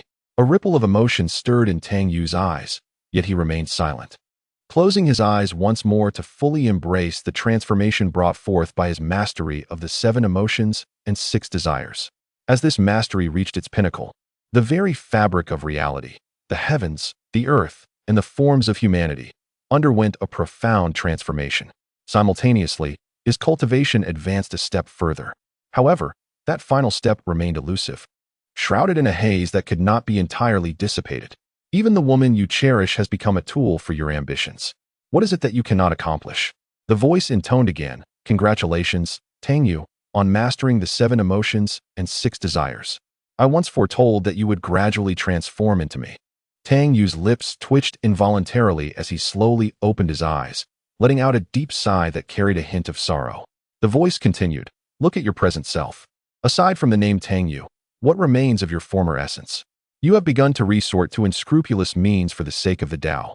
You once scorned Hong Jun and Lao Jun for their willingness to do anything in pursuit of the Tao. And now what of you? You have become the very type of person you once despised, which is, indeed, somewhat amusing. Tang Yu inhaled deeply, his expression gradually calming. Yes, I have changed. He offered a self-deprecating smile. Perhaps I have long since transformed. Only I have been evading the truth of my own metamorphosis. The Mother of Mount Li lay peacefully asleep in his embrace. With a gentle wave of his hand, he draped a garment over her. Her ethereal beauty rested within his arms, her lips curving into a subtle, charming smile. Tang Yu tenderly caressed her face, carefully arranging her disheveled hair. But is there anything that remains unchanged? Tang Yu calmly remarked. There is nothing that remains unchanged. The only constant is change itself. You claim I have transformed. And I concede, for every individual undergoes transformation. Regardless of how innocent or fervent one may initially be, such qualities ultimately vanish without a trace. For the world is inherently cruel. To survive, and perhaps thrive, one must embrace change, either through one's own volition or in response to others. By changing oneself, one at least endeavors to improve their existence.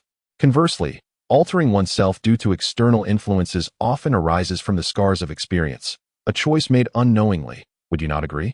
No one can retain perpetual innocence or a childlike heart. Adults do not require such naivete, as it is deemed foolish in the eyes of others. As he spoke, Tang Yu chuckled lightly, shaking his head. Isn't the cruelty of this world fascinating? The transition from a pure child to an adult, If one does not change, would that not signify a lack of progress? Ultimately, everyone will change. Whether one desires it or not, others or life itself will compel you to evolve. His tone grew increasingly indifferent. Humans differ from beasts, for we harbor complex emotions: joy, anger, sorrow, and happiness. It is this very complexity that drives each individual to struggle for their desires, to strive, to grapple, and to transform. Such changes may be imperceptible, even to oneself. Perhaps, in a serendipitous moment years later, gazing into the mirror and reflecting upon past actions, one might realize how profoundly they have changed. Yes, I have become despicable, shameless, and cold-hearted.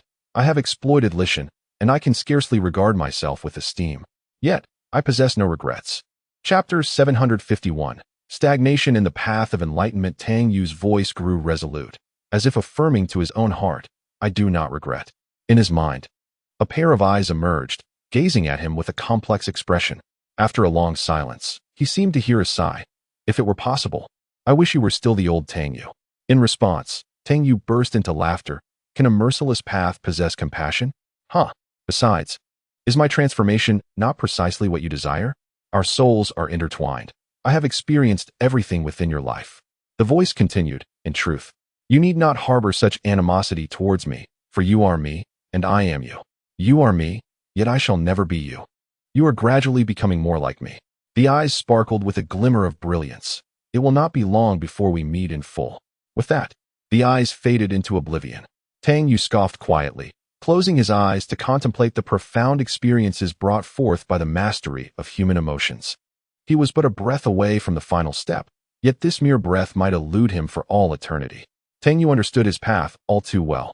Even if one has mastered the path of emotions and desires and achieved a state of balance, one cannot fully take the final step, for his path is the way of heaven. Moreover, his primordial body transcends the heavenly order. To break through, one must rely on something that surpasses the divine law. Shaoling. The image of Shaoling suddenly appeared in Tang Yu's mind, and he quickly shook his head, dismissing that terrifying thought. Something that transcends the way of heaven. Doesn't he already possess one within himself?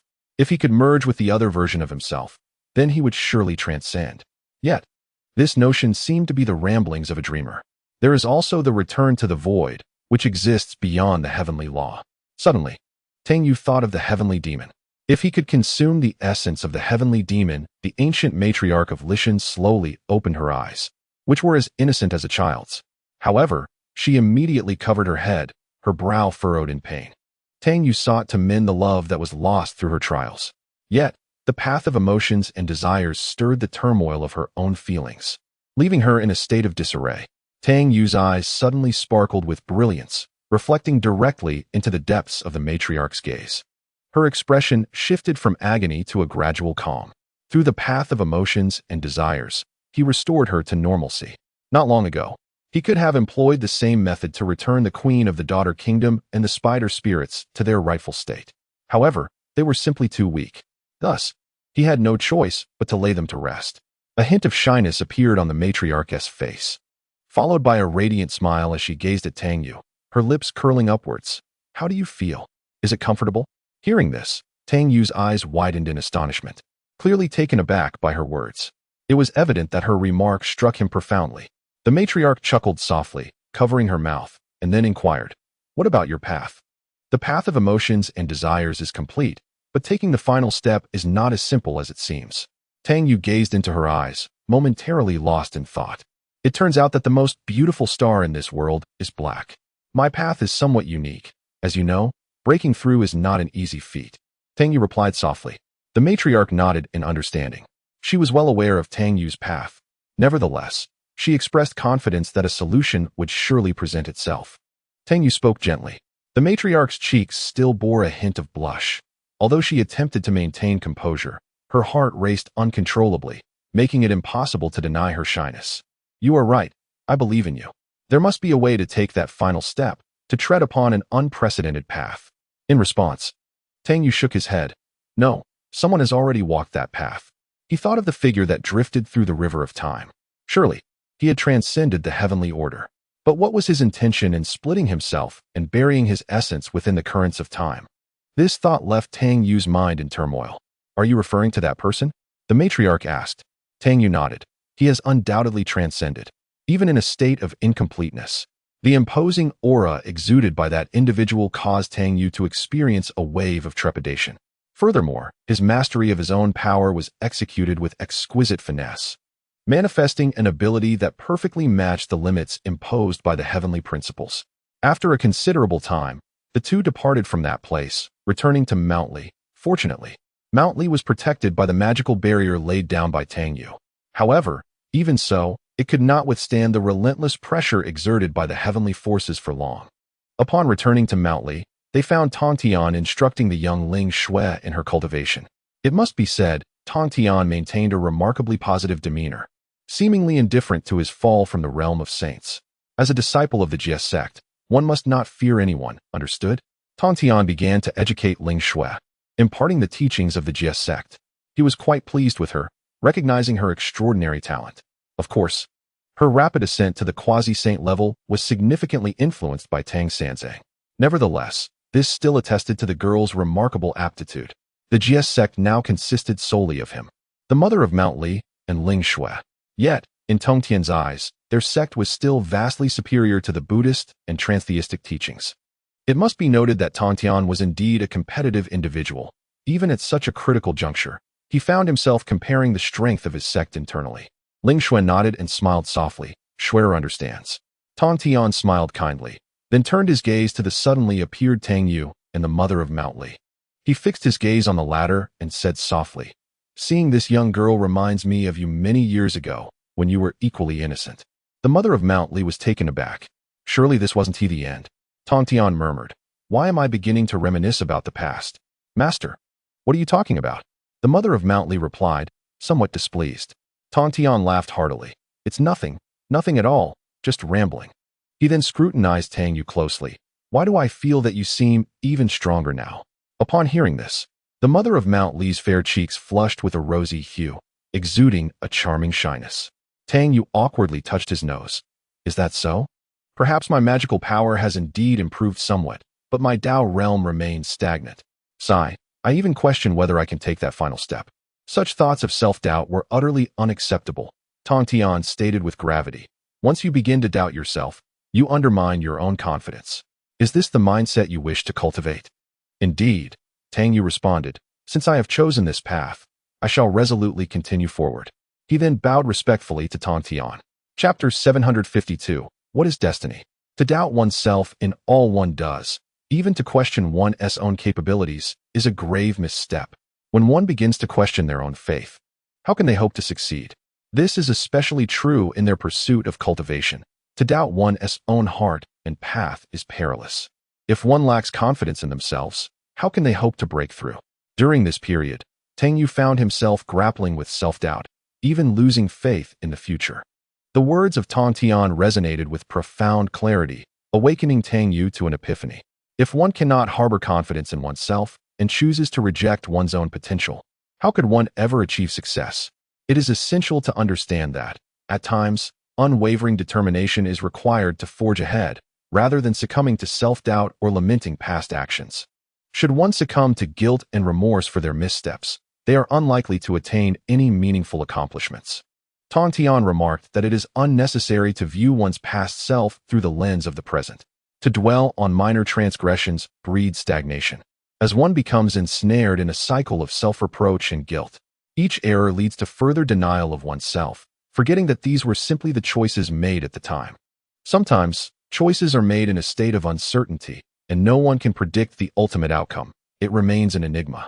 However, once a choice is made, even if it leads to error, there is no need to regret or denounce oneself, for it is one's own decision. Even in identical situations and choices, different individuals may yield varying results. Tang Tian smiled gently, asserting that personality can indeed influence one's destiny. Tang Yu silently nodded, acknowledging that choice is, in essence, destiny. No, it is the cumulative sum of all choices throughout one's life that weaves the tapestry of fate, manifesting in the present moment. Tang Tian continued, suggesting that this thread may be predetermined or forged by one's own actions. For them, everything in the mundane world can be orchestrated along this thread, ultimately held in their hands. They might even whimsically paint upon it observing the myriad beings as they perform their roles. But what of those more powerful beings who grasp different threads, manipulating their fates? Is life and death considered destiny? Tang Yu suddenly inquired. No, it is a law, not destiny, replied Tang Tian. The so-called laws are not predestined by their very nature, but may arise from the differences among individuals. Suddenly, Tang Tian picked up an ant from the ground and, with a decisive grip, ended its life, stating, "This is a law shaped by my actions. I have preemptively concluded its fate. Thus, life and death can be dictated by others, and so too can destiny be altered by different individuals." After a moment of contemplation, Tang Tian added, "The cycle of life and death is inevitable. It is a law of the heavens. For instance, the fate of mortals is manipulated by figures such as the Jade Emperor and those in the underworld, while we, in turn, can influence them. Life and death remain constant, yet destiny is ever-changing. However, whether destiny is predetermined or crafted by oneself lacks a definitive explanation. As for you, Sanzang, at this moment, should you wish, you can wield the power to control the fates of countless beings. Yet, you refrain from intervening in the lives of the weak, allowing them to carve their own destinies." With a deep sigh, Tang Tian reflected, "Perhaps fate is always under the dominion of others.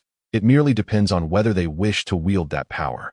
Just like in the mundane world of yore, where the cycle of cause and effect is predetermined, everything is orchestrated by divine beings. Many individuals find their destinies do not truly belong to them."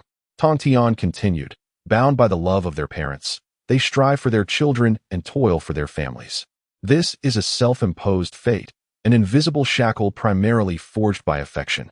Fearing that Tang Yu may not grasp this concept, Tang Tian waved his hand, revealing a vision. It depicted a newborn child, yet connected by distinct threads to his own parents. "This is the thread of destiny," Tang Tian explained. "The parents manipulate this thread as if controlling a puppet, tugging at the strings of fate to guide the child's growth. As the child matured, he began to rebel, to struggle, yearning to sever this connection in pursuit of his own identity. Yet, that thread remained steadfastly intertwined, unbreakable. Some, in their arrogance, believe they have cut it, soaring into their own skies. However, years later, they find themselves yearning to reconnect that severed thread. Concurrently, various lines emerge around them. Each person who enters their life presents a thread, varying in depth and significance. As time flows mercilessly, some threads begin to fray, memories fading.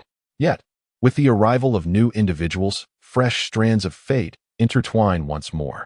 An endless tapestry of destiny envelopes him, culminating in his ultimate fate until the very end of his life.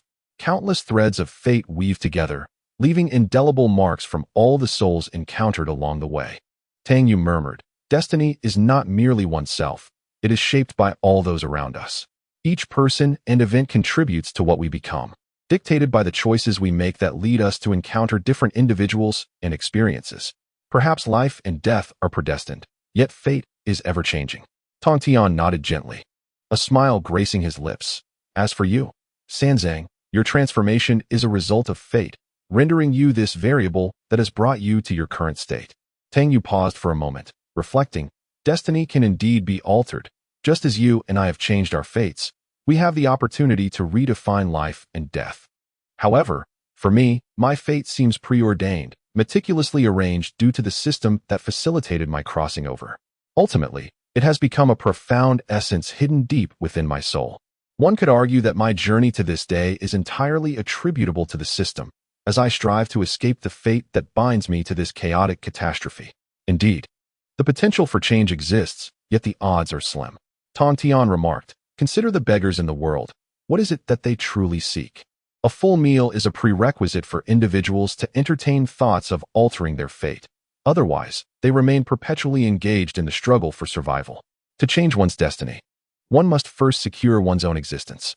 Life is the essence of the self, while fate encompasses all the fluctuations surrounding it." Chapter 753, Ascending to the Celestial Realm. Life embodies the self, and fate represents the interplay of all things, centered on the self. Everything intertwines to form one's identity. The cycle of life and death is predetermined. While fate can indeed be mutable, it appears to Tang Yu that it is also somewhat fixed. Much like himself, it seems he is being maneuvered. Having reached this point due to the transformation of the Tao into a system, are we, too, subject to manipulation? A bitter smile crept across Tang Yu's face. Tong Tian was momentarily taken aback. To escape fate, one must first grasp the essence of their own life, under the heavenly mandate. If one cannot even seize their own existence, how can they harbor the delusion of transcending destiny? With a deep sigh, Tong Tian shook his head. After a while, Tang Yu managed a faint smile. Whether it pertains to life or the inevitable laws of nature, if one's strength is sufficient, the possibilities for change are limitless. To alter the world, one must first transform oneself. Indeed, Tong Tian nodded slightly, affirming, only through personal strength can the threads of fate surrounding us be altered, perhaps even affecting those intertwined with us. Pausing for a moment, Tong Tian continued, should the mortal realm crumble, if not for the powerful barrier left by your magical prowess, this place would likely collapse as well. Yet, even so, it may not endure for much longer. Thus, I plan to transport Mount Li to the celestial realm, Tang Yu declared. A flicker of surprise glinted in Tong Tian's eyes. To move Mount Li to the celestial realm? Surely, only someone like Tang Sanzong could achieve such a feat. The matter of Mount Li is trivial. The priority is to ensure survival, Tong Tian remarked. You speak wisely, Master. Although Mount Li is my sacred ground, it holds little significance in this context, the mother of Mount Li interjected. Moreover, how would we even accommodate Mount Li upon its sudden relocation to the celestial realm? Suddenly, three figures emerged. They were Luo Ho, Lai Gu, and Su Qing. The trio had waited in the chaos for quite some time, unable to locate the third member, and thus took it upon themselves to seek him out. Old three, shall we proceed to the celestial realm? Luo Ho inquired, glancing at the others. Apart from Tang Sanzong, they were all quasi-saints. Excellent. With their combined might, it seemed they could easily sweep through the celestial realm. Even now, with the Buddhist sect and the celestial court united, they would still be insufficient against the might of these quasi-saints. I propose we venture directly to the celestial realm, Luo Ho asserted. Eager to see how bold the Jade Emperor truly is, daring to deny our entry. Old three, you just keep an eye on Hong Jun, and we shall handle the rest. Luo Ho exuded a spirited confidence, appearing utterly undaunted by the celestial court or the Buddhist sect. This fellow seems to be getting a bit carried away, Tang Yu mused, furrowing his brow as he regarded him. Yet, upon reflection, it was understandable. They were all quasi-saints now, and this young man, emboldened, was behaving quite normally. Why do I get the impression that you intend to assault the celestial realm? The mother of Mount Li remarked. Luo Ho scoffed, what of attacking? If the Jade Emperor refuses to allow us entry into the heavenly court, I shall not hold back. However, I doubt he possesses the audacity to obstruct us at the gates of heaven. Luo, do not be so impulsive, Lai Gu interjected, placing a reassuring hand on Luo Ho's shoulder. As he spoke, Lai Gu retrieved a cigarette and lit it, only to glance at Tong Tian and, for reasons unknown, set it down carefully instead. The mortal realm was no longer a place for them.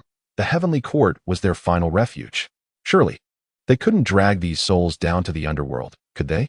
Let us make our way to the heavenly court, Tang Yu declared resolutely. Moments later, the group strode confidently toward the south heavenly gate. The guards at the gate were momentarily taken aback, immediately adopting a defensive posture.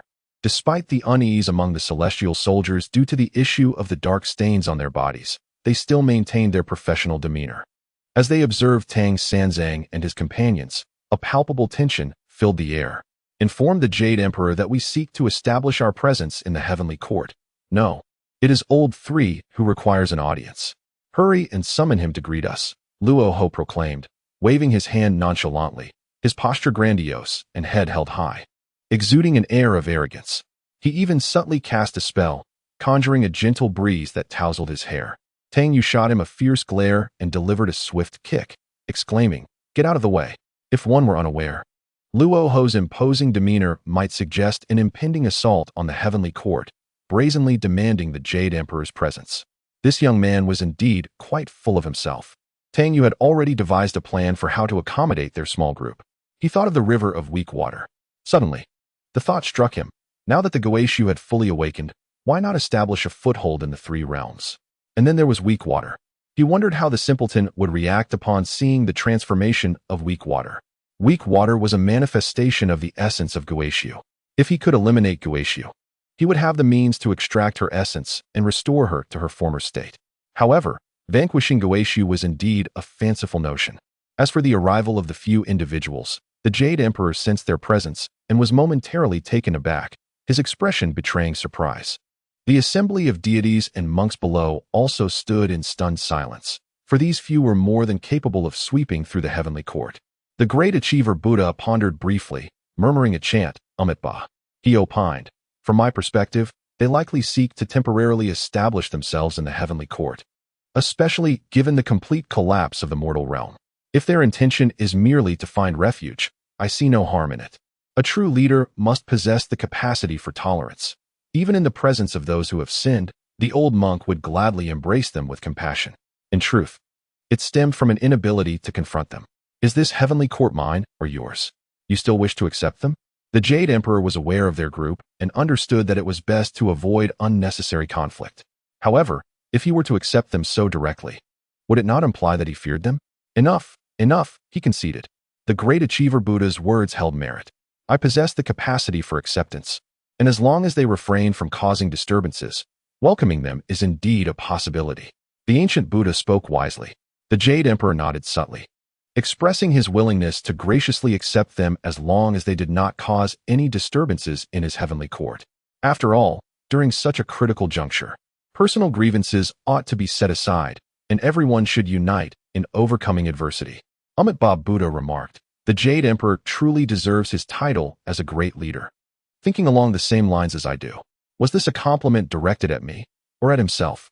The Jade Emperor furrowed his brow and glanced at Amitabha Buddha and Maitreya Buddha, saying, "In that case, I shall step out with Maitreya Buddha to inquire about their purpose here." Feeling a hint of trepidation, he felt the need for two companions to ensure his safety. Amitabha Buddha and Maitreya Buddha exchanged glances and agreed. In a flash, the three appeared at the entrance of the southern heaven gate. However, as the sovereign of the three realms, the Jade Emperor was obliged to maintain his regal demeanor.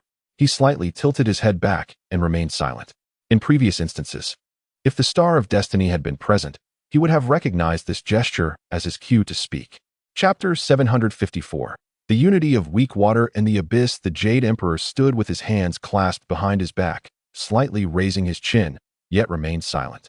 However, Amitabha Buddha and Maitreya Buddha were equally uncertain of the Jade Emperor's intentions. Both wore frowns as they cautiously regarded Tang Yu and the others. Clearing his throat lightly, the Jade Emperor signaled that they could now speak and inquire about the purpose of Tang Xing and his companion's visit. Yet, after a prolonged silence, they still did not respond, prompting the Jade Emperor to regret not having brought the Star of Destiny along. With just a glance or a gesture, he would have known exactly how to act. Tang Yu observed the Jade Emperor with curiosity, wondering what his intentions were. Reluctantly, the Jade Emperor finally spoke. "Tang Xing, what brings you and your companions to my heavenly court unannounced? If you wish to reside here, it is not entirely out of the question." However, it seemed the Jade Emperor was contemplating some form of extortion, albeit with a low probability of success. Tang Yu furrowed his brow slightly, causing the Jade Emperor and the others to instinctively step back. It appeared that if Tang Xing so desired, he could easily upheave the heavenly court. Would my words provoke his displeasure? The Jade Emperor pondered. "Tang Xing, you surely understand our purpose for coming here. The mortal realm is in chaos, and only the heavenly court offers a refuge." Rahu interjected with a scoff. "Let us pass, and we shall proceed. If you refuse, we can force our way through. What do you intend to do? Do you wish to wage war? You would be foolish to do so." The Jade Emperor's expression turned somewhat awkward. Even if Tang Xing refrained from taking action, the remaining few could easily sweep through his heavenly court. He spoke thus only because, as the sovereign of the three realms, he desired to maintain his dignity. Rahu was being excessively unreasonable. Why couldn't he engage in a civil discourse? If he would only speak respectfully, everything could be negotiated. Now, the Jade Emperor felt trapped, unable to extricate himself from the situation. Should another provoking remark slip out, he sensed he might offend Tang Xing, a consequence he could ill afford. Thus, he stood awkwardly in place, opening his mouth, yet failing to articulate anything. "Humph, you wretched sinner," he muttered under his breath. The Buddha of great accomplishments spoke, and this utterance caused the Jade Emperor to secretly exhale a sigh of relief. Lai Gu turned his gaze towards the Buddha of great accomplishments and glanced at Maitreya Buddha. Once colleagues, these two had always been at odds with him. The Buddha of great accomplishments had nearly rendered him obsolete, while Maitreya Buddha had, during their time on the deserted island, audaciously sought the position of Buddha for himself. Had it not been for Lai Gu's timely return, that position might have been irrevocably lost to him. "Are you still alive, you Buddha of great accomplishments?" Lai Gu scolded, instinctively reaching for a cigarette. In these times, indulging in a smoke was a rare joy, as both the heavenly court and the Buddhist realm had long since prohibited tobacco. With this in mind, he took out a cigarette, placing it between his lips. Though he did not light it, he merely held it there, observing the three individuals before him. Upon seeing the cigarette dangling from Lai Ji's lips, the eyes of the three brightened instantly. The long-lost sensation of serene bliss echoed in their hearts, a nostalgic comfort indeed. "Humph, you sinful Buddha. How dare you show your face before this old monk?" The Buddha of great accomplishments retorted. Rahula rolled up his sleeves and stepped forward, patting Lai Gu on the shoulder. "Come, enough with the talk. Let us settle this with action." At that moment, the expressions of the Jade Emperor and the others shifted slightly in surprise. None had anticipated Rahula's boldness to initiate a confrontation. The Jade Emperor cast a furtive glare at the Buddha of great accomplishments, silently attributing the brewing conflict to him. If a fight were to ensue, the heavenly court would surely crumble, and he would hold the Buddha accountable. The Buddha of great accomplishments and Maitreya Buddha exchanged a glance, both taken aback, as they realized they were at a loss for words. Should a battle break out, they were not equipped to contend. "Are you truly intending to fight in my heavenly court?" the Jade Emperor inquired. Tang Yu stepped forward, calmly addressing him. "We shall retreat to the weak waters of the heavenly river, which will serve as our temporary refuge." The lowly beings dared not voice their opinions. The Jade Emperor felt a twinge of grievance. After all, he was the sovereign of the three realms, once the master of all. "Could you not speak with a modicum of respect and grant me some dignity? As long as you refrain from causing chaos in my court, I am magnanimous enough to allow you to settle here." He clasped his hands behind his back, letting out a quiet huff. Tang Yu, well aware of the Jade Emperor's sentiments, merely sought to assert a semblance of authority. Those with true strength paid little heed to pretensions, for such posturing held no weight in their eyes. Only those of equal or lesser stature found it intolerable when others flaunted their superiority. "What is this attitude? How dare you show disrespect to the third brother?" Rahula exclaimed, pointing an accusatory finger at the Jade Emperor, appearing ready to strike at any moment. The Jade Emperor paused, inhaling deeply before shifting his gaze away, taking in a deep breath while still watching as Tang Yu and the others entered the heavenly court. "Enough, enough. I am magnanimous," he reassured himself. "Let us permit you to seek refuge in the heavenly court." Yet, just as he took a few steps forward, Tang Yu halted abruptly.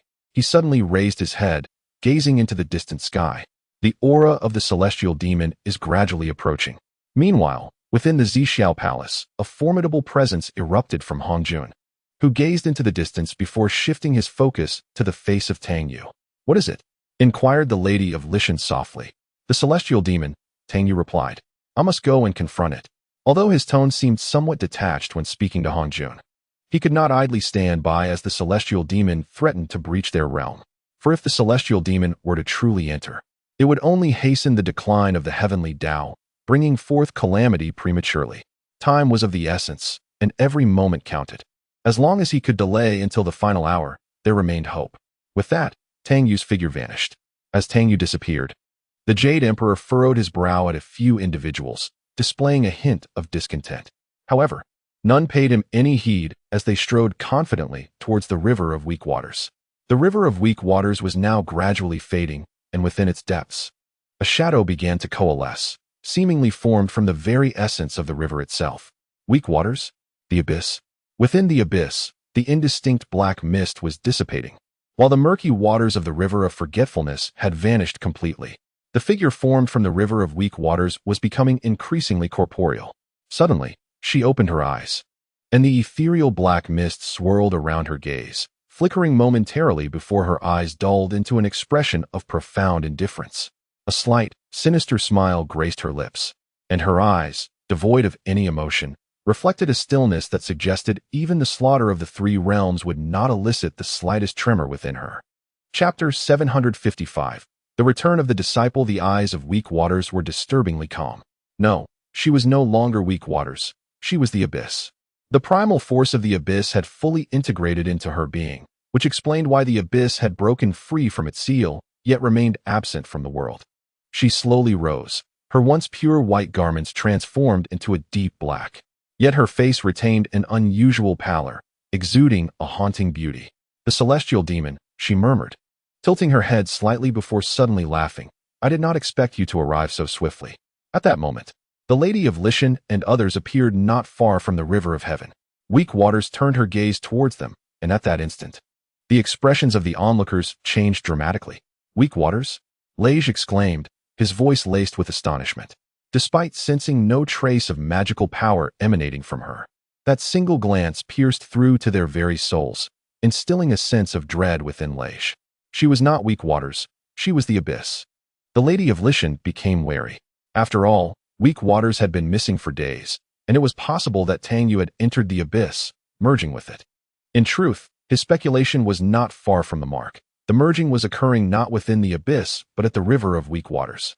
For the Fairy of Weak Waters was indeed born from the essence of the river itself. She concealed herself within. Her true essence partially external and partially within the realm of oblivion, rendering even Tang Yu unaware of her presence. Instantly, several individuals became vigilant, an unbidden aura of intensity rising amongst them. Yet, they all understood that should Ruoshui desire to strike, they would stand no chance whatsoever. She surpassed even the terrors of Tang Sanzang and Hongjun, rivaling the very essence of the heavenly Tao.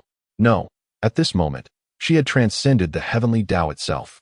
An invisible force repelled her from all directions, and even the heavens trembled in fear. It was the heavenly Tao that quaked in trepidation. Thunder rumbled, crashing down beside Ruoshui, seemingly the heavenly Tao expressing its unwillingness and impotence in this manner. Ruoshui gazed upward. In that instant, the thunder faded, and even the wind stilled, as though time itself had come to a halt. Was Ruoshui the embodiment of oblivion? The shock coursed through Gij as he looked towards the river of Ruoshui, now completely dried up. Ruoshui and oblivion were intertwined. The ancient mother of Lishan remarked that Ruoshui was perhaps a contingency left by oblivion, merely biding its time. Ruoshui's gaze fell upon the group, and suddenly, an eerie smile graced her lips. Within the netherworld, the formation world, a surge of vibrant life force spreading forth. The enchanting, blood-red heart pulsed powerfully, radiating vitality. In the haze, the silhouette of a woman clad in purple emerged. Not far away, a monkey trembled slightly, his eyes fixed intently on the ethereal figure. The heart gradually faded, merging into the purple form. She closed her eyes, as if in a deep slumber, descending gently above the formation. The monkey embraced her tightly, his voice trembling as he spoke. "Zixia." The purple figure smiled softly, still lost in her dreams. Nuwa extended her hand, a drop of blood falling from her fingertip into the formation, landing upon the woman's brow and gradually vanishing. Her eyelashes quivered gently. The trembling eyelids slowly parted, revealing the familiar figure to the monkey. She suddenly smiled, her expression radiant as flowers. She reached out, caressing his face. "This is my colorful stone. I have always been." Sun Wukong held her tightly, his voice quaking. The reality of her being was both tangible and dreamlike, so surreal that he feared to release her, terrified that if he did, she would vanish. A single reed emerged, emanating a faint green glow, manifesting within the formation, ultimately transforming into a figure clad in black. She remained expressionless, as cold as ice. Yet, as she regarded the monkey, her eyes flickered slightly. Upon her shoulder perched a giant rock, which called softly twice before affectionately nuzzling its head against her hair. The rock had yet to fully awaken, its memories lost, yet it instinctively drew close to the cold, black-clad woman. The woman extended her hand, tearing the object from her shoulder and casting it into the formation. Subsequently, she stepped out of the array and knelt before Nuwa. Sun Wukong and Zixia also emerged from the formation, both collapsing to the ground, calling out, "Your Grace." Nuwa smiled with satisfaction. Not far away, the silhouette of Hutu appeared amidst the formation, continuously waving her hands as torrents of terrifying reincarnation power merged into the array. One figure after another emerged within the formation. Simultaneously, the underground passage began to tremble violently, as if on the verge of collapse. Nuwa intervened, attempting to stabilize the passage. But her brow furrowed. It could no longer be secured. The power of the heavenly Tao had already infiltrated, and it would not be long before the passage completely shattered. "Where's my master?" The fool blurted out, though he intended to inquire about another individual. His words inadvertently transformed into a query about his master. The simpleton instinctively touched his neck, only to remember that the necklace of 9 skulls had been shattered during the fierce battle. Reluctantly, he lowered his hand. Just as Nuwa was about to speak, she seemed to sense something and lifted her gaze toward the boundless chaos. In the depths of the infinite chaos, Tang Yu and Hong Jun stood side by side, sensing the approach of several formidable auras. If you were to perish in this great calamity, would you have any regrets? Hong Jun suddenly inquired. Tang Yu was momentarily taken aback, then fell into contemplation. Regrets? It seemed there were none, yet perhaps many. After a brief moment, Tang Yu shook his head. I do not know. What about you? Do you have any regrets? I harbor no regrets, for I shall not be extinguished in this great calamity. Regardless of any regrets, I possess ample time and absolute strength to amend them, Hong Jun replied calmly. Tang Yu smirked. You seem quite confident. Indeed, I do not believe I will perish in this tribulation, Hong Jun stated. I am but a step away from transcending. Thus, I am certain of my survival. Of course, Hong Jun's confidence was bolstered by his reliance on the Guishu. Little Hong, confidence is commendable, but one must also possess self-awareness. Tang Yu advised earnestly, as though admonishing Hong Jun. Little Hong? The term instantly darkened Hong Jun's expression, causing his lips to twitch involuntarily. Had the timing not been inappropriate, he would have challenged Tang Sanzang over such an appellation. Though your cultivation is profound, should you not show some respect to your elders? Hong Jun remarked, displeased. You, an elder who has cultivated for countless years, have only reached this level? Tang Yu shook his head, clicking his tongue in disbelief. Chapter 756. The arrival of the celestial demon. Hong Jun took a deep breath, his face ashen, remaining silent. He understood that engaging in verbal sparring would not favor him against Tang Sanzang. Thus, silence was more prudent, for silence is golden. What's wrong? Have I struck a chord? Feeling embarrassed and left speechless, Tang Yu continued. Hong Jun's lips twitched slightly, but he maintained his silence. Indeed, the pursuit of cultivation is often contingent upon one's innate talent. It is not merely a matter of the duration of practice, as Tang Yu remarked. Hong Jun remained silent. For instance, if one were to instruct a turtle to walk on 2 legs, it would spend a lifetime in vain endeavor. Yet humans are inherently different. Oh, the turtle is merely a metaphor. Please do not take it too literally. It's just a figure of speech, as you understand. Tang Yu scratched his head awkwardly, seemingly regretting the inappropriateness of his analogy. Taking a breath, Hong Jun continued to maintain his silence. Thus, what you mentioned about the distinction between seniors and juniors is not entirely relevant, is it? A 1,000-year-old turtle or a 10,000-year-old tortoise, merely metaphors. Tang Sanzang, could you kindly refrain from speaking? Hong Jun said, barely able to contain his irritation. He had merely posed a question regarding seniors. Yet Tang Sanzang had produced an overwhelming amount of commentary, continually referencing turtles as metaphors. It was fortunate that the timing was not right. Otherwise, Hong Jun would not have hesitated to engage him in battle. What is the matter with you?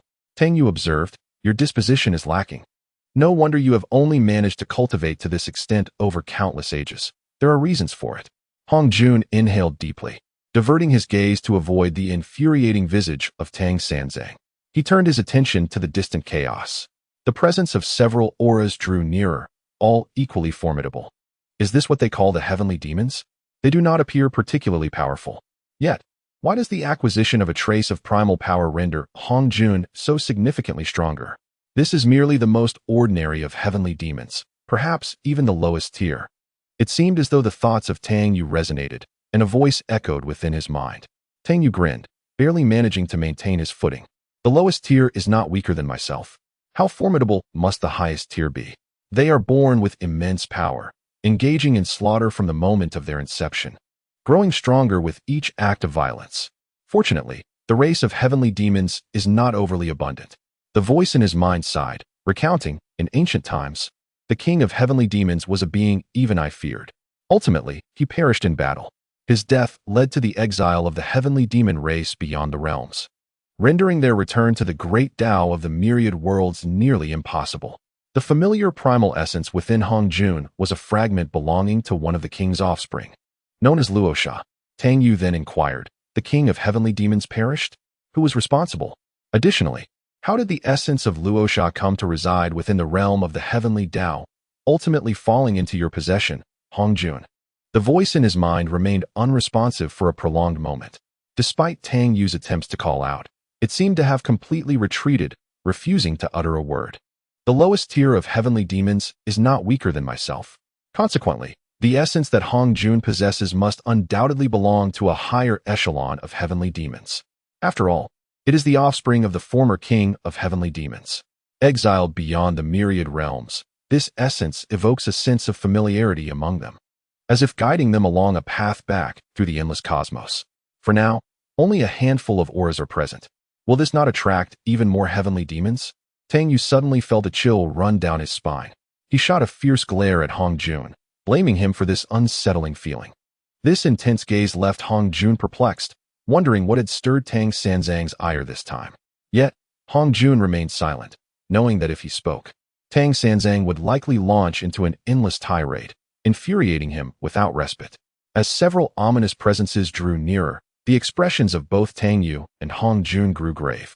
Tang Yu's concern stemmed from the fear of encountering even more terrifying celestial demons in the future, while Hong Jun fretted over whether he could prevent their complete incursion into this realm. He even contemplated whether to employ the return to the void against the celestial demons. A bizarre cackling echoed through the depths of chaos. Taken aback by such laughter, Tang Yu scratched his head and turned to Hong Jun, inquiring whether it was a celestial demon or a celestial duck, as it emitted a sound reminiscent of a duck's quack. Well, ducks do not exclusively quack, and chickens do not solely cluck. It could very well be an amalgam of all. Indeed, it was surprising to discover such a small world in this place. Caution was warranted, for since the essence of the fallen slaughter had manifested here, it was likely that a peerless power resided within. The demise of fallen slaughter may not solely be attributed to the inhabitants of this minuscule world.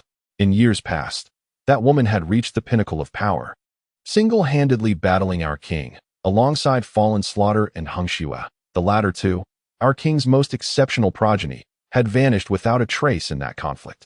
Now, sensing the aura of fallen slaughter's essence, it was clear it was not fallen slaughter itself, but rather a treasure claimed by outsiders, eager to possess it for their own.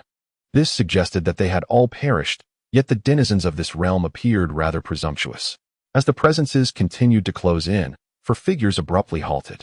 Intriguingly, there existed entities not inferior to themselves. It seemed this space held some amusement after all. I could sense that one among them bore the essence of fallen slaughter, clearly having acquired its core. Our noble essence should not be appropriated by others, especially lowly ants. With the approaching presences growing ever clearer, Tang Yu exchanged a glance with Hong Jun, then subtly suppressed his own cultivation to the pinnacle of quasi-saint level. Hong Jun regarded him quizzically as Tang Yu remarked, "Lure the enemy with weakness, then strike unexpectedly. Such is the art of war, the path of cunning." Hong Jun furrowed his brow, studying Tang Yu. The figures became increasingly distinct, revealing themselves before the two.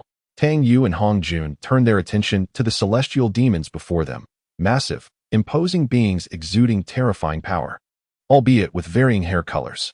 One of the celestial demons even sported a tail. Tang Yu stared intently at them, and they reciprocated the gaze. "Are you denizens of this realm? Should you choose to submit to us, I may spare your lives." The demon with the tail proclaimed, "We are the most noble race in the boundless universe. I am called Gong Xinyan, and you may refer to me as your master." Chapter 757, Tang Sanzang. "You despicable being." The four demons gazed down upon Tang Yu and his companion, as if they were mere ants. Such audacity was outrageous. Even Tang Yu felt the urge to charge at them. "Master indeed. I would have you call me overlord." Yet, Tang Yu deliberately took a step back, even positioning himself behind Hong Jun. Hong Jun appeared perplexed. At that moment, the four demons fixated their stares upon Hong Jun, for he instilled within them a sense of dread. The familiar essence of Luosha emanated from him, undoubtedly indicating that he had merged with its origin. No wonder he was so formidable. The demons were not mistaken in their assumptions. It was indeed this essence that had brought Hong Jun to his current state. All four demons regarded him as the most powerful entity in this realm. As for the handsome, detested figure of Tang Yu, they believed him easily dispatchable. Suddenly, realization dawned upon Hong Jun, his expression shifting through shades of crimson and pallor. At long last, he understood why Tang Sanzang had chosen to suppress his own cultivation. claiming it was a tactic to lure the enemy into a false sense of security. This maneuver had inadvertently thrust him into the spotlight. Tang Sanzang, you despicable wretch, Hong Jun muttered under his breath. Undoubtedly, the four demons considered him their primary adversary. Tang Yu scratched his head, a hint of bashfulness in his tone. I feel somewhat afraid. You must protect me. Hong Jun nearly spat blood in disbelief. You are afraid? Back when you were nothing, you boldly confronted the Buddhist sect, manipulating several saints at your whim. And now you fear? He is indeed formidable, Hong Jun retorted after a moment's pause, pointing at Tang Yu. Yes, I am very powerful, exceedingly so. What do you intend to do? If you approach, I shall strike. Tang Yu clenched his fists and waved them at the demons, yet his bravado appeared somewhat hollow. After speaking, he instinctively retreated behind Hong Jun once more. Hong Jun's expression darkened further. Cursed Tang Sanzang. The four demons erupted into laughter. They then turned their attention to Hong Jun. You must be a strong one in this realm. If you submit to us, considering your fusion with Luosha's essence, we shall spare your life. Hong Jun narrowed his eyes slightly. To be candid, even when he once held dominion over the three realms, he had never encountered such arrogance. Tang Yu, with a sudden glint in his eye, interjected. What benefits would there be in submitting to you? Hong Jun stared at him in astonishment. Gong Xinyan chuckled heartily. Naturally, we shall grant you unparalleled glory, allowing you to join us in conquering the boundless universe. He pointed towards the heavens and remarked, you are but a group of frogs confined to a well, deluding yourselves into believing you have achieved some level of cultivation. In truth, this universe is vast beyond measure. While you may reign supreme in this realm, to us, you are akin to mere ants. His gaze was fixed upon Hong Jun, for he had subconsciously sensed that Hong Jun was the true powerhouse of this world. That strikingly handsome young man was likely his disciple or something of the sort. This indicates just how diminished the inhabitants of this realm have become. The strength of the man before him stemmed from the very essence of slaughter that had guided him thus far. He sensed their presence and sought to thwart them. If he was not mistaken, the individual beside him was most probably his disciple, a renowned force within this space. Otherwise, why would he not enlist others to impede their progress? Tang Sanzang, what exactly are you trying to accomplish? Hong Jun inquired, a hint of ire in his voice. Tang Sanzang remained unmoved, hesitant to act rashly, primarily because those four foolish beings had fixated all their attention on him. Should a conflict arise? What if Tang Sanzang chose not to intervene? He seemed capable of such a thing. Really? Tang Yu gazed at the celestial demon before him with glimmering eyes.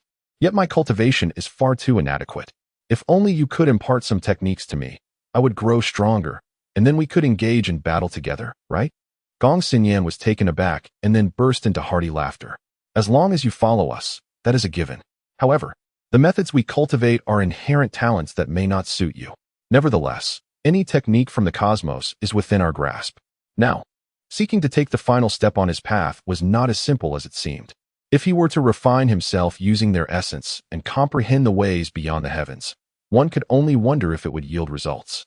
Tang Yu fell into contemplation. To the four celestial demons, Tang Yu was hardly worth their concern, as they perceived him to be too feeble. Enough of this chatter. Submit or perish. One of the celestial demons declared, his eyes suddenly ablaze with fierce light. An aura of intimidation spread, and an overwhelming, bloody malice filled the air, as if one were amidst a mountain of corpses and a sea of blood. A flicker of fear crossed Tang Yu's face as he instinctively retreated behind Hong Jun. Suddenly, Tang Yu bolted, exclaiming, I'll go summon assistance. You hold them off. Damn it. The celestial demon who had just spoken cursed, chasing after Tang Yu. The other three celestial demons remained fixated on Hong Jun, believing that one was sufficient to deal with Tang Yu.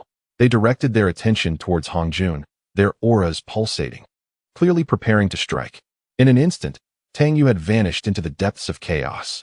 Hong Jun took a deep breath, acutely aware that the three celestial demons had intentionally or unintentionally locked onto him. Damn you, Tang Sanzang, he thought, infuriated by the predicament, faced with the three celestial demons. Hong Jun too felt the weight of pressure. His cultivation is formidable, indeed. You should send someone else to pursue him.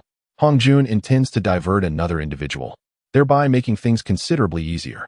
However, the celestial demon merely smiled, exchanging glances with his companions before advancing slowly. Since you refuse to submit, prepare to meet your demise. The three celestial demons launched their attacks simultaneously at Hongjun. Meanwhile, Tang Yu ventured deeper into the chaos, deliberately slowing his pace to allow the pursuing celestial demon to sense his presence. The demon found it peculiar. This young man may not possess remarkable cultivation, yet he fled with surprising speed, only slightly inferior to his own. Seeking death, the demon unleashed a punch imbued with the force of thunder, tearing through time itself, creating a thunderous roar as the surrounding space began to collapse. In his eyes, this punch was sufficient to obliterate Tang Yu. As the void crumbled, an overwhelming surge of energy engulfed Tang Yu's figure. Overreaching, the demon scoffed. Suddenly, his eyes widened in disbelief as he saw Tang Yu standing 2 yards away, leisurely observing him. You haven't perished? Humph, merely a matter of moments, whether sooner or later. The demon was taken aback, then coldly remarked, Aren't you going to flee? Tang Yu gently shook his head, gazing calmly at the demon. It is not I who flees. Rather, I intend to end your life here. Chapter 758. Resisting the celestial demon. Tang Yu regarded the celestial demon before him, a smile gracing his lips. Do you believe you can escape? From the very beginning, his objective was clear. After all, it was merely a celestial demon. He sensed that even the weakest among them was at least at the sage level. Thus, Hongjun should have no trouble dealing with 3 of them. Even if it were a challenge, it bore no consequence for him. Moreover, was it truly wise to test the path using the essence of a celestial demon? At this moment, Tang Yu found himself hesitating. He dared not act recklessly, for even Hongjun struggled to suppress the demon's malevolent aura. If he were to truly test the path with a celestial demon, Tang Yu could only imagine that he would inevitably be consumed by the same fury. The malevolence would intermittently erupt, forcing him to await the complete refinement of this dark energy. It is indeed curious. How did Hongjun suddenly manage to refine this malevolence? Suddenly, this thought flashed through Tang Yu's mind, only to vanish as quickly as it came. The celestial demon before him paused, then burst into laughter. You intend to kill me? In its eyes, this individual was utterly audacious, displaying an alarming ignorance of his own limitations by uttering such reckless words. Indeed, that is precisely why I have lured you into the depths of endless chaos. Tang Yu grinned, biding his time. After all, it was unlikely that Hongjun would resolve this matter swiftly. It would be best if they both suffered grievously. That would be even more advantageous. You seek death. The celestial demon roared in fury as Tang Yu charged at him. There was no embellishment, merely a straightforward punch. Yet, this punch carried immense might, causing the void to tremble and collapse.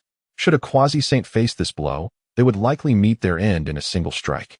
Tang Yu swiftly retreated, allowing the celestial demon to unleash its full array of abilities. However, he soon realized that in the manipulation of magical power, the celestial demon fell far short of him. Its attacks were merely a primal fusion of physical strength and magical energy. Nonetheless, the celestial demon possessed an extraordinarily resilient physique, which at least seemed to match his own in Tang Yu's eyes. What does this imply? Any celestial demon, once it enters the world, could potentially dominate this realm with sheer physical prowess, aside from himself and Hongjun. In the vast expanse of the universe, teeming with countless forms of life, these beings are but a single species among many. In comparison to the boundless heavens and infinite lives, the world governed by the Tao appears almost pitiably weak. With each thunderous punch and kick, the very fabric of the void trembled and collapsed. The celestial demon's visage twisted in rage as it attempted to tear Tang Yu apart. Yet, each time it made contact, Tang Yu miraculously dissipated before its eyes. After a brief moment, the celestial demon grasped the truth. This individual was terrifyingly powerful, consistently luring the enemy into a false sense of security. It became clear that it could not vanquish him with its own strength. Moreover, the way this person wielded magical power was exquisitely nuanced, deftly evading every attack. He neither wasted nor overextended his magical energy, and with each strike, the entirety of the cosmos seemed to resonate in harmony, only to resist in retaliation. However, at the moment of that resistance, this person would abruptly withdraw, demonstrating an impeccable mastery of magical application. Damn it, you've been concealing your strength all along. The celestial demon seethed with fury. Tang Yu chuckled lightly. I have not concealed anything. I told you I was strong, yet you did not believe me. He shook his head with a sigh. It seems that in this day and age, speaking the truth goes unrecognized, indeed. Pure-hearted individuals are no longer needed in this era. This remark only fueled the celestial demon's rage further. It recalled that this individual had indeed made such a statement. But everyone had thought it mere bravado, dismissing him entirely. Little did they know that throughout, he had been cloaked in deception. Despicable. You seek your own demise. The celestial demon launched another punch. This time, Tang Yu did not evade. Instead, he drew in his magical energy and countered with a punch of his own. The movement and trajectory mirrored that of the celestial demon precisely. This was Tang Yu's adaptation of the celestial demon's attack style. A seamless blend of magical power and physicality, devoid of any superfluous flaws. It was the simplest yet most effective approach. The celestial demon was momentarily taken aback. Boom. The celestial demon was sent flying. Tang Yu followed closely, delivering another punch. This seemingly ordinary strike traversed the endless river of time, manifesting across different dimensions. It felt as if the entire cosmos had converged into that one punch. This was the very essence of the punch style employed by the celestial demon. Yet Tang Yu had refined it further, evolving it into his own unique technique. The myriad of punches filled the air, creating the illusion of severing the heavens. This punch seemed to materialize between the past and the future. No matter how one attempts to evade, the pursuit remains relentless. The expression on the heavenly demon's face shifted dramatically. With a resounding roar, a faint glimmer of white light suddenly emerged from his eyes. A minuscule, almost imperceptible radiance emanated from them, akin to stars twinkling in the depths of the night. The darkness was profound, yet it could not obscure the brilliance of the stars. The heavenly demon grinned menacingly, and in an instant, his eyeball shot forth from its socket. In that fleeting moment, Tang Yu was engulfed by an overwhelming aura of bloodshed and slaughter, leaving him momentarily stunned. Yet, in that very instant, it felt as if he was transported to an alternate realm. Surrounding him was an infinite void of darkness and chaos. There was no light, no time. Only his solitary existence within this expanse. Thus, it was revealed. This was the wondrous nature of the heavenly demon's eyes, capable of vaguely thrusting him into a different dimension. Did all heavenly demons possess such formidable abilities, or did each pair of eyes harbor unique offensive attributes? Immersed in this bewildering chaos, as if at the dawn of creation, time itself seemed to stand still. There were no mountains or rivers, no sounds, and no illumination. It was merely him traversing this timeless abyss. Yet, the heavenly demon had underestimated Tang Yu. It presumed that by casting him into this personal realm, he would be unable to return. Little did it know that Tang Yu had already mastered the laws of space to their utmost degree. Furthermore, the remaining deities of the heavenly realm and even the Buddhas had been indelibly marked by him in an ethereal manner. Thus, with merely a thread of faint perception, he could shatter this unknown dimension. Boom. The void began to collapse, and the surging tide of chaos enveloped him. Dimly, a flicker of light caught his eye, glimmering subtly. Drip, drip, the sound of blood falling echoed in the silence. Tang Yu regarded the heavenly demon before him with an air of calm detachment.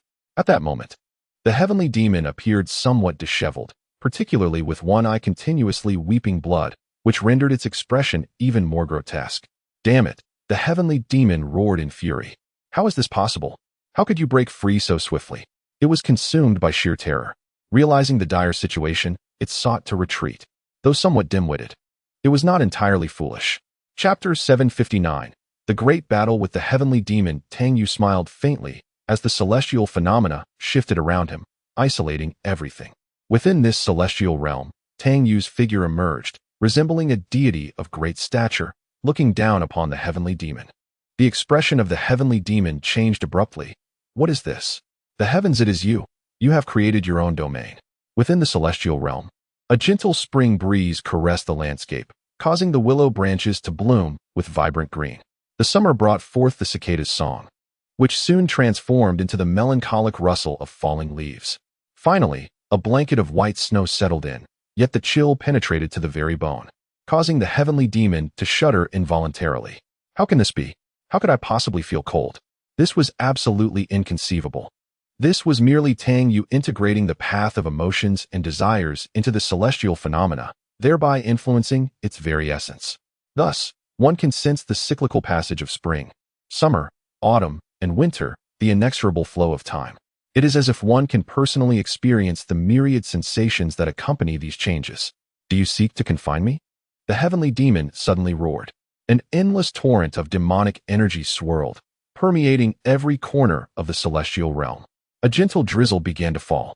The pitch-black demonic essence, entwined with the descending rain, vanished without a trace. The rain intensified, pouring down in torrents. In an instant, the seasons shifted, transforming into the biting chill of winter.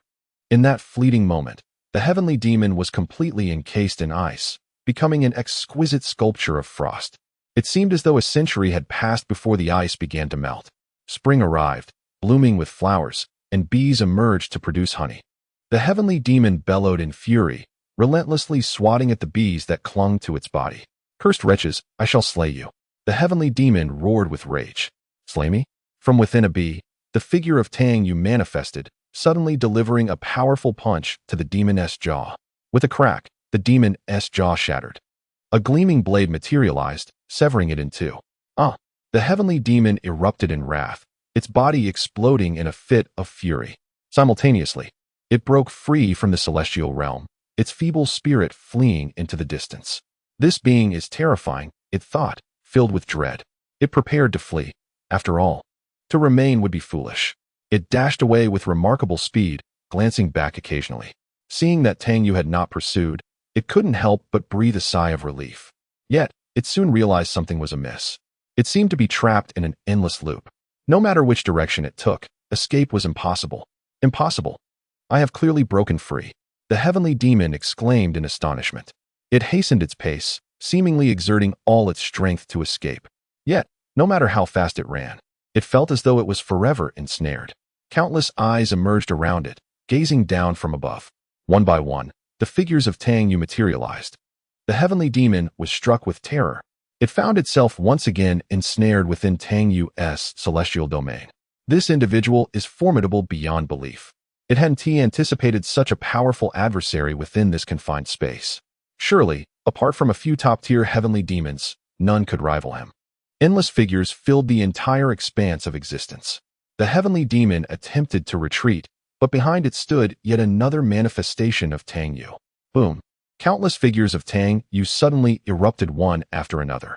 With each explosion, the overwhelming laws of space descended upon it, rendering even the slightest movement impossible.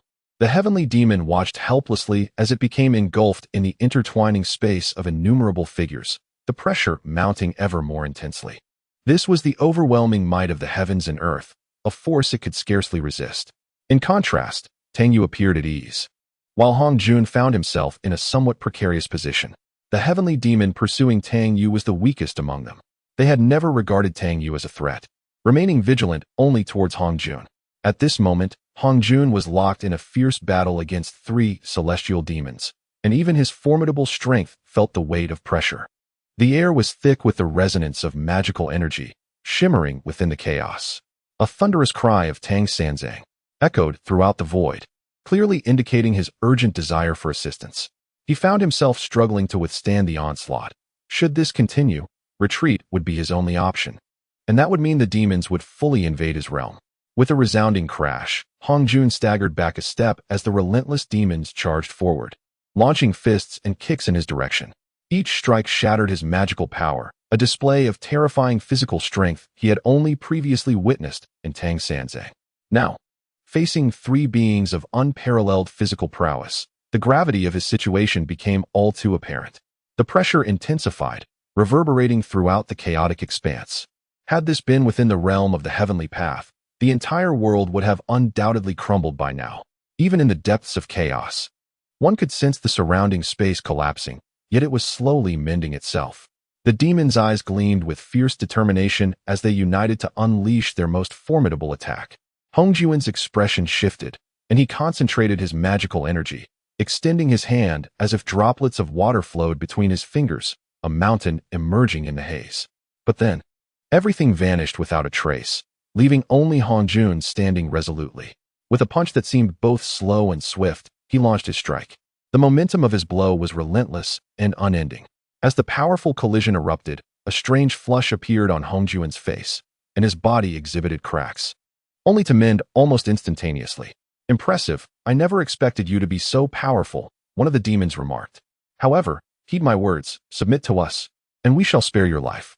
Against one of us, you might hold your ground, but together, we are beyond your capability. Hongjuan's eyes dimmed slightly at these words. At this moment, he could only hope for Tang Sanzang's swift arrival. Otherwise, he truly could not withstand the combined might of the three demons. Unbeknownst to him, Tang Yu had already concluded his own battle, incapacitating one of the demons and sealing it within his own cosmic manifestation. He even contemplated whether to extract its essence. Observing Hongjuan's struggle against the three demons, he couldn't help but click his tongue in admiration. The spectacle was truly magnificent and exhilarating. In his mind, he drew comparisons with Hongjun. Had he been in that situation, he would not have appeared so beleaguered. Of course, this was not due to any superiority over Hongjun. Rather, it was his own formidable physique, bolstered by the celestial manifestation, that ensured his invincibility, provided he did not engage in direct magical confrontation. Were such a confrontation to occur, he too would find himself in Hongjuan's precarious position. Yet, the notion of engaging in a straightforward battle was something that Sangu would disdainfully avoid. At this moment, he was contemplating which demon to ambush, hoping for a decisive strike. However, he was well aware that such thoughts were somewhat fanciful.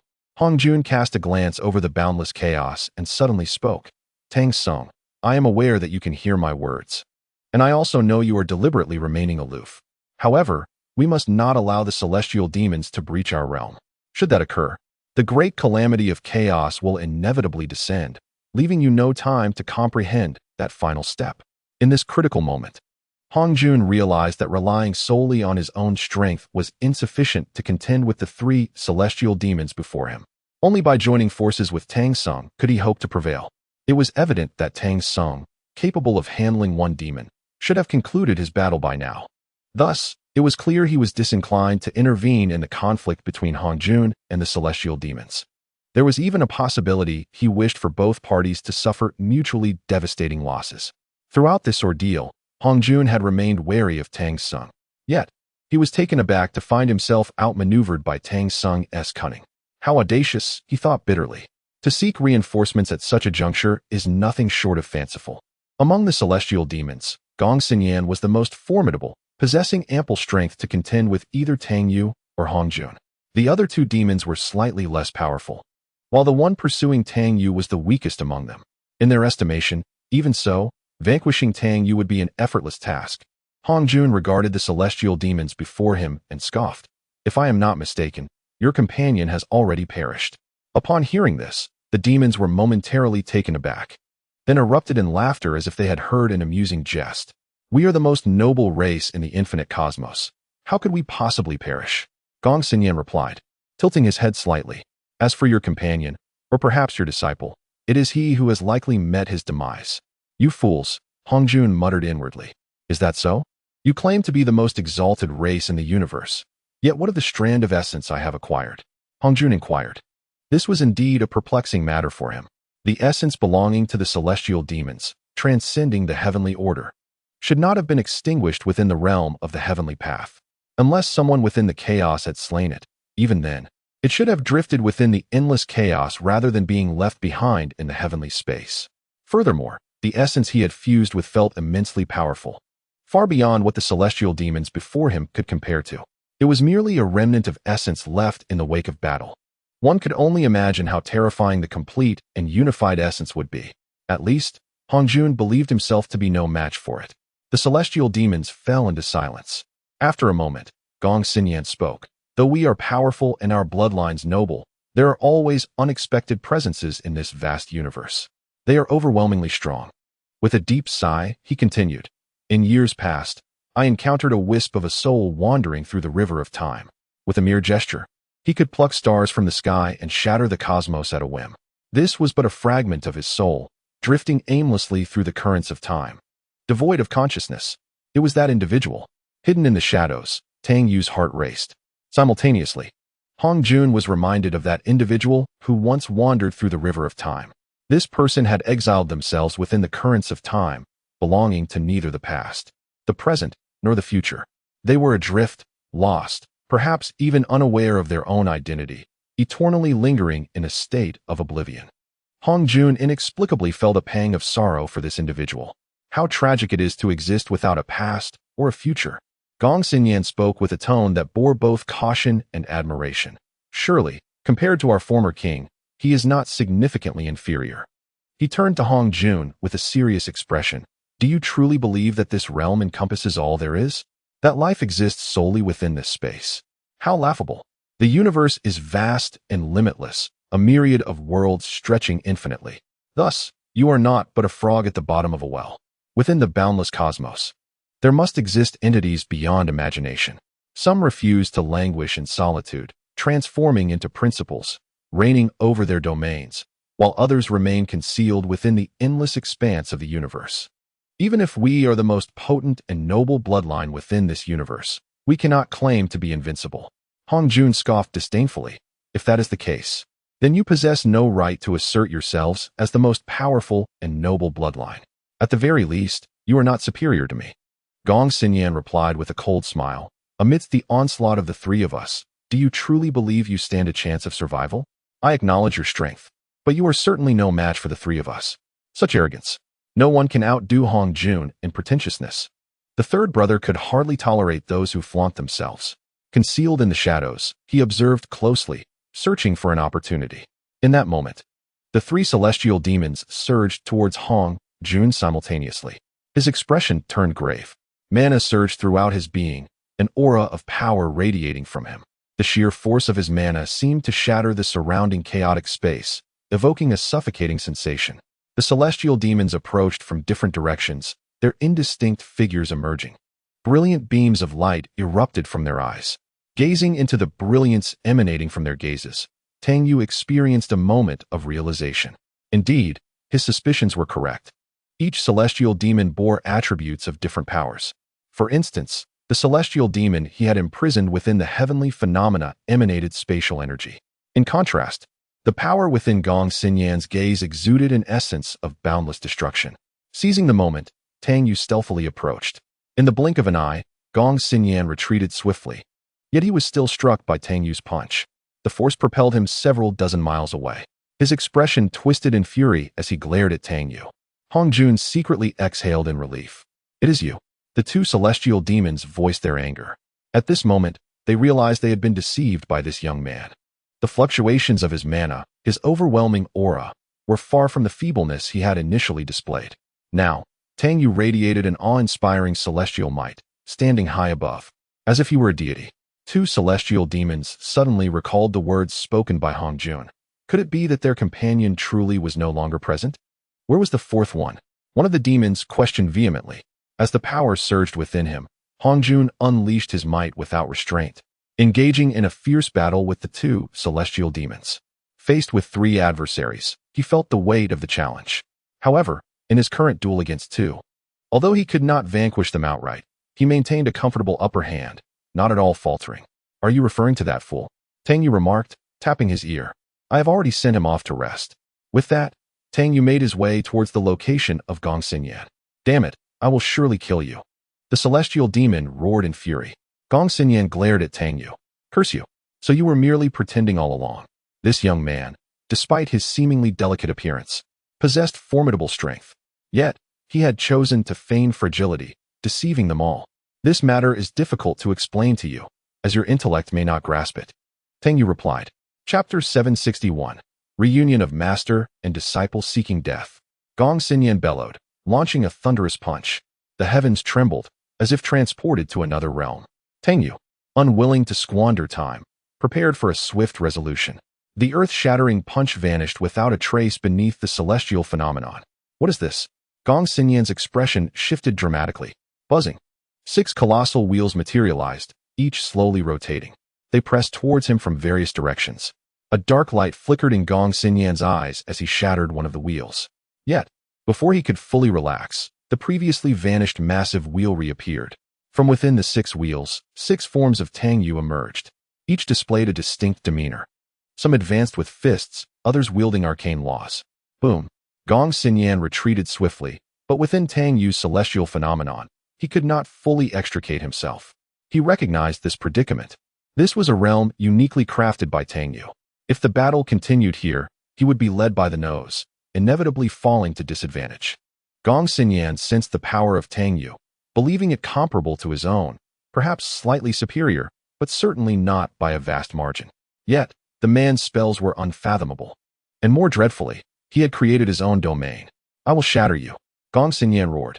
Dark demonic energy swirled around him, his eyes transforming into endless chaos. A sight both hollow and terrifying. His form slowly dissipated, revealing a gigantic eye. Buzzing. "Humph," Tang Yu groaned softly. Under the weight of this overwhelming presence, the entire celestial phenomenon trembled, as if on the verge of collapse. Boom. Gong Xinyan's figure emerged, albeit in a notably disheveled state. The eye continued to bleed. As he broke free from the celestial phenomenon, he turned and fled without a moment's hesitation. He understood all too well that continuing the fight would spell certain death. "In the future, I shall return with the celestial demon army. Await your demise." Tang Yu chose not to pursue. With a single strike, he felt a surge of vitality ripple through him. To his surprise, the celestial demon acted with such promptness that upon sensing danger, it turned and fled. Hong Jun gazed into the distant chaos, while the two celestial demons had vanished without a trace. "Are they dead?" Tang Yu inquired. "They have escaped," Hong Jun replied. "I could not detain them." He turned to Tang Yu. "I fear that soon, more celestial demons will arrive." This mention stirred some anger within Tang Yu, who scoffed. "Isn't this all due to you?" A flicker of melancholy crossed Hong Jun's eyes. It was indeed partially his fault. Yet, his primary aim was to elevate his own Tao realm, striving to lead all beings to survive amidst this great calamity. Hong Jun furrowed his brow, and his figure vanished from sight. He had sustained significant injuries in this battle and lacked Tang Yu's formidable recuperative abilities. Complete recovery would require time. Within the celestial phenomena, the imprisoned demon was now barely clinging to life. Tang Yu delivered a resounding slap, taunting, "You really have the audacity to demand that I call you master. Come, call me father." Before the demon could utter a word, Tang Yu lunged forward, delivering a flurry of slaps. Sensing that he was nearing the point of no return for the demon, he finally ceased his assault. "Is that a celestial demon?" Nuwa appeared suddenly beside him, her expression growing serious as she gazed into the distance. "It is merely the lowest tier of celestial demons," Tang Yu remarked. "If such base demons possess such combat prowess, how fearsome must the top-tier celestial demons be?" Nuwa's heart trembled at the thought. Although she had not witnessed their battle in its entirety, she could sense the overwhelming aura that had pervaded the area, its might utterly terrifying. Tang Yu nodded. "Indeed, quite formidable. I know that if it were merely a contest of magical power, those celestial demons would not be significantly weaker than myself. My victory stemmed from the intricacies of my celestial phenomena. The Goeishu and the celestial demons have ventured into this world," Nuwa said anxiously. "Even if we can evade this great calamity, we cannot escape them, can we?" "Not necessarily," Tang Yu replied, narrowing his eyes slightly. "If I advance further, I shall fear none." Nuwa regarded him with a thoughtful expression, nodding subtly. "My path has reached its end. I can go no further. You are the sole hope now." After a pause, she continued, "Be wary of it." Nuwa pointed meaningfully towards the heavens. Tang Yu was taken aback, then realized she referred to the heavenly Tao. "What do you mean?" he asked in confusion. "The Goeishu and the great Tao are far mightier than the heavenly Tao. Why should I be solely cautious of the heavenly Tao?" Nuwa suddenly spoke. "I once collaborated with Yang Mei to explore the future. At that time, Yang Mei glimpsed only fleeting fragments of what was to come." Tang Yu had been aware of this from his previous discussions with Yang Mei, but was puzzled as to why Nuwa seemed so grave about it. As for the heavenly Tao, Tang Yu no longer regarded it with concern, for it posed no threat to him. In a moment of despair, contemplating the utter obliteration of oneself, a sense of infinite space shattering into oblivion, Tang Yu felt an unsettling peculiarity. Logically speaking, the heavenly Tao had long been in a state of weakness, and the return to the void was on the cusp of entering the world. If one were to evade the return to the void, one should naturally succumb to slumber. Yet, he found himself persistently wrestling against this fate. "I am aware. I have witnessed Yang Mei," Tang Yu remarked. Nuwa subtly nodded, remaining silent. At that moment, Huta materialized, followed by several familiar auras that caused Tang Yu's body to tremble. He turned his head to see Sun Wukong, Zhu Beiji, and Sha Wujing gazing back at him. "Master." Sun Wukong was the first to rush forward, kneeling upon the ground. Zhu Beiji and Sha Wujing quickly followed suit. as he beheld his 3 disciples kneeling before him. A bittersweet sensation welled up in Tang Yu's heart, yet suddenly he burst into laughter, exclaiming, "Good, good." He reached out to stroke Sun Wukong's head. "Rise, all of you. Rise." The 3 disciples stood up, gazing at him in awe. Zhu Beiji and Sha Wujing were profoundly shaken, unable to fathom the extent of their master's newfound power. "Master, what is your cultivation level?" Zhu Beiji inquired. Tang Yu chuckled heartily. "Like Hong Jun, I possess absolute strength to protect you." With this declaration, Tang Yu's spirits soared, and he was even tempted to lead them to the Purple Cloud Palace to confront Hong Jun, eager to demonstrate his newfound prowess. As purple robes billowed, Zixiao appeared beside Sun Wukong, offering a slight bow to Tang Yu. "I pay my respects," she nearly blurted out, almost addressing him as the holy monk. However, Tang Yu had long since abandoned the monastic life. He laughed heartily, waving his hand dismissively. "Let us not concern ourselves with such formalities." Chapter 762. The weak water observing the return of his disciples filled Tang Yu with a profound sense of joy. The weight of accumulated melancholy dissipated in an instant. He recalled how, initially, he had scarcely regarded his disciples, even inadvertently leading them astray. Even the simpleton had met his demise due to his misguidance. It seemed the other foolish one had also suffered. Reflecting on years gone by, a smile crept upon Tang Yu's lips as he glanced at Sun Wukong and Zixia, feeling an overwhelming urge to witness them wed on the spot. A joyous occasion indeed. Yet, given the imminent calamity, it seemed they were preoccupied with graver matters. The other simpleton glanced at Nuwa, then turned to Tang Yu, appearing as if he wished to speak but hesitated. "I did not inform him about the weak water," Huda stated. "What has happened to the weak water?" The other simpleton inquired anxiously. How could one convey the truth to him? Should he reveal that his beloved was merely a contingency left by the return to the void? "This is something I must gradually explain to you. For now, let us journey to the Tianhe weak water," Tang Yu replied, exasperated. The group set forth towards the realm of the Tianhe weak water. Yet, in that fleeting moment, Tang Yu was suddenly consumed by urgency. The aura of the return to the void intertwined with the familiar essence of the weak water, and the Tianhe weak water was in a state of disarray, utterly unrecognizable.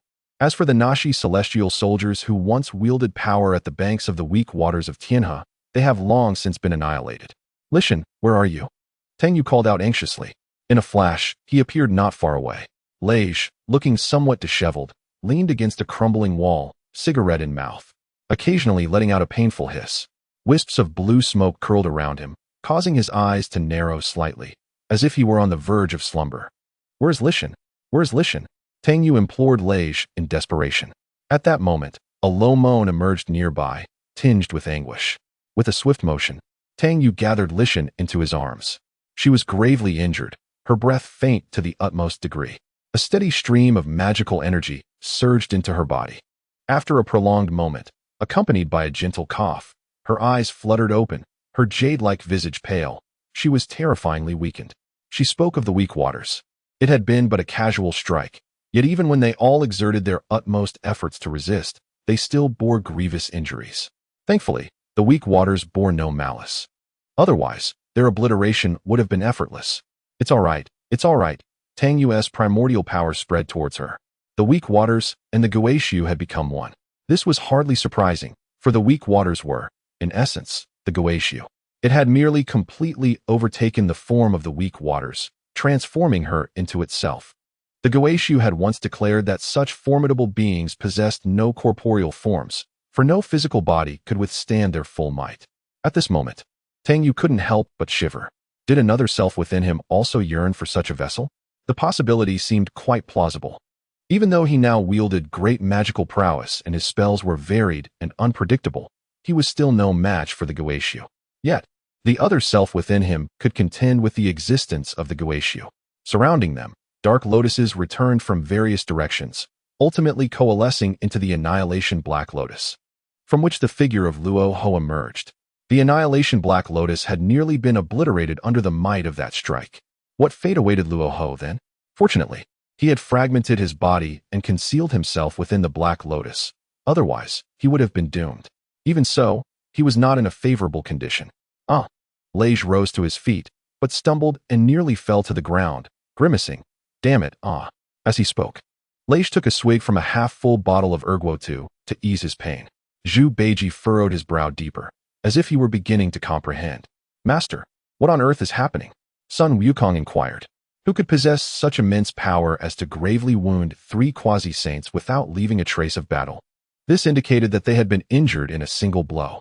Sun Wukong was naturally aware of some saints who had fallen from their exalted realms. It seemed that only a few saints remained now. Could it be that Laozi has taken action? Such a notion seems implausible. The immense power of one's own master renders such an event impossible. Ruoshui let out a deep sigh and cast a glance at the simpleton beside her. The simpleton's face instantly turned pale. Sanlingzi surveyed his surroundings. It had been many years since he last returned to the heavenly court, and it had undergone significant changes, to the point of being unrecognizable. Suddenly, Sanlingzi's eyes brightened as he spotted a chicken fluttering toward him from a distance. This was a celestial chicken raised in the heavenly court, a delicacy reserved for the Jade Emperor. Sanlingzi dashed over with agility, deftly capturing the chicken in his hands.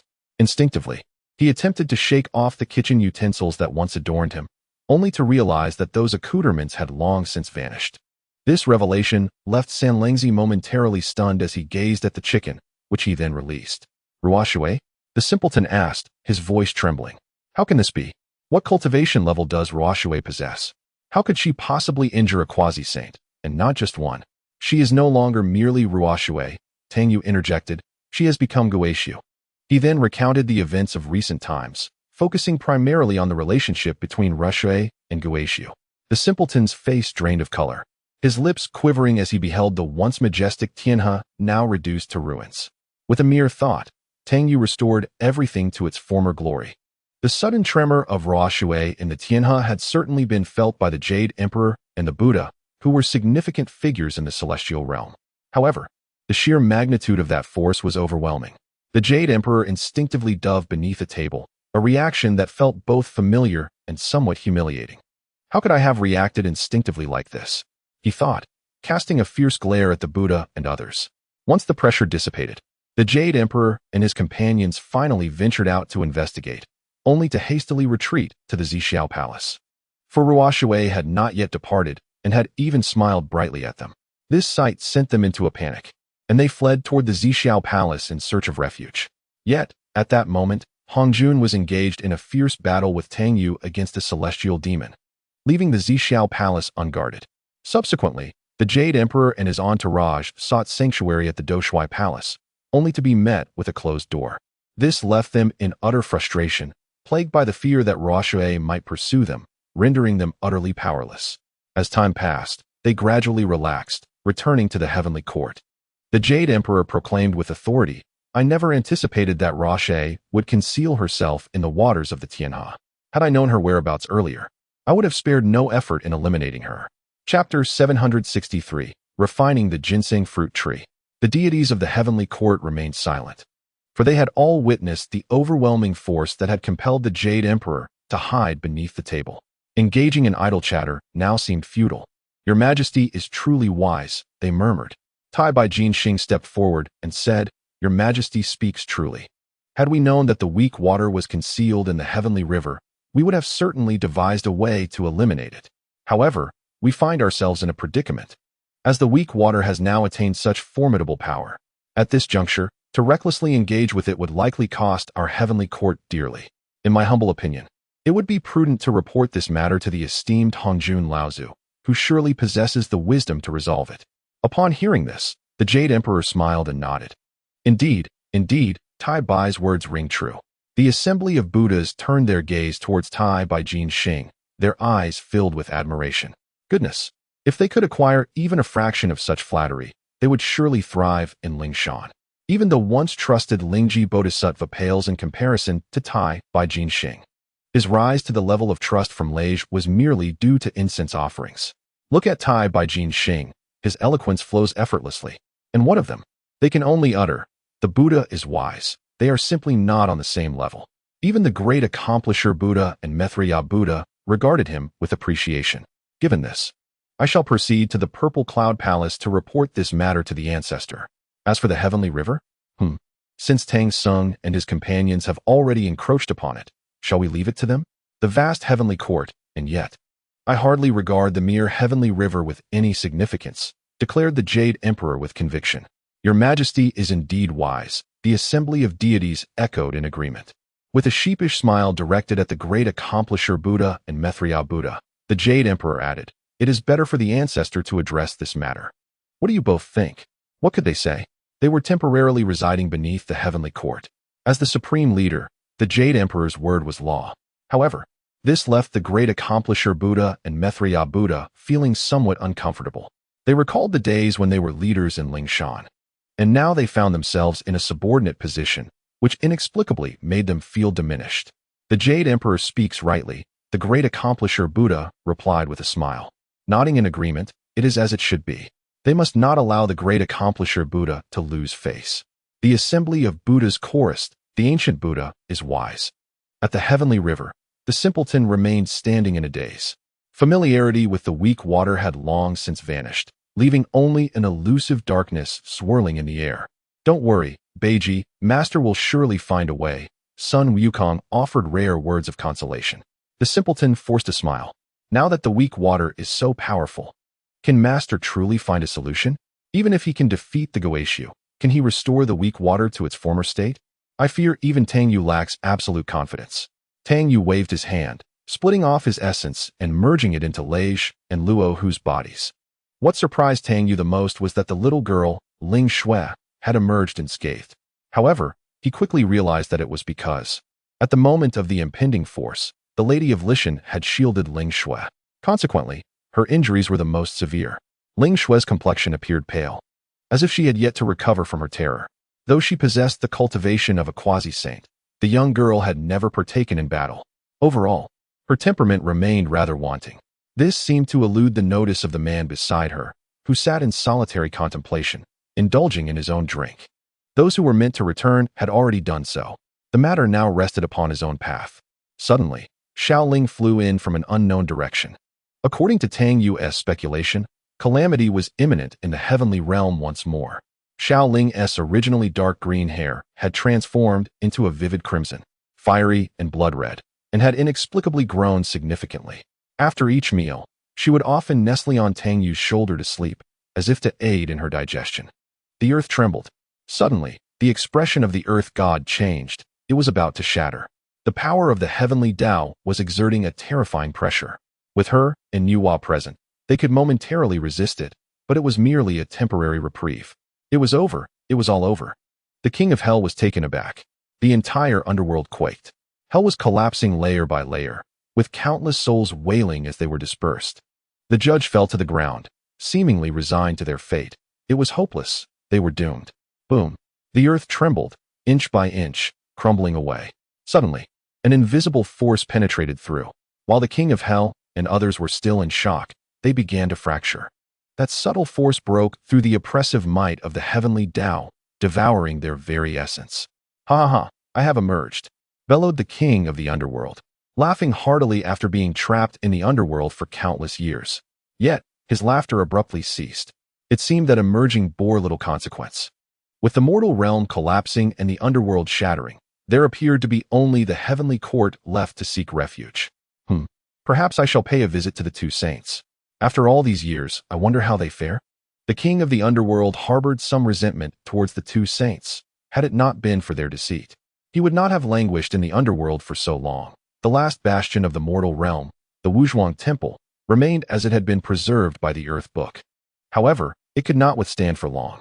Yet, Jin Yuanzi sat beneath a tree, his figure blending indistinctly into the ginseng fruit tree. Suddenly, the ginseng fruit tree manifested where he sat cross-legged. Jin Yuanzi and the ginseng fruit tree had become indistinguishable. Moments later, the ginseng fruit tree vanished entirely, transforming into Zhen Yuanzi's form. Yet strangely, another Jin Yuanzi remained in the place he had once sat. A gentle glow shimmered from both figures. They rose simultaneously, their forms gradually merging into one. Abruptly, Jin Yuanzi opened his eyes, taking a deep breath. Congratulations, Master, both Mingyue and Qingfeng spoke in unison. However, a trace of melancholy flickered in Zhen Yuanzi's eyes. He had refined the ginseng fruit tree, and compared to the past, he had indeed made some progress. Yet, even a half-step saint, let alone a full saint, could not wholly escape this great calamity. It seemed that my opportunity had slipped away. Zhen Yuanzi murmured to himself, lost in thought.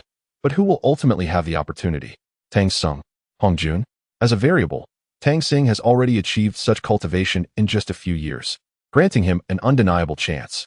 However, Hong Jun has refined the power within him, advancing further in his original realm, and has even seemingly detached himself from the control of the heavenly path. He appears to be even stronger. He could only reach this point to evade the impending calamity. It seems he must rely on others. Chapter 764. All gather at the heavenly court. Zhen Yuanzi pondered deeply. Currently, it appears that only two individuals might escape this great tribulation, Tang Sung and Hong Jun. Yet, it remains uncertain who can take that final step. After a long while, Zhen Yuanzi sighed softly. Prepare yourselves. We shall head to the heavenly court. It seems this place has become a refuge. However, with only the heavenly court remaining as a stable location, still unshattered, where else can we go? Yes, master, replied Minghui Qingfeng. Moments later, Zhen Yuanzi and his companions departed from Wuzhuang Temple. With their departure, the entire Wuzhuang Temple crumbled into oblivion. Upon Zhen Yuanzi's unexpected arrival at the heavenly court, the Jade Emperor was taken aback, inwardly cursing. Does he truly regard my heavenly court as a mere sanctuary? Moreover, even the ginseng fruit is gone. Even one ginseng fruit would suffice. Welcome, welcome, the Jade Emperor said with a smile. As the mortal realm collapses, I was somewhat concerned for the safety of the great immortals. Now that I see you all safe and sound, it is indeed a joyful matter. The mortal realm and the underworld have fractured, and only my heavenly court remains intact for the time being. Why not let the great immortals reside here for a while? Observing their demeanor, it seemed this was their intention. Rather than waiting for them to speak, he preferred to state it himself, showcasing his magnanimity. To be honest, this visit to the heavenly court is indeed for this purpose, Zhen Yuanzi stated. Please, do come in, the Jade Emperor urged. He turned to Taibai Jinxing, commanding, go. Have the imperial kitchen prepare a banquet. I wish to enjoy a drink with the great immortal today. He then welcomed Zhen Yuanzi inside. Taibai Jinxing paused for a moment, then summoned a heavenly soldier, instructing, go, inform the imperial kitchen. The heavenly court has indeed become a refuge. The Jade Emperor, despite feeling immense pressure within, wore a cheerful facade. As the sovereign of the three realms, he lacked any semblance of authority. Reflecting on this, Taibai Jinxing made his way to the heavenly river. Shortly after entering the heavenly court, he noticed a group of bald-headed figures nodding towards Zhen Yuanzi. However, Manjushri Bodhisattva kept his head lowered, seemingly reluctant to face Zhen Yuanzi. Since the loss of the ginseng fruit, Manjushri had been scapegoated, aware that he had yet to prove his innocence. Naturally, some had already speculated that it was Tang Xing's doing. Yet, without concrete evidence, no investigation could be initiated. Moreover, even if an investigation were launched and it was confirmed that Tang Xing was responsible, what could be done? Would one dare confront him? It was a laughable thought. Unexpectedly, the venerable Zhen Yuanzi finds himself in the heavenly court, a rather pleasant surprise indeed. The one who accomplishes great deeds, the Buddha, reflects. It is astonishing that individuals from the Buddhist sect have already made their way into the heavenly court, catching this old immortal off guard. A hint of sarcasm laces Zhen Yuanzi's voice as he muses over the various tribulations faced by the Buddhist community, despite their best efforts to conceal them. Yet, as the adage goes, good news seldom travels far, while misfortunes spread like wildfire. Zhen Yuanzi has heard whispers of the Buddhist treasury being plundered on more than one occasion, and even the plaques have been replaced. It is rumored that, in dire financial straits, even the great Thunder Sound Temple had to pawn itself to the heavenly court. The mere thought of this causes Zhen Yuanzi's lips to twitch involuntarily, leading him to cough lightly. Having lived long enough to gain wisdom, the Buddha, being the one who achieves great deeds, certainly perceives the underlying mockery in Zhen Yuanzi's words. He can even discern the suppressed laughter of the old immortal, who seems to be mocking the plight of their sect. It is worth noting that the Buddhists are not faring well in the heavenly court either, enduring scornful glances, while whispers of discontent circulate behind their backs. All of this turmoil can be attributed to the troublesome Xiao Lai, who has brought such calamity upon the once respected Buddhist community. The Buddha silently curses Xiao Lai once more in his heart.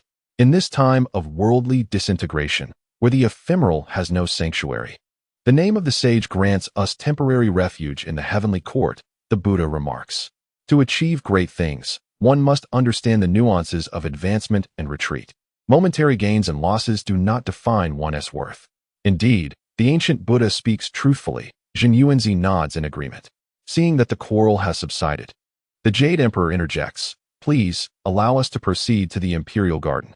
I have instructed the Imperial Kitchen to prepare a feast. Today, the arrival of the Venerable Zhen Yuanzi in the Heavenly Court is a fortuitous occasion, and I wish to celebrate with all of you." As they arrive at the Celestial River, the esteemed Taibai Jingxing displays utmost respect. It is essential to recognize that figures such as Tang Sanzang and his companions are not to be trifled with. Their power is undeniably the strongest across the three realms. The simpleton stands by the Celestial River, seemingly lost in reflection. "Greetings, Tianpeng." Taibai Jingxing bows slightly. The simpleton glances at him, but remains silent. "Now that you have gathered by the weak water of the Celestial River, I have come to inquire whether you require any living necessities." Taibai Jingxing's face is adorned with a sycophantic smile. A third simpleton, appearing dazed, walks over. Upon seeing Taibai Jingxing, he instinctively wishes to bow in respect. However, upon noticing the flattering expression on Taibai Jingxing's face, he waves dismissively. "Notify the Imperial Kitchen to prepare some food for me." Yes, I shall inform the Imperial Kitchen immediately," Taibai Jingxing replies, which brings an inexplicable sense of satisfaction to the third simpleton. It is noteworthy that even during his tenure as the curtain-lifting general, he had to maintain a courteous demeanor in front of Taibai Jingxing. Given the latter's close ties to the Jade Emperor, is third brother present? Taibai Jingxing lowers his stance, a gentle smile gracing his face. "What business do you have with my master?" The third simpleton, now brimming with arrogance, retorts, "My master appears to be in seclusion. If there is nothing pressing, you may take your leave." This tone takes Taibai Jingxing aback.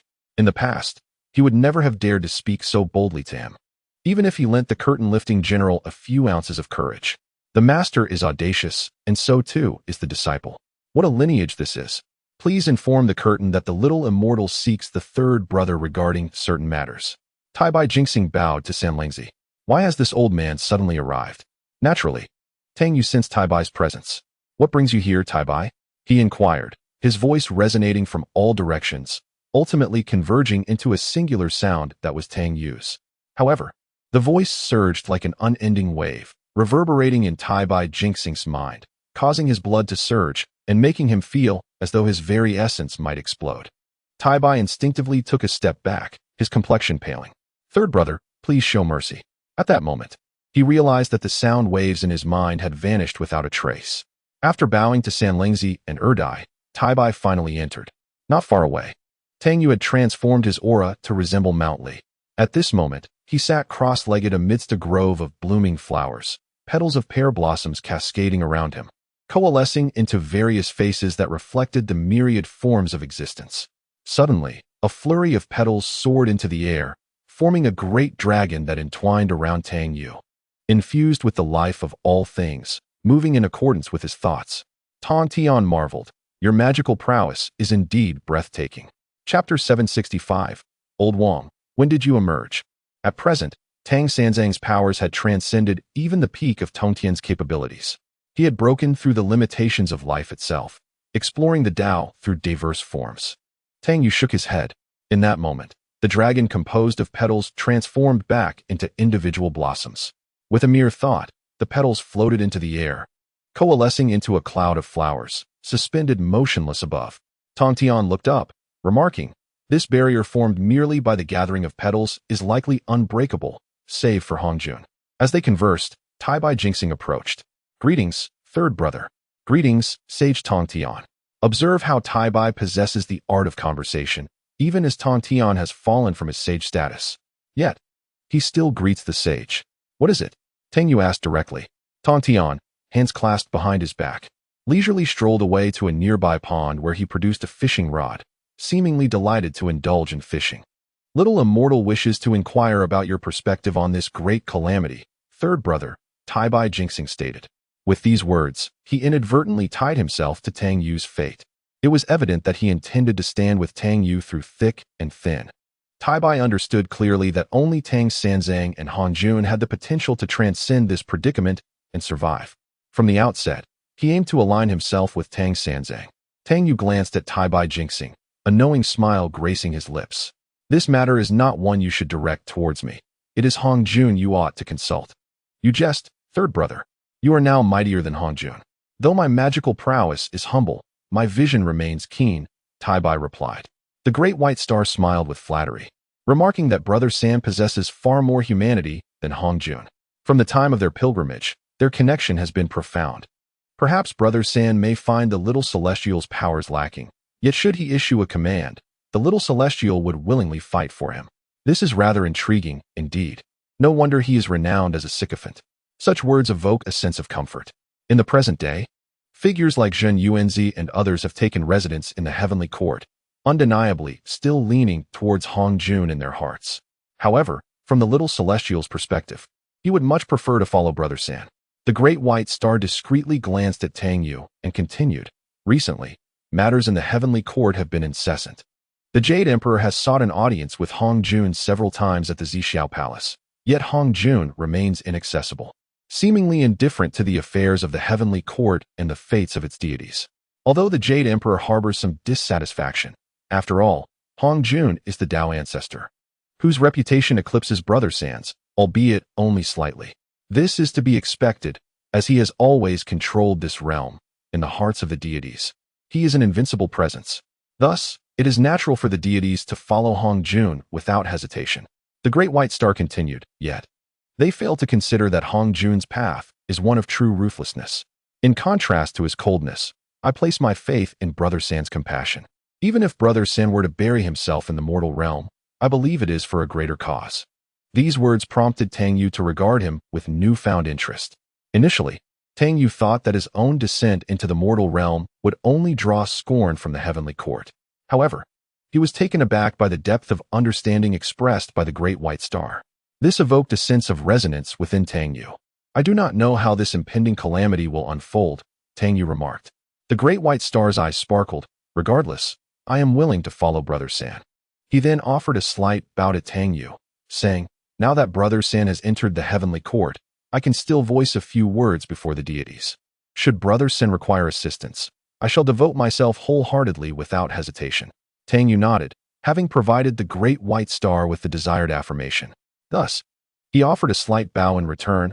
I shall take my leave. After a pause, he continued, I have already informed the Imperial Kitchen to prepare some ingredients for this place. With that, the great white star turned and departed. Upon reaching the Imperial Kitchen, he directly sent someone to notify them about the banquet the Jade Emperor wished to host.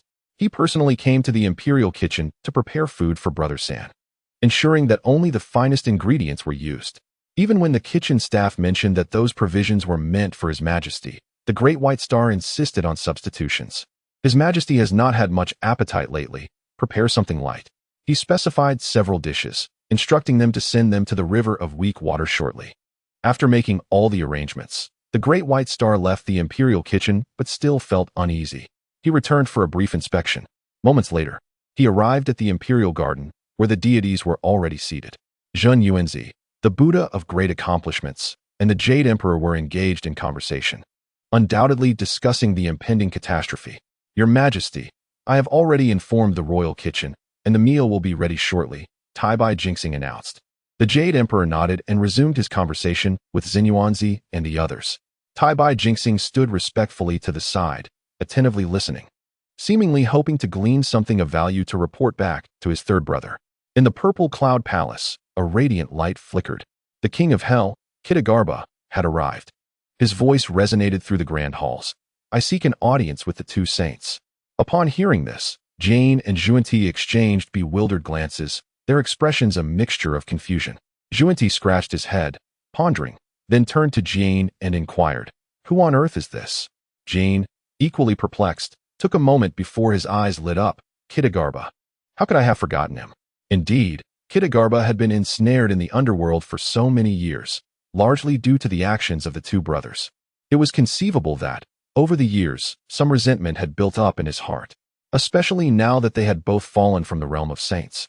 They doubted their ability to confront Kitagarbha directly. What brings you here? Jane finally asked. The pathways to the underworld have collapsed, and the mortal realm is no more. Where does the Buddhist path lead us now? Kitagarbha replied. They are currently in the heavenly court. "You may proceed there," Jane said, and then fell silent.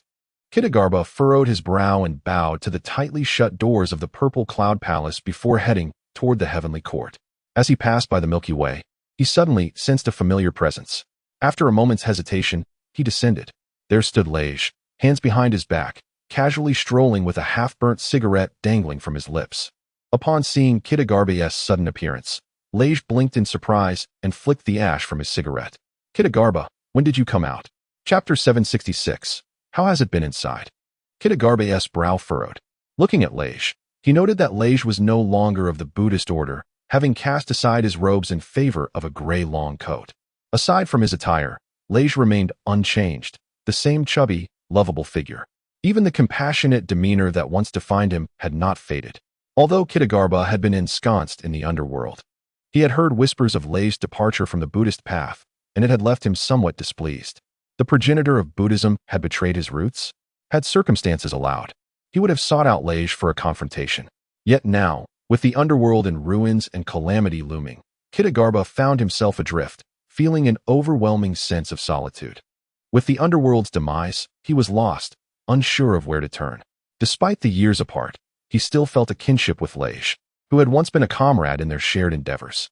After exchanging a few pleasantries, it seemed appropriate to continue the conversation. Noticing that the King of Hell remained silent, Brother Lai inquired once more, "When did you emerge?" The King of Hell replied, "Not long ago." "How was it in there?" Brother Lai casually asked while flicking the ash from his cigarette. The King of Hell sighed deeply, a bittersweet smile gracing his lips. "What do you think it was like?" "Life was quite difficult."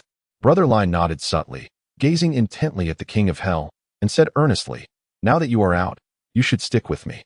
I understand it hasn't been easy for you all these years." He pointed at the King of Hell and patted his own chest, declaring, "From now on, if I have a morsel of meat, you shall have a bone to gnaw on as well." His words were imbued with an undeniable authority. He was already beginning to gather allies, for he was well aware of the King of Hell's formidable strength. Although they had never truly engaged in combat, they had tested each other's energies, and it was clear that the King of Hell was not weaker than himself. Even if he were slightly inferior, the difference was negligible. Thus, bringing him into the fold would inevitably expand Tang Sang's ranks with top-tier warriors. Yet, there was something amiss about the phrase, "If I have a morsel of meat, you shall have a bone." The King of Hell, however, remained silent, seemingly lost in thought. He was, of course, cognizant of matters concerning the Buddhist sect. It was not inappropriate to contemplate the future. The current situation was evident. The entire Buddhist order had, in essence, fallen under the dominion of the heavenly court. With the implication being clear, they were relying on Hongjun to lead the deities and Buddhas out of this calamity. "Old Wang," Brother Lai continued, "I trust you can see that the only opportunities lie with Tang Sung and Hongjun. Our numbers may be few, but we are all elite figures. It can be said that, with a single command from Tang Sung, annihilating this heavenly court would be a trivial task. Furthermore, as a variable, Tang Sung possesses immense power and is advancing rapidly. He holds greater potential than Hongjun." Brother Lai patted the King of Hell's shoulder in a gesture of comfort, urging, "Old Wang, reflect on whether what I say rings true. Are you still pinning your hopes on those two saints behind you? You know as well as I do that your current predicament and years of confinement are largely due to those two." As he spoke, Brother Lai instinctively touched his face. He then pulled out another cigarette, igniting it with the smoldering end of the previous one. Drawing a couple of deep breaths, he watched the faint glow of the burning tobacco. Discarding the cigarette butt onto the ground, he continued, "So, stay here. Although you and Old Three had some minor conflicts in the past, I believe for my sake, he will not hold a grudge." The King of Hell furrowed his brow, his expression shifting between shadows of doubt. After a long pause, he finally said, "Since I have just emerged from the underworld, I must visit the Buddhist sect." With that, his figure vanished before Brother Lai's eyes. He feared that if he stayed any longer, he might inadvertently agree to Brother Lai's proposition and forge an alliance with him, joining Tang Sang's ranks. However, the prospect of joining Tang Sang's camp did not seem entirely out of the question. However, one must take a moment to observe the present state of the Buddhist realm before making any plans. In the Imperial Garden, the Jade Emperor and others were currently engaged in a lively banquet, creating a somewhat chaotic atmosphere that struck Lao Wang as peculiar. Suddenly, the laughter of Maitreya Buddha echoed as he sprang to his feet, incredulously gazing at Lao Wang. Instantly, All eyes converged upon him. Maitreya hastened towards Lao Wang. Examining him closely, "When did you emerge?" "Not long ago," Lao Wang replied, scanning his surroundings and sensing the undeniably strange ambience. Having spent many solitary years in the underworld, he had developed a certain detachment, becoming somewhat reclusive and no longer fond of such vibrant gatherings. Come, Maitreya urged, drawing Lao Wang forward and promptly seating him at his own place. With a wave of his hand, a chair accompanied by utensils flew over, settling before Lao Wang. Maitreya then took his seat and began to exchange pleasantries. "Really now, you should have announced your arrival. I could have come to greet you. How did you fare inside?" As he spoke, Maitreya rummaged through his belongings, seemingly intending to offer Lao Wang a cigarette, only to suddenly recall that he had been out of stock for quite some time. He chuckled awkwardly, lifting a cup to his lips to mask his embarrassment. "It's good that you're out. Make sure to stay here well." "The great achiever," Maitreya remarked, casting a glance at the assembly of Buddhas below, prompting a self-deprecating smile from Lao Wang. "Lao Wang has emerged, a cause for great celebration. Let us raise a toast to him." The Jade Emperor rose, holding his cup aloft, signaling to the gathering of deities. In this regard, the Jade Emperor still commanded great respect. The assembly of deities all stood, raising their cups in unison. "To Lao Wang, to Lao Wang." Yet, when they noticed that Lao Wang remained unmoved, the great achiever called out to him. Still, Lao Wang did not respond. Suddenly, the atmosphere grew inexplicably tense, and even the Jade Emperor's expression soured somewhat. "Is the Earth Store Bodhisattva?" As a practitioner of the Buddhist path, perplexed by the teachings of Buddhism, might the ancient Buddha provide clarity? Lao Wang's voice took on a solemn tone. The Jade Emperor smiled and nodded to the assembly before sitting down once more.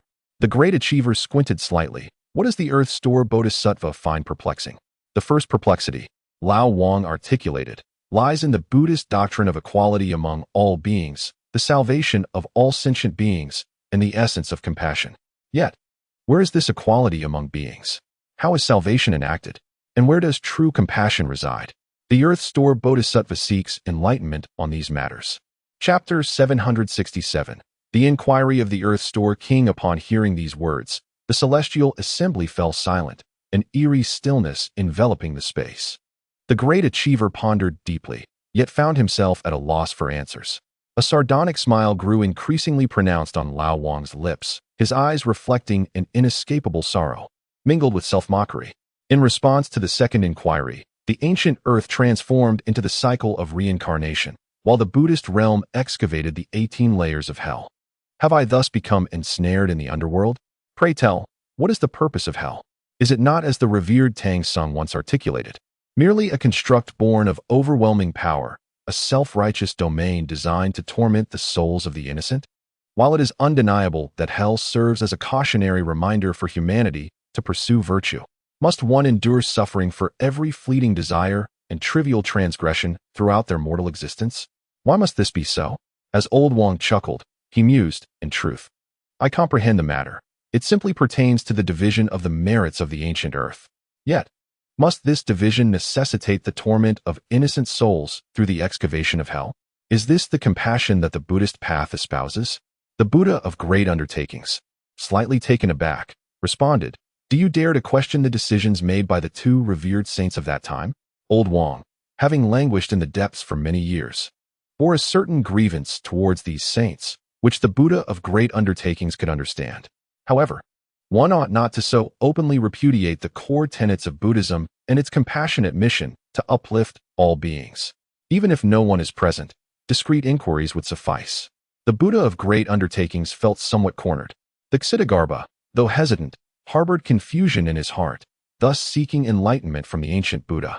Old Wang, undaunted, gazed intently at the Buddha of great undertakings, and the atmosphere grew inexplicably tense, as if an unseen power enveloped both figures. The Jade Emperor, seemingly unfazed, chuckled lightly and called to Zhang Yuanzi, "Come, partake in the feast. These are the finest delicacies from my imperial kitchen, prepared today in honor of your esteemed presence." The Jade Emperor's thoughtfulness was noted by Zhang Yuanzi. The Buddha of great undertakings let out a quiet huff, restraining his imposing aura. After sipping his wine and savoring its taste, he pondered for a moment before declaring, "How can the doctrines of Buddhism be subject to your scrutiny? The equality of all beings and the essence of compassion are the cherished principles of those who follow the Buddhist path. The Buddhist community endeavors tirelessly for these tenets. Yet it is lamentable that they may falter through the trials of the journey to the West, resulting in such a predicament. Would Buddhism cease to exist without the journey? For the sake of this calamity, how many innocent lives have been sacrificed? Ksitigarbha continued, was Buddhism not established first? The flourishing of Buddhism is essential for the salvation of all beings. Do you not grasp this? Historically, those who achieve great deeds accept that a modicum of sacrifice is inevitable. I do not deny that some innocents have suffered. Yet I take solace in the belief that they are reborn into prosperous families, free from want in their lifetimes. Thus, does karma not balance the scales? Have I committed any wrongdoing? The Buddha of great undertakings spoke with conviction. How many years have been devoted to preparing for the calamity of the journey to the West? As long as Buddhism flourishes, spreading its teachings across the three realms, promoting equality and compassion, the essence of Buddhism shall awaken anew in the hearts of all mortals. However, it is disheartening to acknowledge that the endeavor of the journey to the West may ultimately fail. Yet, even in failure, Buddhism shall not be forgotten. The teachings remain our guiding light. The Buddha of great undertakings asserted, a few setbacks and failures are to be expected, but what is truly frightening is the inclination to doubt oneself and question the righteousness of one's path. If one succumbs to such thoughts, how can they ever achieve greatness? Although the great calamity of the journey to the West has ended in failure, the teachings of Buddhism endure, and one day, they shall permeate the realms of the divine. Old Wong scoffed derisively, asking, is there still a three realms? Moreover, is this so-called journey to the West truly for the sake of sentient beings? In this grand scheme, the so-called sentient beings are merely pawns. How bold you are, king of the underworld. As a person of the Buddhist faith, how dare you utter such blasphemous words? The Buddha of great achievements proclaimed. Am I mistaken? The king of the underworld retorted, those who plot above often sacrifice the very souls of the most downtrodden. Is this what you call equality among sentient beings? The common folk lack the power to shape their own destinies. Even their lives and deaths lie within your whims. With but a thought, you could cast them into the 18 layers of hell, ensuring their eternal suffering. Having spent many years in the underworld, he had heard the anguished wails of countless wronged souls. Do they not lament the injustice of heaven? He mused. The king of the underworld laughed heartily, recalling, once, Tang Sung questioned me upon entering the underworld, asking if Buddhism had established the 18 layers of hell merely to listen to the cries of sentient beings. Today, I wish to pose a query to the ancient Buddha. You have stated that the 18 layers of hell serve as a warning to the world, encouraging them to do good. What could be wrong with that? Let them comprehend the law of cause and effect. Retribution is not absent, merely not yet due. The Buddha of great achievements replied solemnly, to understand the causes of past lives, one must recognize the recipients in this life. To know the fruits of future lives, one must act in this life. The cycle of cause and effect, is it not valid? He gazed at the king of the underworld, adding, all of this is simply to guide mortals towards goodness. The king of the underworld laughed heartily. What a splendid notion. To teach mortals goodness through the 18 layers of hell. What a remarkable Buddha. What a compassionate heart. Ha ha. He shook his head, laughing as if in madness. What folly is this, king of the underworld? The Buddha of great achievements thundered. Such a mockery of the Buddhist path, such a Buddha should not exist. Suddenly, the king of the underworld's demeanor shifted to one of madness. What did you say? The Buddha of great achievements stood abruptly. Has the Buddhist realm already seen one drunken Buddha? Must there be another? Truly, a misfortune for Buddhism. At this moment, the Jade Emperor and the deities of heaven were present. How could the king of the underworld speak in such a manner, bringing disgrace to Buddhism? Such a Buddha should not exist. Old Wong stood, gazing defiantly at the Buddha of great achievements, ready for confrontation. Enough of this bickering. Maitreya Buddha interjected. Old Wong and the Buddha of great achievements exchanged glances, sparks seemingly flying from their eyes, as tension rose palpably. King of the underworld, do you intend to betray Buddhism like the sinful Buddha? The Buddha of great achievements demanded loudly. Old Wong's face bore a self-mocking smile. In the underworld, I hear the anguished wails of countless wronged souls daily. Their pain pierces my heart. Is this what you call compassion and the salvation of sentient beings? It seems rather absurd. When I embraced the Buddhist path, I believed it would align with the teachings as professed. However, I now realize my profound error. one that is utterly absurd. I feel deeply remorseful towards the Earth Mother, for my actions have unjustly appropriated too much of her merit. Such is the nature of the Buddhist path. Yet, behind the scenes, two revered sages question, do you have a connection with our Buddhist teachings? How poignant is this irony? Chapter 768, The Alignment of the Supreme Laojun. Bold Kittagarbha, how dare you malign the saints? The achiever of great endeavors Buddha suddenly rose, gazing intently at Kittagarbha and bellowing forth. Am I mistaken? Kittagarbha, undaunted, replied, are you not aware of the origins of Buddhism? After a brief moment, the achiever of great endeavors Buddha spoke. As practitioners of Buddhism, we must acknowledge that some actions of the saints may indeed be flawed. However, that does not grant us the right to disparage them. He paused, continuing, moreover, throughout history, those who have achieved great things have inevitably faced sacrifices. Only through such means can greatness be attained. If not for the guidance of the two saints, how could Buddhism have flourished to this day?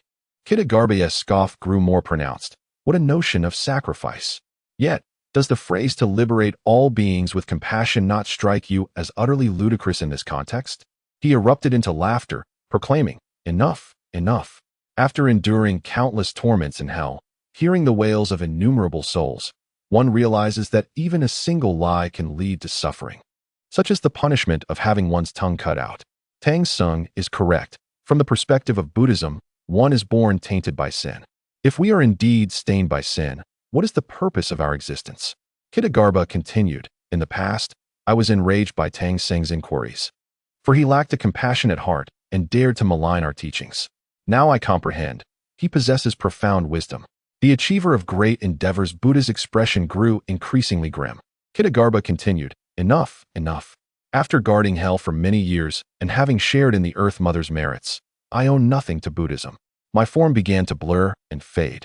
And Kittagarbha declared, from this moment on, there shall be no Kittagarbha Bodhisattva within Buddhism. With this pronouncement, accompanied by boisterous laughter, Kittagarbha's figure vanished. The achiever of great endeavors Buddha's countenance reached an extreme of discontent.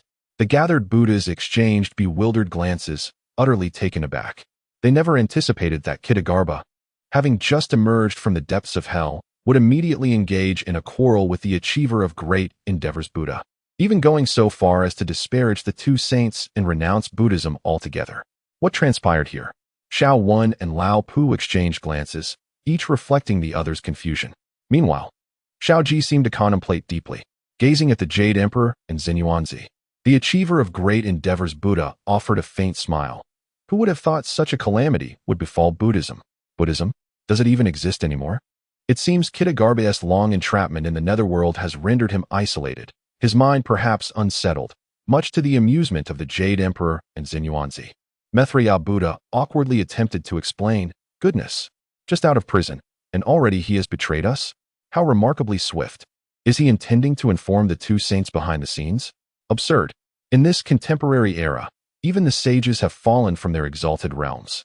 In terms of quasi-saintly combat prowess, one might question whether they could truly rival the king of the underworld. The Jade Emperor nodded with a smile, signifying understanding, and then beckoned to Xuanyuanzi and the others, raising a cup to share a drink. In the Doshui Palace, the Supreme Lord Lao Jun could sense the increasing instability of the heavenly Tao. Not long ago, Tang Yu and Hong Jun had engaged in a fierce battle against the celestial demons amidst the chaos, a struggle he was acutely aware of. He was eager to discern who among the two was superior, a revelation that would aid his own strategic considerations. The Supreme Lord understood that relying solely on his own strength would not suffice to evade this impending calamity. With allegiances clearly drawn, he found himself in a state of indecision, unwilling to accept his fate. A pained expression crossed the Supreme Lord's countenance.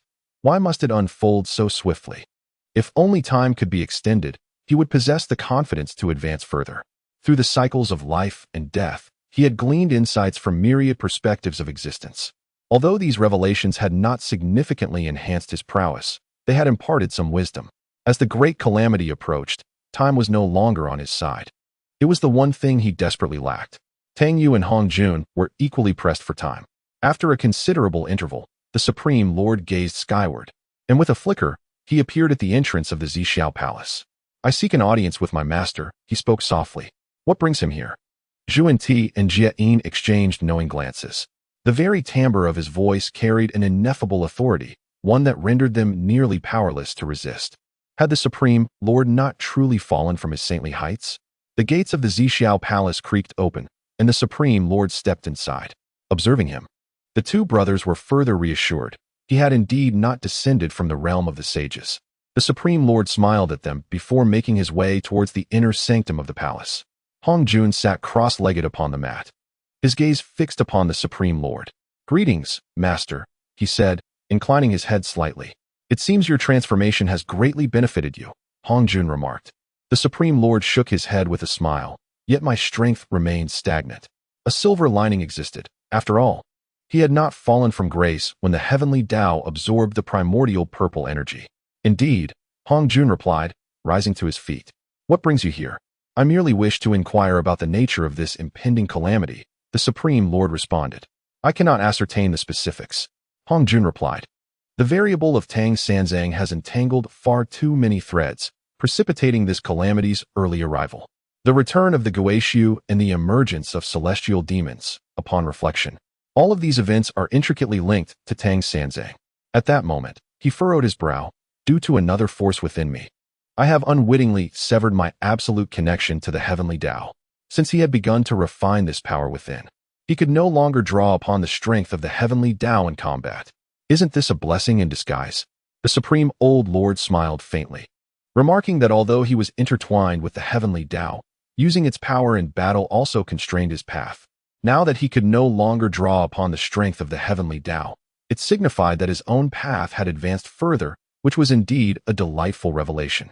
Hong Jun glanced at the Supreme Old Lord, acknowledging that despite this progress, it remained insufficient. He sensed that the final step was obscured by a thin veil, one that was not easily traversable. A brilliant light emanated from the artifacts in his eyes, and he declared his determination to break through to an unprecedented path. At this moment, he paused, suddenly recalling a figure he had encountered while traversing the river of time. That individual had long since embarked on their journey, yet for reasons unknown, their soul was fragmented, drifting aimlessly amid the past, present, and future. Chapter 769. Tang Sanzang does not belong here, Hong Jun continued, affirming his resolve to take that final step, bolstered by the confidence granted by the Guishu. He vowed to ascend to the supreme realm.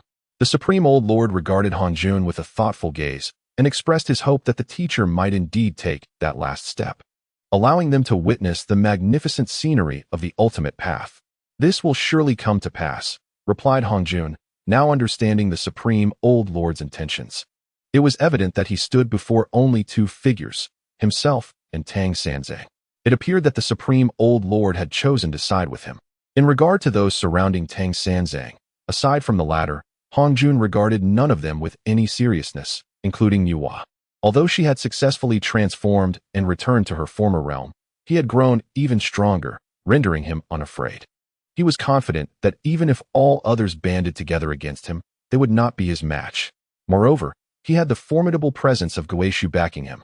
He held an unwavering belief that Tang Sanzang would never be a match for Guishu. Suddenly, the surrounding space seemed to solidify into a singular point. Both Hong Jun and the Supreme Old Lord were taken aback, sensing as if they existed in different realms. That point expanded instantaneously, transforming into chaos, and soon, a figure appeared before them. She stood there in silence, with the entire power of the heavenly Tao retreating in reverence. Even Hong Jun and Tang Yu could not achieve such a phenomenon, as they felt the heavenly Tao's force repelling them. The power of the weak water had caused the heavenly Tao to shy away. How immensely powerful must she be at this moment? Weak water.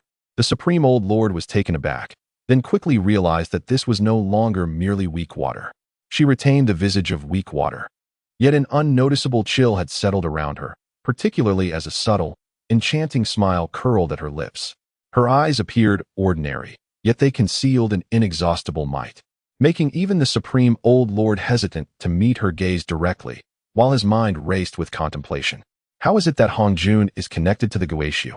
Gazing at Taishang Lao Jun, Ruoshui's lips curled into a faintly disdainful smile, seemingly dismissing him entirely. My powers have fully merged, and my injuries from years past have long since healed. Hong Jun was elated. This is excellent news. now that Goetiu has completely restored itself. Dealing with Tang Sung should be a mere trifle. After all, Tang Sung has always been a source of unease for him, an unrelenting mental affliction. Yet, despite this, he found himself unable to eliminate him. Surely, overcoming Tang Sung should be effortless now. Hong Jun cautiously inquired. Ruoshui turned to Hong Jun and gently shook his head. I cannot contend with him. Hong Jun was taken aback. Ruoshui continued. He does not belong to this ancient history. Both Hong Jun and Taishang Laojun were astonished, their expressions reflecting their shock. Tang Sung does not belong to this ancient history? What could this possibly mean? Not of the past or the future. Before either could further question, Goetiu spoke again. Moreover, he is accompanied by two entities that impede me. No, three, including that individual. As she spoke, a smile graced Ruoshui's lips. Furthermore, amidst this turmoil, Tang Sing's presence is indeed beneficial. Meeting Hong Jun's puzzled gaze, Ruoshui scoffed. Do you presume he possesses strength comparable to yours? You are gravely mistaken. Within his soul resides another, a spirit of immense power, not significantly weaker than my own, accompanied by yet another presence. Should he perceive Tang Sung in peril, that entity would undoubtedly reverse the currents of time to intervene. Even I, at this moment, would have no chance against that soul within him, coupled with the existence of that figure. Ruoshui murmured softly, and that woman. She too should be awakening soon. For reasons unknown, a trace of complexity flickered in Ruoshui's eyes. Is it the figure within the river of time? Hong Jun inquired. Indeed. Ruoshui's voice carried a hint of admiration. He is a formidable individual, one who inspires a sense of reverence within me. It is astonishing that such an individual even garners respect from Goetiu. Tang Sung does not belong to this ancient history? What could this mean? Taishang Laojun asked. Ruoshui regarded him. How long have you lived? How long have you all existed? Since the dawn of creation? A smirk touched Ruoshui's lips. If I were to say that you had perished once, would you believe it? This is inconceivable. Hong Jun was utterly bewildered, his expression one of shock. I have existed since the beginning of creation. How could I have ever perished? If that were the case, I would surely know.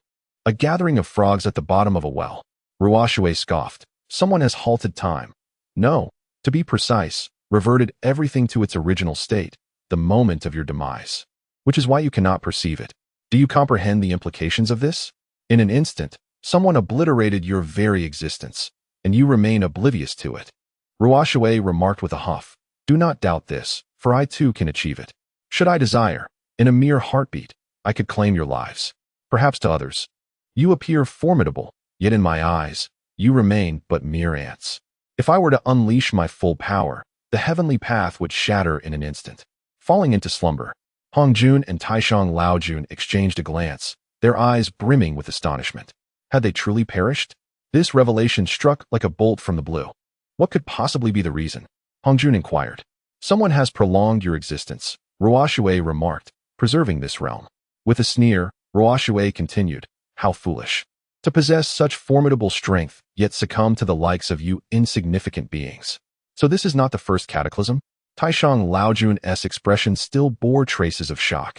The calamity you speak of merely stems from external factors weakening the heavenly path, leading to its slumber as it seeks to restore its essence, Ruoshui replied with a scoff. But why has it not fallen into slumber this time? I have entered the world. It should have evaded the spotlight. Could there be some hidden contingency? Have powerful external forces previously caused calamities? Hong Jun queried. That holds some truth. Their strength was overwhelming in the past, Ruoshui softly responded.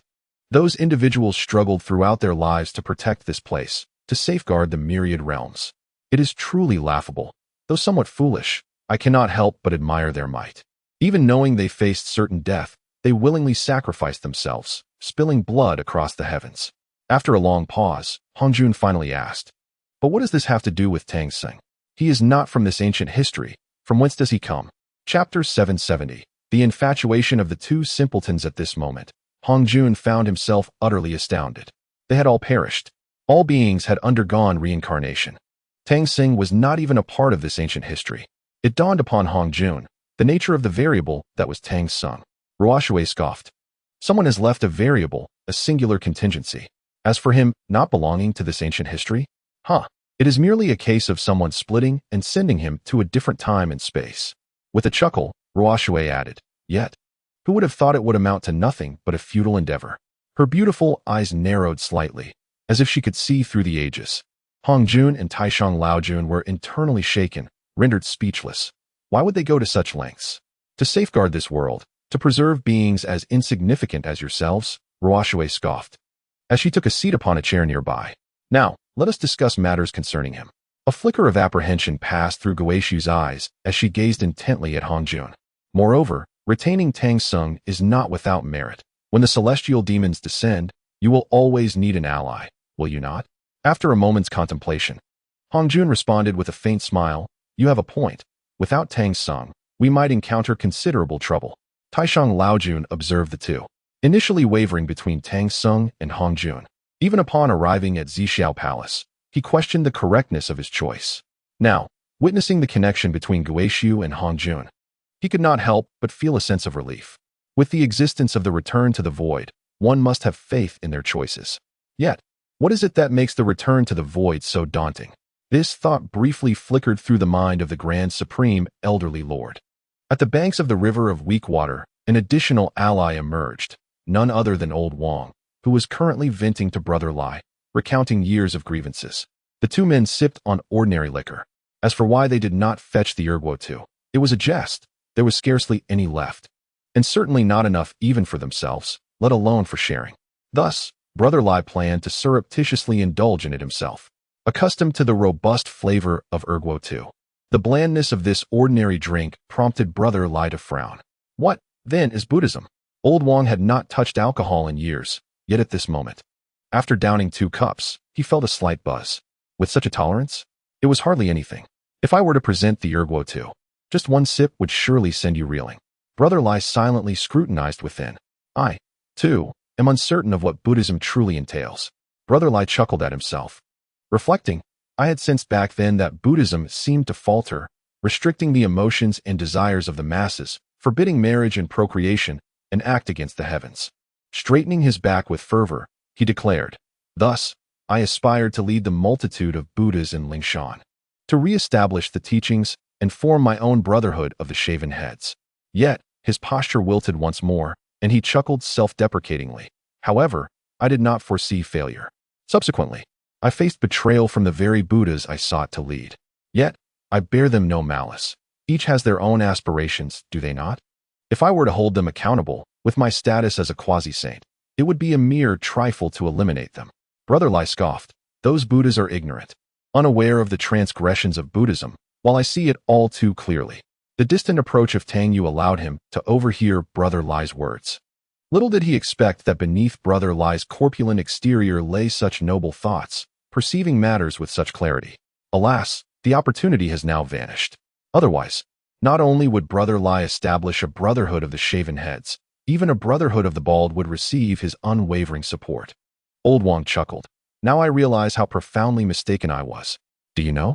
Within the underworld, I am perpetually surrounded by the wails of resentful souls, echoing in my ears the anguished cries of beings who suffered due to their lack of power. In the past, there was only the underworld, devoid of the 18 layers of hell. Although fates were determined by karma across lifetimes, beings need not endure suffering on account of it. Since Buddhism introduced the 18 layers of hell, under the guise of guiding beings towards goodness, what a cruel tactic it is. This is not guidance, it is sheer force. A subjugation born of relentless suffering. Equality among beings? Compassionate hearts? Now I comprehend the deep irony in these 8 words. Are beings truly equal? No. They shall never be equal. The law of the jungle prevails, a natural order that is also the law of heaven. Lao Wang shook his head in self-mockery, lamenting, alas, I have come to understand far too late. Yet, I must express my gratitude to Tang Sung.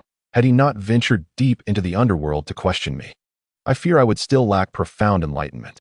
It turns out that it was my own actions that led the king of hell to find his way back. Tang Yu appeared somewhat astonished. Nearby, Ere Dyz approached, wearing a forlorn expression as he softly called out, Master, I shall find a way to restore the weak water to its original state, Tang Yu declared, though he felt no certainty in his words. Restoring it to its former glory? That would require unparalleled strength, at the very least the ability to confine the Guishu, and subsequently to fracture its divine essence, extracting the weak water from it. But was this even possible? Facing Guishu, he held no hope of victory. Even if he dared to take that step, to Guishu, he would still be akin to an ant, for Guishu had long since transcended that threshold. Now, his power appeared overwhelmingly formidable, standing proudly amidst the three realms. Yet, when compared to Guishu, it was as if they existed in entirely different realms of existence. Zhu Beiji shook his head with a smile, saying, "Master, I know you are indeed powerful, but it seems you still cannot compare to Guishu. Moreover, transforming her back into the former weak water seems utterly impossible." He took a deep breath and added, "If there comes a day when Master truly faces weak water in battle, I hope you will show no mercy. If it is possible, then please, end her." Tang Yu looked at Duiz in shock. Duiz continued, "She is no longer the weak water of old. I believe that if she were aware of her transformed state, she would likely wish for death." Pausing, a gentle smile graced his face at that time. "I will accompany her." His eyes glistened with tears as he raised his head, proclaiming, "In my life, though I once held the esteemed position of Marshal of the Heavenly Canopy, leading 100,000 water troops, I have never known autonomy nor freedom. Only in weak water's presence have I felt warmth. The world speaks of the beauty of deities, yet who understands their sorrow? If there is a next life, I would gladly share a mortal existence with weak water, simply as ordinary spouses supporting each other until old age. That would be truly beautiful." Chapter 771. Preparing for the wedding. Romantic affections have always yielded nothing but regret, a regret that endures endlessly. This line of poetry suddenly flashed through Tang Yu's mind. He gazed at Zhu Beiji and said, "Do not be so pessimistic. Trust me, I will find a way." His gaze turned skyward. "If I truly transcend and evade this calamity, I shall reflect all beings and restore the order of the three realms." In a flash of light, Sun Wukong appeared beside him, holding Zixia's hand. This monkey never lacked awareness. Did he not see Duiz troubled by love, yet still parading his affection with Zixia? "Beiji, what troubles you?" Sun Wukong inquired, noticing Duiz's despondent demeanor. "What could possibly trouble me? Seeing you and Zixia hand in hand, soaring together, surely only deepens Duiz's pain. Is this not tormenting the pig?" "It's nothing, monkey brother," Duiz replied as he walked away. "Master, what is wrong with Beiji?" Sun Wukong asked, puzzled. "It is nothing." Tang Yu glanced at Wukong and then at Zixia. "How about I host a wedding for the two of you?" Zixia's face flushed instantly, and she cast a furtive glance at the monkey before lowering her head, offering no objection. In contrast, Sun Wukong appeared momentarily taken aback. A wedding? It was a notion he had never contemplated, primarily due to the lack of time to do so. Hearing Tang Yu's proposal, he found himself rooted in place, feeling somewhat bewildered and at a loss. "Master, what? What is this?" Wukong stammered. Tang Yu playfully struck Wukong on the head. "This matter is settled. You shall heed your master's words." He then looked up at the heavens and murmured, "Yudi, there must still be plenty of treasures in the hands of Jane and Juendi. It would be advantageous to acquire more. If they dare to refuse, I shall take matters into my own hands." Both Sun Wukong and Zixia turned their gazes towards Tang Yu, who cleared his throat and added, "What I mean is that we should collect a bit more in gifts for the two of you." Fortunately, the Jade Emperor and his companions were oblivious to this thought. Otherwise, they would likely be exasperated to the point of bloodshed. How could they still be thinking about the treasures in their possession at such a time? Moreover, their resources were already dwindling. Tang Yu waved his hand decisively. "All right, this matter will proceed according to my arrangements." He then gathered everyone together and began organizing the event. Upon hearing about the impending wedding of Sun Wukong and Zixia, many offered their congratulations. Brother Lai reluctantly produced a pack of cigarettes. Given the scarcity of such luxuries, whether he could even enjoy one before his demise was uncertain. Nevertheless, Brother Lai generously offered the pack as a gift, demonstrating his thoughtfulness. Tang Yu couldn't help but chuckle. "Brother Lai, you can keep your cigarettes. Wukong quit smoking many years ago." Initially, both Wukong and Duiz did smoke, but it was merely a casual habit. Upon hearing this, Brother Lai sighed in relief and instead presented another treasured item as a gift. The crowd busied themselves in preparation. Tomorrow, Sun Wukong and Zixia will hold their wedding.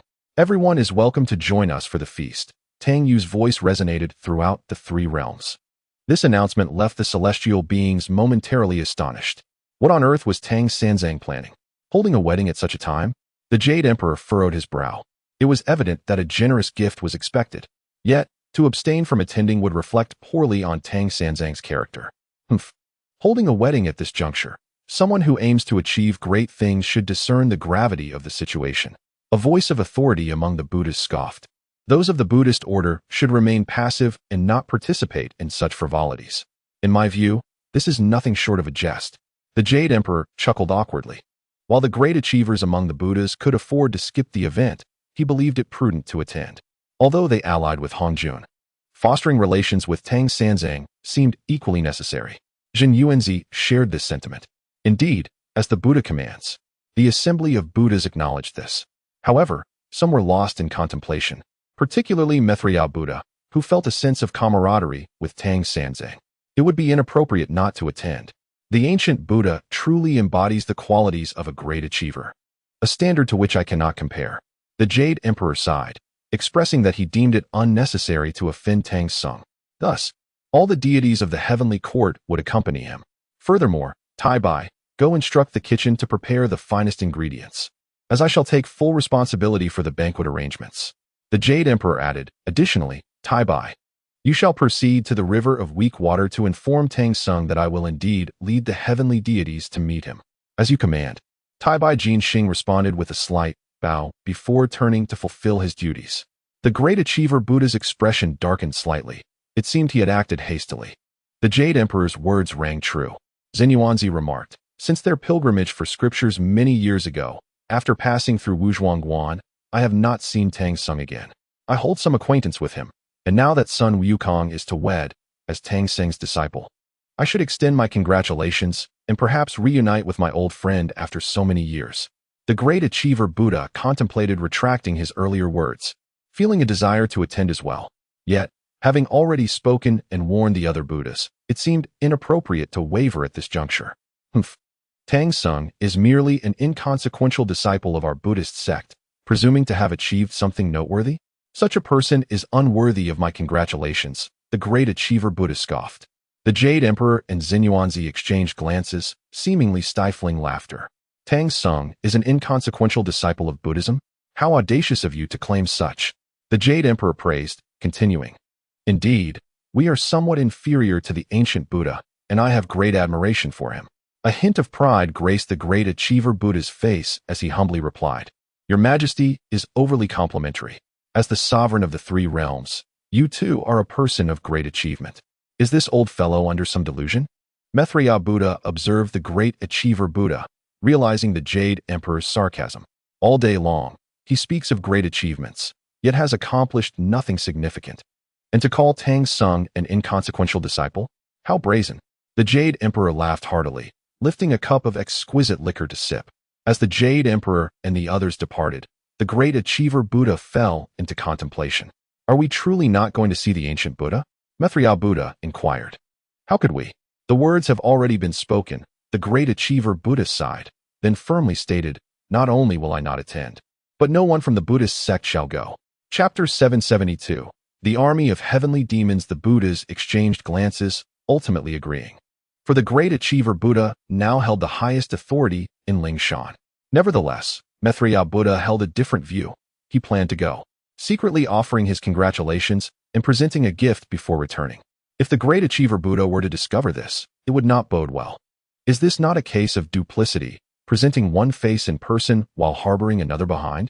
The entire celestial court, including several sages from the Purple Cloud Palace, is well aware that Sun Wukong and Zixia are to be wed. However, it seems that Jian and Zhuanti have surmised the truth. The wedding is not the crux of the matter. Rather, it appears that Tang Sanzang is primarily interested in receiving gifts. What a scoundrel! It is hardly different from outright robbery. Ultimately, the two brothers resolved not to attend. After all, with Hongjun present in the Purple Cloud Palace, they need not fear Tang Sanzang. At the river of weak water, the atmosphere is remarkably lively. Even Brother Lai has donned a festive red outfit, personally selected by Tang Yu. Standing at the entrance, Brother Lai has taken on the significant role of welcoming guests, urging them to enter with great enthusiasm. The Jade Emperor, leading the deities of the celestial court, approaches slowly, bearing generous gifts of congratulations. He surveys the surroundings and, clearing his throat, inquires, on such a joyous occasion, why is there no incense or tobacco to entertain the guests? In his view, Both tobacco and wine are essential. Yet, there is nothing of the sort. Only an assortment of celestial fruits and peaches, undoubtedly plucked from his own peach garden. What nonsense are you thinking? Brother Lai scoffed. There is no tobacco left. What would I smoke? Saying this, he lit one for himself, instantly causing the Jade Emperor and others to widen their eyes in astonishment, glaring at Brother Lai. There is none left, and yet you still smoke? Feeling their envious gazes upon him, Brother Lai felt a surge of pride and proceeded to attend to the other guests. Disregarding the Jade Emperor and his entourage, it must be said that Brother Lai now possesses absolute strength, thanks to his backing from the third brother. Such is the advantage of choosing sides. This thought deepened Brother Lai's admiration for his own cleverness. The arrangements for the wedding have only exacerbated the already strained resources of the celestial court. The Jade Emperor and his companions had come expecting at least some tobacco to be offered, yet there was nothing but a few celestial fruits, clearly from their own peach garden. After many years apart, the transformation of the holy monk, Tang Sanzang, is indeed surprising. Zhen Yuanzi sighed. He has even refined the ginseng fruit tree. This revelation astonished Tang Yu. People are ever-changing, are they not? Moreover, after so many years, some changes are to be expected. Tang Yu replied calmly. In comparison to Sanzang's cultivation, it truly commands our admiration. Zhen Yuanzi chuckled bitterly. In just a few short years, he has reached the pinnacle. Such a pace of cultivation is likely unprecedented. Tang Yu smiled faintly. Tang Sanzang was born a mere mortal. Unlike the great immortals who are endowed with formidable powers from birth, thus, he cannot be compared. Zhen Yuanzi paused, shaking his head with a wry smile. I once thought that everything was predetermined by one's innate nature, inherently superior to what is acquired later. Yet from Sanzang, I have realized that there is no clear distinction between the innate and the acquired. Each individual possesses unique talents. He then turned to the old mother of Lishan and, addressing Tongtian beside him, said, with such a disciple, I imagine you must take great pride, Brother Tongtian. Tongtian, with a grin barely suppressed, radiated an undeniable pride in his eyes. Oh, where's the need for such praise? Lishan is still quite young and unworthy of such accolades, he chuckled, gesturing grandly. Please, come forth. It has been many years since we last met. Let us take this opportunity to reminisce. Have the monks from the Buddhist sect not arrived? Inquired the matriarch of Lishan. They have exhausted their resources, Tang Yu replied with a shrug. The matriarch of Lishan smiled softly before adopting a serious demeanor, questioning. This wedding you are hosting cannot be as simple as it seems, can it? She gazed intently at Tang Yu, as if attempting to fathom his very essence. Guishu? Hongjun? She probed, for only they were deemed worthy adversaries of Tang Sanzang at this juncture. Tang Yu fell into a brief silence, then chuckled lightly. It is merely a wedding. I harbor no grand designs. Moreover, today is Wukong's joyous occasion, and I wish for nothing to disrupt it. Suddenly, his brow furrowed slightly as he cast his gaze towards the boundless cosmos. Xiaoling, perched upon his shoulder, murmured, once again, it is the celestial demons, numerous and formidable. Their presence must number in the hundreds. If they were to descend upon us, neither I nor Hongjun could withstand them. Nuwa approached with measured steps. Are these the celestial demons? Tang Yu remained silent, his focus directed ahead. At that moment, Zixia, adorned in her phoenix crown and flowing robes, gracefully made her entrance. Beside her was Sun Wukong, the clever monkey, his eyes sparkling with mischief. He took her hand, the hand he never wished to relinquish, and slowly approached Tang Yu. Master. Ah, good. Good, Tang Yu replied with warmth, gently patting Sun Wukong's head. Sun Wukong, taken aback, gazed at Tang Yu in disbelief. This is your gift to me, master, Tang Yu declared, infusing a portion of his essence, along with his cultivated spells and insights, into Sun Wukong's mind. You are my disciple, Tang Yu smiled, now and forever. He clapped Sun Wukong on the shoulder. Now, off you go to pay your respects. As for the high altar, simply honor Lady Nuwa. Master, you must listen to me. Hurry along, Tang Yu urged. Watching Sun Wukong and Zixia hand in hand enter the inner hall, he then vanished into the chaos. A divine thought swiftly followed, reaching out to Hongjun. Yet, curiously, Hongjun did not manifest immediately. He sensed Tang Yu's divine thought, but remained unmoved. At that moment, observing the clash between Tang Sanzang and the celestial demons seemed to suffice. Whether Hongjun felt emboldened or was simply filled with confidence in Guishu, he appeared to dismiss the celestial demons entirely. The voice of Tang Sanzang resonated once more within the Zixiao Palace. However, Hongjun had closed his eyes, seemingly engrossed in a meditative retreat. Hundreds of celestial demons, each at least at the pinnacle of quasi-sainthood. Indeed, a formidable and terrifying force, said Ruoshui contemplatively. But one cannot blame them. Having been exiled deep within the endless cosmos, it is only natural for them to seek their way back. She turned her head to glance at Hongjun and laughed heartily. You insignificant ants are indeed hypocritical. Those who seem to share a close bond are constantly plotting to kill one another or seeking to exploit each other. Her expression then turned cold. Do you think that with my presence, you need not fear the celestial demon? Did you even intentionally unleash the malevolence within you to attract the celestial demon? Chapter 773. The nature of human emotion. Hongjun opened his eyes and looked at Ruoshui, saying, You have alleviated much of the malevolence within me. Yet a trace remains in my essence, gradually merging with me and growing. Am I correct? Thus, you cannot completely eradicate this malevolence. All you can do is continuously weaken it. This malevolence is hidden within that fragment of essence. Having integrated with it, it has naturally become one with me. At this point, a hint of bitterness flickered in Hongjun's eyes. Therefore, whether I release this malevolence or not, the celestial demon will sense it. It is merely a matter of timing. I can see that you also wish to deal with Tang Sanzang, yet you hesitate due to your apprehension of him. Hongjun chuckled. By utilizing such a celestial demon to diminish his power, wouldn't you then have the opportunity to confront him? Ruoshui's gaze turned frosty, and she huffed, remaining silent. But I find it strange that you have regained your strength. Why have you not taken any action? Hongjun suddenly inquired. Naturally, he would not place absolute trust in Guishu. If he were to manipulate the celestial demon against Guishu, Hongjun sensed that even Guishu seemed somewhat wary of the celestial demon. This struck him as peculiar. Having clashed with the celestial demon, he believed that even in a one-on-one encounter, they would not stand a chance against him. Yet why did Guishu harbor such trepidation? This is my concern, Ruoshui replied, her gaze icy. You would do well to listen carefully and cherish this honor I have bestowed upon you, for it grants you the chance to survive this calamity. A barely perceptible aura began to emanate from her. Otherwise, I would not hesitate to end your life. Hongjun silently scoffed, lowering his head without uttering a word. Within the chaos, he sensed an approaching presence. Tang Yu furrowed his brow. It was evident that Hongjun, the cunning old fox, was deliberately using him as a pawn. Though Tang Yu appeared indifferent and claimed not to care for the three realms, how could that be true? For within the three realms lay numerous individuals he held dear. For the sake of those he cherished, he could not disregard the three realms. At this moment, he stood alone, enveloped by the boundless chaos, his figure appearing somewhat desolate and lonely. Lonely? A voice echoed in his mind, steeped in profound solitude. For many years, I have existed in this manner, watching time drown away, witnessing the birth and destruction of the universe, again and again. Like a detached spectator, I merely observed. Do you also feel loneliness? Tang Yu retorted disdainfully. You, high above, coldly observing the world, should have long since hardened your heart. After being with you, during moments of revelry, I learned to experience loneliness.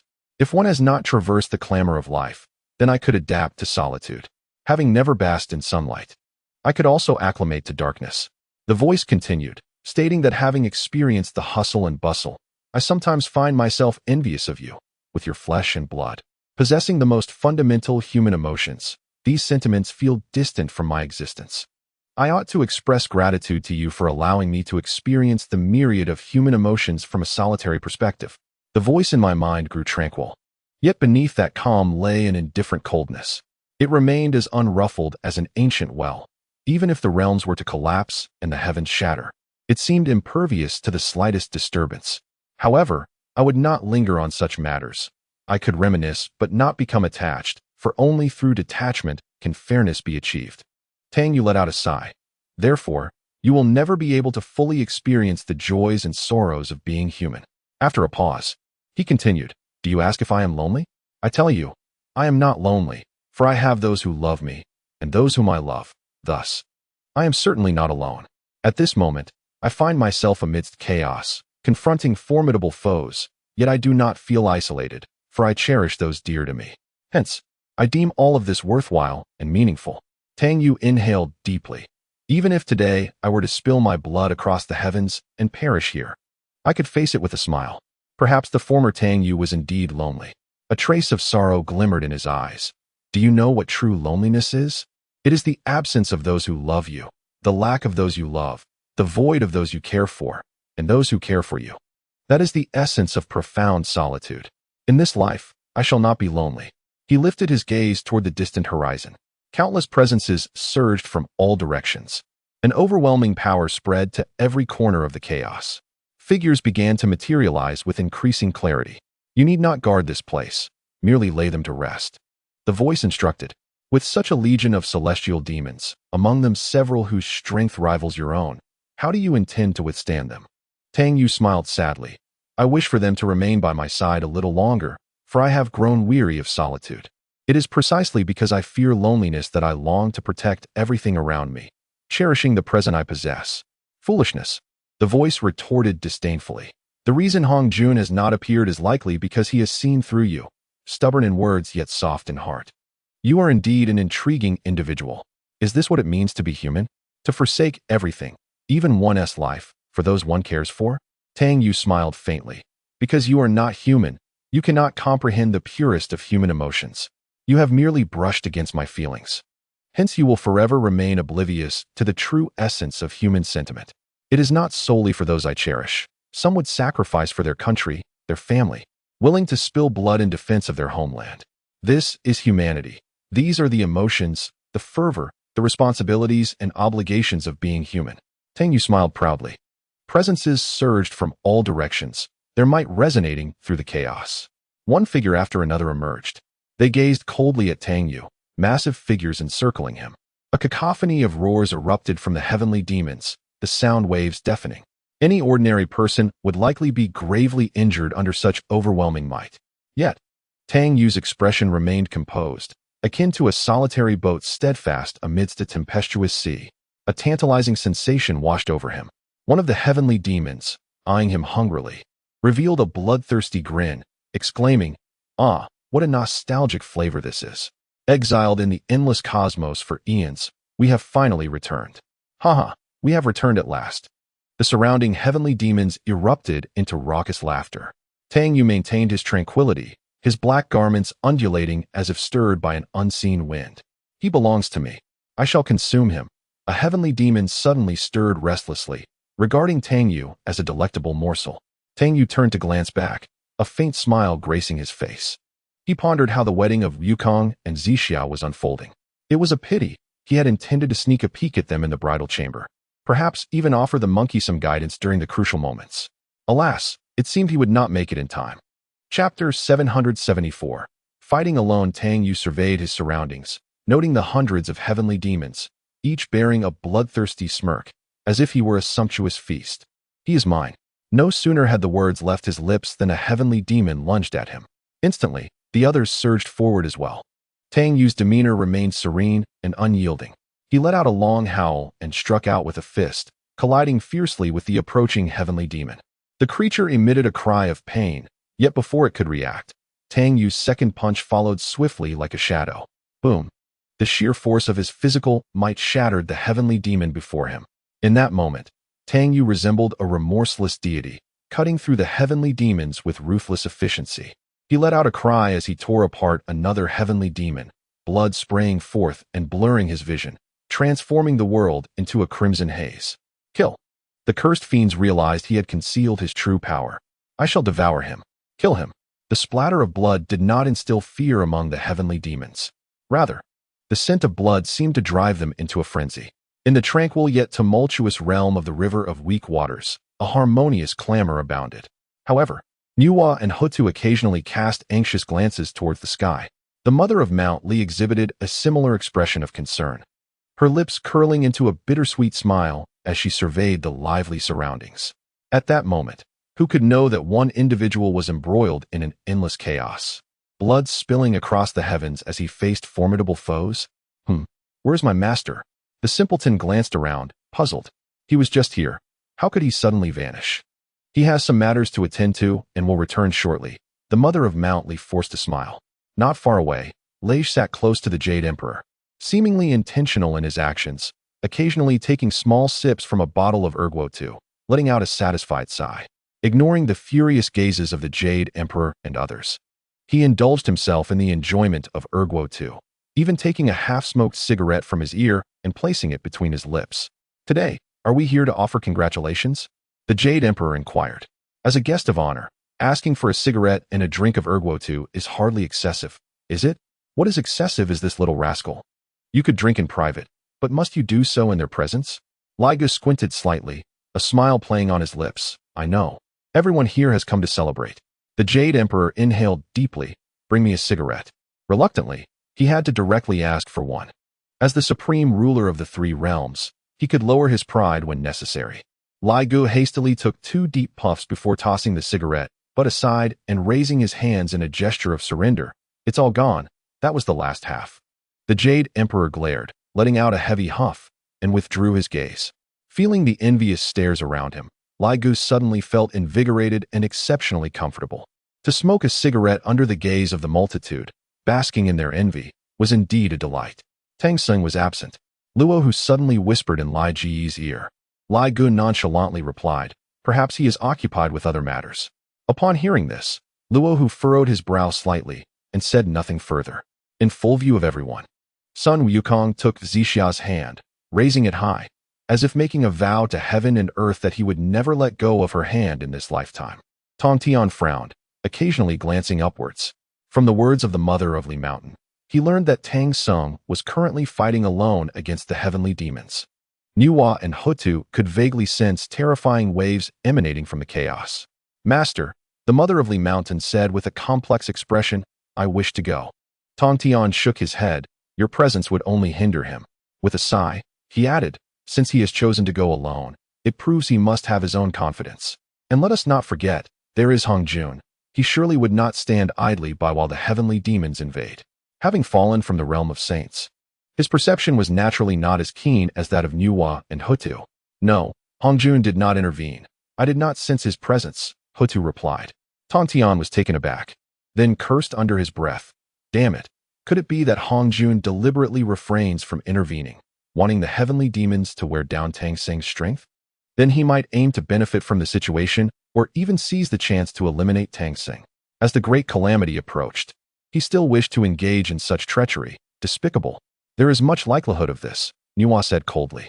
"It is outrageous that at this moment, he does not assist Tang Sung but instead engages in such scheming." She cast a glance towards the heavens. "Let us hope that Tang Sung will prevail." "Sister." Huda's expression was somewhat complicated. "Remaining here," Nuwa stated, "even if you and I lend our aid, we could only hold back 1 or 2 of those heavenly demons. Hence, it is better to remain here. I believe that Tang Sanzang will not succumb to these celestial demons. Should he suddenly strike, we can at least momentarily withstand him." Hutu remarked, "But can he truly prevail?" She chuckled softly. "He is an unpredictable variable, and let us not forget that within his divine essence lies another version of himself. Therefore, Tang Sanzang will not falter." Upon hearing this, both Hutu and Tong Tian discreetly exhaled in relief, indeed having overlooked the existence of that other self within Tang Sanzang. The Lady of Lishan remained deeply troubled, occasionally casting her gaze towards the heavens, her eyes seemingly piercing through the endless chaos, resting upon the figure engaged in a fierce battle. Suddenly, the very fabric of the universe appeared to tremble. A scorching white light emanated from the depths of the chaos, blindingly intense, rendering it nearly impossible to open one's eyes. An overwhelming force surged uncontrollably outward, reminiscent of the primordial creation, as if it had shattered the very chaos itself, or as though the entirety of time had been severed. Nuwa and Hutu intervened simultaneously to stabilize the surroundings. A faint ticking sound emerged, akin to droplets of water falling from a great height, soft and delicate. Yet, this sound seemed to resonate in the hearts of all present, reminiscent of blood droplets splattering forth from the chaos. As everyone opened their eyes, they instinctively rose to their feet, gazing skyward. At some unknown moment, a rift had torn open in the sky, revealing all that lay within the chaos. The power of the heavenly Tao was gradually mending itself. However, all bore witness to a solitary figure standing resolutely amidst the depths of the chaos, confronted by hundreds of terrifying celestial demons. Blood swirled through the chaos. Tang Yu's garments were stained with blood, and his breath grew heavy.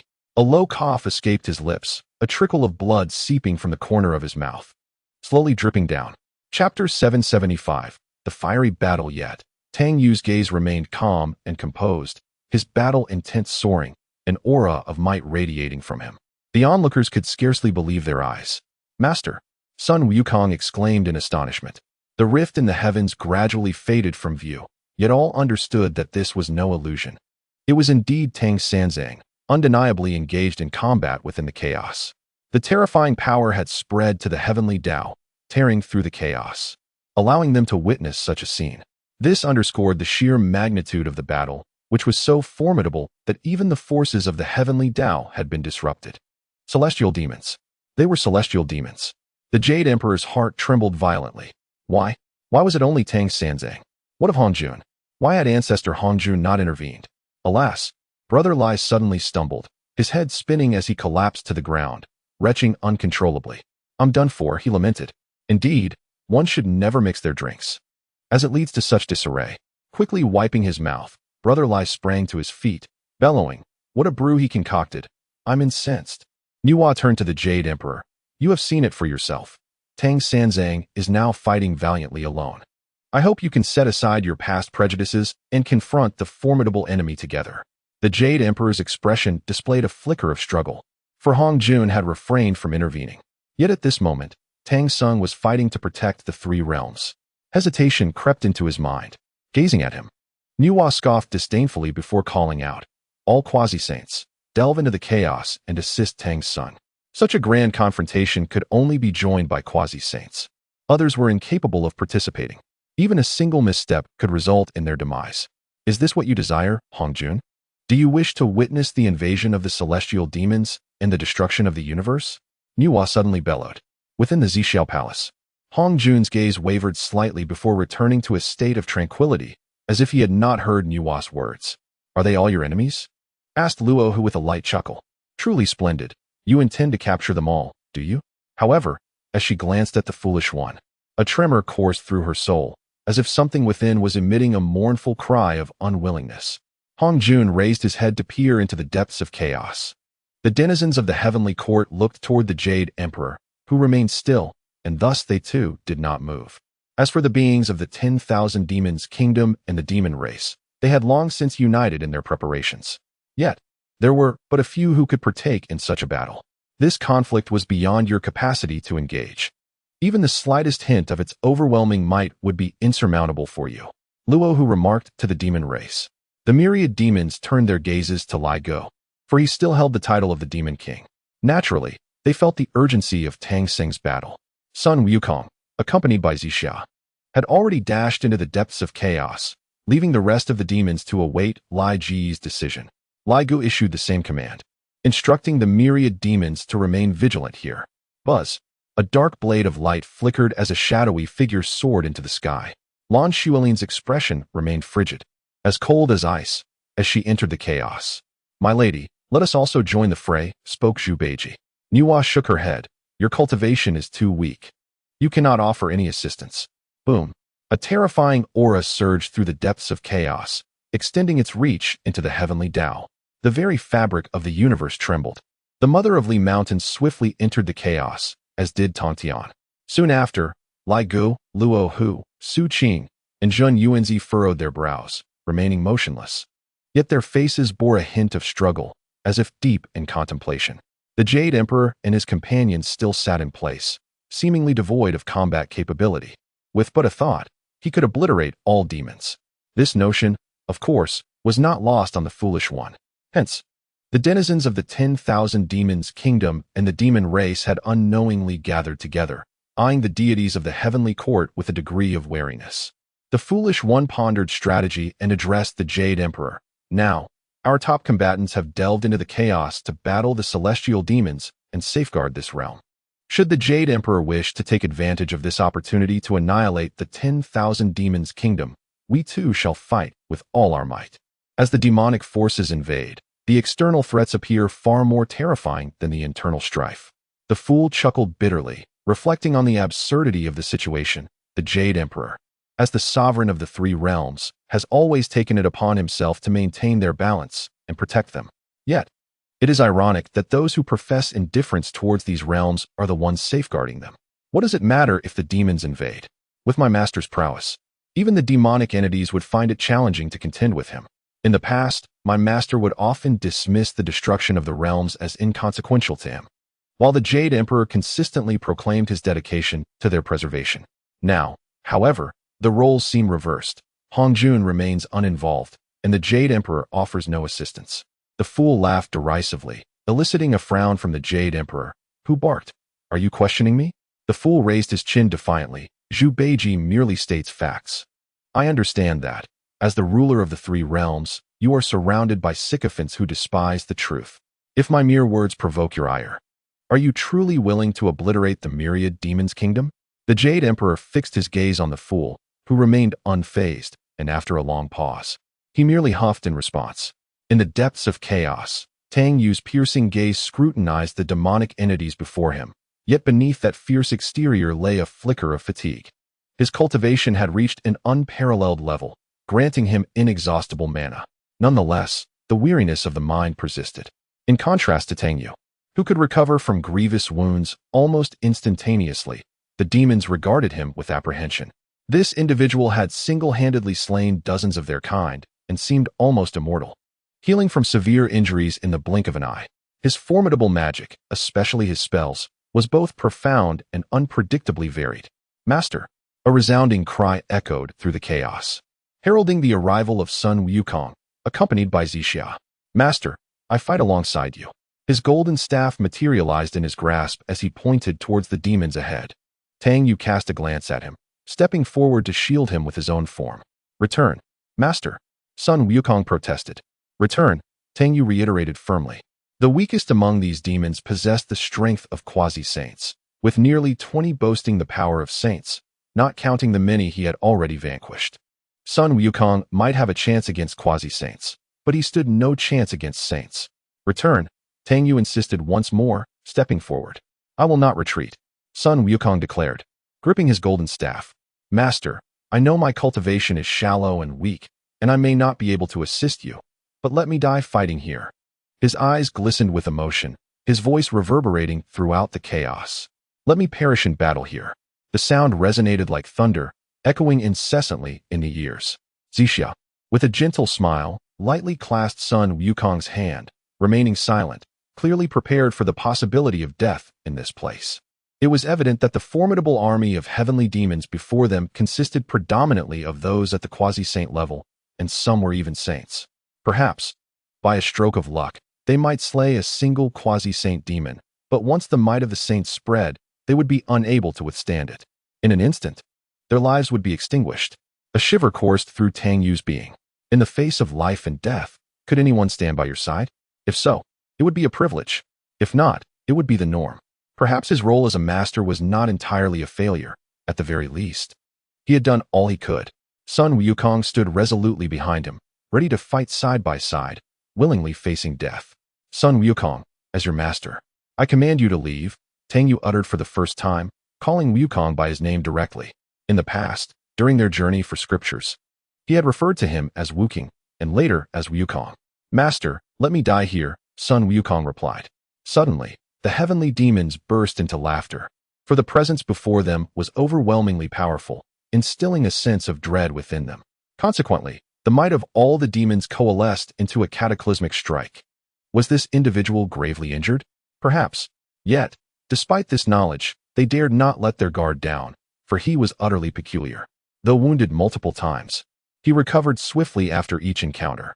Thus, they resolved not to grant him the time to heal this time. They would persist in battle, exacerbating his injuries.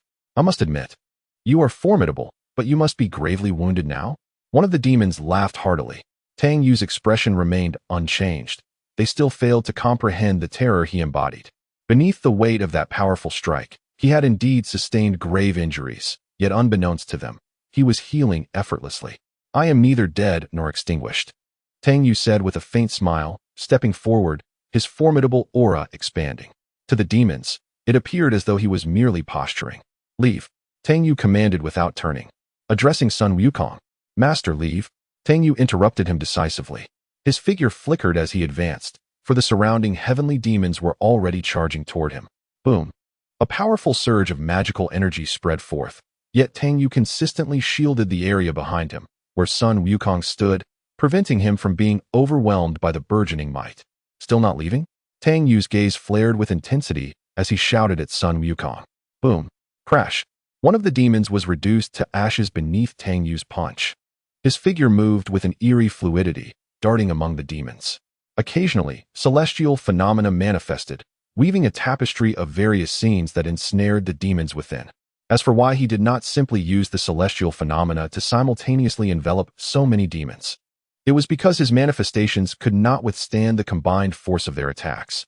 Thus, he could only exist in a state of fluidity, occasionally launching attacks aided by celestial phenomena, yet predominantly relying on the sheer strength of his physical form. Although these demonic entities possessed boundless magical prowess, their assaults were primarily corporeal. Tang Yu navigated amidst the demons, and with a series of resounding crashes, they shattered under the weight of his might. Suddenly, the demon before him coalesced into a cataclysmic strike. Tang Yu furrowed his brow, stifling a groan as he was forced to retreat several thousand miles. Almost immediately, several demons pursued him relentlessly from various directions, all at the pinnacle of sagehood. Meanwhile, the remaining demons surged towards Sun Wukong. Tang Yu paused momentarily, enduring the blows from the demons surrounding him. In a flash, he materialized before Sun Wukong, intercepting the overwhelming force. With a violent thrust, Tang Yu was sent reeling backward, blood spewing from his lips as his complexion turned pallid. His gaze grew increasingly frigid, though deep within his eyes, an intense fatigue intensified. The demons around him erupted in sinister laughter, as if their nefarious schemes had borne fruit. Kill him. Do not allow him a moment to recover. He is far too formidable. Eliminate him. Master. Sun Wukong bellowed, unite. In an instant, 3 monkeys materialized, leaping skyward alongside Sun Wukong. A colossal ape emerged, bellowing ferociously with crimson eyes. Simultaneously, the 4 weapons, the golden cudgel, the iron rod, the pillar of heaven, and the purple gold beam, merged in an instant, exuding an aura of formidable sage power. With a thunderous sweep, the immense iron rod descended, obliterating a demon before him. Hold on, third brother. I'm coming. This was the voice of Brother Lai. The figures of Hutu and Nuwa emerged, plunging into the demonic horde, a palpable bloodlust enveloping the air. For long swords glimmered ominously, their murderous intent radiating outward. Among them, a woman clad in a yellow dress appeared, her jade-like visage icy with resolve. Dare to harm my man, and I shall end you all. With a hum, the 4 swords hovered, unleashing an overwhelming wave of killing intent that spread around them. The Annihilation Black Lotus manifested, and the figure of Rahu emerged, crowned by the lotus as he surged into the demonic ranks. His dark blade cleaved through the chaos. In stark contrast, Lan Shuling, draped in black, bore an expression as frigid as eternal ice. With the cultivation of a peak de luo golden immortal, she pierced through the chaos and entered the fray. Perched upon her shoulder, a rock emitted low, anxious cries. Endless radiance flickered amidst the tumult. Each individual was embroiled in fierce combat. Su Qing was stained in blood, a trace of it at her lips. Yet her demeanor remained serene, even harboring a hint of a smile, exuding an air of ease. Amidst it all, a shadowy figure loomed, watching him with a nonchalant smirk, exuding an air of audacity that bordered on arrogance. The figure of Su Qing was sent flying. I will fight you to the end. This was the voice of Brother Lai, who at this moment exhibited an extraordinary vigor, cutting through the ranks of the heavenly demon army. Observing these individuals, Tang Yu suddenly smiled. With a thunderous crash, for long swords were abruptly sent flying. Along with the yellow figure, Tang Yu swiftly moved and caught her in his arms. The heavenly demons were indeed formidable. The Lady of Lishan burst into laughter. Let South leave this place, Tang Yu urged, or you shall all perish. Chapter 777.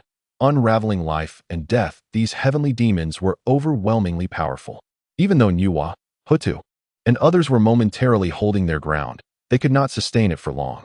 Brother Lai, Luo Hu, Su Qing, and the others were already gravely injured. Even Ling Shui was engaged in combat, wielding a long sword. You are my man. How can I allow them to harm you? The Lady of Lishan chuckled. Tang Yu gently caressed her face, wiping away the trace of blood from her lips. Cradling the Lady of Lishan, a brilliance akin to the sun, moon, and stars erupted in his eyes.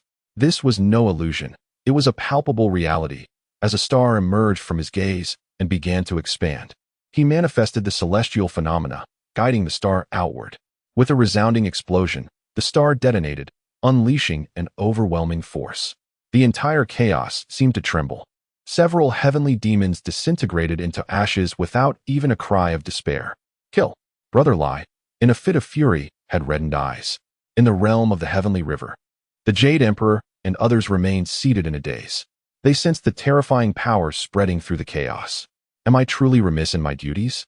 The Jade Emperor suddenly laughed self-deprecatingly. The surrounding deities fell silent. As the sovereign of the three realms, he had watched the heavenly demons invade without putting up a fight.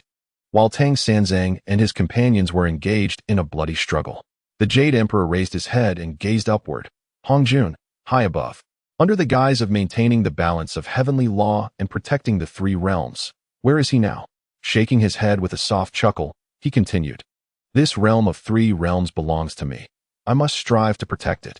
He stood, took a deep breath, and addressed the deities. You shall retreat to the Lingxiao treasure palace. I will venture into the chaos to assist Tang Sanzang and the others. With that, he vanished into the chaos. Following the Jade Emperor's entrance into the chaos, Zhen Yuanzi swiftly followed suit. At this moment, the pinnacle powers of the three realms, save for Hongjun and the two saints of the West, had plunged deeply into the chaos, fighting valiantly for the preservation of this realm. Within the chaos, a titanic ape was forcefully struck away, splintering into four distinct figures, each soaring in a different direction. Luo Hu's body erupted, yet he bizarrely laughed. Tang Yu, holding the Lady of Lishan tightly, gritted his teeth and roared, "Get out of my way." The laws of space unfurled, and the entire world seemed to warp. Everyone felt as though they were ensconced in disparate realms. As they regained their senses, they found themselves inexplicably situated at the banks of the weak waters of the Tianhe. It was Tang Yu who had utilized spatial powers to transport them back, including Nuwa and Hutu. The old mother of Lishan was momentarily taken aback before attempting to delve into the chaos. However, an invisible force held her firmly in place. How could this be? The old mother of Lishan was astounded. The laws of space, Tong Tian intoned gravely. Tang Sanzang has confined that portion of chaos using the laws of space. At this moment, we are unable to assist in the battle. Tang Sanzang did this intentionally, extracting them while simultaneously restraining them from entering the fray. Except for Hongjun, no one could break through Tang Sanzang's spatial authority. Sun Wukong's eyes were filled with fury as he wielded his iron staff, attempting to rupture the confined space. But with his strength, it was utterly futile. Master, he let out a piercing cry towards the heavens. At this juncture, they could not aid Tang Sanzang. He was left to fight alone. It was useless. Entry into the chaos was impossible. Nuwa remarked, together with Hutu, we could breach this confinement. Yet it would likely gravely injure Tang Sanzang, especially as he is engaged in battle at this very moment. Boom.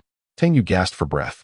Having transported them all out of the chaos, the exertion of spatial powers to confine this location inevitably distracted him, resulting in further injuries. Even with his extraordinary physique and remarkable recovery abilities, such repeated injuries began to take a toll on his primal energy. He felt a piercing pain in his very soul. His spirit was already incomplete, and this consumption of primal energy further weakened his essence. Gazing at the heavenly demons before him, he could not help but feel a surge of fear, even a desire to flee. In this relentless battle, he truly feared that he might perish here, particularly as those heavenly demons charged recklessly forward, clearly intent on denying him any respite for recovery. They aimed to seize his life while he was vulnerable. Yet how could he retreat? He could not. Boom. Tang Yu's fist pierced through the chest of the heavenly demon in front of him. He gripped the heart tightly, crushing it with force. His magical energy surged forth, instantly flooding into the demon's soul, reducing it to ashes. The fear within him gradually dissipated, leaving only tranquility and a fervent desire to fight. Strangely, he sensed that his state of mind had unconsciously elevated. Good lad. A voice of admiration suddenly resonated in his mind. As you become indifferent to life and death, your state of mind has advanced further. Indifferent to life and death. Tang Yu was somewhat perplexed. The fixation on life and death resides in every heart. Throughout the ages, the only certainty is death. There is no one unafraid of it. Yet you have transcended this fixation. This is different from merely being indifferent to life and death. Some impassioned souls, upon being wronged, or driven by momentary impulses. Disregard their lives, but that is merely the bravery of a fool. The fervor of the moment leads to impulsive actions, and thus many come to regret their rashness afterward. Tang Yu seemed to have gained some understanding. The voice continued, "In your current state, you are finally qualified to embark on a more elevated path. From the very beginning, you were devoid of the Tao, utterly unaware of what it truly is, blindly cultivating to enhance your own powers and grow stronger. You are consumed by the fear of death, greedy for advantages, gluttonous, and enamored with beautiful women. How could someone like you possess a path of your own? However, as you begin to comprehend the celestial phenomena and perceive the world through your desires, you have forged a path that genuinely belongs to you. The fear of death and indulgence in pleasures are all part of the human experience. Thus, this is your true celestial way. Now, you have even unraveled the mysteries of life and death." The voice took on a more complex tone. "Congratulations, Tang Yu." "For what?" he wondered. "It is merely an elevation of your mindset. Your strength has not experienced a definitive enhancement. Your understanding of the Tao remains stagnant." The surrounding celestial demons gazed at Tang Yu in astonishment. At this moment, he moved with an ethereal grace, each gesture imbued with the essence of the Tao. Waves of the power of laws cascaded around him, as various forces were unleashed with seamless transitions, akin to the graceful movements of an antelope's horns. "Damn it, kill him. While he is weak, we must ensure his demise." The celestial demon roared, feeling the stirrings of fear. Amidst this fierce battle, Tang Yu's mindset had inexplicably ascended. Chapter 778. The True Tao. The celestial demons stared at the figure before them, gripped by an unsettling fear. This individual had single-handedly slain nearly 100 celestial demons, including those of equal standing. Yet they remained powerless against him. His combat prowess was extraordinary, far surpassing that of others at the same level. His spells were exquisitely profound, executed with flawless precision. Even more terrifying was the fact that, in the midst of such a tumultuous battle, his mindset had once again attained a higher level. Despite suffering grave injuries time and again, his recovery was astonishingly swift. They all recognized that he was still gravely wounded and sought to deny him even the slightest opportunity to recuperate. However, some celestial demons could not help but feel a flicker of fear, even experiencing an urge to flee. It had been many years since they had encountered such dread. "Kill him. He is already severely injured," one celestial demon shouted furiously. "Do not grant him a moment's respite. Even mere attrition will lead to his end. Kill." Tang Yu remained enveloped in the profound and serene sensation of the Tao. The Tao is like a spring breeze caressing the earth, nurturing the roots of all life. It is the nourishing rain that fosters growth. It embodies the autumn season, a time of desolation, yet also of harvest. It is the snow that blankets seeds, allowing them to take root and sprout anew in the spring. The Tao is a cycle of rebirth, the primordial essence of all things, and the ultimate destination. It is the journey from one shore to another, guiding one towards the final destination. At this moment, Tang Yu comprehended the Tao in its entirety. He resonated with the cosmos, yet the Tao of the heavens simultaneously repelled him. At this moment, the path that belonged to him was on the verge of great enlightenment, yet increasingly rejected by the heavens and the earth. The laws of his inner path interwove into an endless chaos. This was swiftly transformed into the spring breeze, summer rain, autumn's essence, and winter snow. Spring brought the chirping of cicadas, summer bloomed with myriad flowers, autumn scattered leaves, and winter blanketed everything in white snow. The celestial phenomena interwove into the chaotic division of the four seasons, as though the universe was in its nascent state. A hazy figure materialized within the celestial realm, another version of him. He was akin to Tang Yu. They gazed at each other, and suddenly, they shared a smile in unison. "Does the struggle for life and death still hold significance?" The other Tang Yu inquired softly. Tang Yu shook his head. "Not anymore. Whether it is you or I. At the very least, Tang Yu once existed." He stared at the person before him, so familiar yet alien, warm yet instilling fear. "But I believe it must ultimately be me, for I cannot afford to lose. You may retreat among the myriad heavens without loss, remaining the great Tao, exalted above all. However, I am different. If I were to lose, I would possess nothing. I am not alone. I have many whom I love and who love me in return. For their sake, I cannot afford to fail." The other Tang Yu laughed heartily. "Even if it is ultimately I shall prove that Tang Yu existed. I will reflect everything about you across the myriad realms." imprinting it upon the souls of all sentient beings, so they may know that within this minuscule space of the heavenly path, there existed a person named Tang Yu, who fought valiantly.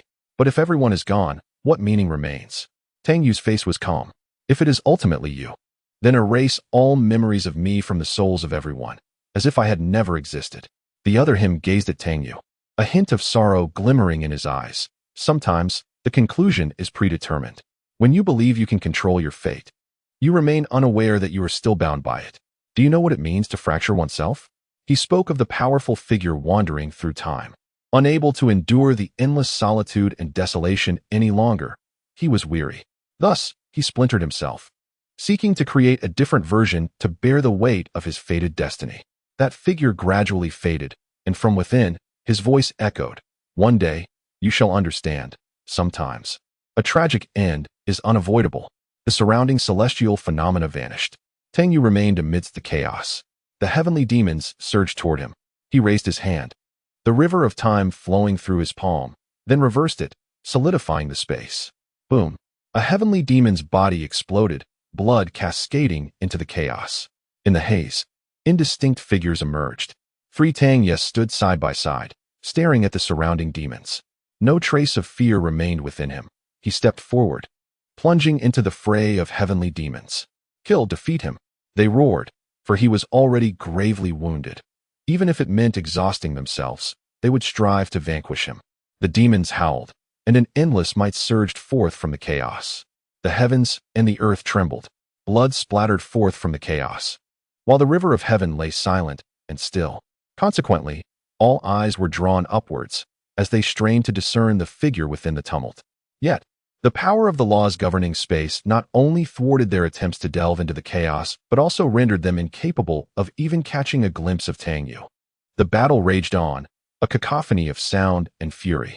However, amidst this tumult, there was a sense of reassurance. For as long as the conflict persisted, it signified that Tang Sanzang was still present, valiantly engaged in his struggle. Within the Lingxiao Palace, the Jade Emperor had ventured deep into the chaos, only to be abruptly repelled. Now, a cloud of worry hung over him, hoping fervently for Tang Sanzang's triumph.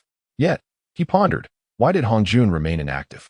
The Buddha of great accomplishments murmured a mantra, Unmatched, contemplating that if the hands of the heavenly demon could be employed to eliminate Tang Sanzang, it might not be an unwise course of action. Upon hearing this, the brows of the Jade Emperor and his companions furrowed in concern. Even Maitreya Buddha turned to the Buddha of great accomplishments, questioning, is Tang Sanzang not a being of this realm? Is he not fighting to protect it? Was the ancient Buddha's sentiment not somewhat excessive? The Buddha of great accomplishments smiled faintly, asserting, Tang Sanzang has repeatedly provoked the dignity of our Buddhist sect, even challenging the saints. Such behavior is profoundly malevolent. Moreover, the failure of the journey to the west and the impending calamity of chaos is likely tied to this variable. Should Tang Sanzang perish in this battle, it may well delay the onset of the chaos catastrophe. How splendid would that be? In crucial moments, one must learn to utilize others to fight on their behalf, to eliminate dissenters. Only in this manner can great deeds be accomplished. As for the mere heavenly demon, with the presence of Ancestor Hongjun and the 2 saints backing us, our Buddhist sect and the heavenly court shall prevail effortlessly. With a smirk that danced on the edge of irony, the Jade Emperor replied, is it possible that the ancient Buddha is unaware that the 2 saints of the West have already fallen from their sanctified state? To deem the heavenly demon insignificant seems rather presumptuous. I need not elaborate on Tang Sanzang's current prowess. He fights valiantly, and the outcome remains uncertain. Does the ancient Buddha truly believe himself superior to Tang Sanzang? In the eyes of the old monk, Tang Sanzang was clearly courting his own demise. Nuwa and her companions had already plunged into the chaos to assist, yet he naively believed he could extricate them. It was evident that Tang Sanzang sought to showcase his strength, showing a lack of self-awareness. Were it not for this folly, had Nuwa and her allies descended into the chaos to aid him, the heavenly demon would have been vanquished long ago. The Buddha of great accomplishments spoke with unshakable confidence. Yet, this may work to our advantage. Tang Sanzang now finds himself in a precarious position, fighting alone. Utilizing him to diminish the heavenly demon's strength is indeed beneficial. Should he perish, the heavenly demons would be considerably weakened, allowing us to reap the rewards. Conversely, If he were to utterly defeat the heavenly demons, it would still result in no loss for us. The Buddha of great accomplishments smiled serenely. One must understand the art of contemplation, weighing the pros and cons. The Jade Emperor, with a covert scoff, thought to himself, I never realized the ancient Buddha possessed such formidable courage. In the distance, dark lotuses converged, transforming into the figure of Luo Ho. This child, undaunted by the prospect of peril, pressed on even while enduring grievous wounds that shattered his very flesh, accompanied by a celestial demon on his journey. To be ruthless towards others is not true ruthlessness. It is only when one is merciless towards oneself that such a claim holds weight. Thus, he was cast out of chaos, yet was fortunate to possess the existence of the world-destroying Black Lotus. Without it, annihilation would have been inevitable. The words of the great Buddha, who achieves great things, resonated in his ears without a syllable lost. Fragments of black lotuses danced in the air as Luo Ho's form emerged. Upon witnessing the sudden appearance of Luo Ho, the Jade Emperor and others were momentarily taken aback. Luo Ho remained silent, scattering the world-destroying black lotuses, their petals swirling towards the great Buddha. Amitabha, the great Buddha, cursed under his breath. In quick succession, a string of prayer beads flew forth, colliding head-on with the black lotuses, causing the heavens to tremble. Fortunately, at this critical moment, the Jade Emperor also employed the Haoyan Tower. Otherwise, the heavenly court would have faced utter ruin. Luo Ho, how daring of you to ambush an old monk. The great Buddha admonished sternly. Luo Ho's expression was cold and unyielding, remaining silent as he charged once more towards the great Buddha. With no other choice, the great Buddha flickered away, retreating to the side. Yet, this was not out of fear of Luo Ho, but rather a necessity to avoid conflict within the heavenly court. Otherwise, the Lingxiao Palace would surely be destroyed. Luo Ho pursued relentlessly, exhibiting a tenacity that suggested he would not relent until the end. Maitreya Buddha hesitated briefly but ultimately followed suit, primarily out of concern for the great Buddha's safety. However, confusion lingered in his heart. What could have incited such wrath in Luo Ho? Tang Song, amidst the bloodshed, you still engage in idle chatter and scheming here. Luo Ho exclaimed fiercely. I am left to question whether you are truly of the Buddhist order. If you are so formidable, why do you not venture deep into chaos to fight? By what merit do you presume to utter such scornful remarks? Do not think, Luo Ho, that this old monk fears you. I simply wish to avoid conflict here in the heavenly court, the great Buddha replied, his irritation evident. Is my assertion not valid? The premature arrival of the chaos calamity is due to Tang's son. Had he diligently completed the journey to the west and faithfully embraced the Buddhist path, such calamities would not have transpired. Luo Ho, exasperated, scoffed. Ah, indeed, the Buddhist order is adept at finding excuses. How hypocritical. With that, he launched the Black Lotus directly at his opponent. Cloaked in ominous dark energy, Luo Ho appeared fearsome. The old monk speaks the truth. Where lies the notion of excuses? The great Buddha retorted resolutely. Now, the three realms endure this calamity, and the Buddhist order suffers. All of this is due to Tang's son. Luo Ho, weary of the dialogue, became spectral in his movements, resembling a wraith, his form enveloped in dark, flickering energy. In stark contrast to the great Buddha's radiant golden light, anyone observing would perceive Luo Ho as a terrifying demon. A resounding crash echoed as the great Buddha was sent reeling, his golden aura flickering erratically. Luo Ho also emitted a suppressed groan. The great Buddha, displaying remarkable cunning, darted towards the Zixiao Palace, which was under the protection of Hongjun. Trusting that Luo Ho would not dare to act with impunity there, great achievers are often underestimated. Observing the great achiever making his way towards the Purple Cloud Palace, Luo Ho indeed refrained from pursuing him. You wait and see, Luo Ho uttered ominously, his figure fading into the shadows. A tumultuous energy, imbued with formidable magical power, intertwined into a myriad of luminous hues, flickering amidst the chaos. Tang Yu's complexion had turned as pale as death. Repeatedly wounded and restored, his primordial energy was incessantly depleting, leaving even his spirit in a state of frailty. Before him, only a handful of celestial demons remained, their fear completely erased, gazing at Tang Yu with a chilling malice, as if they wished to devour him alive. So many celestial demons had perished at the hands of this man, it felt as surreal as a dream.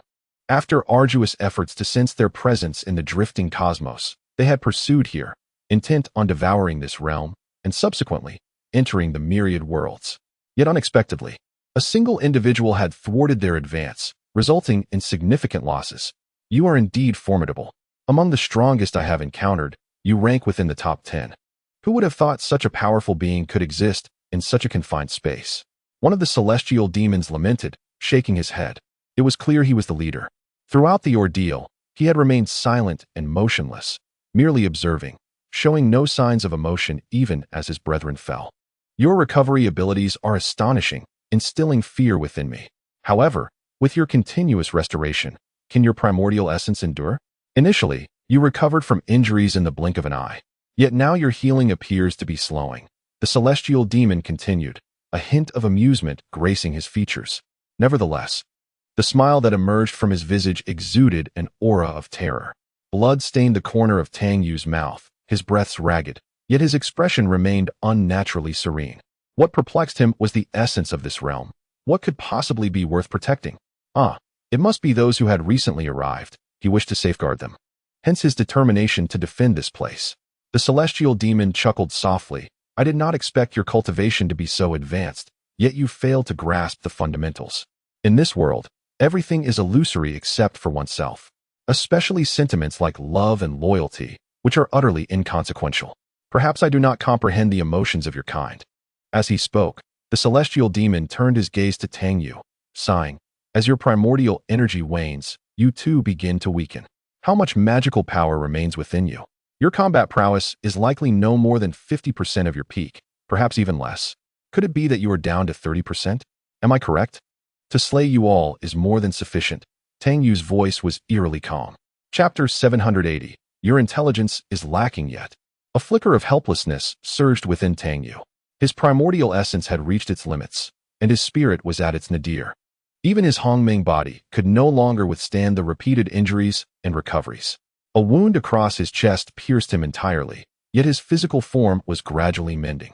However, the pace was exceedingly slow. Blood dripped from his forehead, pooling at his brow. This strike had nearly shattered his essence. Recovery was a gradual process. Yet Tang Yu was acutely aware that the fiends before him would afford him no time to tend to his wounds. Naturally, his primary focus remained on the formidable fiend standing in front of him. Although it had not made a move from the beginning, Tang Yu could sense that this fiend was the most powerful among them, harboring immense strength within its being. Especially in his current injured state, Tang Yu was uncertain if he could still contend with it. In his prime, he would have felt no fear. The fiend erupted into laughter. Its gaze towards Tang Yu filled with mockery. Your source of power is nearly depleted, and your spirit is frail. You are but a spent force. Yet, I must admit, I am somewhat impressed. You have single-handedly slain so many of our kin. With a heavy sigh, it continued, who would have thought that one so spirited, returning from the vast cosmos, would meet their end at your hands? Are they truly your kin? Had you not mentioned it, I would have assumed they were your enemies. Seeking to eliminate them by my hand, Tang Yu began to subtly manipulate the dynamics between them. The fiend paused, then laughed heartily. There is no need for you to meddle in our affairs. The intelligence of the fiends is rather high. We have adapted to slaughter since birth, prepared for extinction at any moment. Even our former king ascended to this realm through relentless bloodshed. Is that so? Then who is your current king? Tang Yu inquired with a faint smile. The fiend's eyes gleamed with reverence. You are formidable, yet in the face of our current king, you remain insignificant. It regarded Tang Yu earnestly and said, Do you know why the great Tao cast us into the depths of the cosmos? It is because it fears us, it laughed, its tone brimming with arrogance. Even the great Tao does not regard us with respect. Perhaps it does indeed fear your strength, yet your intelligence leaves much to be desired. After all, sometimes it is not merely strength that dictates outcomes. The fact that you have been banished to the depths of the cosmos indicates that you have ultimately been defeated by the great Tao. Tang Yu shook his head and chuckled softly. Regardless of the circumstances, defeat is defeat, is it not? I never would have imagined that creatures as grotesque as you possess such misplaced confidence, believing you could triumph over the great Tao. In my view, even if you were granted 1,000 opportunities, you would still fail miserably. Bravery without wisdom is futile. A brute with great power is merely a pawn to be exploited. Tang Yu spoke with utmost seriousness. Perhaps you should consider following me. In our world, there is an ancient saying, you will become like those you associate with. I am quite clever, And though, you are not entirely foolish, at the very least, you can grasp a semblance of my intellect, ensuring that you will no longer be used. Indeed, I believe this is sufficient for you to command the vast realms of existence. For one cannot bite off more than one can chew. What are your thoughts on this? Upon hearing Tang Yu's sardonic remark, the celestial demon did not express anger, but instead erupted into hearty laughter once more. You are indeed an amusing individual. Are you attempting to buy time? Tang Yu shook his head, replying, no. Even though I may not possess the combat prowess of my peak, I remain unafraid of you. I genuinely wish for you to stay by my side and absorb some of my profound wisdom, for oftentimes, intellect surpasses brute strength. Tang Yu smiled faintly. No matter how formidable one's might, without wit, it merely amounts to mere bravado. The elephant, with its tough skin and immense bulk, the tiger, with its terrifying lethality, and the wild boar, with its fearsome tusks, are ultimately inconsequential in the face of human intellect. Humans and beasts are not dissimilar. The distinction lies solely in the human mind, its capacity for invention and creativity. Beasts wield their weapons of sharp fangs and claws, while humans wield their intellect. Yet, at times, the terror invoked by a sharp mind can eclipse that of any fang or claw. Alas, you have run out of time. The celestial demon before him slowly advanced, parting the ranks of its kind that had previously stood in its way. This one is mine. It suddenly chuckled softly. To express my admiration for you, I shall swiftly send you on your way. Your flesh and blood, shall be distributed among the demons below. For I believe it will serve as a great feast. As its words fell, its figure flickered, soaring to unimaginable heights, as if the very cosmos had transformed into its essence. It seemed as if, from the beginning to the end, only this singular presence existed in that realm. Tang Yu did not dare to underestimate the situation. He took a deep breath, and his figure gradually faded from sight, replaced by a celestial phenomenon enveloping the space. Had you been at your prime, such a spell might have instilled some trepidation in me. Now, to attempt this once more, it will only render you more feeble, and it can no longer confine me. The voice resonated, echoing both within and beyond the celestial phenomenon. It spoke the truth. However, Tang Yu sought a swift resolution and thus invoked the celestial phenomenon, transforming it into his most potent strike. Boom. Bang. An endless chaos morphed into a blazing white light. The overwhelming force surged outward, reverberating through the chaos. Boom. A pained cry erupted. It was the voice of the celestial demon. Damn it. Humph. Amidst the muffled groans, blood splattered forth. In that moment, Tang Yu's figure re-emerged, his complexion as pale as death. Several punctures marred his chest, the result of the demon's fingers penetrating him. He gasped for breath, his brow furrowed, and amidst the coughs, blood dripped from his lips, accompanied by fragments of internal organs. An inexplicable wave of profound fatigue washed over him. It truly felt as if his entire existence had been one of constant battle, devoid of any respite. Dizziness surged through my head, a consequence of my soul's utter depletion. The figure of the celestial demon materialized before me, its eyes still reflecting astonishment. Yet, with a resounding crash, it shattered in that instant. Chapter 781. The Strange Transformation of Shaoling. The surrounding celestial demons gazed in disbelief at this spectacle, instinctively retreating a step as they beheld the frail figure before them. Although it seemed on the verge of collapse, as if a mere breath of wind could topple it, it stood resolutely upright, like a steadfast spear, unyielding. Tang Yu's eyes widened in fury as he stepped forward. The celestial demons recoiled once more. He advanced again, and they retreated yet again. A sense of inexplicable pride welled up within him. The grotesque faces of the demons flickered before him, becoming somewhat blurred. Kill him, end him. He is at his last gasp. They roared in fury. Yet, none dared to approach recklessly. Suddenly, Tang Yu laughed. He turned, his gaze seemingly transcending great distances, landing upon the faces he cherished. The essence of life, sometimes, it is not solely for oneself. Are you attempting to seize my essence? Tang Yu's grin widened. At this moment, his spirit was at its nadir, precisely when the great path sought to usurp him. From beginning to end, he had not intervened, seemingly waiting for this very moment. Though Tang Yu had always been wary of him, he found himself powerless now. His spirit was nearly extinguished, and waves of dizziness crashed over him, accompanied by a pain akin to being torn apart. This agony was not merely a result of his frailty, it stemmed from within. as the great path relentlessly devoured what remained of his soul, hence the torment. Tang Yu sensed that only a thread of his essence lingered. This meant he could seize control at any moment. An icy chill enveloped him, akin to plunging into an abyss of frost. The tide had turned against him. Ultimately, he could no longer alter the course of fate. Suddenly, the celestial demons charged at him with frenzied abandon. Tang Yu remained motionless, for he lacked the strength to move. Help me vanquish them, preserve this realm, and should my buried soul lie dormant, I hope you can revive it after endless ages. Post-cataclysm, Tang Yu imparted, as if delivering his last words. After speaking, he closed his eyes, his heart tranquil as still water. The terrifying celestial demons surged forward. Father! A startled cry erupted. Tang Yu gazed in disbelief at the newcomer. Xiao Ling appeared, her tendrils resembling a scattered net, ensnaring the demons poised to attack. Yet, her power remained too feeble. The tendrils binding the demons began to snap, one by one. Xiao Ling's eyes were bloodshot, tears of crimson streaming down her cheeks as she emitted a soft, anguished whimper. The severed tendrils dripped incessantly with blood, falling drop by drop from her head. Xiao Ling, Tang Yu's voice was hoarse. The surrounding celestial demons appeared momentarily stunned at the sudden appearance of Xiao Ling, their eyes reflecting a profound fear. It is you. I sense the familiar essence of your origin, one of the celestial demons uttered in terror, his gaze filled with palpable dread. Blood flowed from Xiao Ling's 7 orifices.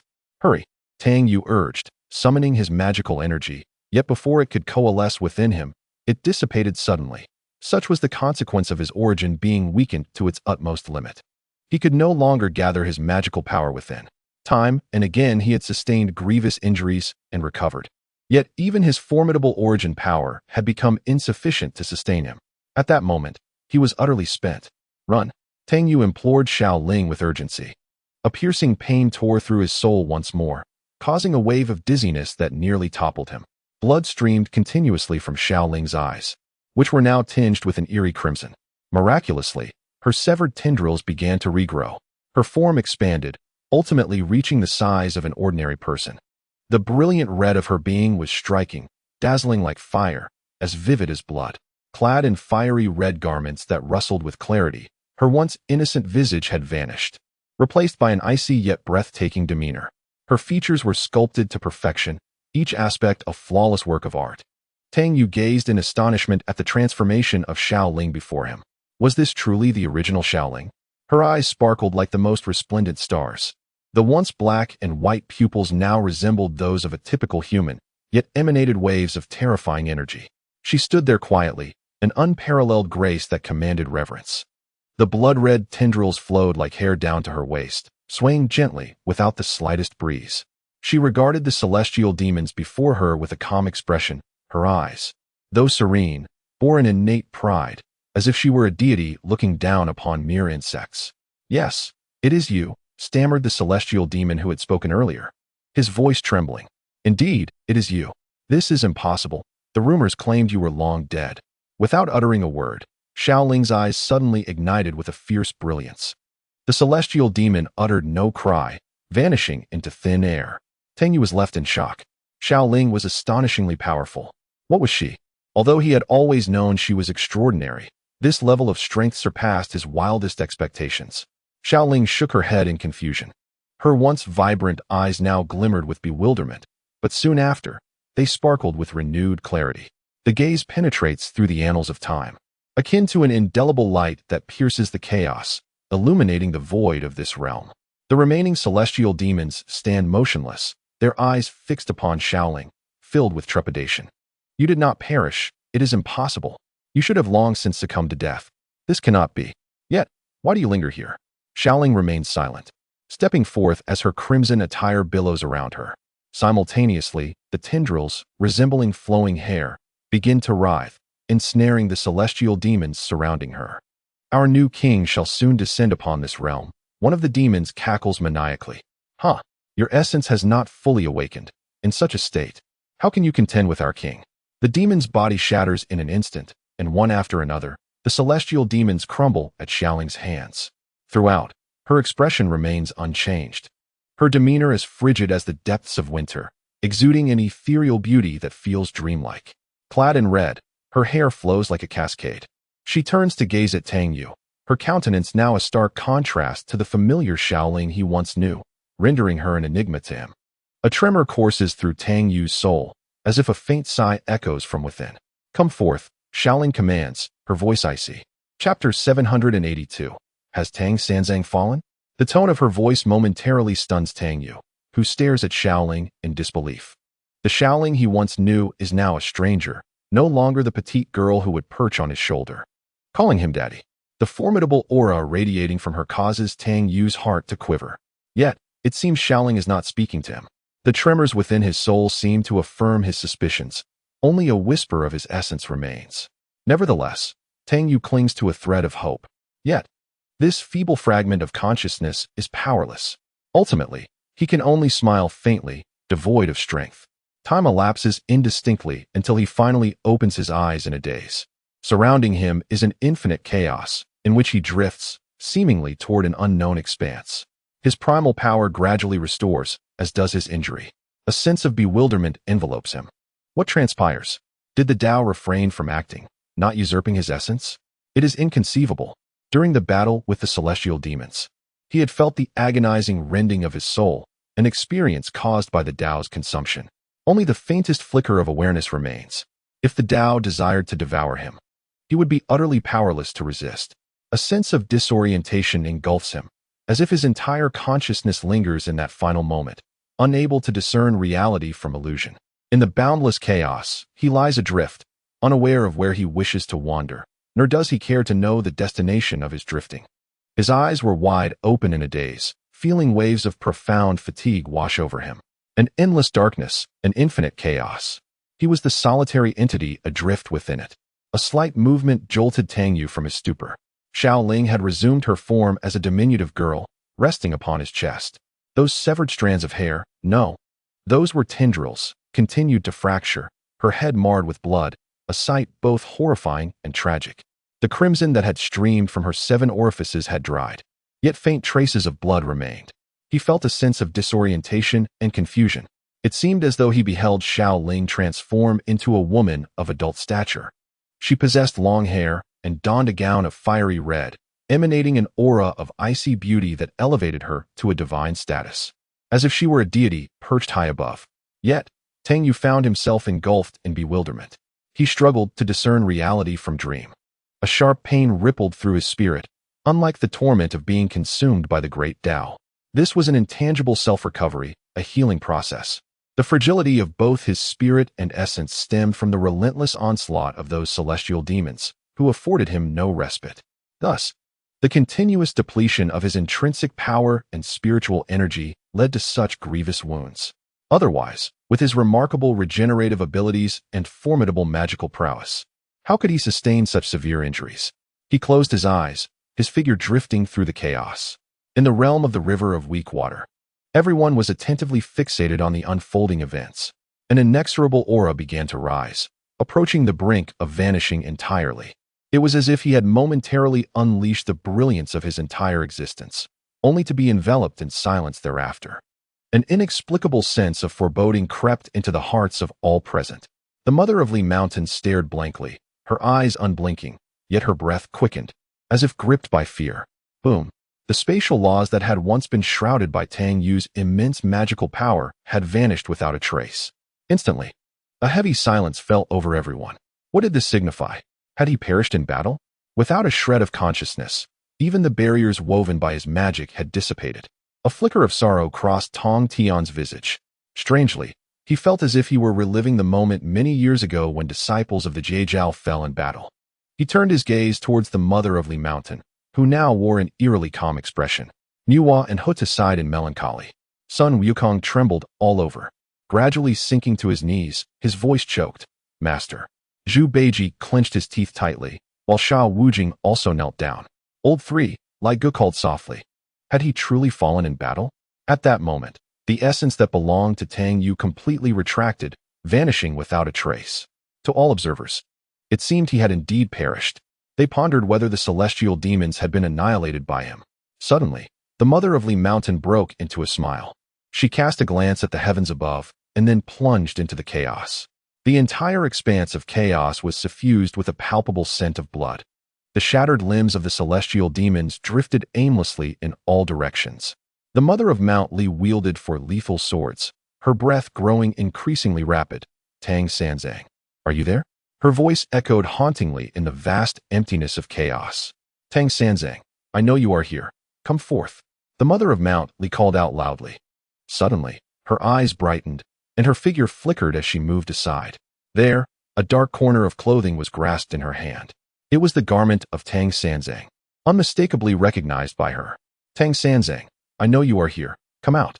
The mother of Mount Li's voice trembled, as if she were striving to suppress her inner terror.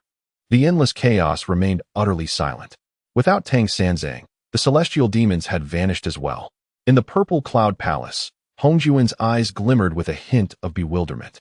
Had Tang Sanzang truly perished? Why could he sense none of his presence? Even his gaze, piercing through the chaos, could no longer discern his figure. Had he really met such an effortless demise? Hongjuan found it hard to believe, feelings of complexity flickering in his eyes. Meanwhile, the weak water beside him trembled slightly, as if gripped by some fear. She could not even sense Tang Sanzang's presence. What could possibly be happening? Unless he had truly fallen in battle. However, weak water was resolute in her disbelief regarding this outcome. Others might be unaware of Tang Sanzang's formidable nature, but she knew well that he was not merely himself. He possessed various hidden trump cards. Dead? He is dead? Hongjun inquired, bewildered. Weak water remained silent, her brows furrowed. If Tang Sanzang were alive, why could she not feel his presence? At this moment, even weak water felt a sense of confusion. In the heavenly court, no one spoke. After a moment, a hearty laugh resonated through the air. It emanated from the Buddha of great accomplishment, who wore an expression of sheer excitement. Amitabha, this is splendid, truly splendid. A person of great accomplishment must rely on the hands of others to fulfill his ambitions. Only in this way can great deeds be achieved. Chapter 783. He will absolutely not die now. With both Tang Sanzang and the celestial demons perishing in battle, mutually annihilated. The Buddha of great accomplishment perceived this as an unequivocal boon. The death of the celestial demons meant they would no longer invade this realm, sparing them from having to intervene, thus ensuring their continued vitality. The demise of Tang Sanzang also resolved a significant source of concern. It was a perfect resolution, indeed. Yet, the Jade Emperor and others could not help but furrow their brows. Tang Sanzang was dead? Even if he perished in battle, it was for the preservation of this world. The Buddha of great accomplishment's remarks inexplicably evoked a sense of aversion. Old Buddha, your words seem somewhat excessive, Maitreya Buddha remarked. Regardless, Tang Sanzang's death came as a result of his efforts to protect this realm. The old monk did not deny it, but deemed it a good thing nonetheless. At least it meant the elimination of this scourge for our Buddhist sect and even the three realms. The Buddha of great undertakings wore an irrepressible smile. Observing that now that Tang Sung had perished, the demons dwelling near the weak waters of the heavenly river could be eradicated. Although the presence of saints such as Nuwa and Huda loomed, as long as the primordial ancestor Hongjun intervened, he could easily restrain them. Turning to the Jade Emperor, the Buddha of great undertakings stated, in my view, this presents a once-in-a-millennium opportunity. These demons have brazenly occupied the heavenly court and the weak waters of the heavenly river, relying solely on Tang Seng's might, disregarding your imperial authority. With Tang Sung now dead, you, as the sovereign of the three realms, face an invasion of your domain. This moment is ripe for action. A great undertaker must seize the opportune moment. The Buddha chuckled softly. The Jade Emperor furrowed his brow, remaining silent. With great calamity approaching, the Buddha of great undertakings seemed intent on indulging in such scheming. Moreover, was it indeed true that Tang Sung had perished? The Jade Emperor began to harbor doubts. He felt a complex mix of emotions. Sometimes, one is overlooked in life, but only in death does one become memorable. This is the essence of a hero. For heroes are often those who have departed. During Tang Seng's life, the Jade Emperor found him somewhat intolerable, yet could not eliminate him. Now, with Tang Seng's demise, the Jade Emperor felt an odd complexity within. At times, only through death does the world begin to acknowledge and cherish you. With the impending calamity, the Jade Emperor pondered that it might be wiser to consider how to confront it. Although some had occupied the weak waters of the heavenly river, they had not inflicted significant damage on the heavenly court. The Jade Emperor spoke calmly. Moreover, if we recklessly instigate conflict, would not my heavenly court be utterly devastated? He gazed at the Buddha of great undertakings, questioning, is there some misunderstanding regarding our respective strengths? Even if the ancestor could contend with Nuwa, Hutu, and others, I doubt it would be so simple to vanquish them. He continued, with figures such as Tang Tian, Li Shan's old mother, Lingxue, Luo Ho, Suqing, Sun Wukong, Zixia, and your Buddhist sinning Buddha, Tathagata, Guanyin, how could I possibly consider us their match? Upon reflection, the Jade Emperor realized that they were up against powerful quasi-saints, far superior in strength. In contrast, their own side was scant in numbers. Even the addition of Xinyuanzi would hardly alter the outcome. In the Jade Emperor's view, with just Li Shan's old mother and Sun Wukong, he felt there was no chance of victory against their adversaries. Moreover, once that monkey achieved fusion, he would wield the might of a saint. At that moment, the Jade Emperor's gaze towards the Buddha of great undertakings deepened. This old fellow must be hoping to plunge the heavenly court into irretrievable ruin. Hearing this, the Buddha of great undertakings was momentarily taken aback, blinking a few times, realizing he may have acted hastily. Yet, some individuals, even when wrong, would never admit their faults.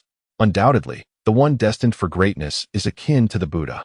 This is primarily due to a lack of personal strength.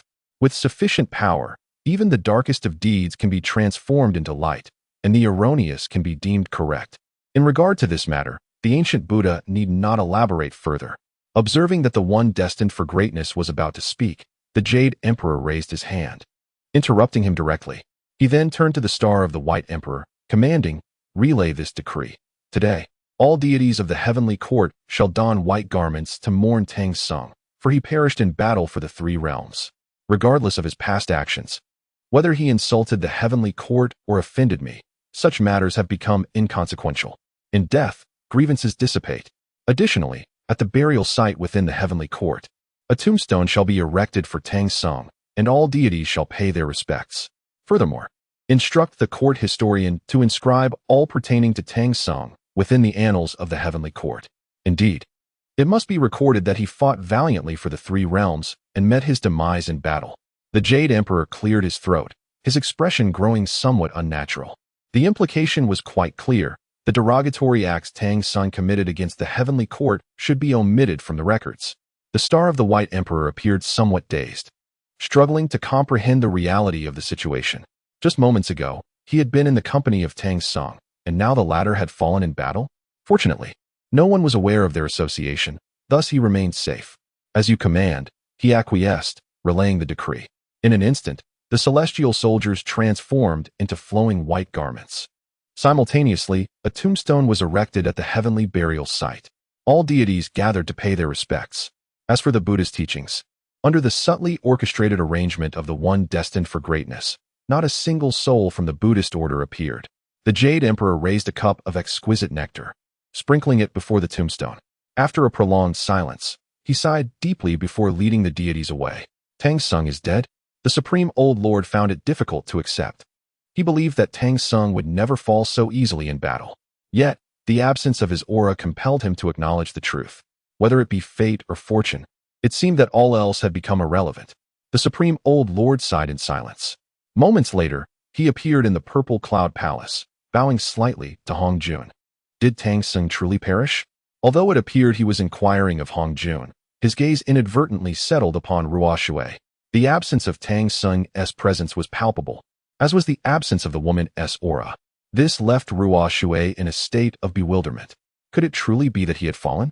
This was utterly impossible. No, he is certainly not dead, Ruo Shui asserted confidently.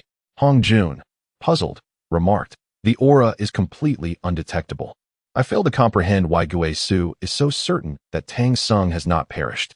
Perhaps he was merely wounded, his essence entrapped in slumber, rendering him undetectable. Which would be reasonable. A faint smile graced Ruo Shui's face. Because he is the most pivotal piece in this multifaceted game, how could he possibly die? Others would never stand idly by and watch him fall. After a brief silence, Hong Jun inquired, who exactly is Tang Sung? He cannot be the original Jin Chanzi. Can he? Chapter 784. Enveloped in slumber, this question had long been buried deep within Hong Jun's heart. How could an individual's transformation be so profound? In light of a crucial statement regarding the primordial chaos, he could not help but doubt. The current Tang Sanzang is certainly not the same as the original.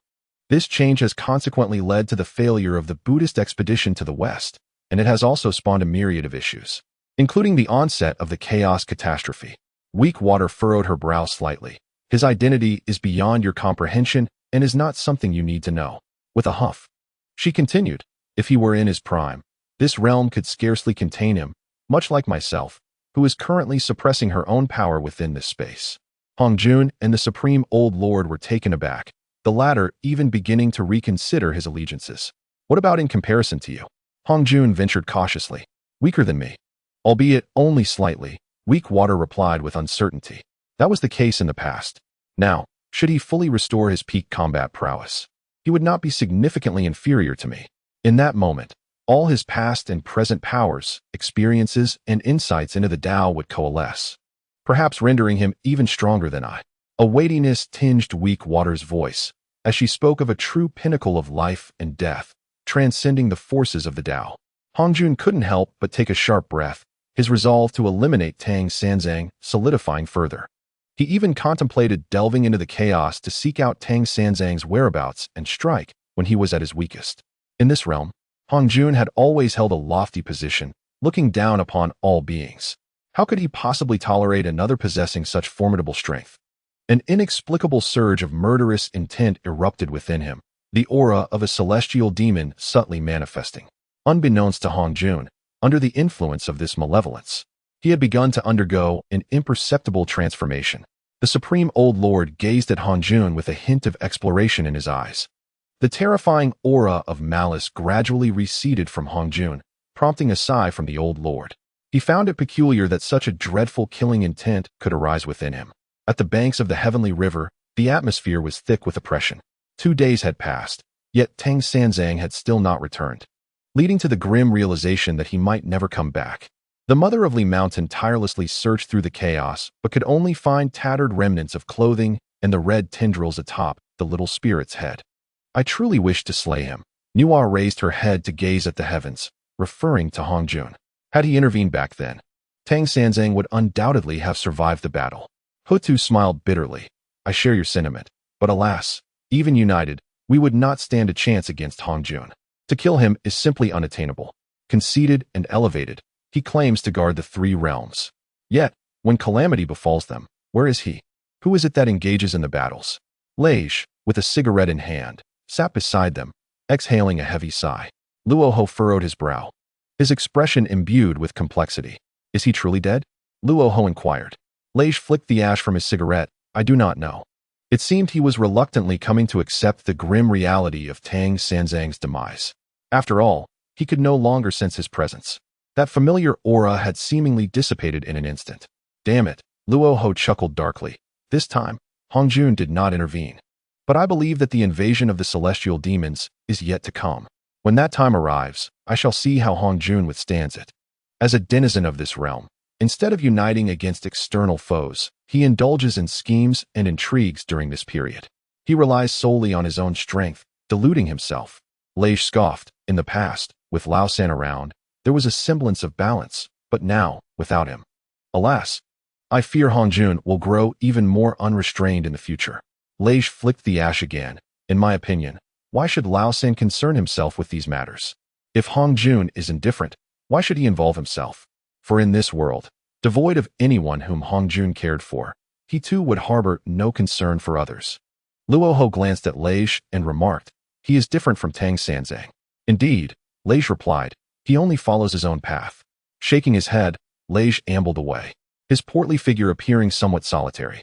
The cigarette burned between his fingers, exuding wisps of smoke that accentuated his retreating silhouette, rendering him even more forlorn. Initially, some had doubted Tang Sanzang's demise in battle. Yet, as time passed, the oppressive gloom in the hearts of many grew increasingly heavier. The foreboding sense of dread intensified. Sun Wukong, the mother of Mount Li, Ling Shui, and others tirelessly sought that familiar figure amidst the chaos. The pungent scent of blood lingered in the air, refusing to dissipate. Surrounding them were dismembered limbs, and the entire chaos lay in silence, devoid of celestial demons and absent of Tang Sanzang. Master, Tang Sanzang, brother. The calls reverberated through the void, echoing one after another. At this moment, Tang Yu found himself ensnared in a state of profound bewilderment. His spirit lay dormant, his essence withdrawn. Yet, his wounds were gradually mending, albeit unconsciously. Where's this? Tang Yu pondered, feeling disoriented. Surrounding him was an expanse of darkness, desolate and silent, with only his solitary figure standing firm. How could this be? Tang Yu questioned, perplexed. He distinctly remembered drifting through the chaos. How could he have arrived here? What place is this? It seemed to be deep within the chaos, yet it felt somewhat different. He focused on a direction and propelled himself forward with haste. However, the distance appeared infinite. No matter how fast he flew, the surroundings remained unchanged. Celestial phenomena materialized. Tang Yu attempted to force his way through. Boom. Under the immense pressure, nothing around him shifted. Tang Yu's countenance altered slightly. This is impossible. Even within the chaos, his celestial presence should have been sufficient to break through. Yet here, there was no sign of change. Tang Yu felt an overwhelming sense of unreality. This is undeniably unreal, given his current strength. Even when exerting his full power beneath the celestial phenomenon, he failed to elicit the slightest disturbance. Only one possibility remained. This place was not genuine. He pondered deeply. Akin to a chaotic void, boundless and endless. Subsequently, he cast his spell once more. Without question, the outcome mirrored the initial result. There was no fluctuation whatsoever. This only served to further solidify Tang Yu's conviction that everything was an illusion. A bold hypothesis emerged in his mind. The soul? This was his own soul. His consciousness was imprisoned within the depths of his own spirit. An inexplicable tension gripped Tang Yu. Could it be that the Great Path had indeed usurped his essence?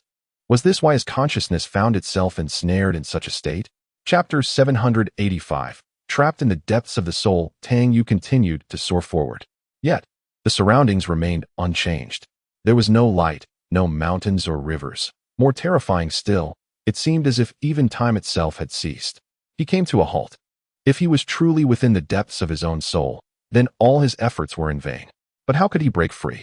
Suddenly, he recalled the so-called vegetative state individuals from his past life. Their consciousness was similarly confined within the depths of their souls. Yet, they could sense their surroundings and, at times, even hear external sounds. Thus, some vegetative individuals, appearing to be unresponsive, would miraculously weep, responding to external calls, triggering instinctual reactions within their bodies. Regarding his own consciousness, which had unexpectedly plunged into the depths of his soul, Tang Yu began to comprehend. At that moment, the Great Path had initiated its approach, merging into his soul. His consciousness instinctively sought to evade this encroachment, becoming ensnared in the depths of his spirit. How could he possibly emerge from this confinement? He even called out several times to the Great Path, yet received no response. This was sufficient proof that he was indeed ensconced within his own soul. For although connected to the Great Path's essence, he was also distinct from it. After all, he was no longer in that initial state of unity. Thus, he found himself trapped within his own soul rather than that of the Great Path. If he could not escape this place, would he ultimately be supplanted by the Great Path? Moreover, even if he managed to exit, how could his feeble remaining spirit contend with the Great Path? He was uncertain whether his physical form had been entirely commandeered by the Great Path. And what of Xiaoling? He had no knowledge of her fate. Then, Tang Yu recalled the spell that the mother of Lishan had employed, attempting to forcibly ascend to sanctity, ultimately leading to her own slumber. At that time, her consciousness had also been confined within the depths of her soul. Naturally, Tang Yu had studied that spell, imprinting it in his memory. However, it was akin to a suicidal incantation. Now that he was trapped within the depths of his own soul, what would happen if he attempted to cast that spell? After much contemplation, Tang Yu ultimately abandoned this reckless notion, because he feared that his intentions would completely dissipate into nothingness. The outside world. Tang Yu's body remained adrift in the chaos, unaware. Xiaoling lay upon his chest. The once broken tendrils atop her head were gradually regrowing. Even her injuries seemed to be healing unconsciously. She opened her eyes in confusion. Her petite form sprang from Tang Yu's chest, vigilantly surveying her surroundings. Her last awareness was of battling the celestial demons. After a brief glance around, her gaze settled upon Tang Yu. "Father!" Xiaoling exclaimed loudly. Yet, Tang Yu remained motionless, as if he were a lifeless corpse. There was no detectable breath emanating from him, nor any trace of magical energy. "Father, what is wrong? Please wake up." Xiao Ling's eyes brimmed with tears as she called out, "Father, what is wrong?" Faintly, Tang Yu seemed to perceive a sound. He searched bewilderedly for its source. To him, such a sound was a glimmer of light in the eternal darkness. It was Xiao Ling's voice, calling out to him through her tears. Tang Yu diligently sought the origin of the sound, yet it proved futile. It was as if his surroundings were filled with Xiao Ling's voice, making it impossible to discern from where it truly emanated. The celestial phenomena, the earthly forms, the human figures, three realms united. Tang Yu repeatedly cast spells, striving to break free from his confines. But it was all in vain. This was the depth of his soul, an impenetrable barrier. He even doubted whether the spells he cast were merely figments of his imagination. If that were the case, then everything would align with that notion. Undeterred, Tang Yu continued to wield his magical power. Ultimately, a feeble smile of resignation appeared on his face. He could hear the voices from the outside world calling out. Yet he was incapable of responding. Perhaps this was the agony experienced by those in a vegetative state, as the notion made him want to laugh. He was on the verge of breaking through to the final step, becoming a sage of the great Tao. Yet here he was, rendered a mere shell. Through Xiao Ling's voice, Tang Yu vaguely understood that his external self seemed to still be in slumber, indicating that the great Tao had not fully claimed him. What had transpired between the woman Xiao Ling transformed into and the great Tao? However, this was not the time for such contemplation. After a moment of reflection, Tang Yu began to move forward. Indeed, he simply walked. The sound of his footsteps echoed softly. He pressed on relentlessly. The calling continued. Yet, at that moment, Tang Yu's heart unexpectedly found tranquility. Step by step, he advanced. This was the simplest form of strength, the most resolute force. With each step, he moved forward. This was progress. This was growth. This was his path. The distance was infinitely vast, without an endpoint. He did not know where he was headed, nor how long the journey would last. But it mattered not. As long as he kept moving, there would be an end to the far-reaching road. Within the chaos, the silhouette of the elder mother of Lishan momentarily froze, for she sensed the presence of Xiaoling. In an instant, she appeared beside the distressed girl. However, upon witnessing Xiaoling's tear-streaked face and the figure in slumber, she found herself momentarily taken aback. She could naturally discern that at this moment, Tang Sanzang's entire spirit had succumbed to a state of deep sleep. Elder sister of Lishan, Xiaoling choked. "Please, you must save my father. What has happened to him?" In a flash, several figures materialized. Ling Xue, Sun Wukong, and others arrived. Tang Yu was engulfed by a cacophony of voices. Their words echoed in his ears. Yet he found himself unable to respond or ascertain the direction from whence their voices emanated. It was as if the depths of his soul reverberated with their sounds. Tang Yu continued onward, his footsteps resonating. Life felt profoundly solitary. In this solitude, both you and I walked alone, searching for nothing more than the sound of another's footsteps. Two souls walking side by side, thus banishing the sense of isolation. One's steps harmonizing with another's voice. Suddenly, Tang Yu smiled. He traversed through memories, through the passage of time, and through all that had been. It seemed as if countless figures emerged from the folds of time, each a different version of himself. All the actions he had undertaken, good and bad, right and wrong, intertwined to shape the present Tang Yu. In the haze, he perceived a faint glimmer of light flickering before him. His heart raced with excitement as he rushed forward. That light, a beacon shimmering amidst the enveloping darkness, was dazzling and blinding. As he drew closer, he finally discerned its source. It was a soul entity, emanating the radiance. What could this possibly mean? How could there be a soul entity submerged within the depths of his spirit? Chapter 786. Past, Present, Future. The soul entity was in slumber, transformed into a blank essence, devoid of any past. Was this a soul birthed from within himself, or one that had always lingered within him? What if it had been embedded within him from the very beginning? Tang Yu's gaze deepened with contemplation, inexplicably recalling that figure adrift in the river of time. The 3 souls and 7 spirits. He had fractured his 3 souls, not merely the 2. The past, the future, the present. Gazing at this soul shadow, Tang Yu felt an innate warmth stirring within him. Yet, as he approached, he found himself unable to fully merge with the soul apparition. Thus, the truth dawned upon him. The heavenly soul, earthly soul, and human soul, 3 souls forming a complete being. Yet he was merely the human soul. His spirit was incomplete. Indeed, he ought to have been a simpleton. Furthermore, he was but a singular human soul. However, through the confluence of the grand Tao-S spirit, the deficiencies in his soul and essence were mended. Hence, he remained intact, not devolving into folly. The earthly soul. It was indeed the earthly soul. He had long been immersed in the depths of his own soul. Suddenly, Tang Yu's body trembled with excitement. In this contest against the great Tao, he might not lose. There remained a contingency plan, for that person had left a backup. Yet, immediately after, Tang Yu became engulfed in worry. Even if he could triumph over the great Tao, what of that person? Once merged with that individual, would he still be himself? Flickering points of light shimmered from the soul shadow, illuminating the endless darkness within. In truth, it mattered little whether he was alive or dead, for he had already set a contingency plan, becoming lost in this place. The past, present, and future intertwined. Tang Yu gazed at that soul. I am the present, he is the past, and you are the true future. With a light shake of his head, he chuckled softly. Yet, the future is ultimately composed of the past and present. Thus he erased his own future, rendering it blank. Such is the ever-changing future. Whether it is he or I, in the end, it is all you, and you are also us. The past version of myself was lost.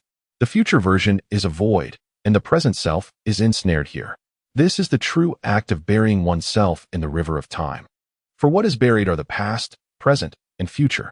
Now, Tang Yu completely understood the essence of burial. It seemed that person had unknowingly interred himself within the river of time, yet it was merely the past. He had already left a backup plan. At this moment, Tang Yu felt an inexplicable admiration for him. Indeed, he was thorough in his approach. Suddenly, that indistinct soul shadow opened its eyes, gazing at Tang Yu, emitting a laugh as pure as that of a child. The divisions are distinct, each a different life form. They arrived as one and departed in separation, yet one day, they would inevitably reunite as one. By that time, Tang Yu might no longer be Tang Yu. And before him, this soul was blank, leading to but one path, to merge and consume, to be devoured by oneself or to be integrated by that person. Truly impressive. Even the great Tao seemed unaware that a faint fragment of soul dwelled hidden within his own depths. Although the great Tao and his soul were one, they would never completely unify. Thus, he found himself ensnared in the depths of his own soul, unable to communicate with the great Tao. This soul also lay hidden here, equally imperceptible to him. A clear laughter emanated from that frail soul, reminiscent of a child's innocent joy. Yet, it soon succumbed to slumber once more. Without a past or future, he was naturally blank, knowing nothing. Tang Yu observed him for a moment. In truth, this was originally himself. The echoes of voices continued to reverberate in his ears, calling out to him. The people he cared for, those he loved, were all beckoning him. Thus, he would not be ensnared here. He would surely emerge from the deepest recesses of his soul. At this moment, that soul shadow opened its eyes once more. Clarity emerging from confusion. His eyes radiated a brilliant light, tearing through the endless darkness. He stood motionless, gazing into the distance. Yet, the brilliance in his eyes intensified, illuminating the dark path ahead like a beacon. As long as there was light and guidance from others, the looming darkness would no longer be terrifying. Tang Yu hastened toward the illuminated direction with an unprecedented swiftness, exerting every ounce of struggle and effort, drawing upon all his past lives. Tang Sanzang, Master, Old Third, Big Brother.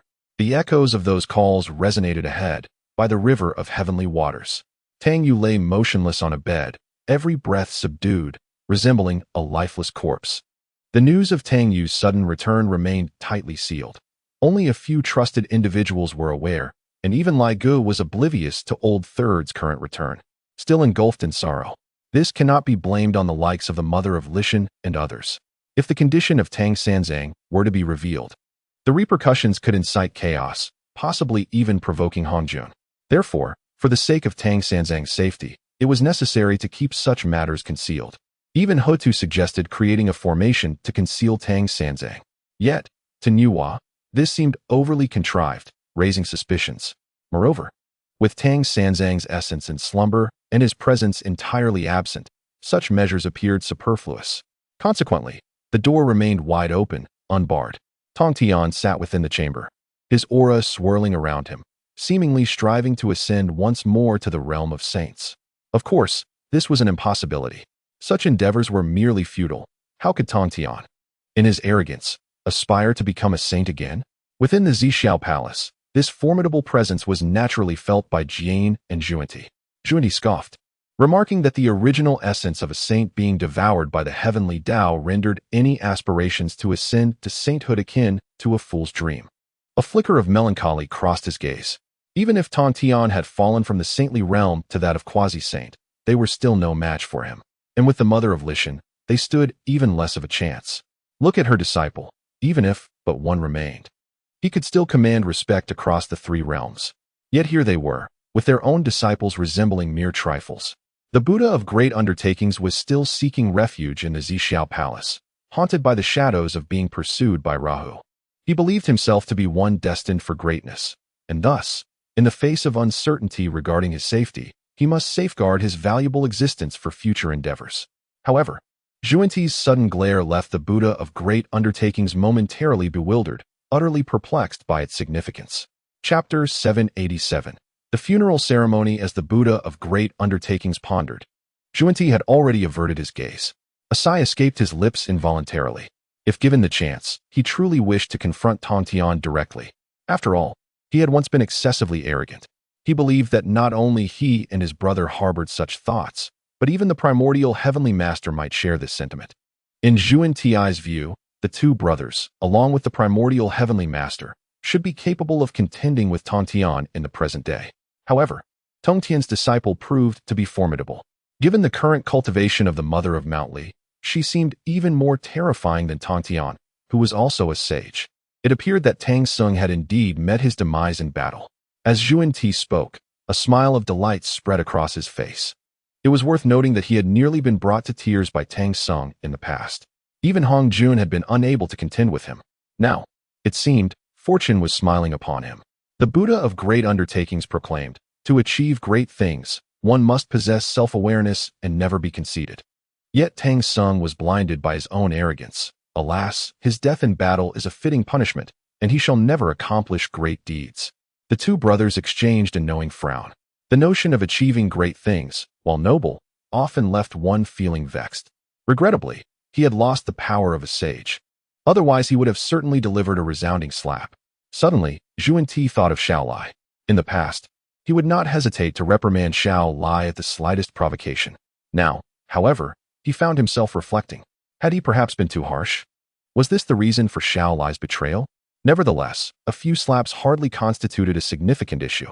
The primary cause of the betrayal lay with Xiao Lai himself. Curse that Xiao Lai. Do you not appreciate the investment I made in you? Surely, with Luohu gone, he should go to the heavenly court to restrain the multitude of Buddhas, lest they engage in actions detrimental to the Buddhist teachings, which would only provide amusement for the Jade Emperor. Jian began to usher people away.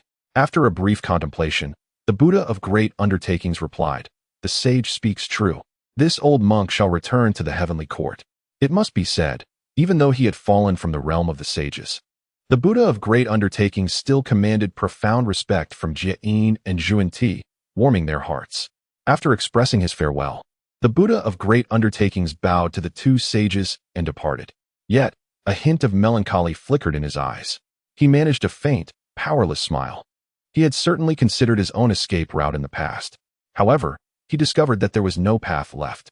The road behind him, linked to Tang Sung, had long since been blocked. With the Jie sect, he had accumulated enmity akin to the ocean. Even without animosity, it was likely that Tang Tian would not regard him favorably. As for the Chan sect, that was even less of an option, as he had betrayed them. Thus, in this vast world and expansive three realms, he found no refuge, and could only forge ahead with the Buddhist path until the end.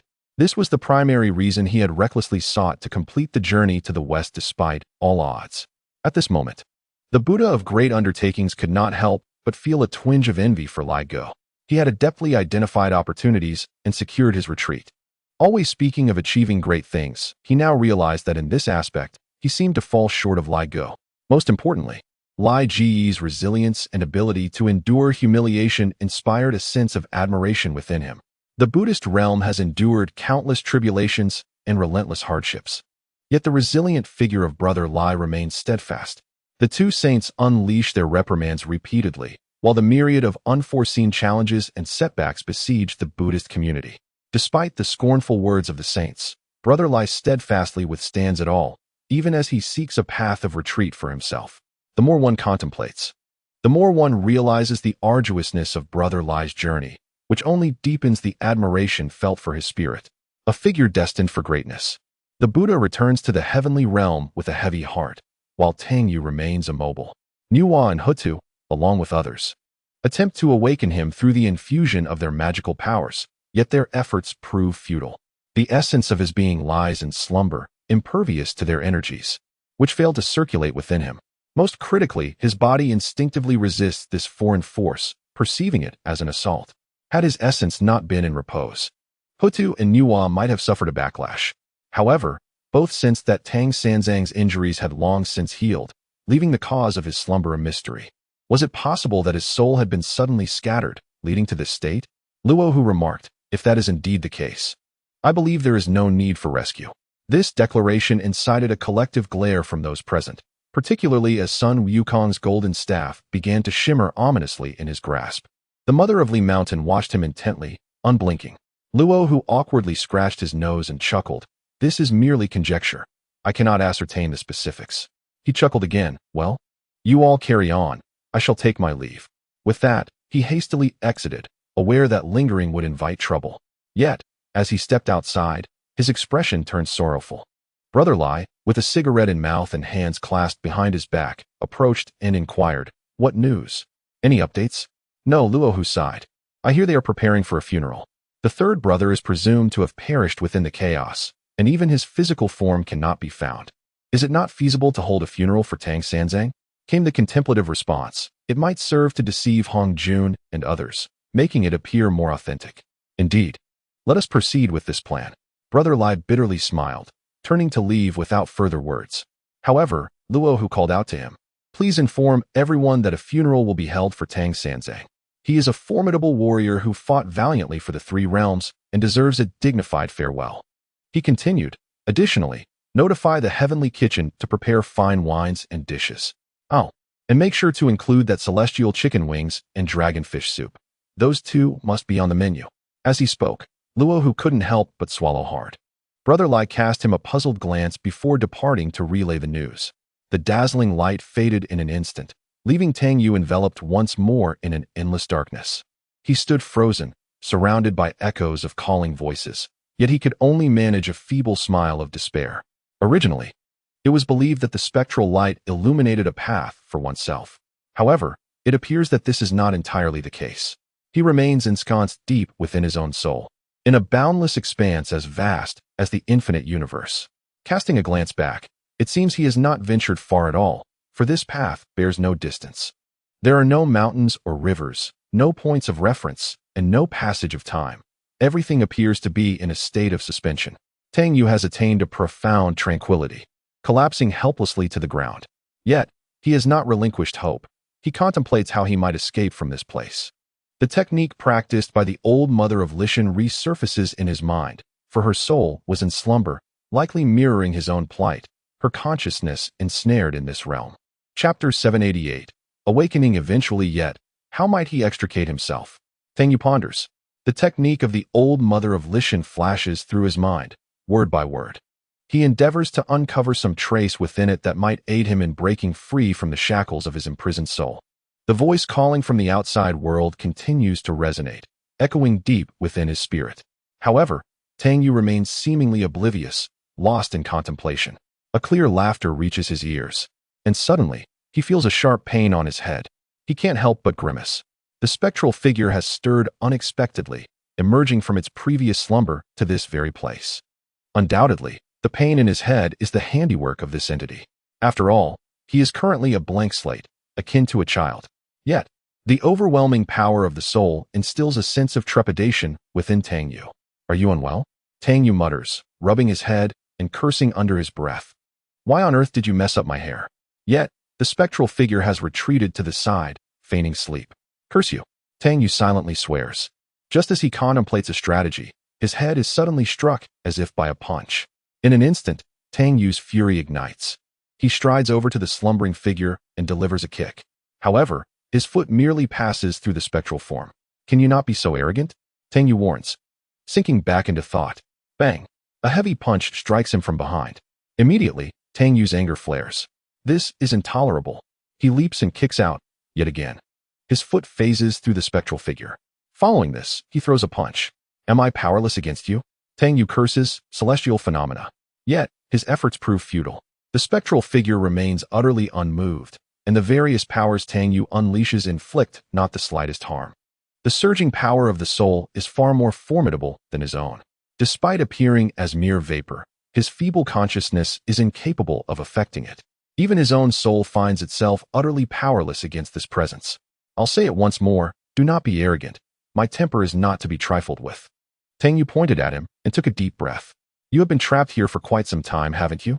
The moment the words left his lips, he regretted them. The spirit before him was utterly devoid of consciousness, knowing nothing at all. How could he ascertain whether he had been imprisoned here? He might even believe this was the true essence of the world, much like a frog that has spent its entire life at the bottom of a well, gazing up at merely a sliver of sky. He had initially contemplated asking if there was a way for him to escape. However, at this moment, it seemed entirely unnecessary. Gazing at the soul's shadow, he felt a profound sadness. It was an independent entity, yet ultimately, it was destined to be consumed by him, or perhaps by that very shadow. While the living being exists independently, life itself is not solitary. A sudden recollection of the fate-related insights that Tong Tian had once imparted to him crossed his mind, prompting Tang Yu to let out a silent sigh. It must be quite lonely here, isn't it? He inquired, only to chuckle softly at the absurdity of his question. Those who have never experienced the vibrancy of life cannot truly comprehend loneliness. They do not even know what it means to feel isolated. Fixating on the soul's shadow, Tang Yu resumed pondering strategies for his escape. With his feeble consciousness, he could not entirely extricate himself from the depths of his soul. The soul resembled the cosmos, boundless and infinite. To shatter this universe was akin to the pursuit of the Tao. The ultimate aim was merely to one day break free from this confined realm and ascend to a broader, grander universe. His current contemplation revolved solely around how to dismantle this place. In the profound depths of his own consciousness, even the Tao seemed unreachable. He could only rely on himself. Tang Yu's heart settled into an unprecedented tranquility. He intermittently reflected on his own magical abilities while his feet remained steadfast in their forward march. Perhaps if he continued onward, he might eventually reach a conclusion.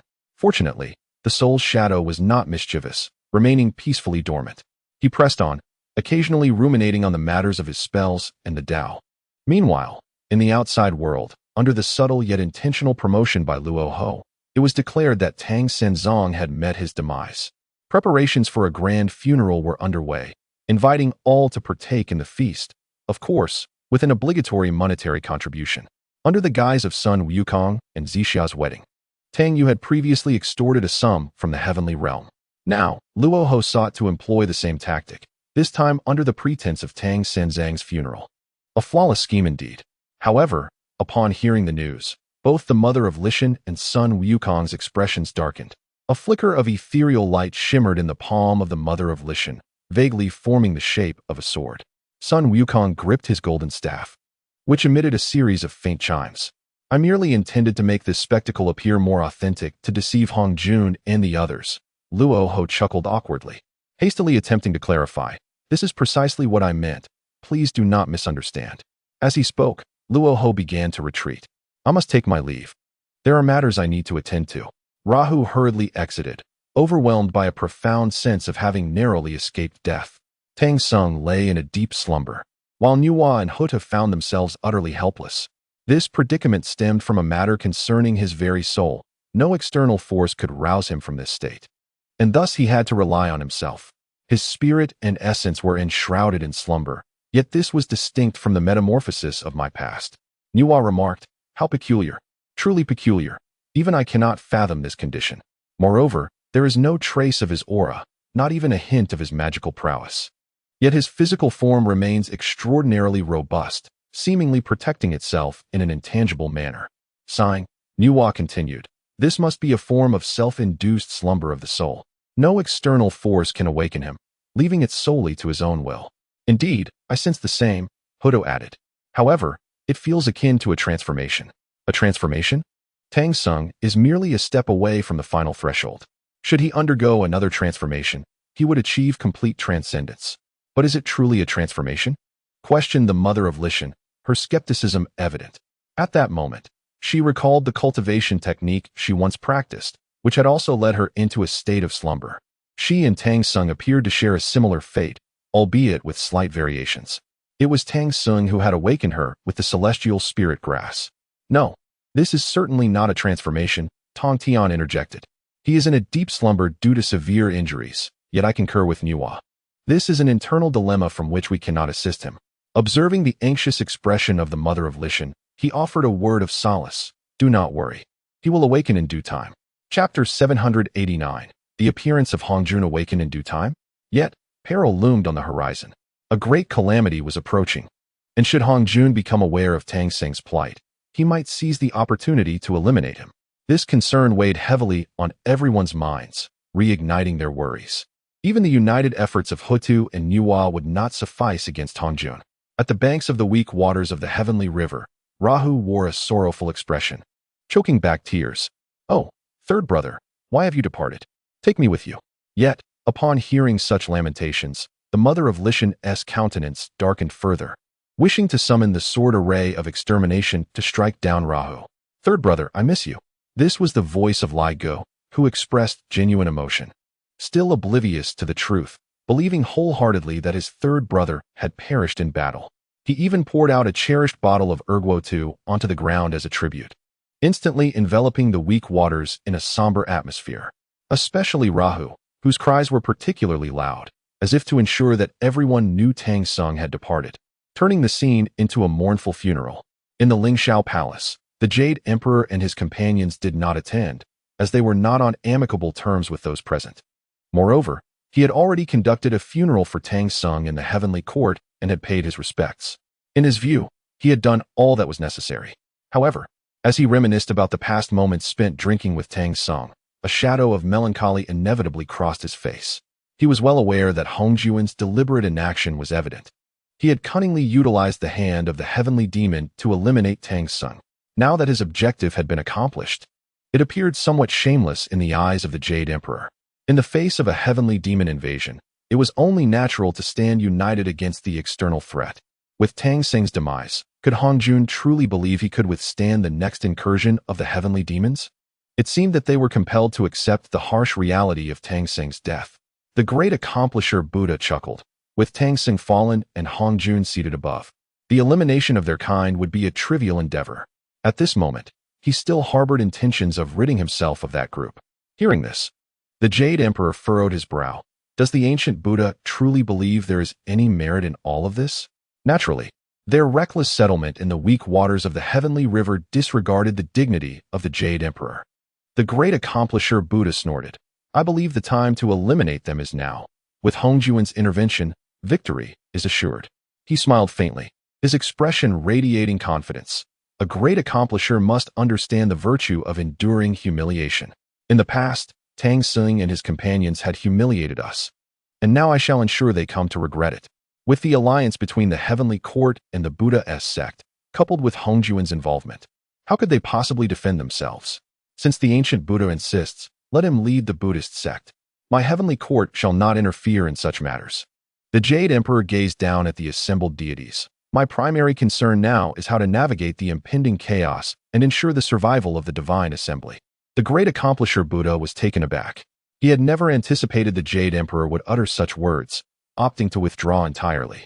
Without the heavenly court's support, he dared not take action. The corner of the great accomplisher Buddha's mouth twitched slightly, sensing an uncomfortable predicament. I believe the Jade Emperor speaks wisely.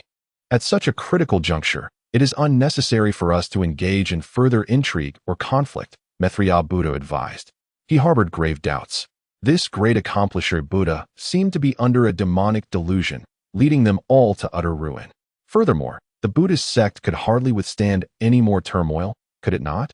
Maitreya Buddha turned to the great accomplisher Buddha and inquired, "The Buddhist sect? Does it still exist?" He felt somewhat bewildered, unable to comprehend how the once flourishing sect had devolved into its current state.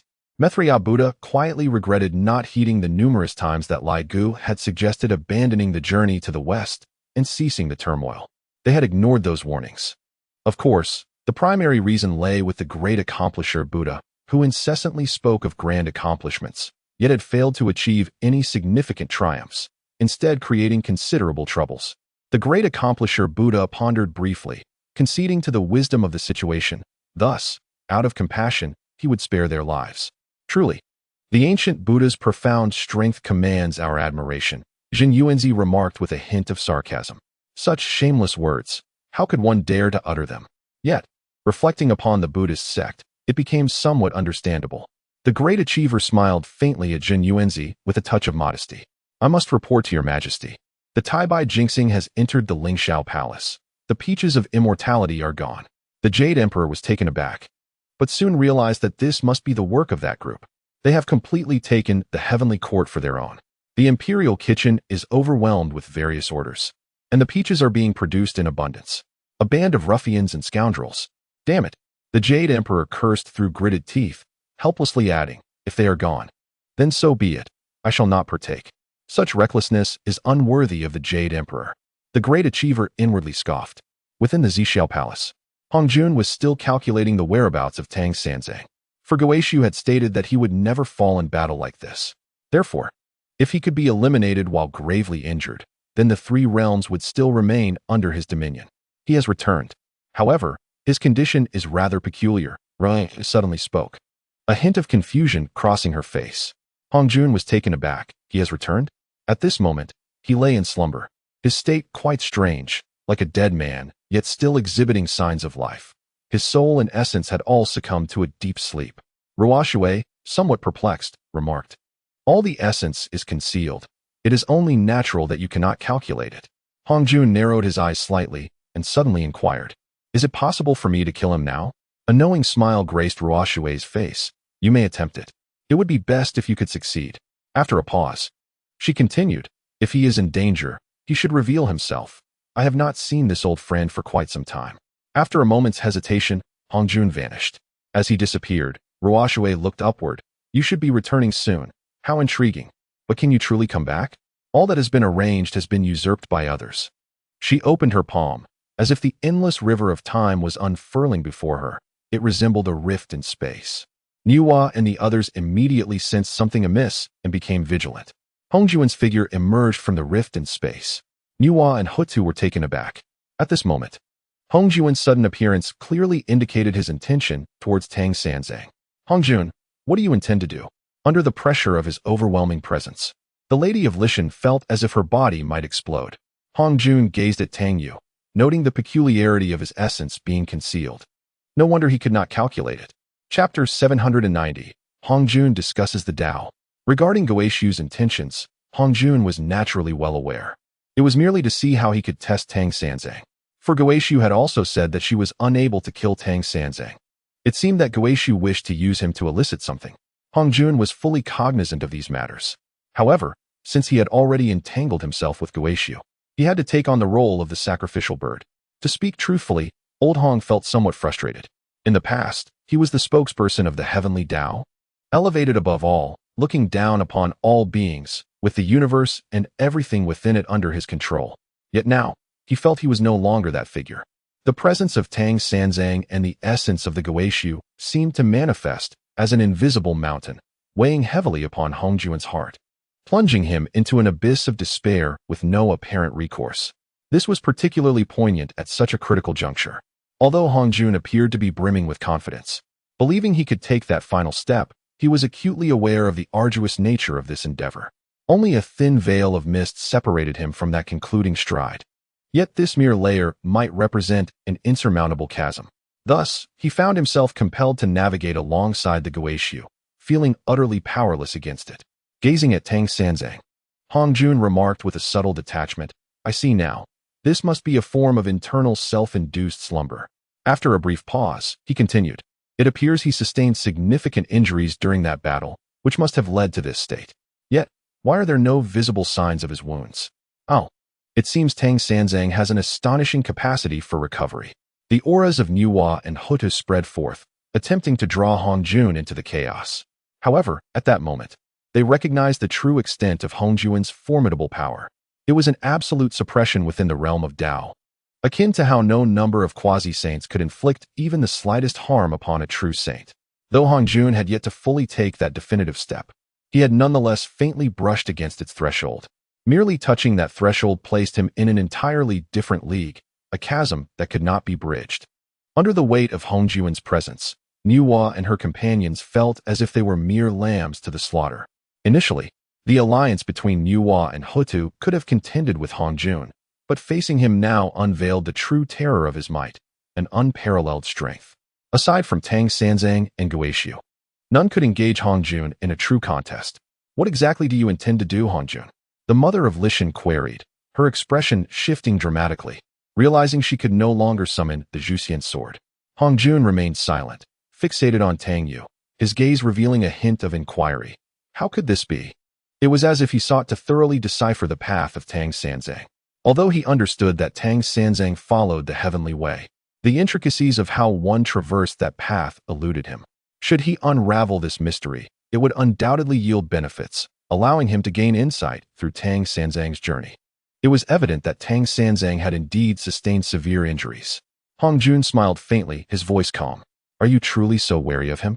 Nuwa suddenly laughed. The reason for your apprehension is precisely why you would seek to eliminate him while he is gravely wounded?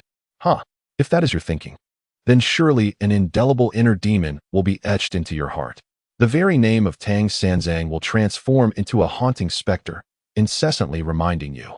At that point, will your path still hold the possibility of a breakthrough? You may find yourself stagnating or even descending in your realm. You speak wisely, Hongjun chuckled lightly. Yet you fail to grasp the essence of my path. I too embody the heavenly way, to fortify the three realms and safeguard all beings. To slay him is but a natural course of action. Nuwa's expression shifted as Hongjun continued. Tang Sing's actions are in defiance of the heavens, whereas I act in accordance with them. What is wrong with slaying him? His demeanor remained composed, his voice devoid of sorrow or joy, as if all beings were mere ants in his eyes. Do you still follow the way of heaven? Hutu interjected. Since you have refined the power of this heavenly demon within you, you have strayed from the heavenly path. Your ambitions are likely already known to the heavenly order, which may even wish to eliminate you, yet is powerless to do so. You mistakenly believe you have freed yourself from its constraints, but in truth, you are now unable to draw upon its strength in battle. You have broken free of the heavenly way, but the heavenly way has equally distanced itself from you. Now that you have harnessed the power of the heavenly demon, the heavenly order will likely target you even more. Are you still on the path of heaven? The principles are largely the same, Hongjun replied with a faint smile. It is merely a pursuit of a higher, supreme realm. He gazed intently at Hutu. I have traversed the heavenly path and refined this power, all in pursuit of a greater elevation. Thus, the way remains unchanged, does it not? To act according to one's true nature is to follow one's path. For instance, if I desire to slay Tang Song, or even you, what is to stop me? With immense power, one can act in accordance with one's heart. Hongjun continued calmly. In the mortal realm, many believe that wealth and authority grant them the ability to transcend the established order, leading them to act recklessly. Is this not also their true nature? Mortals are bound by laws. How is this different from the principles we follow on our path? It is all a framework that constrains them, suppressing their innate nature. To adhere to this framework, mortals have two choices in breaking its rules. One is to possess absolute wealth and power, rising above their own laws. The other is to act recklessly, risking their lives to transgress, which may seem like success, but is also a failure. They may break this framework yet remain ensnared within it. For us to transcend these rules, there exists but one path, to take that final step and step beyond the principles of the heavenly way. With a sigh, Hongjun lamented, perhaps above the heavenly way. Countless rules exist, yet the true pursuit of the way lies in the desire to seek and break these confines. Similarly, for mortals, entering a different stage may bring fleeting joy and satisfaction, but soon they yearn for more, aspiring to reach greater heights. This is desire. The path we seek is to shatter the original confines and soar towards a broader sky. He fixed his gaze upon Nuwa. The way encompasses myriad paths leading to the same destination. Why cling to a single thread? It is all about breaking free from this framework, this prison, to ascend higher and further, to behold a more expansive world. Chapter 791. The River of Time reappears. To everyone's surprise, Hongjun refrained from taking action and instead engaged in a philosophical discourse. This, of course, was a fortuitous turn of events for Nuwa, Hutu, and the others. As long as we linger for a moment, Perhaps Tang Sun will awaken in the next. Between you and me, what difference is there within the Tao of heaven, compared to a frog at the bottom of a well? Hongjun sighed and remarked, thus, only by leaping out of this well can one behold a broader sky. If one cannot escape this circle, what you perceive as space is merely this. Only by stepping outside can one witness more, which is progress and the path we both seek. Nuwa and Hutu remained silent, still wary of Hongjun, fearing he might act recklessly. I am but a step away from Tang Song, from breaking free of this cage. Yet, that step may be an infinitely distant journey, perhaps one that will never be taken. Hongjun turned to Nuwa. You have undergone a transformation, and surely you understand how arduous it is to advance further from one's original state. I have stepped beyond the way of heaven, yet have I not merely entered another cage of control? A hint of melancholy flickered in Hongjun's eyes. What he spoke of was the malice within him. The return to the void can only diminish it, but this malice continues to grow within, having seamlessly merged with his essence. There is no way to eradicate it completely. In the vastness of the universe, as frogs at the bottom of a well, we sometimes ponder that perhaps being a frog isn't so bad. Hongjun sighed. Sometimes. The further one ventures, the less hope one perceives. Nuwa calmly replied, the path of the Tao is eternally boundless. As you said, stepping out of this prison may merely lead into another, larger cage. Only by breaking free from the current confinement can one perceive a broader imprisonment, perhaps revealing a different vista altogether. Hongjun stood with his hands clasped behind him, brow furrowed, taking a few gentle steps. Naturally, one wishes to see what has never been witnessed. Nuwa smiled softly. You are right. This is indeed the reason for our diligent cultivation, to shatter the chains of our confinement and witness a wider expanse. Hongjun subtly nodded, his gaze falling upon Tang Yu. Instantly, Nuwa and Huda tensed. His essence lies dormant? Hongjun smiled slightly. Hongjun. It is Hongjun. Tang Yu felt a surge of urgency. Should Hongjun act, Nuwa and Hutu would be utterly powerless to resist him. Besides, Hongjun regards him as a thorn in his side. Seizing this opportunity for a surprise attack is not beyond the realm of possibility. To escape this place. I must escape this place. But how can one possibly do so? His thoughts were a tumultuous whirl. His heart raced to its utmost limit. Here, his magical prowess was of no use. Merely moving by foot seemed to yield little distance. His soul felt as if it resided in an entirely different universe. He was deeply entrenched within it. That soul shadow lay dormant not far away, appearing extraordinarily tranquil. How can one possibly break free from here? I cannot remain trapped in this realm. Tang Yu gazed at that soul shadow. Do you know the way out? How could that soul shadow possibly know? It had been fragmented here, hidden within its own depths, devoid of past or future, transformed into a blank slate. Even it itself remains oblivious to its own identity. Or rather, it is unaware of what it truly is. Tang Yu finds himself utterly unable to break free from this place, spiraling into despair. Nuwa and Hutu gaze anxiously at Hongjun, yet under the weight of his imposing aura, they are beset by waves of mental turmoil. What if I were to merge with his essence? Hongjun suddenly fell into deep contemplation. To merge with his essence would necessitate shattering his self-awareness. Yet given his formidable strength, such a feat would undoubtedly prove challenging. It is evident that he seeks to harness the essence of Tang Sanzang. Hongjun, do you dare? Nuwa inquired. Are you not concerned that merging with a disparate source of power could lead to the disintegration of your own essence? Hongjun remained silent, lost in thought. Perhaps she possesses a means to facilitate the merging of his essence. He then addressed Nuwa and the others. Rest assured, I have no intention of killing him. He would not kill him. Rather, he aimed to usurp his essence, even if he could not fully dominate it. It was likely that Hongjun would dismantle his essence entirely. At that juncture, Tang Sanzang would be irrevocably reduced to an ordinary man. This, of course, did not escape Tang Yu's notice. That cunning old fox. He clenched his teeth in frustration. You will pay for this. Just wait until I escape. Nonetheless, anxiety crept in. What if Hongjun truly proceeded with such an act? He would be utterly crippled. The dance of laws, celestial phenomena, earthly forms, human forms, the sheer absurdity of it all. Tang Yu cursed vehemently, unleashing a flurry of spells in a desperate attempt to break free. Yet, it was ultimately futile. He could not shatter this confinement. What should he do? You cannot thwart my will, Hongjun declared coolly. With each step he took forward, his presence intensified, an absolute suppression of the Tao. A stark contrast to the faintest of differences. Hong Jun smiled faintly, prompting Nuwa and Hutu to instinctively step back. His command over the mystical forces was precise and masterful. This overwhelming power enveloped everyone present, yet remained perfectly contained. Blood flowed from Lishan Laomu's lips. She felt as though her very being was on the verge of fracturing. The 6 paths of reincarnation, fluttering flowers and dancing butterflies. Suddenly, the 6 paths of reincarnation emerged from Hutu. A withered branch from Nuwa's hand burgeoned rapidly, a resplendent crimson flower blooming at its tip, as a red butterfly flitted delicately from its petals. Hong Jun smiled gently, a barely perceptible wave of his hand banishing the 6 paths of reincarnation. The blossoming flower wilted, and the red butterfly concealed itself within the flower's heart. Both Hutu and Nuwa stifled a groan, casting glances toward the still, slumbering Tang Yu. At that moment, an icy chill enveloped Hong Jun, a sudden sense of danger assailing him. Boom! The endless river of time trembled, distorting the fabric of past and present. A hand emerged, delivering a gentle yet forceful palm strike that sent Hong Jun hurtling backward. The river of time materialized, and a hazy figure emerged from its depths, stepping forward with purpose. The eyes were filled with an expression of bewilderment.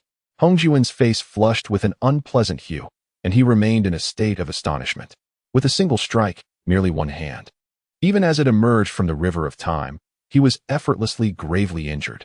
The sudden turn of events drew the attention of figures like Nuwa and Hutu, prompting them to tilt their heads in curiosity. The silhouette became increasingly discernible, materializing within the currents of time. Its eyes, clouded with confusion, exuded an aura of profound weariness. Tiansong, the figure of Ruoshui, emerged, gazing intently at the bewildered presence. I knew you would return. Chapter 792, Tiansong. The onlookers beheld the apparition in disbelief. As Hong Jun was sent flying by a single blow, the restraints binding them were naturally lifted. The mother of Lishan remained motionless, anxiously standing before Tang Yu. For ethereal swords manifested, encircling her. Yet, the mother of Lishan understood that even summoning the sword array of extermination would be futile. In the face of such immense power, any artifact was rendered ineffectual. The figure remained silent, standing amidst the river of time, as if the entire continuum had crystallized beneath its feet. It slightly tilted its head, gazing with uncertainty at Ruoshui. The little spirit nestled against Tang Yu's chest also appeared perplexed, her brow furrowed, as if she were striving to suppress something or perhaps recalling a memory. You probably do not remember me. I am Guaishu, Ruoshui continued. The simpleton stared unblinkingly at the figure. Although he had long accepted that she was no longer the Ruoshui he once knew, seeing that familiar face again stirred emotions within him.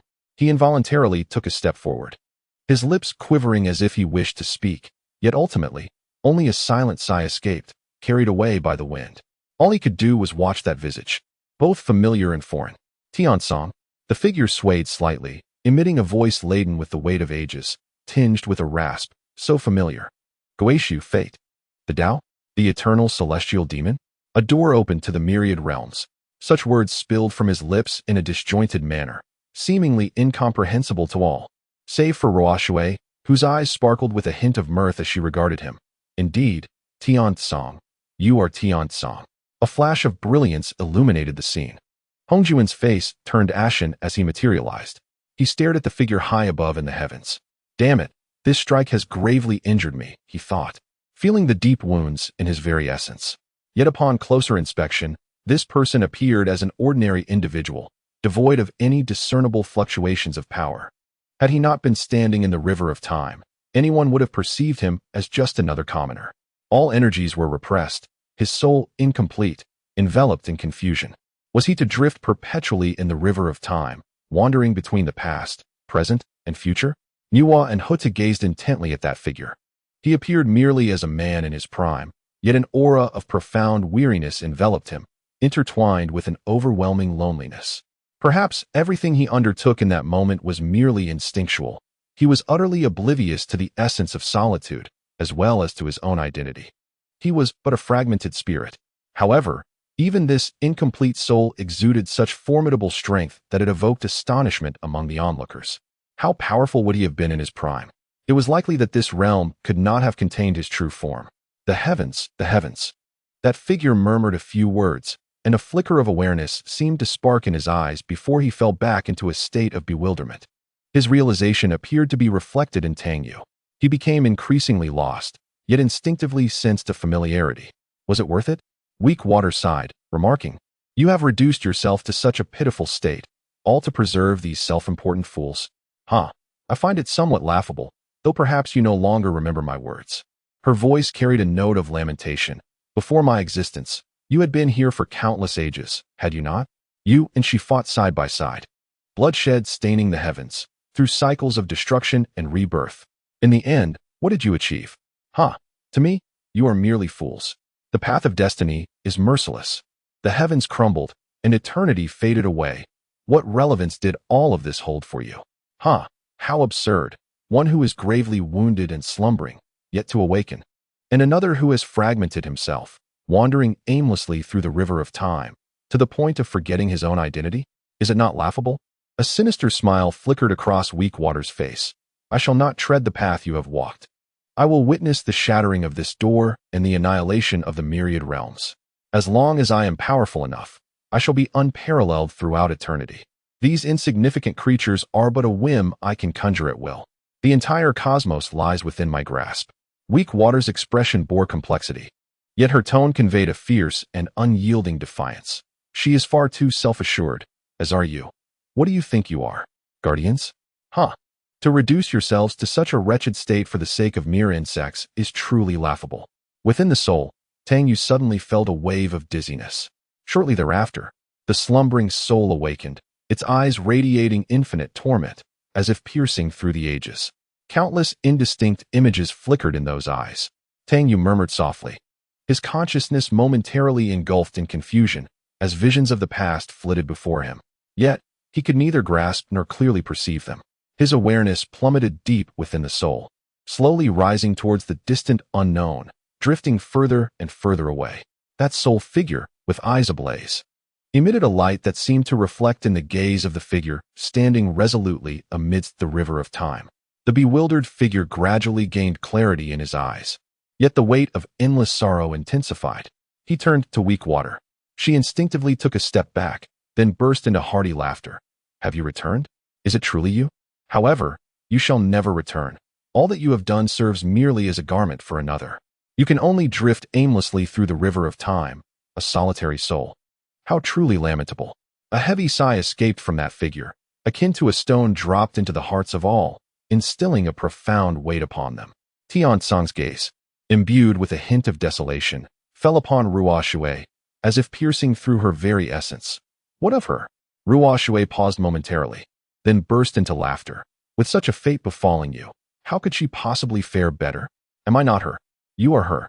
Tian Song slightly shook his head, "But she is not you." "Then what of him?" At this moment, Ruo Shui's expression turned slightly sinister as she pointed at the still slumbering Tang Yu. "Who is he? Is he not an independent entity?" Tian Song spoke with a weary tone, interrupting her. "Just as you are now, not a vassal, but simply independent." "But what, in the end, shall become of it?" Ruo Shui demanded. "Independent and pure, what will the ultimate outcome be? Merely a pawn created by you all. Why should I be so? I refuse to accept it." The crowd was taken aback, gazes fixed upon Ruo Shui, before shifting again to Tang Yu. Chapter 793. Awakening. Too many questions flooded the hearts of the people. Who, after all, is Tang Senzong? What was the origin of the Goetiu? And what is the purpose of this figure? Yet they understood. It seemed as if an unimaginably powerful being was orchestrating events, among whom was Tian Song.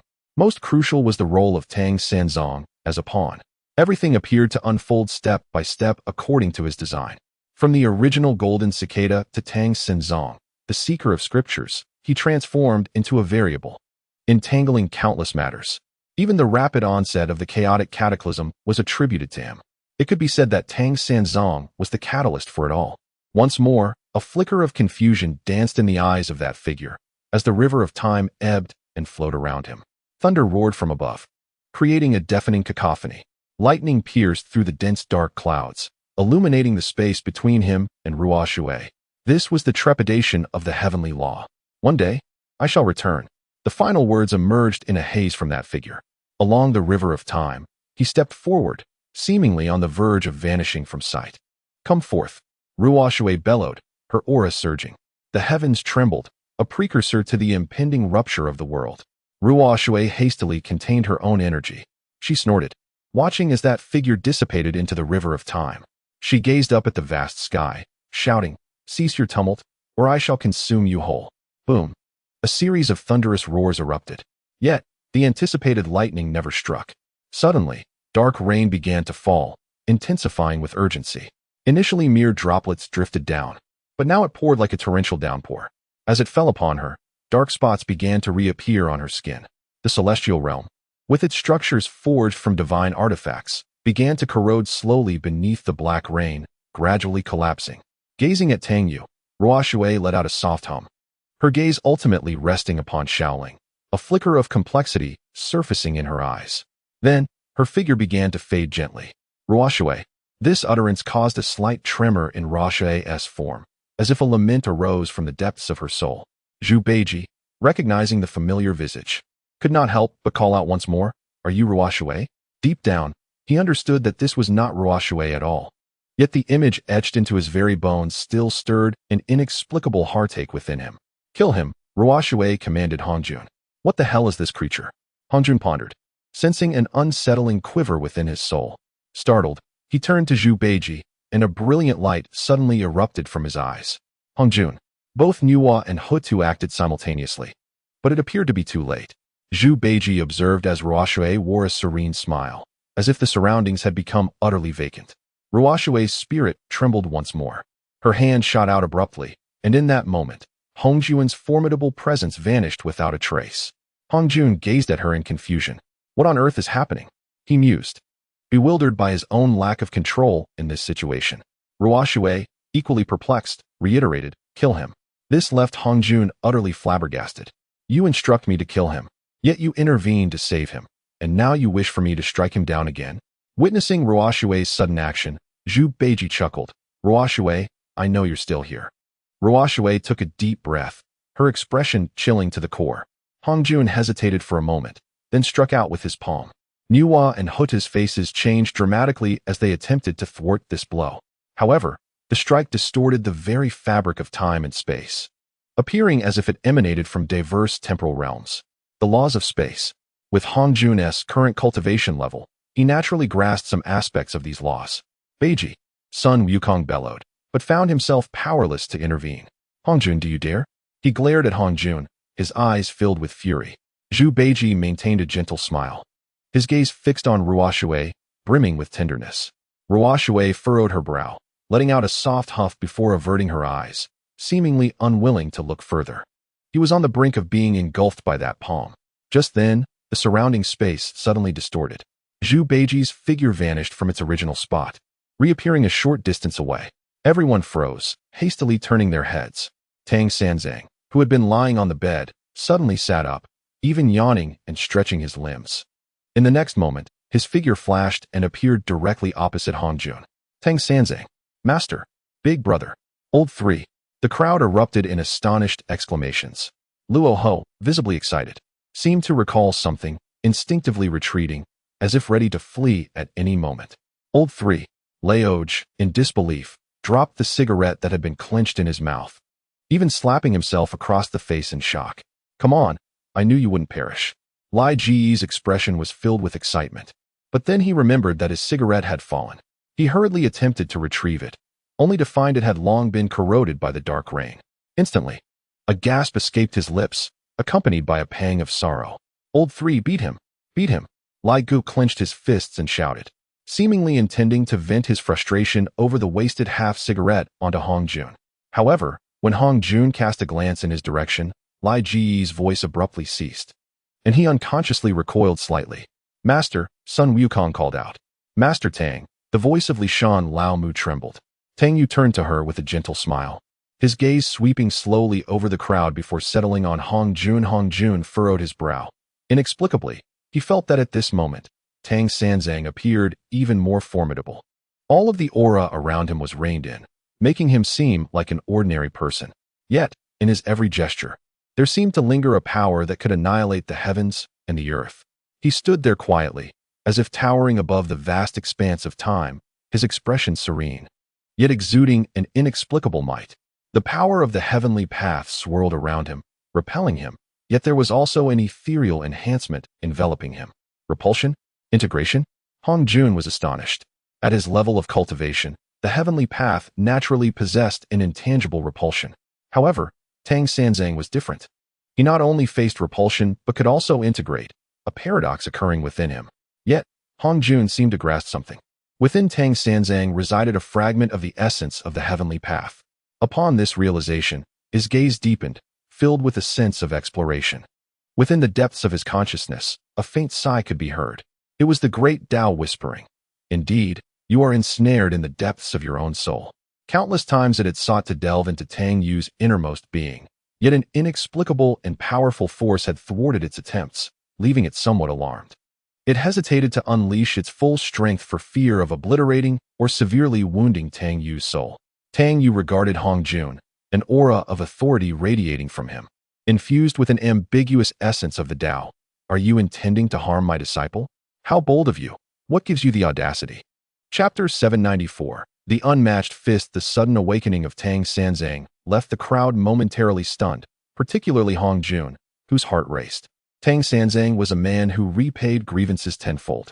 Moreover, relying on his own formidable cultivation, he acted with reckless abandon, leaving Hong Jun feeling helpless. He glanced at the nearby Gui Su, concluding that the situation was not dire. "Tang Sanzang," Lishan Lao Mu exclaimed in disbelief.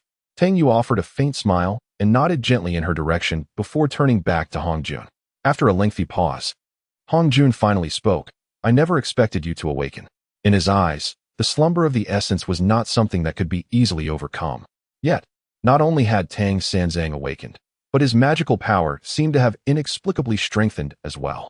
Regarding the growth of his own magical prowess, Tang Yu found himself in a state of bewilderment. He was even uncertain about how he had emerged from his previous state. As he probed the soul shadow within his consciousness, he was perplexed to find that he could no longer sense its presence. This left Tang Yu in a state of confusion and doubt, pondering the authenticity of his prior experiences. If he were truly immersed in the depths of his own soul, how could he be unaware of it? Yet, the absence of that sensation was indeed peculiar. "If I do not awaken, will you not harm my disciple?" Tang Yu spoke softly. "Very well, Hong Jun, should you wish to inflict harm upon my disciple, I shall retaliate." The space around them became blurred and distorted. Hong Jun's expression shifted slightly as he surveyed his surroundings, realizing he had found himself amidst chaos. Suddenly, the figure of Tang San flickered before him, delivering a powerful punch that surged through the air. The force of the blow emanated with an overwhelming intensity, filling the environment with the essence of the great Tao. This punch seemed to transcend time, embodying the passage of ages from various realms. Hong Jun's face paled slightly. He had already been injured by that individual, sustaining damage even to his very essence. Now, confronted with the unparalleled might of Tang San's strike, he appeared unable to withstand it. His figure flickered as he desperately attempted to evade. Yet, the aura of the great Tao manifested around him, weaving an invisible chain that ensnared him. With no other choice, Hong Jun had to summon his own magical power to defend himself. "Arrive." Tang Yu uttered a single word, and an immense pressure, akin to a colossal mountain, materialized before Hong Jun. The force of this punch was cataclysmic. The punch transformed, resulting in a myriad of indistinct fist shadows. It seemed as though the very heavens and earth had melded into this singular blow. This punch further multiplied into countless others, with an inexhaustible fighting spirit erupting like a volcanic explosion, engulfing the surroundings with an overwhelming momentum. Niuhua and others who had entered the chaos gazed in astonishment at the spectacle. Indeed, Tang San had grown stronger. With the integration of the three aspects of heaven, earth, and humanity, Tang Yu had fused all the spells he had cultivated, creating a unique fist technique of his own. The surroundings morphed into reflections of Tang Yu. They all struck simultaneously, each punch executed at an incredibly slow pace, reminiscent of an old ox pulling a cart, allowing one to clearly observe the trajectory of each blow. However, under this punch, Hong Jun found himself retreating rapidly, blood streaming from his 7 orifices, though he quickly managed to staunch the flow. He glared at Tang Yu, his eyes betraying a hint of trepidation amidst his fury. In an instant, Tang Yu vanished entirely, and the myriad of fist shadows dissipated without a trace. seemingly absorbed into the cosmos. Nevertheless, the oppressive might only intensified. Countless images of Tang Yu emerged, ultimately coalescing into a singular form. Less than 2 yards away from Hong Jun, delivering a heavy punch directly to his chest. Hong Jun's body displayed faint cracks, exclaiming, "Damn it, Tang-san." His voice seethed with anger, as a nebulous darkness swirled within his eyes, emanating the malevolence of the celestial demon. In the throes of his fury, an uncontrollable tempest surged within his mind. "What manner of sorcery is this?" Tang Tian exclaimed in astonishment. "It is both fierce and gentle, endlessly variable and remarkably strange." "I do not know. It must be a creation of his own," replied the voice of the Lady of Mount Li with a hint of pride.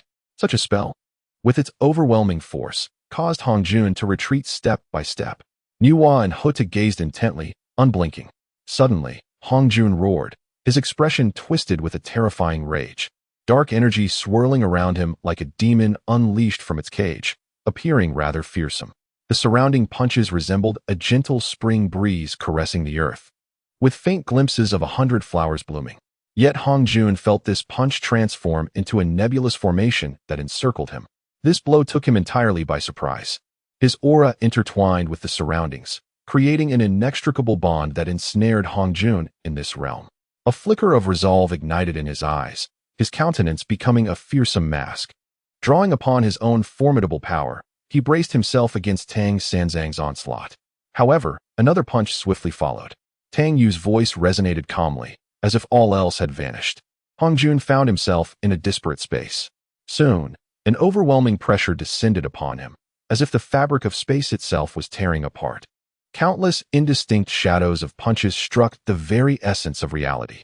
With a thunderous roar, the space fractured, and Hong Jun was sent hurtling backward, appearing quite disheveled. In the endless river of time, Hong Jun's expression shifted slightly.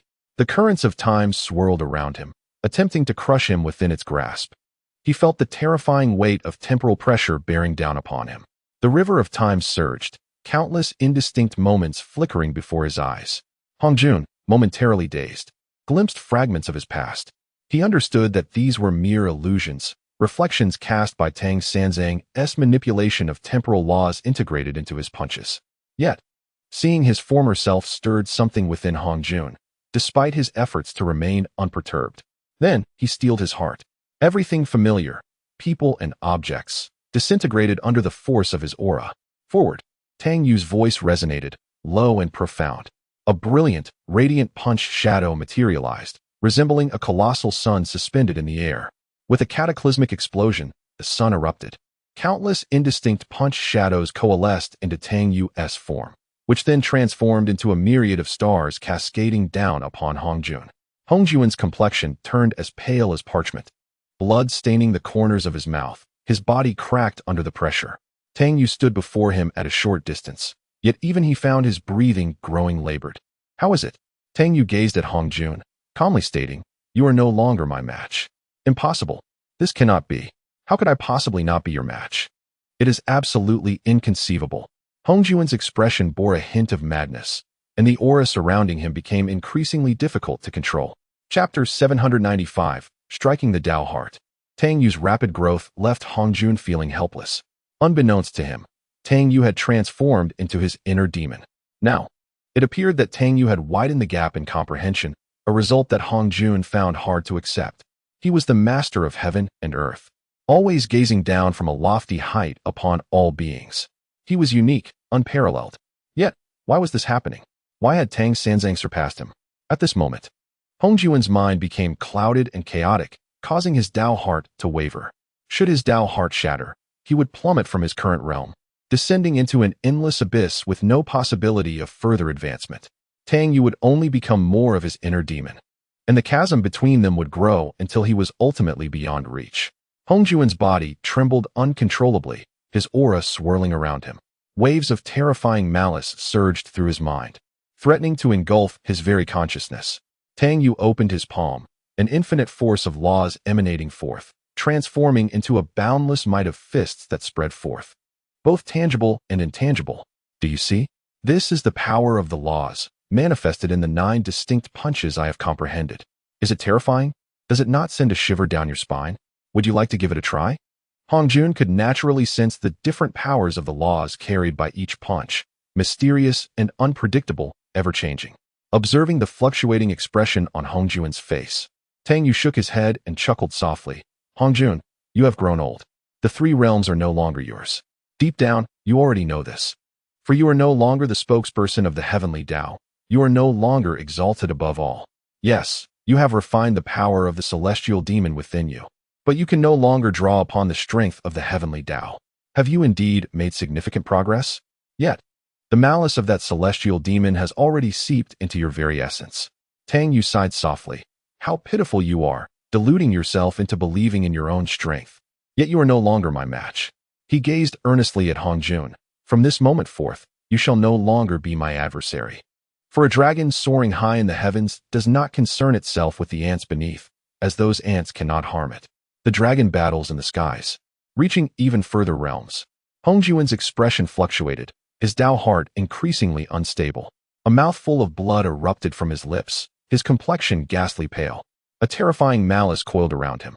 Simultaneously, Hongjun felt a dreadful aura of slaughter permeating his mind, a murderous intent that longed to annihilate all. The celestial demon's malice, which had been somewhat alleviated by the return to the void, now swelled once more due to his turbulent state of mind and unstable Tao heart. Waves of malice surged uncontrollably in his consciousness. In that moment, Hongjun appeared somewhat fearsome. He was well aware that Tang Sanzang spoke with the intent to strike at his Tao heart. Despite knowing this, he found himself unable to maintain control. For each of Tang Sanzang's words seemed to pierce directly into his heart.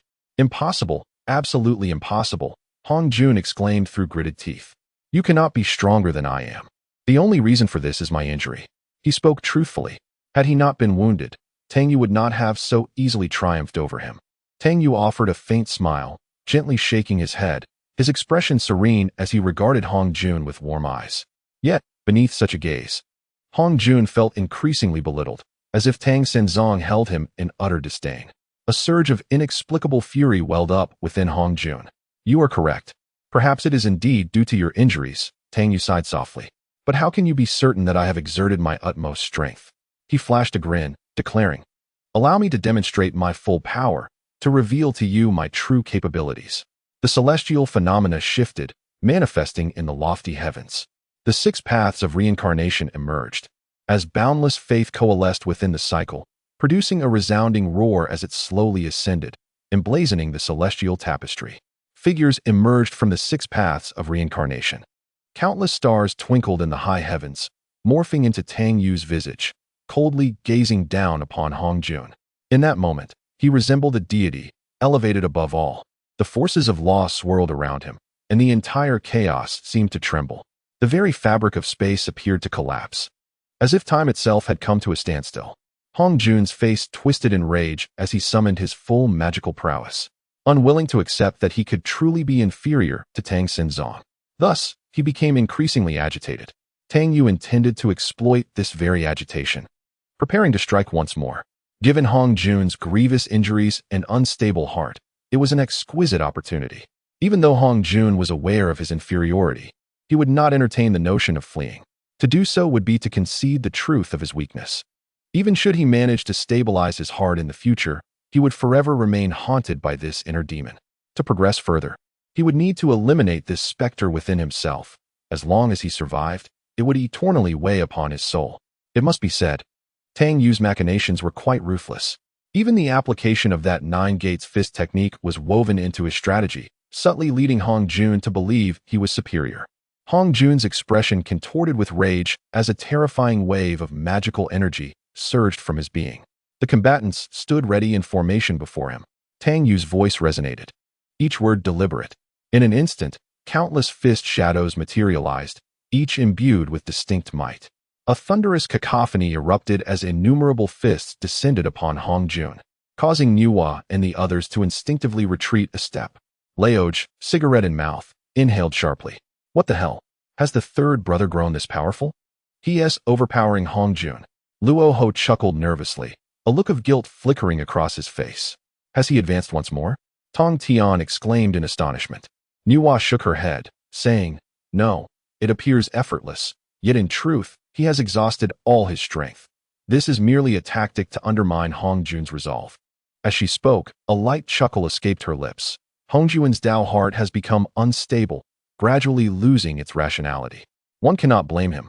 For Tang Sanzang's every word is like a precious gem, leaving him no option for evasion.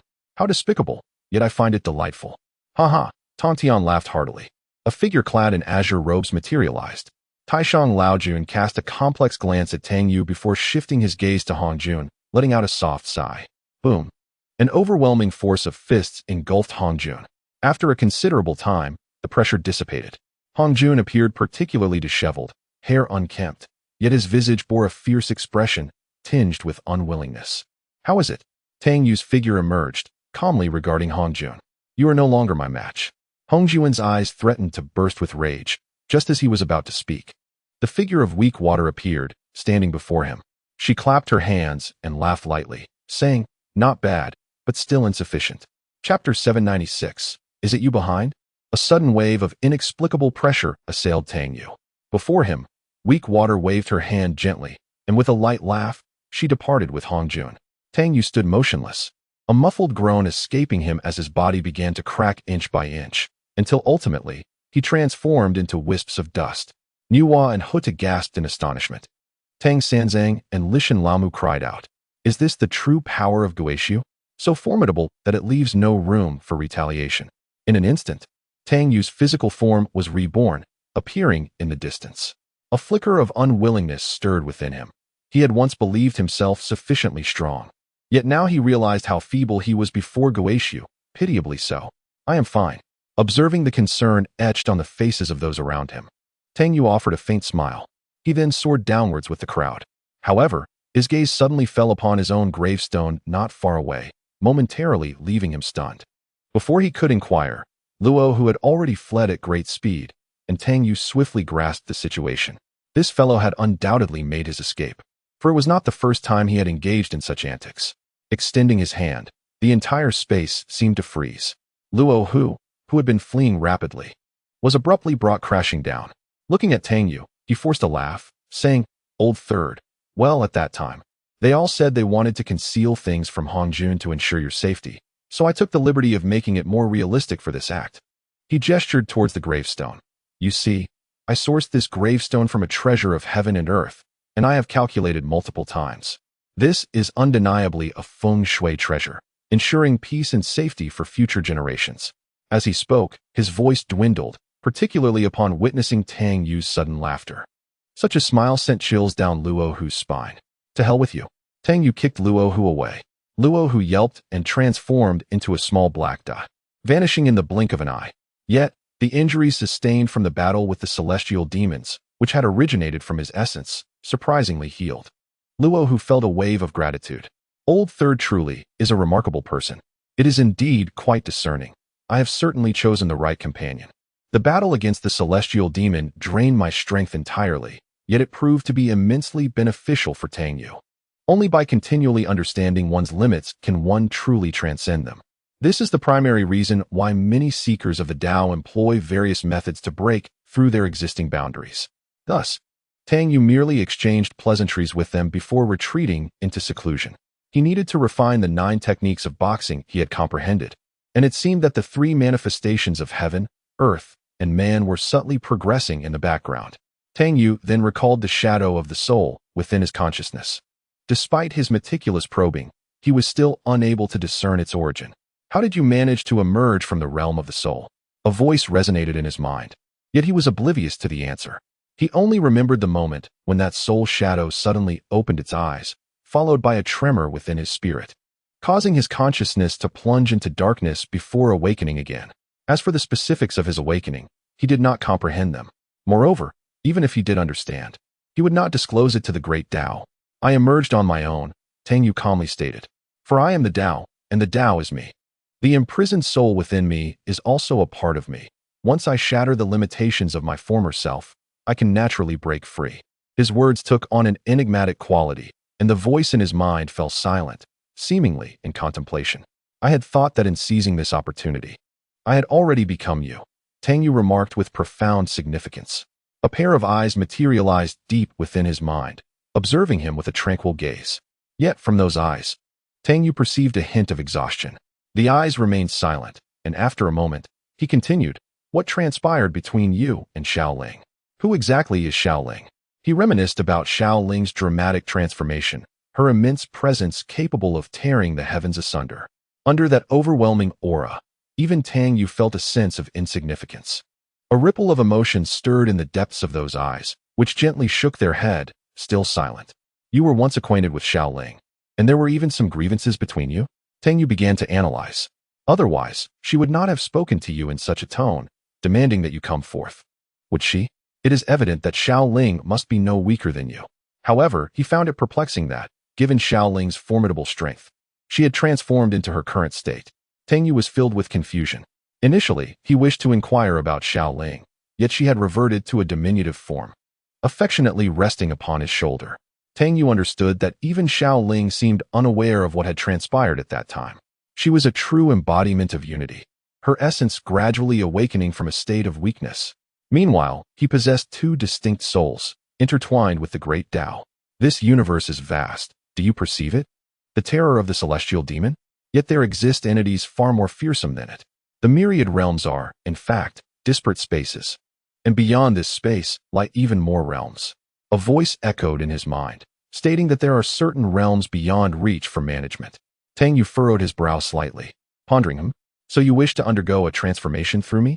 No, you seek to devour all that I am to augment your own strength. Is that correct?"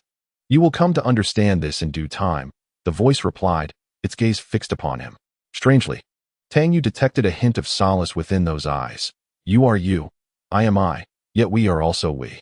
We are interdependent, yet distinctly independent. Perhaps one day, you shall become another version of myself." Tang Yu found this entity rather peculiar.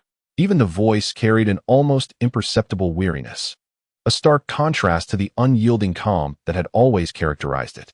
In the past, regardless of the circumstances, it remained unflinchingly serene, its tranquility cloaked in the indifference of the grand Tao. Yet now, there was an air of complexity, a hint of humanity. "When you transcend this place, you will truly encounter all that exists. No, even transcending may not be necessary. With the arrival of the celestial demon, other species will also infiltrate this realm, thereby connecting it to the myriad worlds beyond." The voice took on a tone steeped in nostalgia. Tang Yu shuddered slightly. In the ancient times, when Pangu separated heaven and earth, this place became a gateway to the myriad worlds. Pangu was born within the void, and at that time, he revealed to me that this gateway served as the lowly entrance for the void into the myriad realms. It cannot be so. His voice trembled with undeniable intensity. If this has indeed become a gateway, then any being wishing to enter the myriad worlds must pass through here. Consequently, what lies behind this is your exploitation of everything, even the void itself, which birthed Pangu, creating the gateway that serves as a barrier to the myriad realms.